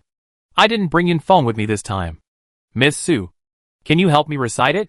Yunling will go to tidy up Miss Su's house. He is clumsy, and it will take some time. There was a bamboo archway between the study and Yunji's house. Yunji walked to the table and sat down. His slender hands touched the bamboo scroll on the table. But he couldn't touch the right place for a long time. Seeing that his hands were about to touch the candlestick, Su Rao hurried over. Be careful with the candlestick. Yunji's hand had already touched the candlestick, and he accidentally knocked it over, and the wax dripped instantly. Su Rao quickly pulled Yunji's right hand and threw the candle to the ground with one hand. I reminded you to be careful. Why are you still? She said something impatient, and then shut up suddenly. Yunji couldn't see that her words seemed to sprinkle salt on his heart. The corners of her lips pursed. For a moment, Su Rao also forgot to let go of Yunji's right hand, and just pulled across the table. Yunji seemed to have forgotten, and was not sad because of Su Rao's words, but smiled. People say that the Su family has a daughter who is frivolous and eccentric. Yuemo also told me that his little sister is dazzling and dazzling. If I meet her, I will definitely be moved. But after spending half a day with you, I feel that what they say is not true. You, Su Rao, are eccentric on the surface. But you are actually soft-hearted. You are a kind person. Kind? Su Rao murmured, and a sneer appeared on her face. Is she kind? Only then did she realize that she was still holding Yunji's hand. And she quickly let go. The delicate touch of the palm of her hand. A man's hand actually felt like a girl's hand. But he was really a pampered nobleman. It was just a little cold. Maybe it was because of his body. Squat down to pick up the extinguished candle. And put the overturned candlestick back in place. Yunji, you and I have only been in contact for half a day. Don't be so arbitrary. Su Rao has never been a good person. And she doesn't want to be a good person. Good people don't live long. Only evil can last for thousands of years. Don't be such a good person. Some people are not worth it. For example, me. I am not worthy of your tolerance. Perhaps one day in the future, we may fight each other with swords. Or even become enemies. Relighting the candle, Su Rao put the scattered bamboo scrolls on the table in order. And picked up a scroll of essays and poems. Standing beside Yunji. I can't read a few words. So just listen. After this sentence, Su Rao recited. Her voice was clear and bright. And it felt like a lingering sound. Yunji sat on the chair and took a bamboo scroll in his hand at the right time. But he didn't hear a word. Su Rao's words echoed in his mind. Good people don't live long. And evil will last for thousands of years. In fact, he is not a good person either. The study was quiet, with only the sound of Su Rao reciting and the crackling of the candle. It was not until Yunling came back that Su Rao stopped and left. Your Majesty. Inside Yunshan Palace, Steward Yun came running again, with a whisk in his hand. He walked to the side of Emperor Yu and whispered something in his ear. Then he raised his hand to wipe the sweat off his chubby face. In such a cold winter, he was sweating so much. Oh! Emperor Yu put down the memorial and was surprised. Ji Yu treated the daughter of the Su family so gently? Standard Yun nodded. And the surprise on his face had not completely subsided. He looked unbelieving of the news he received. Yes, Your Majesty. I just learned about it, and was also shocked. Miss Su was so. Speaking of Su Rao humiliating Prince Ji Yu, Steward Yun could not say the word humiliation at all. So he used a pause instead. Prince Ji Yu was only angry at the beginning. But he was still very gentle to Miss Su. And even left Miss Zhao aside. I guess that Prince Ji Yu should be because of Su heir. Emperor Yu touched his chin, thinking for a moment, and gradually smiled. So, if I point Su Rao to Ji Yu, he should agree. At this, Emperor Yu's smile deepened, and he nodded secretly. What about the prince and the others? After a moment, he asked again. Chief Steward Yun hurriedly told the prince and the others everything they did in Wanglu Temple. Whether it was Yun Mui's disgust for Su Rao, Yun Mui's fear of Su Rao, or the prince and the sixth prince who hid in the back mountain to eavesdrop. Their every move was in Emperor Yu's eyes and under surveillance. The smile on Emperor Yu's face faded, and his warm eyes suddenly became deep. The emperor was angry, but they were all his good sons. So, only Jinger didn't do anything. General Manager Yun bowed and nodded, saying, Your Majesty, you forgot that the seventh prince would never go to a place where the second young Master Su appeared. Emperor Yu suddenly realized, I have forgotten the grudge between these two people. It seems that Jinger is the one who makes me worry the least. General Manager Yun didn't say anything else, but he agreed in his heart. That's right. Among these princes, only the seventh prince is the most loved by the emperor. So even if the seventh prince did that to the second young Master Su, which was so disrespectful of the royal etiquette, the emperor only symbolically confined the seventh prince for a few days, and then let it go. All night, Su Rao tossed and turned. She was so tired from the daytime affairs. But lying on the couch like this, she couldn't sleep again. And this time it was not because of the nightmares in the past 9 years, but because of Yunji. However, after just half a day together, at this moment, Su Rao's heart was trembling and throbbing, and she fully realized that she seemed to be completely exposed in front of Yunji. He obviously couldn't see, but Su Rao felt that he could see through people's hearts, making her completely transparent. Moreover, in just half a day, she was unconsciously relieved in treating Yunji, not only because of Su heir, but also because of Yunji himself. He had a kind of charm that made people unconsciously attracted to him, and unconsciously let go of their vigilance and defense. This Ji Yu prince was more terrifying than the rumors. Although he was blind, His heart was too bright. Brighter than the bright moon in the night sky. So bright that she, a person full of darkness, dared not reflect it. 3 days? How can I spend this? Su Rao didn't sleep all night until the sky was empty, and she fell asleep with her eyes closed. She slept until noon, until Isu's voice came from outside the house. Su Rao woke up. Isu, why are you here? Su Rao asked after getting up. Washing and packing. Miss, the second young master asked me to bring something to you. Isu took out Su Rao's makeup bag. Su Rao was originally upset and angry about Su Er throwing her to Yunji and leaving. But when she saw her makeup bag, her anger disappeared, and she suddenly felt funny again. She didn't know when she really regarded the Su family as a family. Was it because her identity as Mr. Sha was exposed, and the Su family only cared about her safety? Or was it because the royal family wanted to grant her a marriage? The Su family all considered her, and made thousands of plans just to make her marry well, and not let her become a victim of the struggle for imperial power. Chess piece. So yesterday, Su Er said that, and asked her to serve Yunji. She felt that she was abandoned by her family. So she was so irrational. After washing and cleaning up, and reapplying makeup, Su Rao went to continue to serve tea and water to Yunji. 3 days. For Su Rao, it was as slow as a second. But fortunately it finally passed. These 3 days were really as Yunji said. And no more bad things appeared to disturb her. Whether it was Yun Mudi and the others, Zhao Lianqin, or Rong Feng, they did not appear in front of Su Rao again, which made Su Rao praise Yunji's ability to do things. If there were so many bad things like that day, she would not care if her second brother was angry, and would just quit and leave. No matter what happened to Yunji, Yunling was still there. 3 days later, Yunji was well and ready to go back to Lanjing. Su Rao came here in a carriage, and Su Er went back to drive the carriage away. Unfortunately, it was snowing again today, so when she went back, she could only take Yunji's carriage. Otherwise she had to walk back. Donor. Wait a moment. Su Rao was about to get on the carriage when Master Huishan walked out of Wanglu Temple. Su Rao paused and turned to look through the bamboo hat. He looked puzzled. Master, is there anything? Master Huishan held a brocade bag in his hand, and said Amiba again, and handed the brocade bag to Su Rao, with a face full of compassion. Donor, only when you are calm can you be at ease. I give you this brocade bag. If you feel unfair, you can take a look. If you feel that you can calm down, then it will only be a small gift. Su Rao frowned slightly, and Isu had already taken the brocade bag. Thank you, Master. Master Huishan said nothing more, and said Amiba to Yunji before bidding him farewell. Turning back, he walked steadily. Miss, Master Huishan is a rare monk. The gift from him has only benefits. No harm. Please keep it. Isu whispered and handed the gift to Su Rao.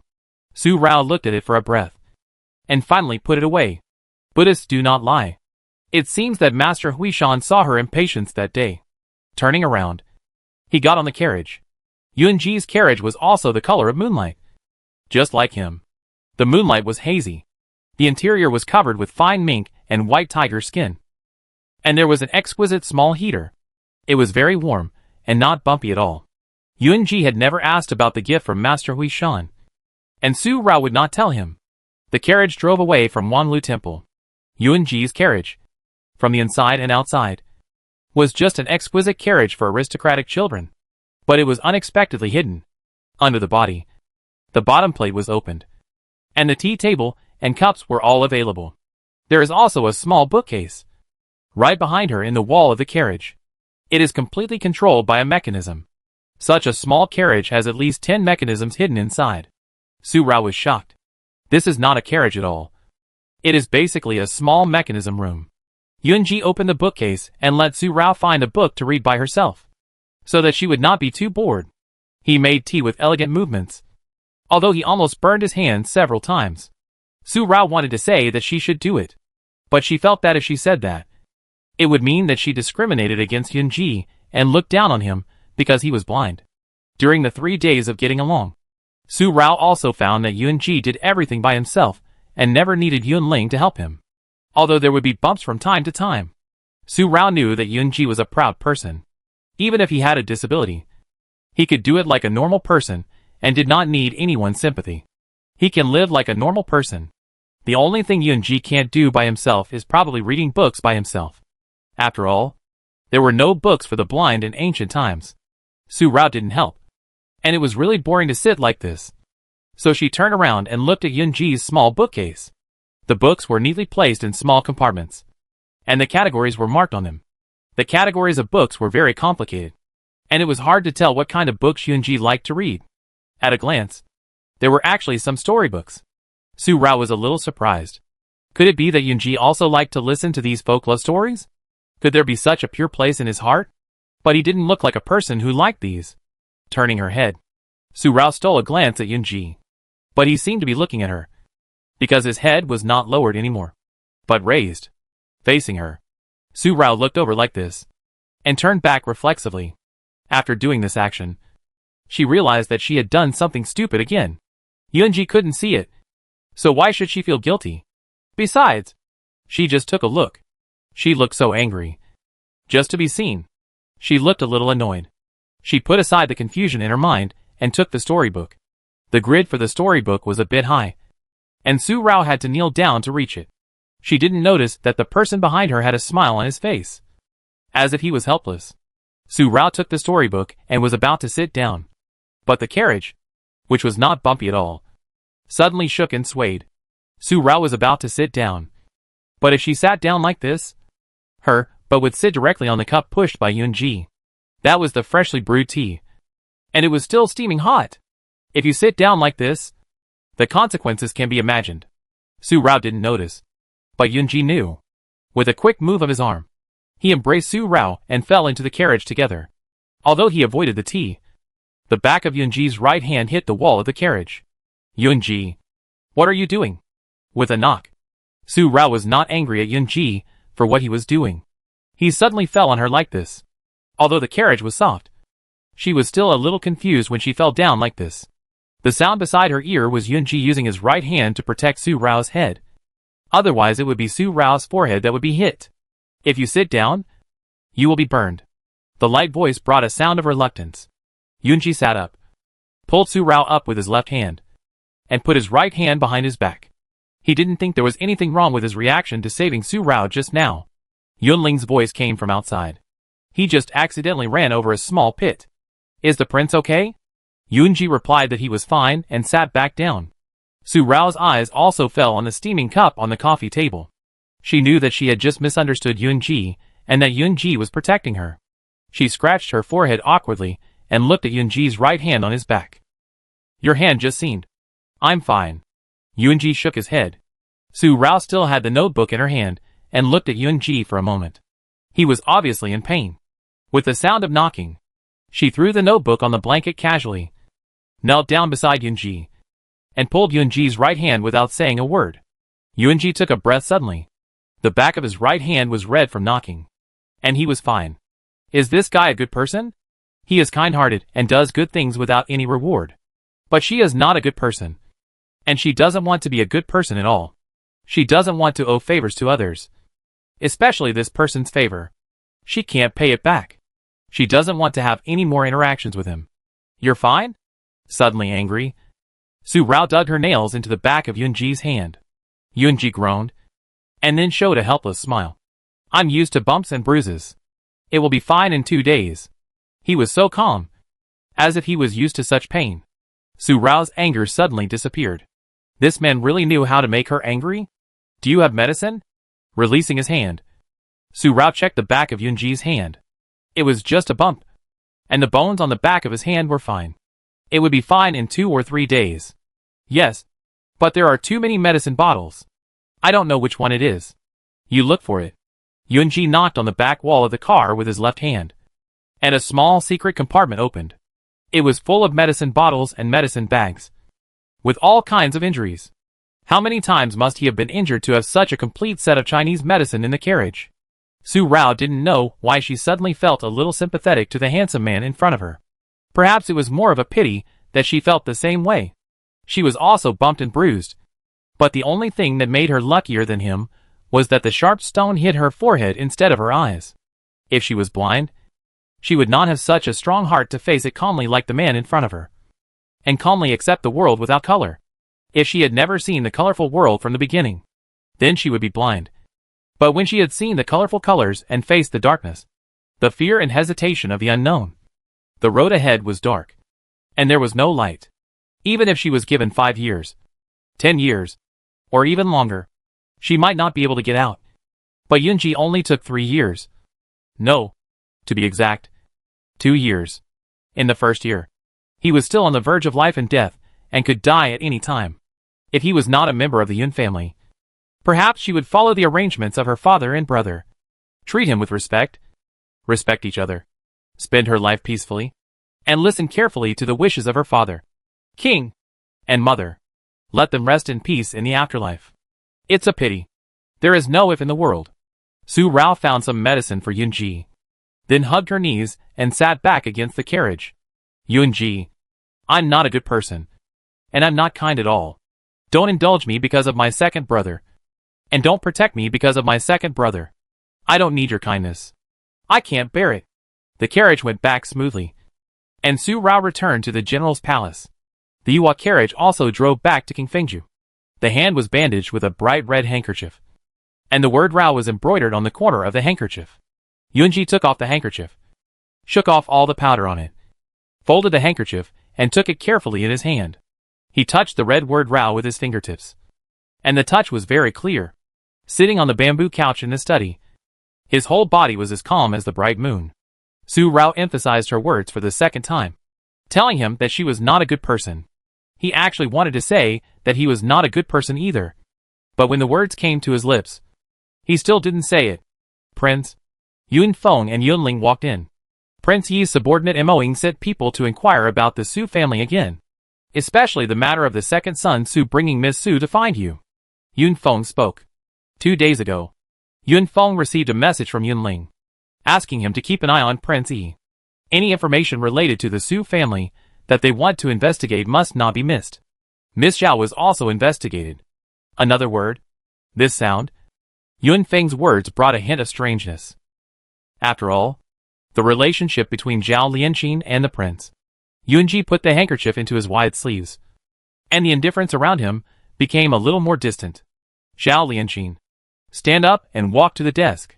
Yun Feng, are there any poems and essays that Miss Xiao sent over the years that you have kept? Yun Feng shook his head. Prince, those poems and essays that the old princess sent were burned by your order, and none of them were left after that. Yunji looked up, as if looking at Yun Feng, and then walked behind the desk. If they are sent this year, keep them. Yun Feng and Yunling were both stunned. Keep them? Prince, you, Prince Jiyue and Miss Xiao are childhood sweethearts. Prince Yi will be curious. Yun Feng and Yunling understood instantly that it seemed the Prince Yi had mistaken Miss Su for Miss Xiao, and the prince did so. Thinking tactfully, he replied, yes. Is there anything else? Yunji asked again, taking the folding fan on the desk and opening it. Yun Feng was about to shake his head and say no, but suddenly he thought of something and said, oh, my lord, there is another strange thing. On the day when the second young master and Miss Su went to Wanglu Temple to find you, a group of black-clothed men appeared at the foot of the back mountain of Kia Mountain at night. They looked like assassins. I had people keep an eye on them. But the strange thing is that they left without doing anything after a night at the foot of the mountain. The slender jade hand touching the red-clothed young master on the fan paused slightly. Only for a moment. Yunji said nothing more. Yun Feng and Yunling looked at each other again. It seems that the prince knows. He walked out and stood guard outside the door again. After a long while, a light voice came to their ears. Let someone keep an eye on the fourth prince. And the crown prince should also pay attention. Yun Feng and Yunling looked at each other again. The fourth prince and the crown prince. Could it be that those assassins were the fourth prince or the crown prince's men, preparing to deal with Su Rao?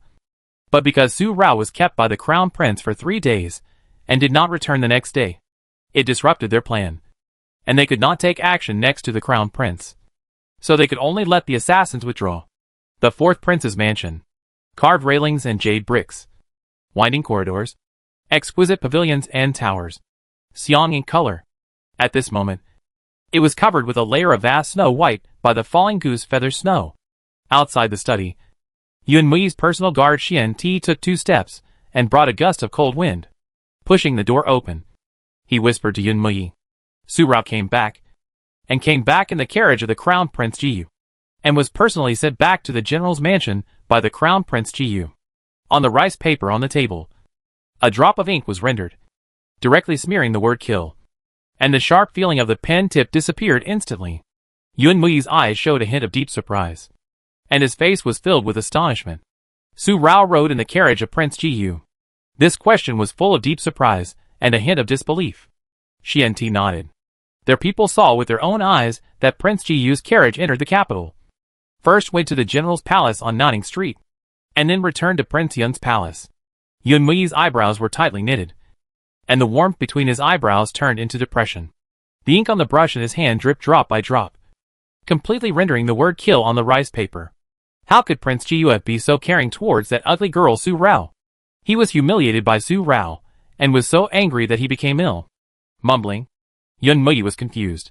Prince Jiyu, the light of Yulong's sky. The prince is unparalleled. In the past 9 years, he has seen very few people who are willing to see him. Even his father. He said he would not see him. Not to mention women, who are still ugly and lustful. Your Highness, could it be because of Su Er? Xianti said. After all, Su Er is the only close friend of Prince Jiyu since childhood. Su Er?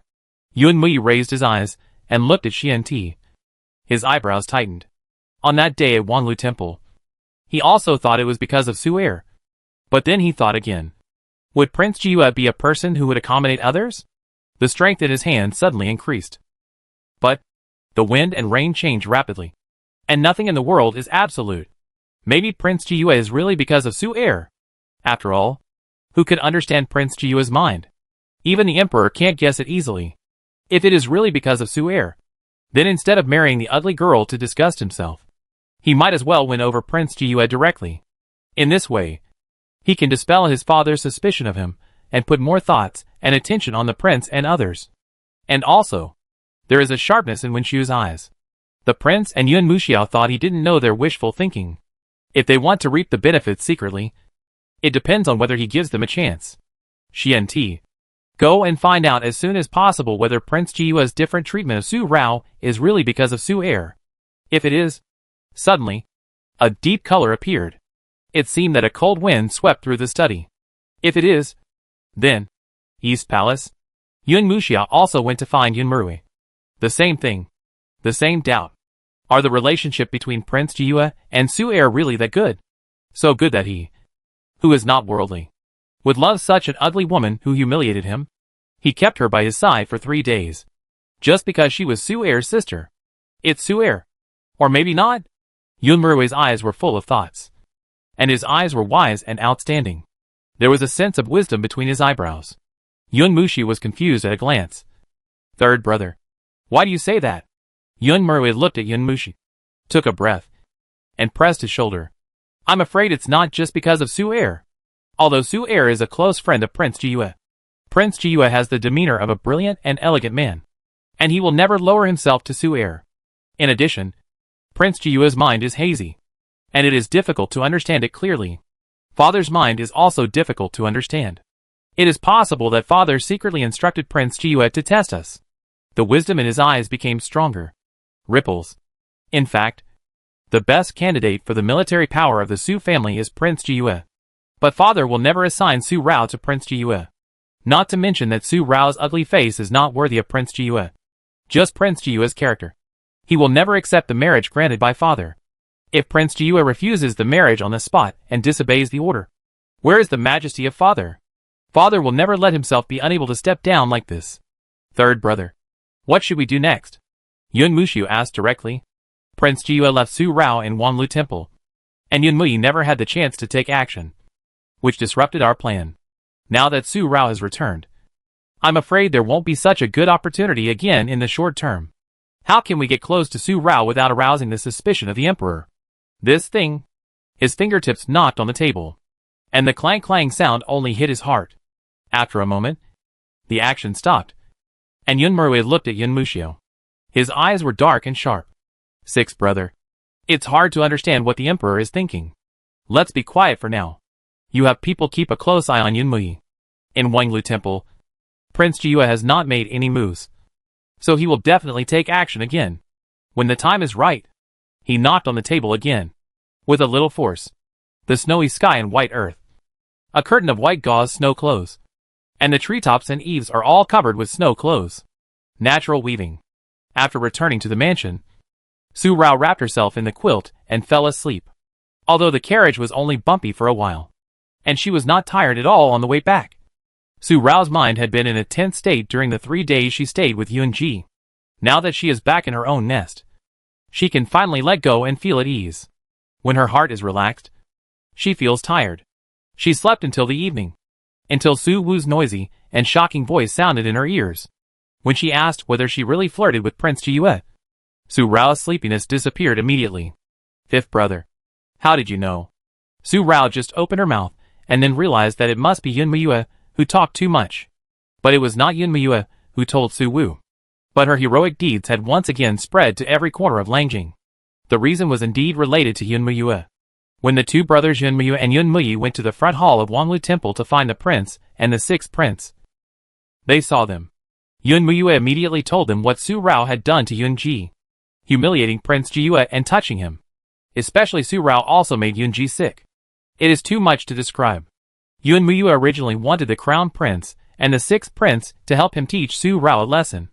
But there were so many people coming to the front hall to burn incense and worship Buddha at that time. Not to mention that Su Rao was a well-known public figure in Lanjing. Anything related to her would spread within half a day, and even a 3-year-old child would know about it. Moreover, this matter was also related to the heavenly Jiyue prince. Su Rao didn't know about this 3 days before. All because Yunji blocked the news. Now that she had just returned, she learned about this from Su Wu's mouth. For a while, Su Rao just wanted to kill herself with a piece of tofu. She had been thinking that she would have no more contact with Yunji after returning. But now what she did had spread all over Lanjing. Oh my god! The whole person was depressed all of a sudden. Little sister. Su Wu looked at her and put his arm around Su Rao's shoulders. But his eyes were weird. Very weird. He kept scanning Su Rao up and down. You don't dislike Prince Jiyue anymore. Why did you do that again? I just heard it. But I jumped up from the couch and almost hit my head. I really don't understand you. Little sister. What are you thinking? I can't understand it. Su Rao had a bitter face. Her brows were tightly twisted. She turned her head to look at Su Wu's ray-like eyes, pulled down his hand on her shoulder, and then lay down like a corpse, covering her head with the quilt. Fifth brother. Go away. Don't pay attention to me. I want to be quiet. A dull voice, full of depression. Quiet. Su Wu was completely confused. Little sister. Who is Jingjing? Which Jingjing do you like? Little sister. Is your heart changing too fast? At this sentence, Su Rao felt a black line sliding down her forehead. She sat up suddenly, her eyes full of anger. Su Yuyan. Get out of here right now. Right now. Round and run. A book next to the bed threw directly at her. Su Wu quickly dodged, but felt that he was right. Otherwise, why would her younger sister be so angry? Like she had eaten a firecracker. Little sister. Jingjing? It can't be Jingjing. Yun Mujing?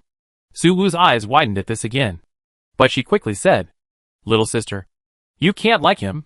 You can't like him no matter who you like. Otherwise the second brother will really make you and Jiyue Prince have a cooked meal.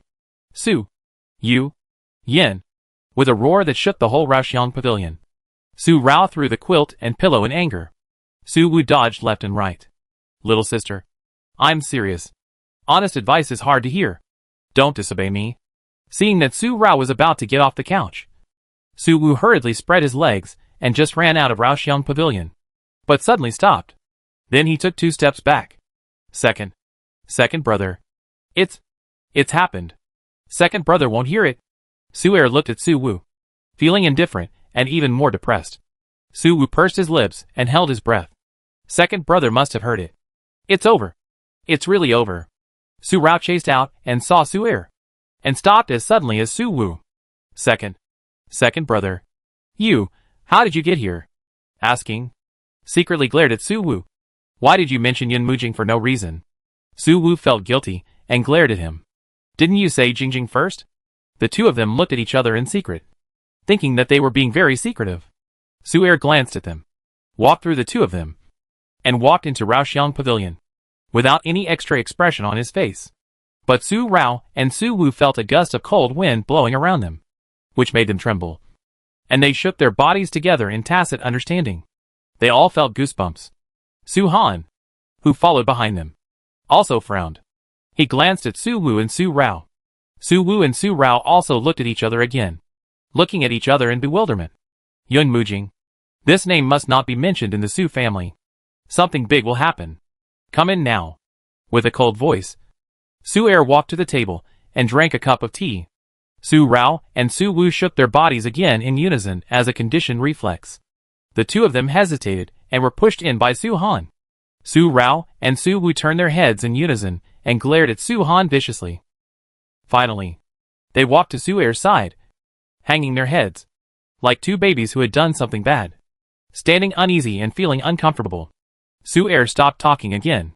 After a cup of tea, Su Rao and Su Wu felt like they were being suppressed to death. The whole space was quiet. Even Yi Su, Qin Yang and Su Han who were waiting outside felt depressed. This kind of torture is better than a beating. Su Rao twisted her hands around the belt in front of her and began to doze off while standing. Su Wu also shook his head. Second brother. If you want to beat me or scold me, just say something. Su Wu couldn't stand it anymore. This kind of punishment was even more painful than a broken bone. He just forgot it because his mind was confused for a while, and then blurted it out. Su Er put down the cup and looked at Su Wu. His eyes were calm and indifferent. Su Wu suddenly shut up again. Su Rao's sleepiness disappeared at once. Seeing Su Er like this, she thought of Yun Mujing, the taboo of the Su family. What he did, the absolute taboo in front of Su Er, was a big deal. Su Yuyan, I give you two choices. Either you go to bed for another 3 days, or let Yun Muyue lie on the bed for 3 days. Su Er spoke. Su Wu's eyes suddenly lit up at these words and choices. Then, he showed disbelief again. Second brother let him go so easily? Could there be another trick waiting for him? Why? You didn't listen. Or you don't want to choose. A sidelong glance. Su Han, I heard it clearly. Second brother, I'll go beat that kid now. Su Wu ran away in a flash. This is what a good brother uses to shield himself. Su Rao's face moved. Second brother asked fifth brother to beat Yun Muyue. Why? Raised his eyes and secretly glanced at Su Er, but didn't want to meet his indifferent eyes. Second brother. He. The corners of his mouth pressed down, and his peach blossom eyes curved into a crescent. Second brother. Who am I going to beat? Careful words. Tentative tone. Su Er looked at Su Rao for a long moment, and uttered two words that made Su Rao stunned. Ji Yun Ji. Su Rao thought she didn't hear clearly. Second brother asked her to beat Yun Ji? She must have heard it wrong. Ji Yu's hand was injured, and she couldn't even hold the bowl and chopsticks steadily. You just came back like this? Su Er asked back, still looking at Su Rao. Su Rao instantly understood that Su Er meant to ask her to serve Yun Ji. Really? Second brother? It's not my fault that Yun Ji was injured. It was Yun Ling who didn't drive the carriage steadily. It was Yun Ji himself who did it. It wasn't me who deliberately hurt him. Why should I go? I won't go. If you want to go, go by yourself. I'm not Yun Ji's personal maid. He sat down next to her, poured himself a cup of tea, and drank it in one gulp. She had served tea and water for 3 days, which was enough. If she was asked to go now, she would become a thorn in the eyes of all the women in Lanjing. She was stupid, and now the streets were full of her heroic deeds. She couldn't even hide. She was rushing to deliver it to the door. Not going? Su Er asked back. Su Rao shook her head firmly. I won't go. I won't go even if I kill you. Okay. Forget it if you don't want to go. With this, Su Er left. Just like that. Su Rao didn't react. Second brother just let it go. This was not like him these days. Could he have a backup plan? Su Rao was also suspicious at the first time. And another indifferent word came to her ear. Second brother said that as long as you don't want to, I will never force you. Su Rao was stunned again, turned her head, and Su Er had walked out of Raoxiang Pavilion. Her eyes reflected a complex expression, and she pursed her lips, thinking of what Su Er said on the way to Wanglu Temple. Su Rao stood up and ran out of Raoxiang Pavilion. She shouted, Second brother, if I can stop myself from marrying those princes, Can I also not marry Yunji? I don't want to marry him. Su-er just stepped down from the stairs. His steps stopped. His brows furrowed. And he turned to look at Su-rao. What are you going to do? Su-rao walked over. Second brother. I know you are doing this for my own good. You and Grandpa want the best for me. But I really don't want to marry Yunji. Su-er was silent, looking at Su-rao. She said this, especially saying that she didn't want to marry Yunji. She said this very seriously. She really didn't want to marry. Is Ji not good? Su-er didn't understand why Su-rao was so reluctant to marry Yunji. How many women wanted to marry into the Yun Palace, but didn't have the chance? And she had been in love with Yunji since she was a child. Su-rao pursed her lips again, and clenched her hands in her sleeves tightly. Yunji is very good. Especially good. Gentle and polite. A gentleman. But he is a member of the Yun family. He has the blood of the Yun family in his body. Second brother. Yunji has a crush on someone. And I don't like him anymore. If I want to get married, I will only marry someone who is in love with me. I don't want to be respectful to each other. I just want to be in harmony with each other, and have someone who likes what I like and hates what I hate. After saying this, he lowered his head, and gave Su-er a head. Second brother. I'm sorry. I can only say this. Maybe you won't continue to put Yunji and me together. I really don't want to implicate Yunji. He is a good person, and shouldn't be dragged down by me. Su-er was silent again. Two hearts are in love. Ji also wants two hearts to be in love. The whole Raoxiang pavilion was silent. And it was quiet again, with only the cold wind and the sound of snow blowing. Isu and Qin Yang looked at Su-rao with pity. Okay. From now on, I will no longer force you and Ji together. And I will not ask you about what you want to do. If there is anything you can't do, just find Su-han and let him do it. After rubbing Su-rao's head and smiling, Su-er left. Yeah. I know. Su-rao touched her head and grinned, revealing 8 neat and white pearly teeth. A stream of light appeared at the end of her eyes, and her eyes were bright and beautiful. Miss. Qin Yang came over and took Su-rao into her arms. Su-rao hugged Qin Yang, with a bright smile on her face, which further exaggerated the peach color at the end of her eyes. She would not let herself be married into the Yun family like this. No matter what. She would work hard for herself once. No matter what the result. Su-er no longer put her and Yunji together. Su-rao was very happy in her heart. Even in this cold night, she felt very warm. She felt very warm in her heart. But this warmth could not even last for a cup of tea. Su-han, who had just left with Su-er, turned back and said, Miss, the young master said that since he doesn't care about you and Prince Jiyu anymore, and the 5th young master went to beat the 8th prince, you should continue to learn etiquette and rules in the mansion, so as not to embarrass him when you go out again. He will always pay attention to any movement of the young lady in the mansion. If the young lady is disobedient, he will send the young lady to be taught by Prince Jiyu. Prince Jiyu is a man of letters, and the young lady should learn quickly. Su-han said this expressionlessly, just to convey what Su-er said. But Su-rao saw the corners of his mouth that he tried hard to suppress. And suddenly, his face was covered with a layer of dark clouds. Qin Yang and Isu on the side also pursed their lips, fearing that they would laugh accidentally. The 2nd young master had grasped the young lady's life point. Yun, Mu, Jing, Su-han left, and Su-rao gritted her teeth. It was indeed a big deal. She thought she would get away with it. It was obviously a taboo of her second brother. But every time it was the innocent family members who suffered. The night was cold, and the snow was falling harder and harder, with no sign of stopping. It fell one by one, like cotton flowers flying all over the sky, swaying gracefully and showing off their beauty. Inside the Qifeng residence, the fire was burning, and in the moon room, the candlelight was flickering.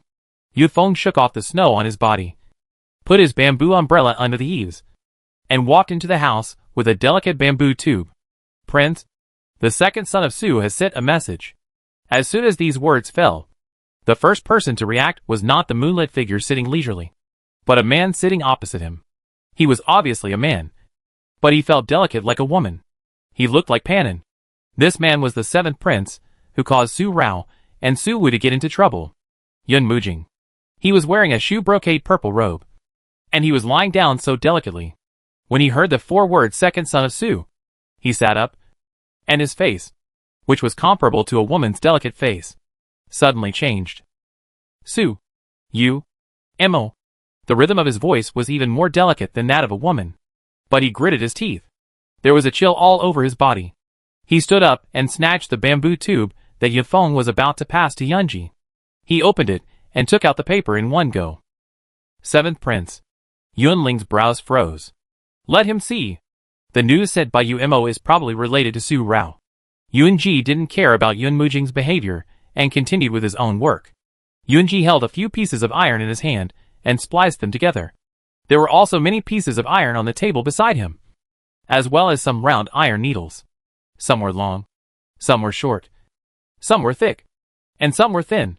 But in just a short breath, while Yun Mujing was reading the letter, Yunji had already finished splicing it, and it turned out to be a sleeve quiver. It was dark black with purple, very small and exquisite, and only needed to be tied to the wrist. Brother, Su Yumo actually said that Su Rao, that damn girl, didn't want to marry you. At this sound, Yunji's hand paused slightly, and he accidentally pulled the trigger. A thin sleeve arrow brushed directly towards Yun Mujing's ear, and suddenly blood came out, and the sleeve arrow was completely immersed in the bamboo pillar. Brother, Yun Mujing covered his ears with his hands, screamed in shock, and looked surprised. Yun Mujing's reaction was fast, and he turned his head to avoid it quickly. Otherwise, his life would be gone. I accidentally slipped. Yunji didn't react at all. He was like this. Sure he slipped? He didn't mean it? Yun Mujing frowned tightly, and the gaps between his left fingers were stained with blood. Yun Feng hurriedly looked for the medicine box. Brother, I was wondering just now that the Emperor wanted to give you that dead girl Su Rao. Why don't you care at all? And you are not in a hurry at all. Now I understand why. It's because of Su Yumo. Right? He wants you to marry Su Rao. He doesn't want Su Rao to become a tool for the prince and the fourth brother to fight for the imperial power. So he chose you and wanted you to marry Su Rao to break Su Rao's predicament. Why does he think so beautifully? This letter, which was Su Er telling Yunji what Su Rao said, had no extra content. But Yun Mujing could see so much information from it. This was a royal child, whose mind was deep and whose thoughts were profound. And he should never be underestimated.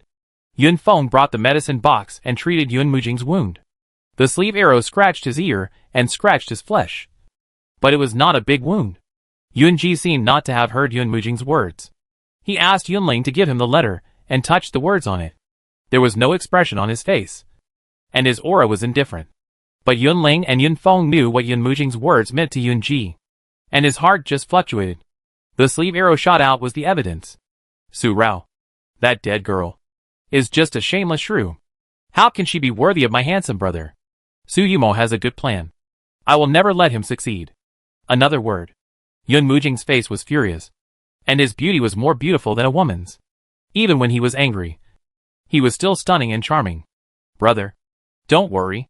Whether it's the Emperor's side or Su Yumo, I will solve it for you. If Su Rao doesn't want to marry you, you won't marry her. As he spoke, he was about to walk away. Yunji spoke again, but said something unrelated. Jing, do you still owe me a bet? Yun Mujing's steps suddenly stopped. But it was not because of the literal meaning of Yunji's words, but the inner meaning.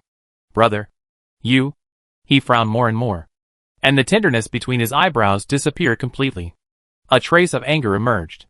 Su Yumo is so worthy that I am willing to sacrifice my own happiness to marry that damn girl Su Rao. What is his basis? Su Rao, that damn girl in Wanlu Temple, humiliated me like that. How can I? Jing. Yunji lowered his voice. I have never asked about the relationship between you and Yumo, and you should not interfere in the relationship between me and Su Rao. Be a good seventh prince. You should know what the Emperor's uncle wants, and you should know the limits yourself. Brother. Yun Mujing looked at Yunji. He rarely saw Yunji like this. After watching for a while, seeing that Yunji was so unquestionable, he sat back, took the sleeve quiver and put it on his wrist, and then softened his body, sat down again, and stepped directly on the edge with one foot. Both the prince and Su Yumo are caused by you. Brother, if I hadn't made a bet with you, how could the prince have gotten involved with Su Yumo? The prince is a man of 7 feet tall, but he was actually deceived by that bastard Su Yumo. Just thinking about it makes me feel so creepy. Suyuma is a wolf in sheep's clothing. And you are a black-bellied fox in sheep's clothing. You two are birds of a feather. The eyes were full of displeasure. Everyone says that my brother is a beautiful and graceful person, like a banished immortal, who is out of reach. But who knows that my brother is actually a fox? And a black-bellied fox who eats people without leaving any bones. There was a touch of angry red on her delicate face. If it weren't for the Adam's apple on his neck that moved as he spoke, she would really think that this person was a woman. And a stunning woman. It would not be an exaggeration to call her a national evil queen. You can't mention Yun Mujing in front of Su'er. And you can't mention Su'er in front of Yun Mujing. Uncle Emperor asked you to come here just to test my attitude towards marriage with the Su family. Show him your injury when you go back. Yun Mujing was angry. Yunji was helpless. Shook his head. Said one word. Got up and left directly. What? Yun Mujing sat up. Completely confused for a moment. Chased out. The anger in his heart was completely gone. And the unhappiness on his face turned into confusion. Brother, I am confused by you. If the Emperor sees my injury, it doesn't mean you don't want to. Then you just threatened to stop me. Are you willing or not? Yunji has already walked into the bedroom and did not answer. Yun Mujing looked at Yun Ling and Yun Feng. And they both shook their heads. They couldn't guess the prince's mind. Especially when it came to the Su family's young lady. As long as it was related to the Su family's young lady, the prince's mind would only become more and more difficult to understand. If my brother wanted this world, I guess he wouldn't have to do it himself. His mind is even more complicated than a machine. Muttering a word. Watching the candlelight in Yunji's bedroom completely extinguished. Knowing that he would not get an answer, Yun Mujing turned and walked into the moon room again. He did not plan to leave tonight, so he would stay in Qingfengju. The next morning, the snow stopped falling, and the whole Lanjing was covered in silver. Yun Mujing went back to the palace. The wound on his ear was actually not obvious overnight. Yun Mujing deliberately walked to the side of Emperor Yu to let him see it. Jinger, how are you injured? Emperor Yu frowned and quickly asked Yun Zongguan to find the imperial physician. Yun Mujing waved his hand to ask Yun Zongguan not to go. It was just a minor injury. Father, this is the masterpiece of my brother. The prince. With just this sentence, Emperor Yu's eyebrows frowned, and a chuan appeared on his forehead. Chiyue didn't say much. Yun Mujing shook his head. Father, I think you should not be too anxious about the marriage of the prince brother. Otherwise, what if the prince brother refuses the marriage on the spot? It's not too late to issue an order after the prince brother makes his attitude clear. Emperor Yu thought about it. He originally thought that Jiyue treated the daughter of the Su family gently, so there shouldn't be much problem. But now it seems that Jinger's injury doesn't seem to be intentional. It seems that he really can't be anxious. It's just right that he can use the daughter of the Su family to test how ambitious the prince and others are. As for Jiyue, let the two juniors contact each other privately first. If Jiyue is still unwilling in the end, let Jinger marry Su Rao. Given the grudge between Jinger and Su'er, even if Jinger marries Su Rao, the military power of the Su family will not fall into Jinger's hands. This is also a win-win situation. Su Rao becomes the daughter-in-law of the royal family. The Su family has only such a precious daughter, and the old Su has only such a precious granddaughter. He can rest assured that the Su family will continue to lead the army. Father, if there is nothing else, I will take my leave first. Yun Mujing's eyes moved secretly, and there was a tenderness and beauty between his eyebrows that only girls have. He looked at Emperor Yu, as if he knew what Emperor Yu was thinking and saw through his heart at a glance. Well, Jinger, go down first. Remember to go to the Imperial Hospital to check. Although the injury is not serious, Emperor Yu's concern is not fake. Although he is on guard against his sons, he also cares about them sincerely. Not to mention his most beloved son. It's okay for the prince to have ambitions, as long as he doesn't rebel and doesn't hurt his life. Emperor Yu won't care too much. For the children of the royal family, competing with each other is the best teaching of power and strategy. In Raoxiang Pavilion, Su Rao was having breakfast, with Ying by her side. Miss, I have already found out the person you asked me to investigate who appeared in the bamboo forest of Wanglu Temple that day. He is Prince of Juxian, Xianiqi Xiao. He went to Wanglu Temple to see Master Huishan that day, and he wanted to ask Master Huishan to go to Juxian. Last night, Su Rao thought of Prince Yi whom she met in the bamboo forest. His cold aura was really similar to Han Machin. So she asked Ying to investigate. now that she knew that the person was actually Xianqi Xiao. Su Rao's eyebrows tightened, and she put down the bowl and chopsticks in her hands. Xianqi Xiao. You said that person is the powerful Prince Yi of Zhuxian? Her eyebrows furrowed more and more. How could he be Prince Yi of Zhuxian? Miss, why do you want to investigate Prince Yi? Ying nodded and asked again. Su Rao was instantly in deep thought. What I saw in the purple bamboo forest that day. I think that person is very similar to Han Machin. Whether it is the cold aura on his body, or the shape of his eyes, or even the color of his clothes. They are really similar. The only difference is that Han Machin has a bloodthirsty and murderous aura. But that person does not have that. He just feels that strangers should stay away. Ying also sank into thought. Miss, you mean to say that you suspect that Prince Yi is Han Machin? No. Han Machin is actually Prince Yi, the master of Ziyaju. If this is the case. Her face changed drastically. I will investigate this matter myself. Su Rao's voice was low and gloomy. And the peach color at the end of her eyes became brighter. The jade fingers placed on the table were curled up and clenched. And they felt white. If Han Machin is Prince Yi of Zhuxian Kingdom, then she is afraid that not only she will be courting disaster, but the entire Su family will be involved. Han Machin knows the identities of her Xiao Gongzi and Su Rao very well. Miss, Yi Su held Su Rao's hand. Miss, don't worry. It has not been determined whether Prince Yi and Han Machin are the same person. Yi Su comforted her. But Su Rao couldn't be relieved. She couldn't be lucky. If Han Machin was Prince Yi, then he had already set his sights on her, as he had when young Master Sha appeared 3 years ago. Suddenly, Su Rao felt more and more that Han Machin was Prince Yi. How could it be such a coincidence that Han Machin appeared there that night 2 years ago? And why did she easily become an exception for Han Machin? The pie in the sky is always a trap. Ying, notify our people that they must be vigilant with Ziyaju before I find out whether Han Machin is Prince Yi. Su Rao ordered, looked at Ying, pursed his lips, and said after a moment, including, Xiao Ji. Miss, you don't have to worry about me. I understand. Ying understood Su Rao's hesitation. This matter concerns the life and death of his entire Lian Pavilion and the Su family. Xiao Ji was once the top star of Ziyaju. Such a thing must be prevented, even if he likes it in his heart. Su Rao was talking about Prince Yi. And at this moment, someone was also being talked about in Shaoxing Palace. Your Highness, it is very likely that Mr. Xiao has never left Lanjing. Xiao Ziyu's identity is probably a fake identity. He may be from Lanjing. Otherwise, it would be impossible for their people to find no trace of him for so long. Moing stood respectfully aside. Prince Yi held a folding fan in his hand, which was the folding fan in Yun Muyue's hand at Wanlu Temple. Are you sure it's not Yun Muyue? Chihan put down the folding fan and took a letter placed aside. The letter was not opened, but was held in his hand, and wrinkled.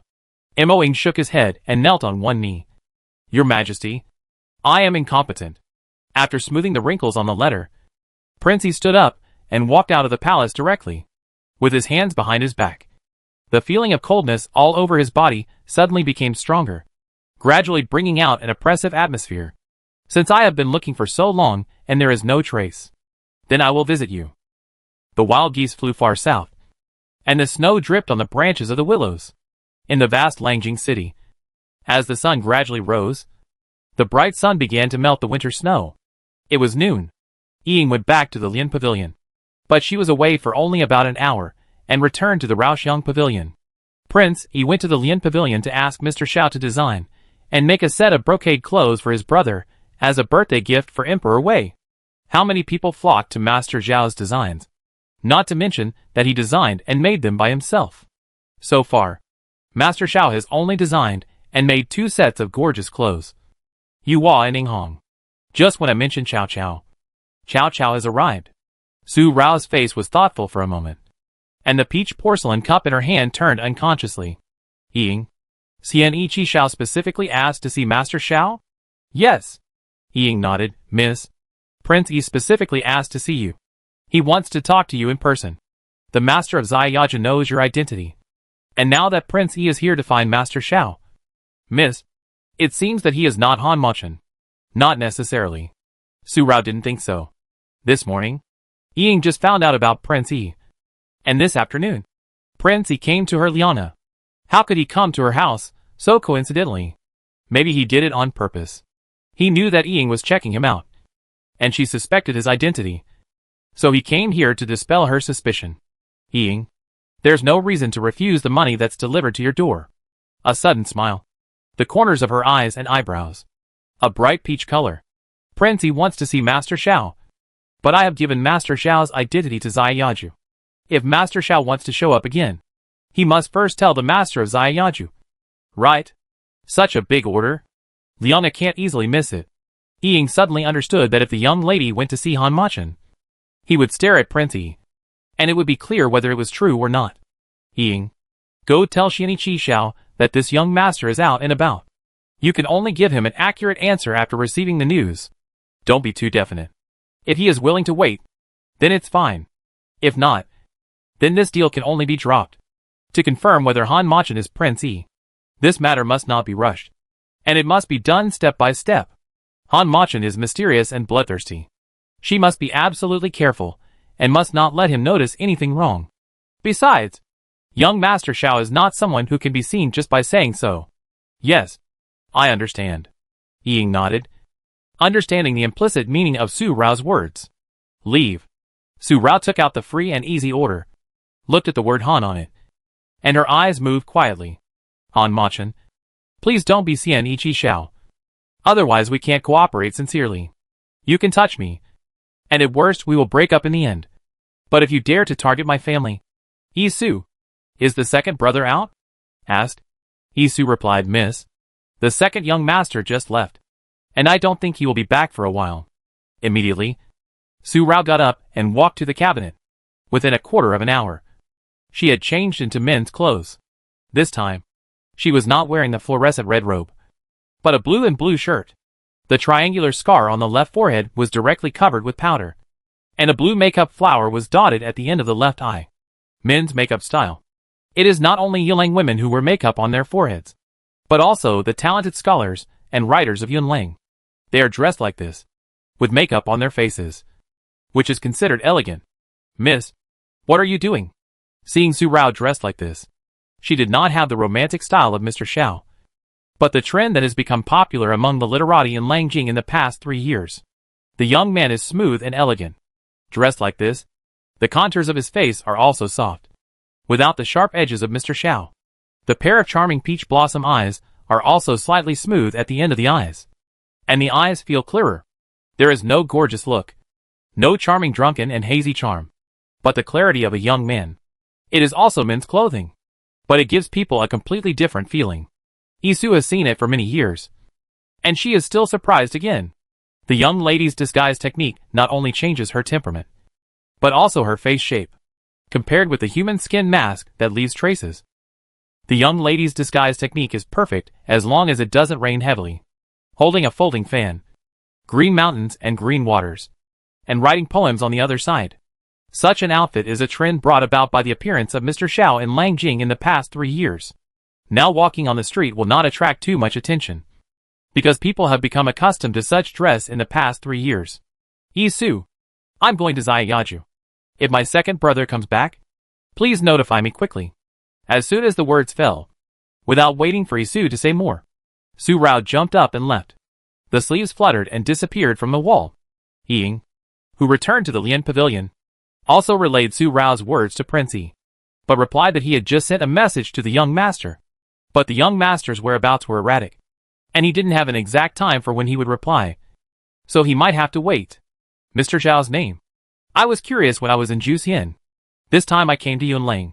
I also intended to make friends with him, and I also wanted to see what kind of person this young Master Sha who is as famous as me is, and how he can make me a Juxian woman. Talk about him every 3 sentences. It doesn't matter if I wait for some time. I can still wait in the free time of March and April. Leaving this sentence, Prince Yi left the Lian Pavilion. In March and April, before the end of the 3-country exchange next spring, he stayed in Yunlang. A letter message. This time is enough to go back and forth. Ying understood this meaning. Prince Yi was determined to meet Mr. Xiao. Until Prince Yi got on the carriage, Ying's eyes had not been retracted. He had never seen the master of Xiaoju, so he couldn't tell how this person resembled the master of Xiaoju. Ying, what's wrong? Xiaoxi walked to Ying and held his hand. Ying turned around, shook her head, and suddenly said, Zhi, do you think that the reason this Prince of Juxian came to my Lian Pavilion is not just to ask you to design and make a gorgeous dress for his brother? Why do I feel that he came specifically for our master? He said that he must see you. Ying's eyes fell directly on Xiaoxi. Xiaoxi looked thoughtful, and after a breath, she said, Ying, the only intersection between you and this Prince of Juxian is that they are known as the four masters of the three kingdoms. It is normal for Prince Yi to be curious about you. And I heard that Prince Yi and his brother have a very good relationship, and there has never been any suspicion between the two. I think it is normal for Prince Yi to want the young master to personally design and make gorgeous clothes for his brother. Holding Ying's hand slightly tighter. Ying, maybe you worry too much. There is no conflict between the young master and Prince Yi. Ying's eyes flashed for a moment, and nodded. I hope I really worry too much. Holding Xiaoxi's hand, he entered the Lian Pavilion. Zhi, I like you. But if you betray the young lady for Zai Yaju. The ebony carriage slowly drove away from the Lian Pavilion. A cup of tea emitted a lingering mist, which blurred Prince Yi's cold eyebrows. Your Majesty, do you believe what the man in Lian Pavilion said? Emoing asked. The man in Lian Pavilion had a snowy smell on him. He must have left just now. Taking a sip of tea, Prince Yi leaned back on the cushion, lifted the curtain and took a look. Lian Pavilion was far away. On such a cold day, there were still many people coming to the door of Lian Pavilion. The business was not bleak because of the departure of Mr. Shao. It doesn't matter whether you believe it or not. I just want to see the mysterious Mr. Shao in Lian Pavilion. I understand. A response? No more words. Emoing was quiet, driving the carriage to leave. Emoing. Stop. Prince Yi suddenly said again. His eyes fell on the lake in the inner city of Ziyaju opposite the Lian Pavilion, where painted boats were sailing on the lake. One of the three-story painted boats was gorgeous and exquisite. Many men in gorgeous clothes almost all held a folding fan in their hands, with powder on their faces. A man attracted Prince Yi's attention. King Fengju is in the middle. The news that Su Rao left the mansion was not known to Su Er yet. But Prince Jiyue got the news first. Yufeng came into the moon room and whispered something in Yunji's ear. Su Er sipped his tea. His eyes fell on Yufeng, who was whispering across from him. He didn't ask any more questions and continued to drink his tea. After Yufeng left, Yunji smiled faintly, and the moonlight around him was light, weakening the haziness. This smile seemed to pour down the brilliant golden sun in the sky, dimming the luster, and the snow that was about to melt in the courtyard was also affected by his face. Su Er was a little surprised. Jiyue, I rarely see you smile like this. What good news makes you so happy? Yunji also took a sip of tea, looked up, and seemed to look at Su Er. After a moment, he said lightly, A Jing is in Ziyaju. With just these 6 words, Su Er was sitting casually. His face relaxed, but now he sat up straight. Compared with yesterday when Su Rao and Su Wu mentioned Yun Mujing, the aura around him was even heavier and thicker at this moment. The whole person was completely indifferent and cold, like a completely different person. His aura also suddenly became heavy. Yunji felt it, smiled and shook his head, but said again. Yunfeng said that a Jing made a bet with others again. If he loses, Jiyue, shut up. Suddenly, Su Er got up and was about to leave with a big stride. Yunji's words seemed to have touched a nerve in Su Er, and he lost the coldness he had just felt, and was furious. As soon as he stepped out of the moon room, he heard another voice, which made him stop abruptly, and the coldness returned to his body. But he felt even worse. The cold wind was blowing. The air around him was a little heavy, as if it was hard to breathe. If a Jing loses, you will meet him again if you go out now. After saying this, Yunji stood up and walked around Su Er to the study room on the 2nd floor. Su Er's lowered hands were pinched to reveal layers of green vines. Seeing Yunfeng outside the door, he actually pressed his lips, as if he wanted to laugh, but was holding it back. Su Er's mouth also showed a sneer. Yunfeng, it seems that we haven't sparred for a long time. Before Yunfeng could react, a strong wind was already approaching his face. Yunfeng panicked and quickly did a side flip and retreated quickly, but was still rubbed by the strong wind on his shoulder. His Qingju clothes were torn, and his inner shirt was torn, and a bloody streak suddenly appeared on his shoulder. Second young master, you are too unkind to sneak attack. Stop talking nonsense. Su Er snorted coldly. He rushed forward directly. Yun Feng dared not be careless. For a moment, the clouds moved and the wind rose. And the two fought barehanded and went directly to the bamboo forest. The snowflakes that had not melted flew up and danced with the snow curtain. Yunji stood in front of the study on the second floor, with a smile on his face. Yuehua's sleeves fluttered. The satin on her eyes fluttered with the wind. The sun shone down, dispelling the coldness around him and the clear sky. Yunling saw it, and pursed his lips for a rare moment, and asked in a moment, Prince? Miss Su went to Ziyaju again. Do you mind? So you leave the second young master behind.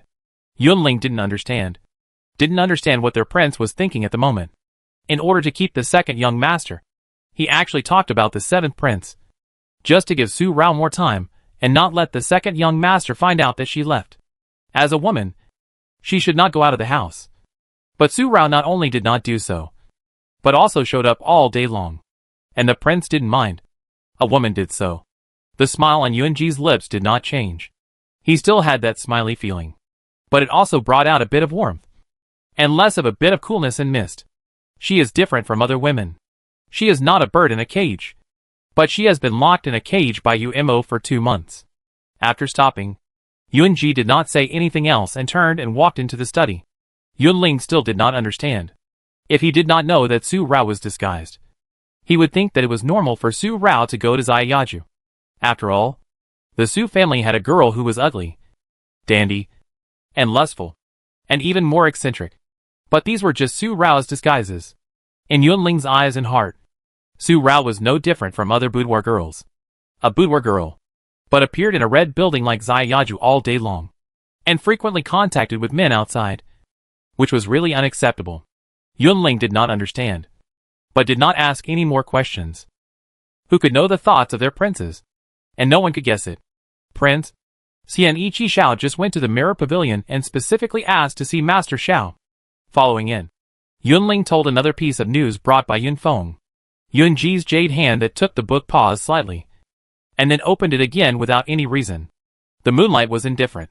Su Rao didn't know that Prince Chiyue had helped her keep Su Er. After leaving the Su family, she appeared directly in Huan Yang's Huan Pavilion. She didn't have much time. She had to go back before her second brother came back.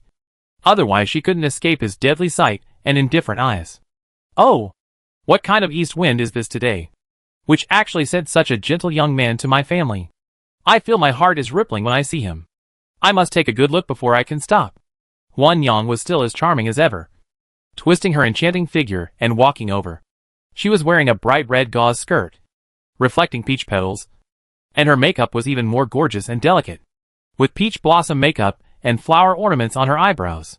She was obviously a middle-aged woman, but she was still so charming, and she deserved to be the first seat in Ziyaju. Su Rao turned her head and looked at him. There was a hint of sadness in her eyes, but in the blink of an eye, she smiled. A sly smile. She was obviously a shy young man with a gentle face, but she could act in such a romantic manner. She had a sense of freedom and a unique style. She was a young man. Oh! Where did this beautiful lady come from? She almost blinded my eyes. But I am a serious scholar. How can I fall in love with a beautiful lady? It is really a disgrace to me. She smiled slyly, but she said it in a serious way. Huan Yang almost stumbled, glared at Su Rao, threw the fan in her hand on the table, and the charm on her face disappeared. Since you are a scholar, coming to my Ziyaju is like slapping yourself in the face. You'd better leave quickly, lest you be contaminated by the atmosphere of my Ziyaju. I can't afford to pay for it. Su Rao smiled, took a breath, moved the stool to the side of Huan Yang, and smiled. I heard that there is a charming and beautiful lady in Ziyaju, so I came here to feast my eyes. Huan Yang glanced at her, chuckled, and poked Su Rao's forehead with her index finger in anger. You little girl. You only know how to tease me. You never come to me for no reason. Tell me, what life-threatening thing do you want me to do? You are now the second master of Ziyaju. I have to respect you well. I may have to rely on you one day. These words were a little sour. Huan Yang, you have drunk a few jars of old vinegar. Are you jealous? Su Rao was about to roll her eyes, and Huan Yang seemed to know, and glared at her. Su Rao's expression changed immediately. She changed her face so quickly that she put her arm around Huan Yang's shoulders and smiled again. Miss Huan, I really didn't come here for no reason. But I really had no choice. I wanted to come out. But there was no way. I have a terrible second brother who is always watching and disciplining me at home. What else can I do? I am also pitiful. Okay. Okay. Okay. Stop giving me this pitiful trick. If you have something to say, just say it. The time I spent with you was all hard-earned money. Miss Huan didn't buy Su Rao's trick at all and glanced at her. Will you pay? Su Rao suddenly looked embarrassed. It seemed that she had never paid for drinks since she came to Ziyaju. Miss Huan, I want to see your master. After saying this, Su Rao's face became serious. To see the master? Huan Yang also became serious, but her brows were knitted. She looked at Su Rao for a moment before saying, You want to see the master. But this may be difficult. Every time, the master shows up by himself. Su Rao also frowned. Her eyebrows were lightly furrowed, and the dark color in her eyes became more intense. Huan Yang, you mean that your master always meets others, and you can't find him? Su Rao's eyes fell on Huan Yang's face, not missing any of her expressions. Huan Yang nodded. The master of Ziyaju comes and goes without a trace. Sometimes he doesn't show up for half a year, and it's already a lot to show up 3 times a year. Except for the 2 guardians of Xiaoyao. No one else knows the master's identity. No one has ever seen his face. It's like this. Su Rao frowned even more. It's really mysterious. Huan Yang, don't you have any way? Ziyaju will always have something to ask him. Right? It's not like he can predict everything and show up every time. And you won't look for him? That's not the case. Huan Yang shook her head. That's why I said it was difficult. It's not that there's no way to contact the master. But the master's whereabouts are uncertain. Even if you contact him, you may not be able to see him. What's the urgent matter for you to find the master? It's not urgent. It's just that Su Rao paused, and her face showed a hint of entanglement. A big business has come to Lian Pavilion, and they specifically want to talk to Mr. Xiao. I want to use Mr. Zhao's identity, but I'm afraid that if I show up here, Mr. Xiao arranged by your master will show up somewhere else. Then, if 2 Mr. Xiaos appear at the same time, it may cause some unnecessary trouble. Huan Yang nodded. She understood. Okay. I'll contact the Xiaoyao guardian for you. As for whether the master will show up to see you, I can't give you an answer. Okay. As long as we can contact him. Su Rao also nodded. Huan Yang got up and left. The dark color in Su Rao's eyes completely colored her peach blossom eyes. A circle of charming color appeared in her eyes, and then disappeared in an instant, returning to her shyness. Just as she was about to leave, a loud shout came from the direction of the inner city lake outside the window. It was a person's name, which made Su Rao stop in her tracks. Which other young man is here to challenge? If no one else comes up, the champion of poetry discussion in Ziyaju today will be the 7th prince. The losing young men, all dressed in women's clothes, go around our Lanjing city and confess to the last man you see on the street. This shout was made by another manager of Ziyaju. Mu Lian. This is Huan Yang's old lover. The real lover. Ziyaju is openly managed by these 2 people. But most of the time Mu Lian rarely appears. Su Rao had walked to the door, but then retreated, walked to the opposite window frame, pushed open a gap, and quietly looked down. The inner city lake in winter has a layer of ice chips all around, and the frost color is all over it. The winter scenery is beautiful with snow. On the luxurious 3-story painted boat in the center of the lake, the man is so delicate that he seems to have no bones.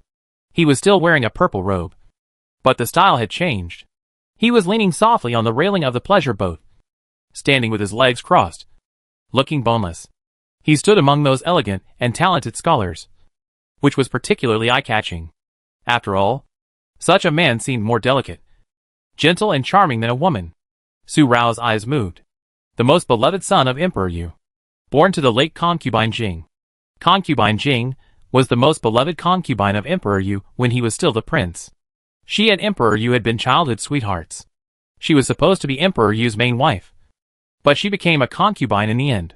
She died 10 years ago due to illness.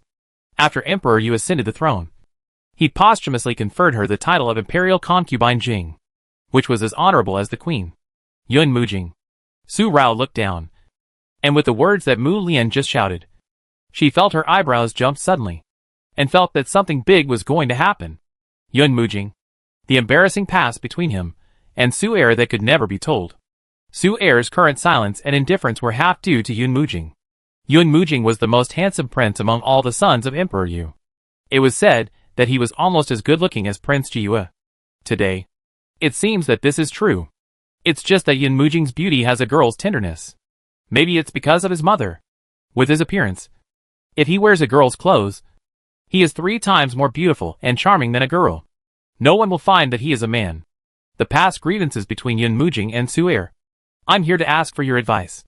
This voice interrupted Su Rao's thoughts. And she raised her eyes and fell on the man who jumped onto the pleasure boat. He was wearing a crescent-shaped white robe, and the hem of his robe was like the moonlight on the lotus pond. Because of his flying action, he fluttered and swayed, creating layers of ripples. The person who came was Prince Rongfeng, who had a warm feeling all over his body. A gentleman, and his voice was like the warm sun, slowly rising with a warm color. And it only made people feel warm when they heard it. Su Rao suddenly twisted her eyebrows. That nosy. This person is the Danyang prince. Huan Yang's voice came to her ears. What? Rongfeng? Su Rao looked at Huan Yang suddenly. Is this person the Danyang prince? Huan Yang nodded. I have already spread the news for you. If the master shows up, I will send someone to inform you. Shouldn't you go back now? If the second young master Su finds out that you sneaked out like this and come to my xiaoyao. No hurry. No hurry. Su Rao waved her hand directly, and her eyes continued to fall on the pleasure boat, or more precisely, on Rongfeng. At this moment, she was not in a hurry to go back, and she seemed to have nothing to fear from Su Er's death gaze. Dan, Liang, Kingdom, Rong, Feng, Prince. She actually met them like this. I don't know what they were competing on the pleasure boat. Too many noisy shouts completely blocked the voices of the 7th prince and Rongfeng, and they couldn't be heard at all. Su Rao looked like she was eager to try, and it was obvious that she was up to something. Huan Yang only took a glance. Her eyes moved charmingly, and the round fan lightly covered the corners of her lips. Could it be that our beautiful lady Su has taken a fancy to Prince Rongfeng? Su Rao's thoughts suddenly stopped, and then a trace of regret flashed across her face. I heard that Prince Rongfeng of Danyang State is strict with himself and has a sense of relaxation. It turns out that he is such a good person. The inner-city lake between Xiaoyaju and Lianghe is the free and easy place of Xiaoyaju. He actually appeared here and said that he sure is a gentleman. It's really a rumor that misleads people. He shook his head. So he is like this. It seems that she didn't take a fancy to Rongfeng. Su Rao smiled, turned her head to look at Huan Yang, and said, Beautiful Lady Huan, in my heart, no one can compare to my Mr. Shao. I am very loyal.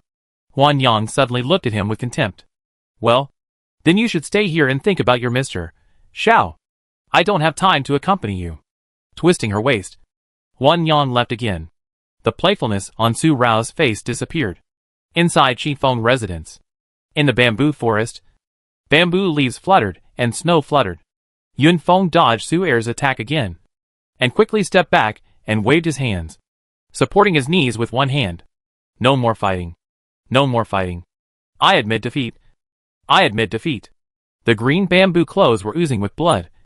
His face was tired, and there were beads of sweat on his forehead, and he kept panting. And Su Er's robes were not even messy, but his black hair was slightly messy due to the wind. And there was no other embarrassment. With one hand behind his back, he looked at Yun Feng with indifference. Next time, the strong hand directly pinched a bamboo beside him. With a sound, the bamboo cracked. Bamboo leaves rustled and fell. Su Er waved his sleeves and walked out of the bamboo forest with a gloomy and cold look.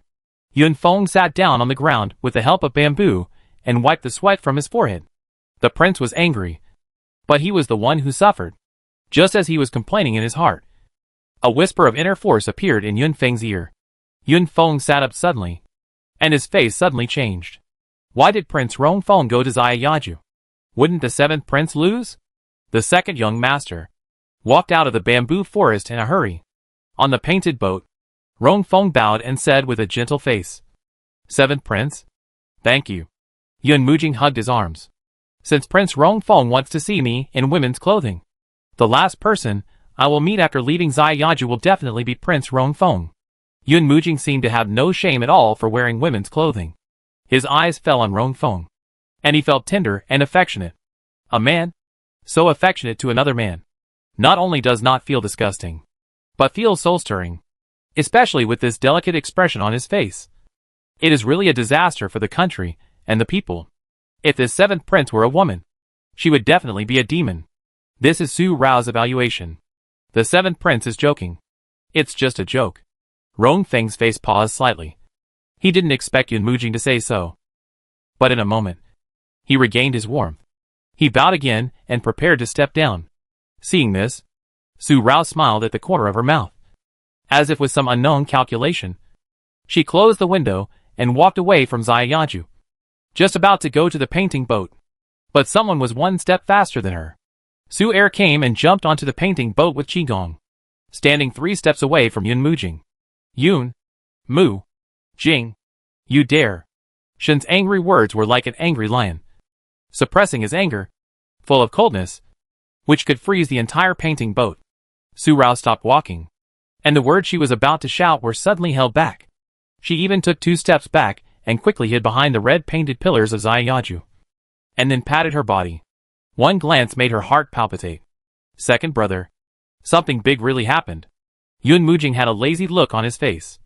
But when Su Er jumped into the air, his expression changed in an instant, and he suddenly became angry, and his body was filled with coldness. No weaker than Su Er. Su. You. Mo. On the pleasure boat. All the shouts disappeared in an instant. Just because of Su Er's appearance. Just because of the easy-to-feel coldness between the 2 people on the boat. The 2 looked at each other, and it was like sparks flying in the air. The inner-city lake was suddenly surrounded by people, and they looked at the pleasure boat one by one. But there was no noise. Su Rao looked over and swallowed her saliva. They wouldn't fight again. As soon as this thought came out, Su Er clenched his fists. His eyes were sharp, and there was no more nonsense. He went straight to the action, with a strong murderous aura sweeping over his body, which was completely different from the gentle he had treated Yun Feng before. Su Yuma, you want to fight again? Good. Do you think this prince is afraid of you? Yun Mujing also approached, and his words were even more cold and angry. This prince is wearing women's clothes. So what? This prince dares to do it. For a while, it was obviously the stage of Xiaoju, but it became a martial arts stage for these 2 people. The 2 fought barehanded. Su Er's methods were sharp and ruthless, and Yun Mujing was not weak either, and every move and kick was sharp. The pleasure boats were shaking, causing ripples on the inner-city lake. The men in the boats hurriedly grabbed the railings around them. Rong Feng saw this, and a hint of self-annoyance emerged in his eyes. He just saw that the 7th prince was good at poetry, and he couldn't help it for a moment. But he forgot the grudges between Su Er and the 7th prince. You too. Seeing that the 2 men seemed to be determined to fight for a day and a night, Rong Feng hurriedly jumped forward, took the force of the 2 men with one hand and one palm, and separated them, with a warm and apologetic look on his face. Today's facts are due to my inconsiderateness. This Xiaoju pleasure boat may not be able to withstand the tossing of the 2 of you. You 2 are both nobles. If you have something to say, you can talk it out. It's better not to fight like this. Sure enough, he is meddling in other people's business. Su Rao clenched the folding fan in her hand slightly. If the second brother doesn't let go of his anger, then his family will suffer again. Su Er looked at Rong Feng with an indifferent look, clenched his fists, and his veins were spreading. After a moment, he stopped. His eyes were full of indifference, and he looked at Yun Mujing again, and walked away directly. This look was a cold and angry warning. If you dare to dress like a woman again and walk around the street like this, I will strip you every time I see you. If you don't believe it, just try it. Su Han and Yun Feng who were chasing after him. Su Han hurriedly followed him. Yun Feng also went up to the pleasure boat in 2 steps. He didn't have time to change his blood-stained green bamboo shirt. He only covered himself with an outer shirt to cover the blood under his clothes. Su Yuma, you are a psychopath. A lunatic. This prince must be unlucky for 8 lifetimes to have offended a psychopath like you. Yun Mujing gritted his teeth, and the warning look was clear to him. 7th prince. Yun Feng went up to the pleasure boat and glanced at Rong Feng first. Rong Feng showed a hint of helplessness. He was just in a momentary mood. I never thought it would lead to this situation. What are you doing here? The cold anger on Yun Mujing's face had not disappeared. But the tenderness between his eyebrows that only girls have had completely disappeared. And he was no longer so feminine. He stood up straight, and was no longer so delicate. In reply to the seventh prince, the second young Master Sha just left King Fengju. And the crown prince asked me to follow him to take a look. Now it seems that it is not a big deal. So I will take my leave. The seventh prince should also go back early. Otherwise, the emperor will be angry again if he knows.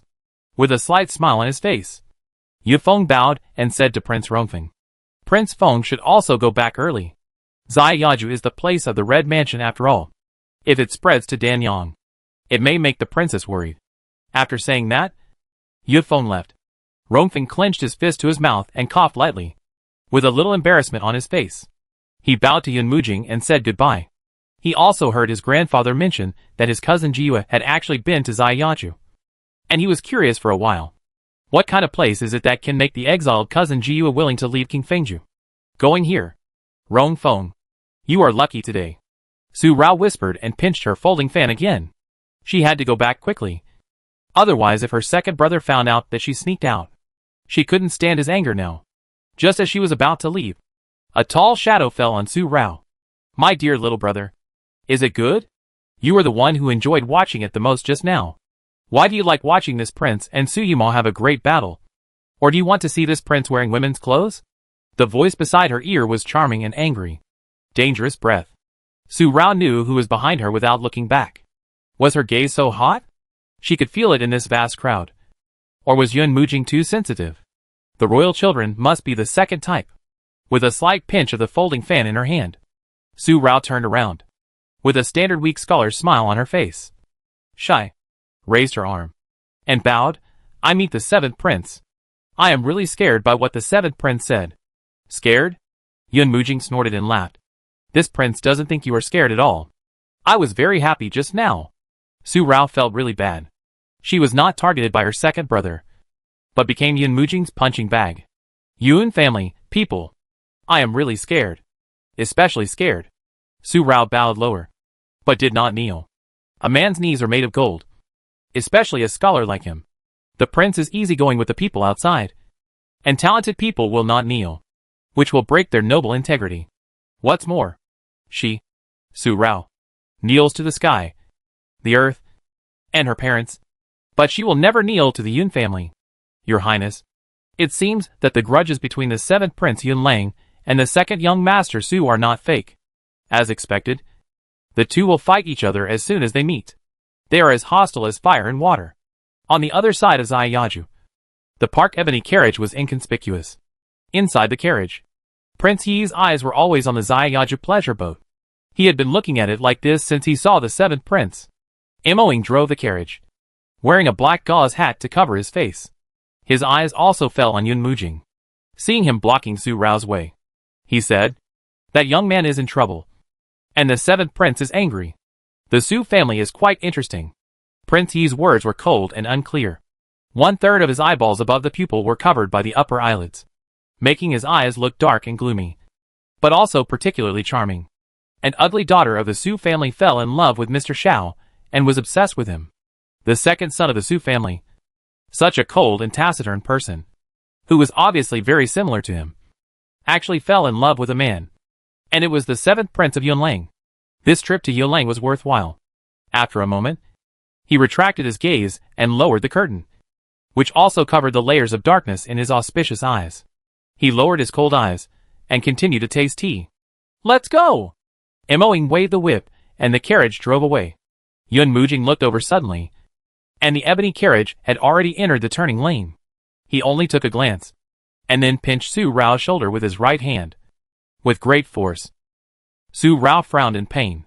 Yun Jing, little brother, eyes are on your face. You have to know what they are used for. Otherwise you will lose them if you are not careful. He patted Su Rao's shoulders twice more, and Yun Mujing made a gesture of digging eyes, aiming directly at Su Rao's eyes. He walked away with big strides. Su Rao's eyes suddenly showed a deep feeling, but she acted like she was frightened and her legs softened. She leaned back against the red-painted pillar, and her folding fan fell to the ground. It was because when the seventh prince blocked her, countless pairs of eyes looked over. Oh! I'm here to take a look. This young master must be scared. Huan Yang came over with a twisted waist, picked up the folding fan that Su Rao had dropped, took Su Rao's hand and put it in her hand, and squeezed it hard. I was really scared when I saw the young master, so I'll go back to calm down. Su Rao seemed to have reacted, and even forgot the most basic etiquette of a scholar. She hurried away in a panic, as if she was really scared. After Huan Yang reminded her, she came back to her senses. After leaving Beiyang Street, she slowed down her pace and pressed her left shoulder. She felt that her bones were screaming in pain. Her eyes showed layers of deep color again. Yun Mujing. Wait. Sooner or later, I will return it to you with interest. Go back to the Su mansion. Miss. What's wrong with you? Seeing Su Rao rubbing her left shoulder, Yi Su hurriedly took 2 steps to meet her. Qin Yang also came over. Su Rao's face suddenly darkened again, and she said something in 2 or 3 sentences. Yi Su's eyebrows were twisted hard, and Qin Yang also had a worried look on her face. Miss. Qin Yang. I'm fine.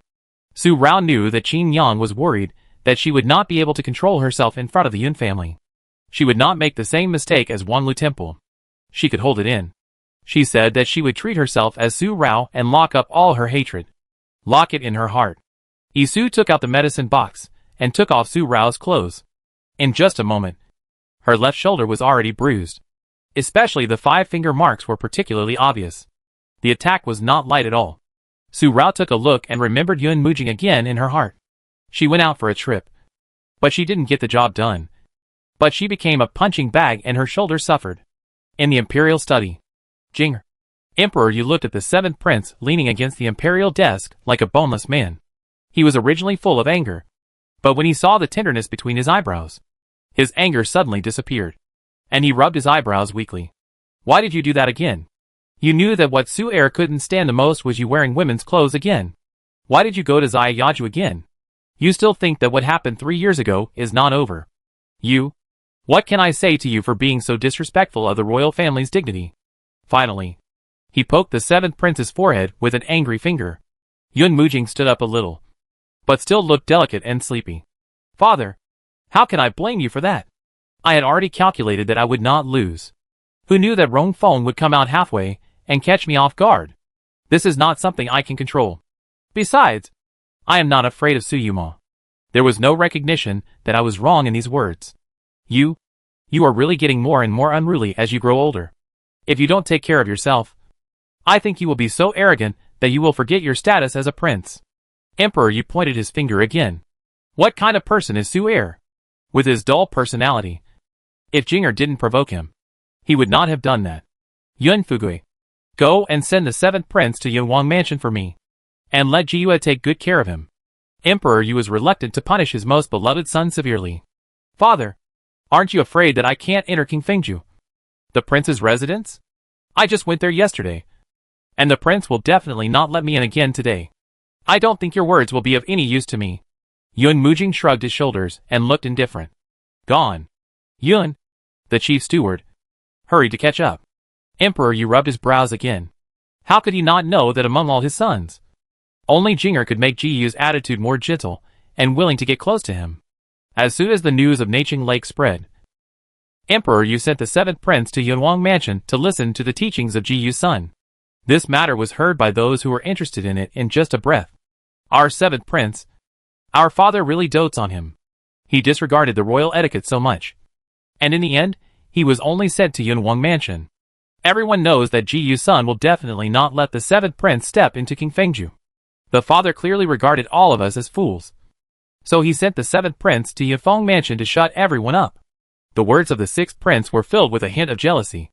Third brother, if what happened today happened to us, I'm afraid that what awaits us now is the emperor's anger and confinement. The prince flipped through the memorial without any jealous expression. It's already clear. Why should the 6th brother be so angry? If the 7th brother wants to make trouble, then let him make trouble. He and Su Er are incompatible. And it's no worse than this. There is a deep meaning in these words. The 6th prince understood instantly. Among all the adult princes now, they are the only ones who have never had a grudge with the Su family. The domineering look between his eyebrows reappeared. The anger on his face disappeared. At this moment, in the fourth prince's mansion, Yun Mui's brush broke again. The ink stained his hand, and the painting on the table was ruined again. Xian Ti knelt on his knees, not daring to breathe. Su Rao returned to the mansion, but Su Er did not come back at all. It was not until the next morning when the morning frost came that Su Han sent a message. The young master went to the military camp. Let the young lady practice calligraphy by herself. Su Rao suddenly remembered. As long as Su Er confronted Yun Mujing, he would definitely appear in the military camp. How could she forget this? The feud between Su Er and Yun Mujing happened 3 years ago.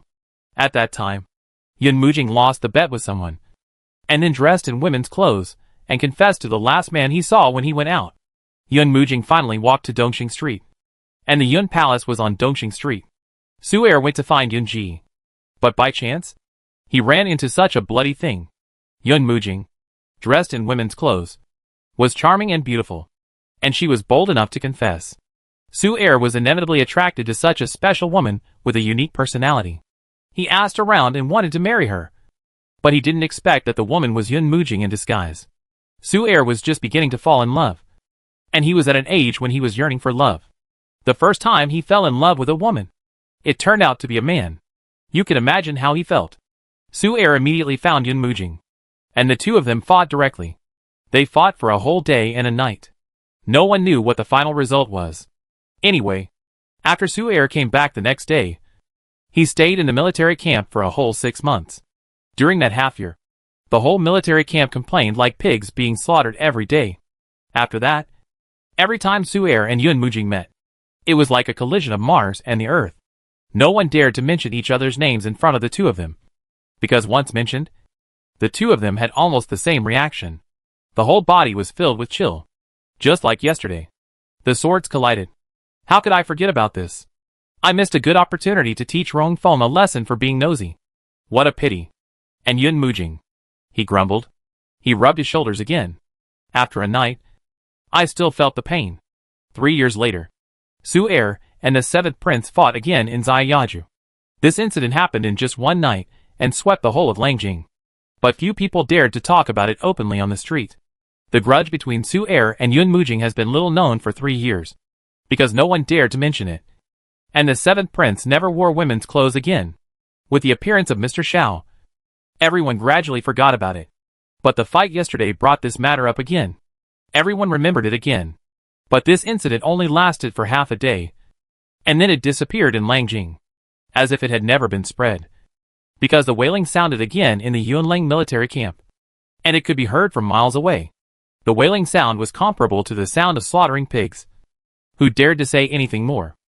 Listening to the news brought by Ying, Su Rao suddenly felt that she, a playboy, had failed.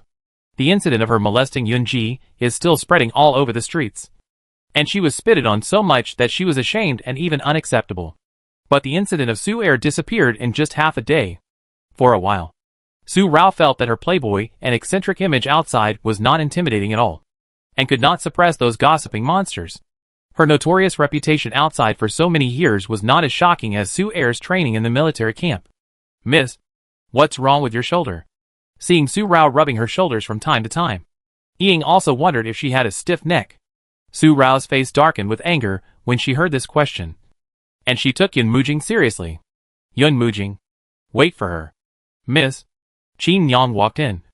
Housekeeper Su is here, saying that the old general wants you to come over. Grandpa is looking for me.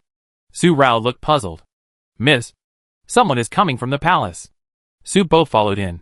General Manager Yun came in person. I don't know what's going on. The old general asked me to warn you first. I'm afraid it's related to the matter of Wanlu Temple. Yun Ji. Su Rao's eyebrows twisted suddenly. In Songha Hall, General Manager Yun sat down, sipping tea, with a pleasing smile on his face. Bowed. Old General, the Emperor has ordered Miss Su to go to the Yun Palace to be taught by Prince Jiyue. I would like to congratulate her first. Eunuch Yun is still so flattering and good at speaking. My granddaughter has been spoiled by me. It is her blessing to be taught by Prince Jiyue in person. The Emperor's grace is great. Old General Su stroked his big beard, with a bold smile on his face, not hiding his joy at all. The Emperor Yu's move has a deep meaning. It is also what the Su family wants. Su Rao, who walked to the hall, stopped suddenly. What? General Yun saw Su Rao with a sharp eye, and immediately stood up and smiled. I haven't seen you for a few days. Miss Su has become more and more beautiful. General Su was very happy to hear his precious granddaughter being praised so much. He raised his hand and waved, with a face full of love and pampering. Rao, come in quickly. What are you standing outside? Be careful not to get cold. Seeing this, Chief Steward Yun couldn't help but sigh in his heart again. General Su really loves this granddaughter to the bone. No wonder the Emperor values this young lady of the Su family so much. Even if her appearance is ruined and her reputation is so bad, he still gives her to Prince Jiyue. Grandpa, what are you doing in the middle of the day? In just a moment, all the shock in Su Rao's heart disappeared, and she walked in with an impatient look on her face, just because her lunch break was disturbed. Inside Chi Feng residence, chess room, the seventh prince sat in the same posture as that night, with an expression that he hadn't woken up. But his eyes fell directly on Prince Jiyue, who was holding a white piece in the moonlight across from him. Feeling a little irritated, aging, it's your turn. Yunji's face was gentle and indifferent, as if he didn't notice the seventh prince's gaze, and his voice was also warm and cool, with a smile on his lips. Brother, it's you. Yun Mujing threw the black piece directly into the chess basket and sat up straight. He looked unhappy. His irritability was even more obvious. You asked me to show my injury to the Emperor so that he could issue an order. You calculated the Emperor's mind. You didn't refuse directly or agree. The Emperor would definitely let you contact Su Rao first. The Emperor was determined to point that dead girl Su Rao to you. But you still... Jing. There was no sight. But Yun Mujing knew that Yunji looked at him. Why did you do that yesterday? The white piece in his hand was also put into the chess basket beside him. This game of chess could not be finished. Why did you provoke UMO? Just this question. The cool voice. The sense of emptiness and distance. All Yun Mujing's irritability suddenly turned into silence. And he didn't dare to look at Yunji. Yunji couldn't see his reaction, but he seemed to have known it for a long time. After a moment, a hint of helplessness appeared on his beautiful face. Jing, how do you know that the Emperor's uncle's action was because of my actions? Not because of you. Yun Mujing suddenly raised his head. His eyes were stunned, and the sense of silence disappeared. Yesterday, the Emperor's uncle punished you to come to my Yunwang mansion. And today he issued an order to Su Rao and me. The Emperor's uncle may just want to use me as a cover. The word seemed to pause, but also seemed to be gone. Let you and Su Rao. How is it possible? Yun Mujing stood up all of a sudden, and his whole body trembled violently. A particularly exaggerated reaction. Brother, you know that how could I and Su Rao, that dead girl, be together? Besides, we have long ignored each other. The last word, the exaggeration on his face disappeared again, and turned into a sense of silence again, and sat down. She ignored me after she got hurt. Who knows how she hates me now? How could the Emperor? Uncle doesn't know about the things between you two. Even Yuma doesn't know. Otherwise, do you think Yuma won't settle accounts with you all these years? Yuma has played tricks on you several times for a seventh princess. Getting up and stroking Yuehua's sleeves, Yunji walked out of the house and gathered Yuehua's cloak. The cold wind blew across his face, blowing the satin on Yunji's eyes lightly, and a strand of black hair fell on his cheek, bringing out a hazy feeling. Besides, have you seen Su Rao turn her face away from you and settle accounts with you over the years? She is still the same as before. Otherwise, how could she have such a reputation of being a playboy? Lustful and perverse now? Yun Mujing followed him out. Brother, don't you know that her bad reputation outside was just created by Yun Luoling in secret? She has changed a long time ago. She is no longer the proud girl before. She must hate me. The heavy feeling of silence on her face disappeared, but the tenderness of a girl between her eyebrows became stronger. Brother did it on purpose.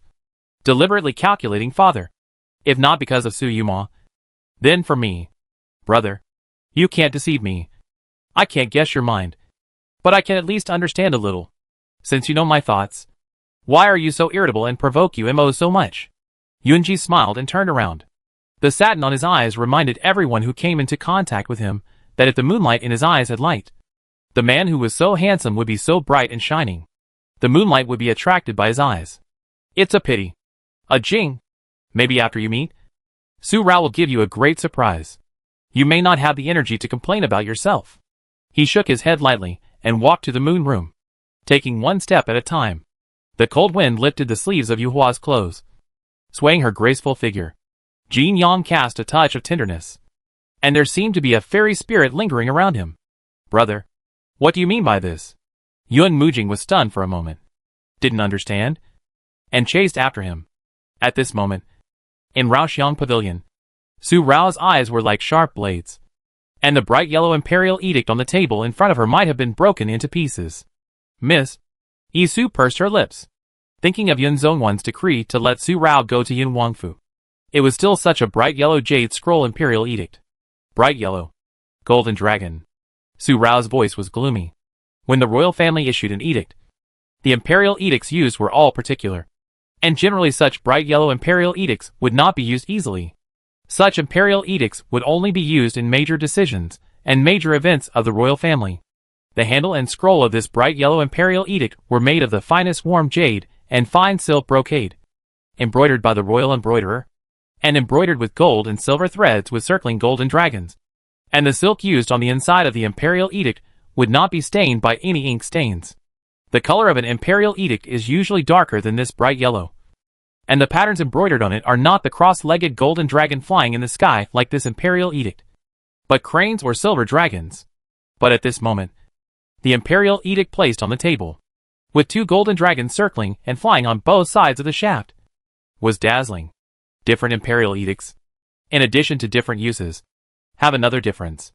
If the imperial edict given to Su Rao by Emperor Yu is embroidered with silver dragons or cranes, it would not be a big deal for her to disobey the edict with the status of the Su family.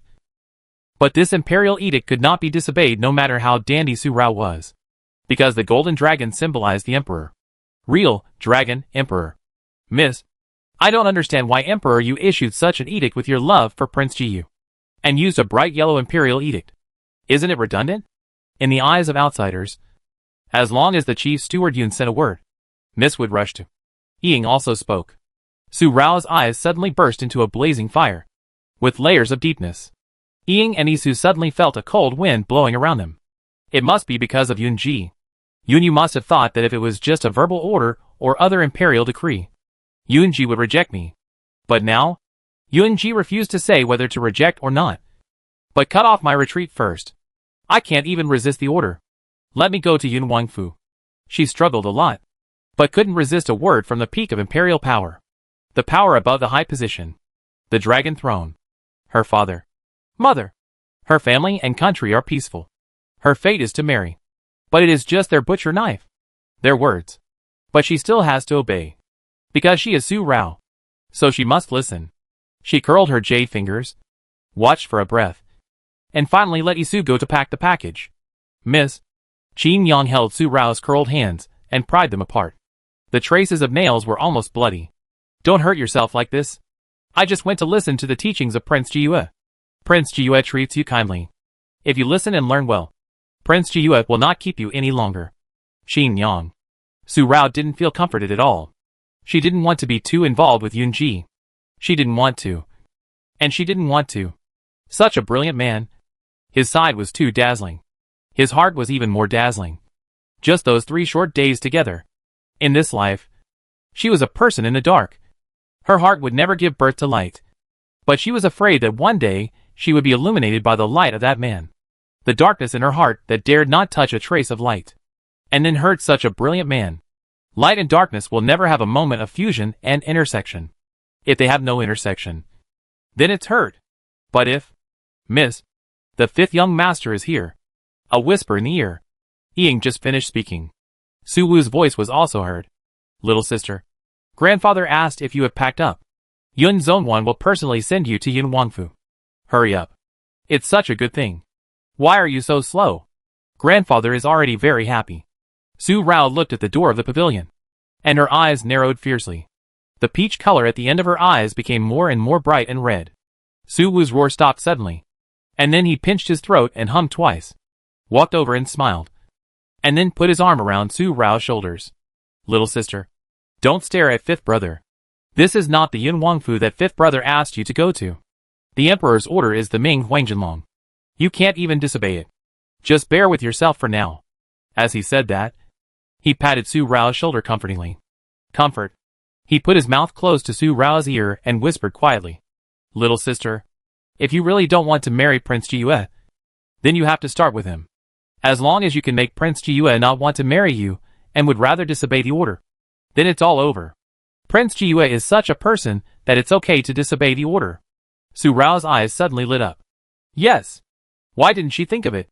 Little sister, this is what my third brother asked me to tell you. Don't let my second and eldest brothers know. Otherwise, the three of us will be finished with you. Another whisper directly pulled Su Rao's arm and pulled her up. Pull out of Raoxiang Pavilion. Okay. This is such a great thing. How many women in Lanjing would beg for it? Little sister, you can be happy. All the depression in Su Rao's heart disappeared at once. A smile appeared on the corner of her mouth, and the peach color in the corner of her eyes was bright. Fifth brother is right. It's so right. I am just happy. People in the game are not as clear and thorough as outsiders. Why didn't she think of it? Yunji has someone he likes, and he has clearly said that he will not marry her. So she can find Yunji to cooperate. From what Yunji said that day, he and his favorite person might not get what they want. So she found him to cooperate. They helped each other. He helped her avoid this marriage, and she helped him get his sweetheart. So wouldn't it be killing two birds with one stone and satisfying both parties? Su Rao was in a good mood and had a bright smile on her face all the way. In the eyes of Manager Yun, this had another meaning. Miss Su was so happy that she almost flew with joy to be able to go to Prince Yun's mansion and spend every day with Prince Jiyu, whom she loved the most and admired the most. Yun Zongwan is a popular figure around Emperor Yu. He personally escorted Miss Su to Yun Wangfu to be personally taught by Prince Jiyue. This matter spread throughout Lanjing in just a short time as the carriage of the General Wangfu passed through Beiyang Street and arrived at Dongxing Street. How could the royal family issue such an order? Isn't this pushing Prince Jiyue into the fire pit? Such voices rose up in an instant. The ugly girl of the Su family. Mr. Shao is gone, and now she is thinking about their handsome and stunning Prince Jiyue. What should she do? Prince Jiyue is so weak that he will be tortured to death by the ugly girl of the Su family. Shao Guogong Mansion. Xianxian Garden. Zhao Lianqin's boudoir. A woman like Anji Tinglan, wearing a blue skirt, quiet and far-reaching, holding a pen, a vivid Clydia leaping on paper. The painting skills are exquisite, and every stroke is drawn. Miss, it's not good. It's not good. Xu Lan's voice came from afar. Such an unruly shouting startled the orchid girl, and the brush slipped accidentally, destroying such a painting. Turning her eyes to the door, her eyebrows frowned. Xu Lan. So unruly. Mississippi. Xu Lan directly took the brush from Zhao Lianqin's hand. How can you still be in the mood to paint here? Jiyu Shizihe? What's wrong with brother Jiyu? Is he sick again? When Xu Lan mentioned Yunji, Zhao Lianqin no longer had the heart to investigate Xu Lan's unruly behavior, but held Xu Lan's hand and asked anxiously. Xu Lan waved her hand. Miss, it's not Jiyu Shizi. It's the ugly girl of the Su family. It's Jiyu Shizi. Is it brother Jiyu or Su Rao? Xu Lan. Please explain clearly. Xu Lan couldn't explain these 2 or 3 sentences clearly, and Zhao Lianqin became more and more anxious. Could it be that Su Rao went to pester brother Jiyu again? Miss, it was Su Rao who went to Prince Yun's mansion. Xu Lan said this directly. Before she could finish her words, Zhao Lianqin's face changed, and she lifted her skirt and ran out of the boudoir. The feeling of being in a good position just now was completely gone, and the demeanor of a lady was lost. Su Rao actually went to pester brother Jiyu again. How could she be so shameless? Miss, wait for me. Xu Lan hurriedly chased after her. The carriage of the Su family arrived at the Yunwang mansion. Yun Bo had already received the imperial edict and was waiting outside. Butler Yun is here to pick up Miss Su in person. It seems that I don't need to go in anymore. Butler Yun waved his whisk and understood at a glance. Prince Jiyue still gave the emperor some face, so that he could report to the emperor. Don't worry. Butler Yun. Yun Bo bowed. Su Rao got off the carriage, hugged her arms directly, and her eyes fell on the gate of the Yunwang mansion. There were stone lions guarding the gate on both sides, and the 3-character plaque of Yunwang mansion hung high. Yunlang Kingdom's most noble Yunwang mansion. The mansion is naturally majestic, magnificent. Miss Su, I will take you here. I have to go back to the palace to report the edict. After a few greetings with Yun Bo, Butler Yun looked at Su Rao again. Okay, Mr. Yun. Please go back. I will go in by myself. Su Rao waved her hand impatiently. Her eyes still on Prince Yun's mansion. Mr. Yun held back her laughter. It seemed that Miss Su was really impatient. She said goodbye to Uncle Yun again, and asked Uncle Yun to say hello to old Prince Yun on his behalf. Mr. Yun led the palace attendants away. Miss Su, please follow me into the mansion. Uncle Yun raised his hand to invite her respectfully. Su Rao then looked at Uncle Yun, the old man who followed old Prince Yun. Even though he was just a housekeeper, had a noble aura. Yet he was so approachable. The robe he wore was also a noble brocade, gray and black, more noble than the general minister's. Uncle Yun, forget the polite words. Su Rao said this without any sense of restraint, and was very familiar with him. Take me to see Yun Ji. I miss him so much after not seeing him for a few days. These words, coupled with Su Rao's happy and eager expression, can be said to have fully demonstrated her lustful nature. She went up the steps first. So impatient. Miss Su, let the old servant take you there. The Prince's Qingfeng residence is not easily accessible. Yun Bo followed in 2 steps. He was well aware of Su Rao's notoriety. But at this moment, the happy woman in front of him did not seem to be as frivolous and ugly as the rumors outside. It's just this lust. I came here by order. I don't see who dares to stop me. Yun Bo had just had a little affection for Su Rao in his heart. And Su Rao's voice followed closely. And she directly took out the imperial edict and stretched it in front of Yun Bo. Uncle Yun, take me there quickly. If Yunji sees me, he will be as happy as I am. This statement was even more mysterious and confident, as if he had already seen what kind of expression Yunji would have when he saw her. How he would be as happy as her. With her expression, people who didn't know would think that Prince Ji liked her so much and had a special liking for her. She turned around again and threw the imperial edict to Yisu, who was following her. This wave of operations scared Uncle Yun so much that he stretched out his hand in a hurry. That was the imperial edict. Su Rao. Uncle Yun was about to lead Su Rao into the Yun Palace when this voice appeared. Zhao Lianqing arrived. Su Rao, what do you want to do again? You have already made Brother Jiyu sick once. And now you are pestering him again. As a woman, how can you be so ignorant of the word reserved? The 4-word shameless. A real lady like Zhao Lianqing could not say in such a public place. Xu Lan helped her get off the carriage. That's right. Prince Jiyue is so beautiful and charming. If the ugly girl from the Su family is allowed to enter the Yun Palace, it will be unbearable. Yes. Yes. Yes. You must not let the ugly girl from the Su family tame Prince Jiyue. Young Master Sha has been scared away by the ugly girl from the Su family. How can Prince Jiyue, who is so weak, bear it? Zhao Lianqing's words were like a floodgate. Once opened, the flood broke through the dam in an instant and rushed towards Su Rao. Su Rao came to the Yun Palace, and the chief steward Yun personally sent her off. Along the way, too many people followed, and it felt like the entire Dongxing street was blocked. At this moment, one voice after another, sounded non-stop. More and more voices, from Prince Jiyue to young Master Sha. If it weren't for the palace guards of the Yun Palace, Su Rao felt that those people would rush in front of her and throw eggs and rotten vegetable leaves at her. What kind of infuriating thing did she do to arouse such public indignation? Her eyes turned and fell on Zhao Lianqing, who had already walked up the steps. Instantly, the peach color at the end of her eyes became brighter. After she came back from Wanlu Temple, she also asked Ying to check this Zhao Lianqing. She had only heard of Zhao Lianqing before, and had not had much contact with her. After all, Su Rao's world only had those handsome men, and the women were all competing with her for handsome men. Su Rao always looked at them with tinted glasses, and almost all of them were her enemies. After Ying brought the news of Zhao Lianqing, Su Rao really understood it, and she realized that this Zhao Lianqing was a model among the women in Lanjing, an absolute lady from a noble family. She was outstanding in everything from playing the piano, chess, calligraphy, painting, poetry, and etiquette. Her face is still as beautiful as the elegant Clivia. She is very beautiful. It is not an exaggeration to say that she is the national goddess. The two of them are two extremes. If Su Rao is ashamed of Yunlang women, then Zhao Lianqing is as shameless as Yunlang women. The two of them are like the bright white clouds in the sky and the dirty mud in the ground. There is no comparison at all. If Zhao Lianqing had said what she said just now, I am afraid that there would be so many people spitting at her now.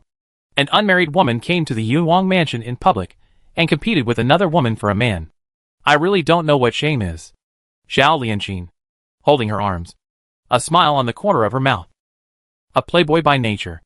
I just arrived and haven't even stepped into the gate of Prince Yun's mansion. But Miss Zhao rushed in. Who is so shameless? An unmarried girl is so eager to take care of Prince Jiyue's affairs. People who don't know would think Miss Zhao is the mistress of Prince Yun's mansion. Just with this sentence, Zhao Lianqing's face flushed. Su Rao. You. Zhao Lianqing came in a hurry and didn't bring a hat. She was so humiliated that her shallow face couldn't hold it. And her eyes suddenly turned red. Miss Su. How can you humiliate my lady like this? Seeing this, Xu Lan hurriedly stood in front of her lady. She learned from the last lesson and behaved much smarter this time. You caused Prince Jiyue to fall ill in Wanlu Temple. And now, my lady and Prince Jiyue have been childhood sweethearts. And I am worried about his health. Afraid that he will be. The rest of the words were stopped. And only a wronged expression was used. This is the cleverness of speaking. And the high realm. This expression told the onlookers that their young lady was thinking about Prince Jiyue. And was only worried that Su Rao would make Prince Jiyue sick again. So she came to stop it. But she didn't expect to be humiliated like this. This ugly girl is too much. That's right. She doesn't know what she looks like. With her ugly appearance, she still wants to covet Prince Jiyue. Yes, that's right. Now she actually bullies Miss Zhao like this. Everyone knows that Miss Zhao and Prince Jiyue are childhood sweethearts. Such voices rose again and again, chattering non-stop. It was simply useless to belittle Su Rao. Zhao Lianqing covered her eyes with a handkerchief, and did not show a proud look because of these words attacking Su Rao. Obviously, she was a scheming person. If it was Yun Luoling, she would have ridiculed her with her nose turned up in the air. Su Rao sneered and turned her eyes to the chattering onlookers. On her slightly fair face, the ugly triangular scar on her forehead was particularly obvious, which obviously dimmed her bright eyes. And the half-smile in her eyes was not easily detected. Yisu. A sudden shout. Yisu immediately stepped forward, with a sharp look, holding the dagger at her waist. The chattering disappeared in an instant. Zhao Lianqing frowned instantly, but just snapped her fingers. Go. Remember all these gossipers and busybodies, who have nothing to do. For me. I don't have time to deal with them today. Wait until tomorrow. I will deal with them one by one. Before Su Rao finished speaking, the crowd dispersed suddenly. Although these people felt sorry for Prince Jiyue, they were concerned about themselves. So they ran away faster than each other, fearing that Su Rao would remember them. Su Rao snorted coldly. Do you think that running away will be fine? You can't blame me. If a tiger doesn't show its power, do you really think that my bad reputation is just for fun? He looked at Zhao Lianqing again, with a perverse and arrogant face. His hands were crossed and creaked. Zhao, Lian, Xian, Su Rao. What do you want to do? Xu Lan opened her arms and completely blocked Zhao Lianqing's way. This is the Prince Yun's mansion. She called Yun Bo again. Zhao Lianqing's eyebrows were also furrowed. Did she want to beat her up in front of the Prince Yun's mansion? Yun Bo watched for a long time and knew that if he didn't speak, Zhao Lianqing would be beaten by Su Rao. So he stepped forward. Miss Su, Uncle Yun. Su Rao turned her head and gave her a look that was obviously a perverse and arrogant look. But Yun Bo was stunned by what he said next. Zhao Lianqing is the daughter of the Duke's mansion. But this lady is the daughter of the General's mansion. Yun Bo. This lady came to the Yun Palace by order. Zhao Lianqing is obstructing so much. Doesn't she take the imperial edict seriously, and the royal family seriously? Yun Bo. What do you think? Yun Bo's words were completely stuck. Besides, whoever this lady wants to beat, Su Rao can beat whoever she wants to beat. Does she have to pick people in days? Su Rao dared to beat even the 7th princess. Now who dares to stop her from beating a Miss Zhao? And what she said just now. Su Rao came here by imperial order. If Zhao Lianqing stopped Su Rao from entering the Yun Palace, then that would be. Under such circumstances, Yun Bo really had no reason to stop her. But if the young ladies of the Zhao and Su families fought in front of the Yun Palace, with the frivolous and perverse young lady of the Su family, and the powerless young lady of Zhao. Su Rao. In front of so many people. You dare. Zhao Lianqing took a step back. Her slightly red eyes aroused pity. But a sense of shock rose in her heart. Su Rao came here by imperial order? How could it be? Zhao Lianqing came in a hurry, with a coachman and Xu Lan by her side. Before the coachman came forward, he was kicked away by Yi Su. Xu Lan was alone, and Su Rao directly flipped her aside. Dare you? Haven't you experienced it once before? With a crackling sound of her hands and a hint of sadness in her eyes, Su Rao stretched out her claws. Zhao Lianqing, you have come to trouble me so many times. Do you really think that I am made of paper? A paper tiger? Do you really think that Su Rao is easy to bully? No one will come to be a hero today. As soon as these words fell, a figure jumped over and pushed Zhao Lianqing away. To be precise, he knocked her away. The sadness in Su Rao's eyes became deeper and deeper. Sure enough, another. Seeing that the person who was secretly spying was Yun Mujing, her eyebrows moved slightly. And at the corner of the wall in the Yun Palace, a corner of Yuehua's clothes disappeared. Yun Mujing's footsteps were barely steady. His eyes were annoyed. But he had not yet reacted. A perverse voice came to his ears. Yun Mu Jing. He directly stabbed Yun Mujing's eyes with a scissor hand. If you want to be a hero and save the beauty, it depends on whether this lady is willing or not. Su Rao. You dead girl. You sneak attack. And you dare to poke this prince's eyes. Yun Mujing's face changed drastically. And he didn't care about being angry at Yun Ji for pushing him out when he was not prepared. He retreated and jumped directly into the Yunwang mansion. I poked your eyes. Don't run if you have the ability. You dare to ruin this lady's business. Su Rao chased after him. Miss, how are you? Are you okay?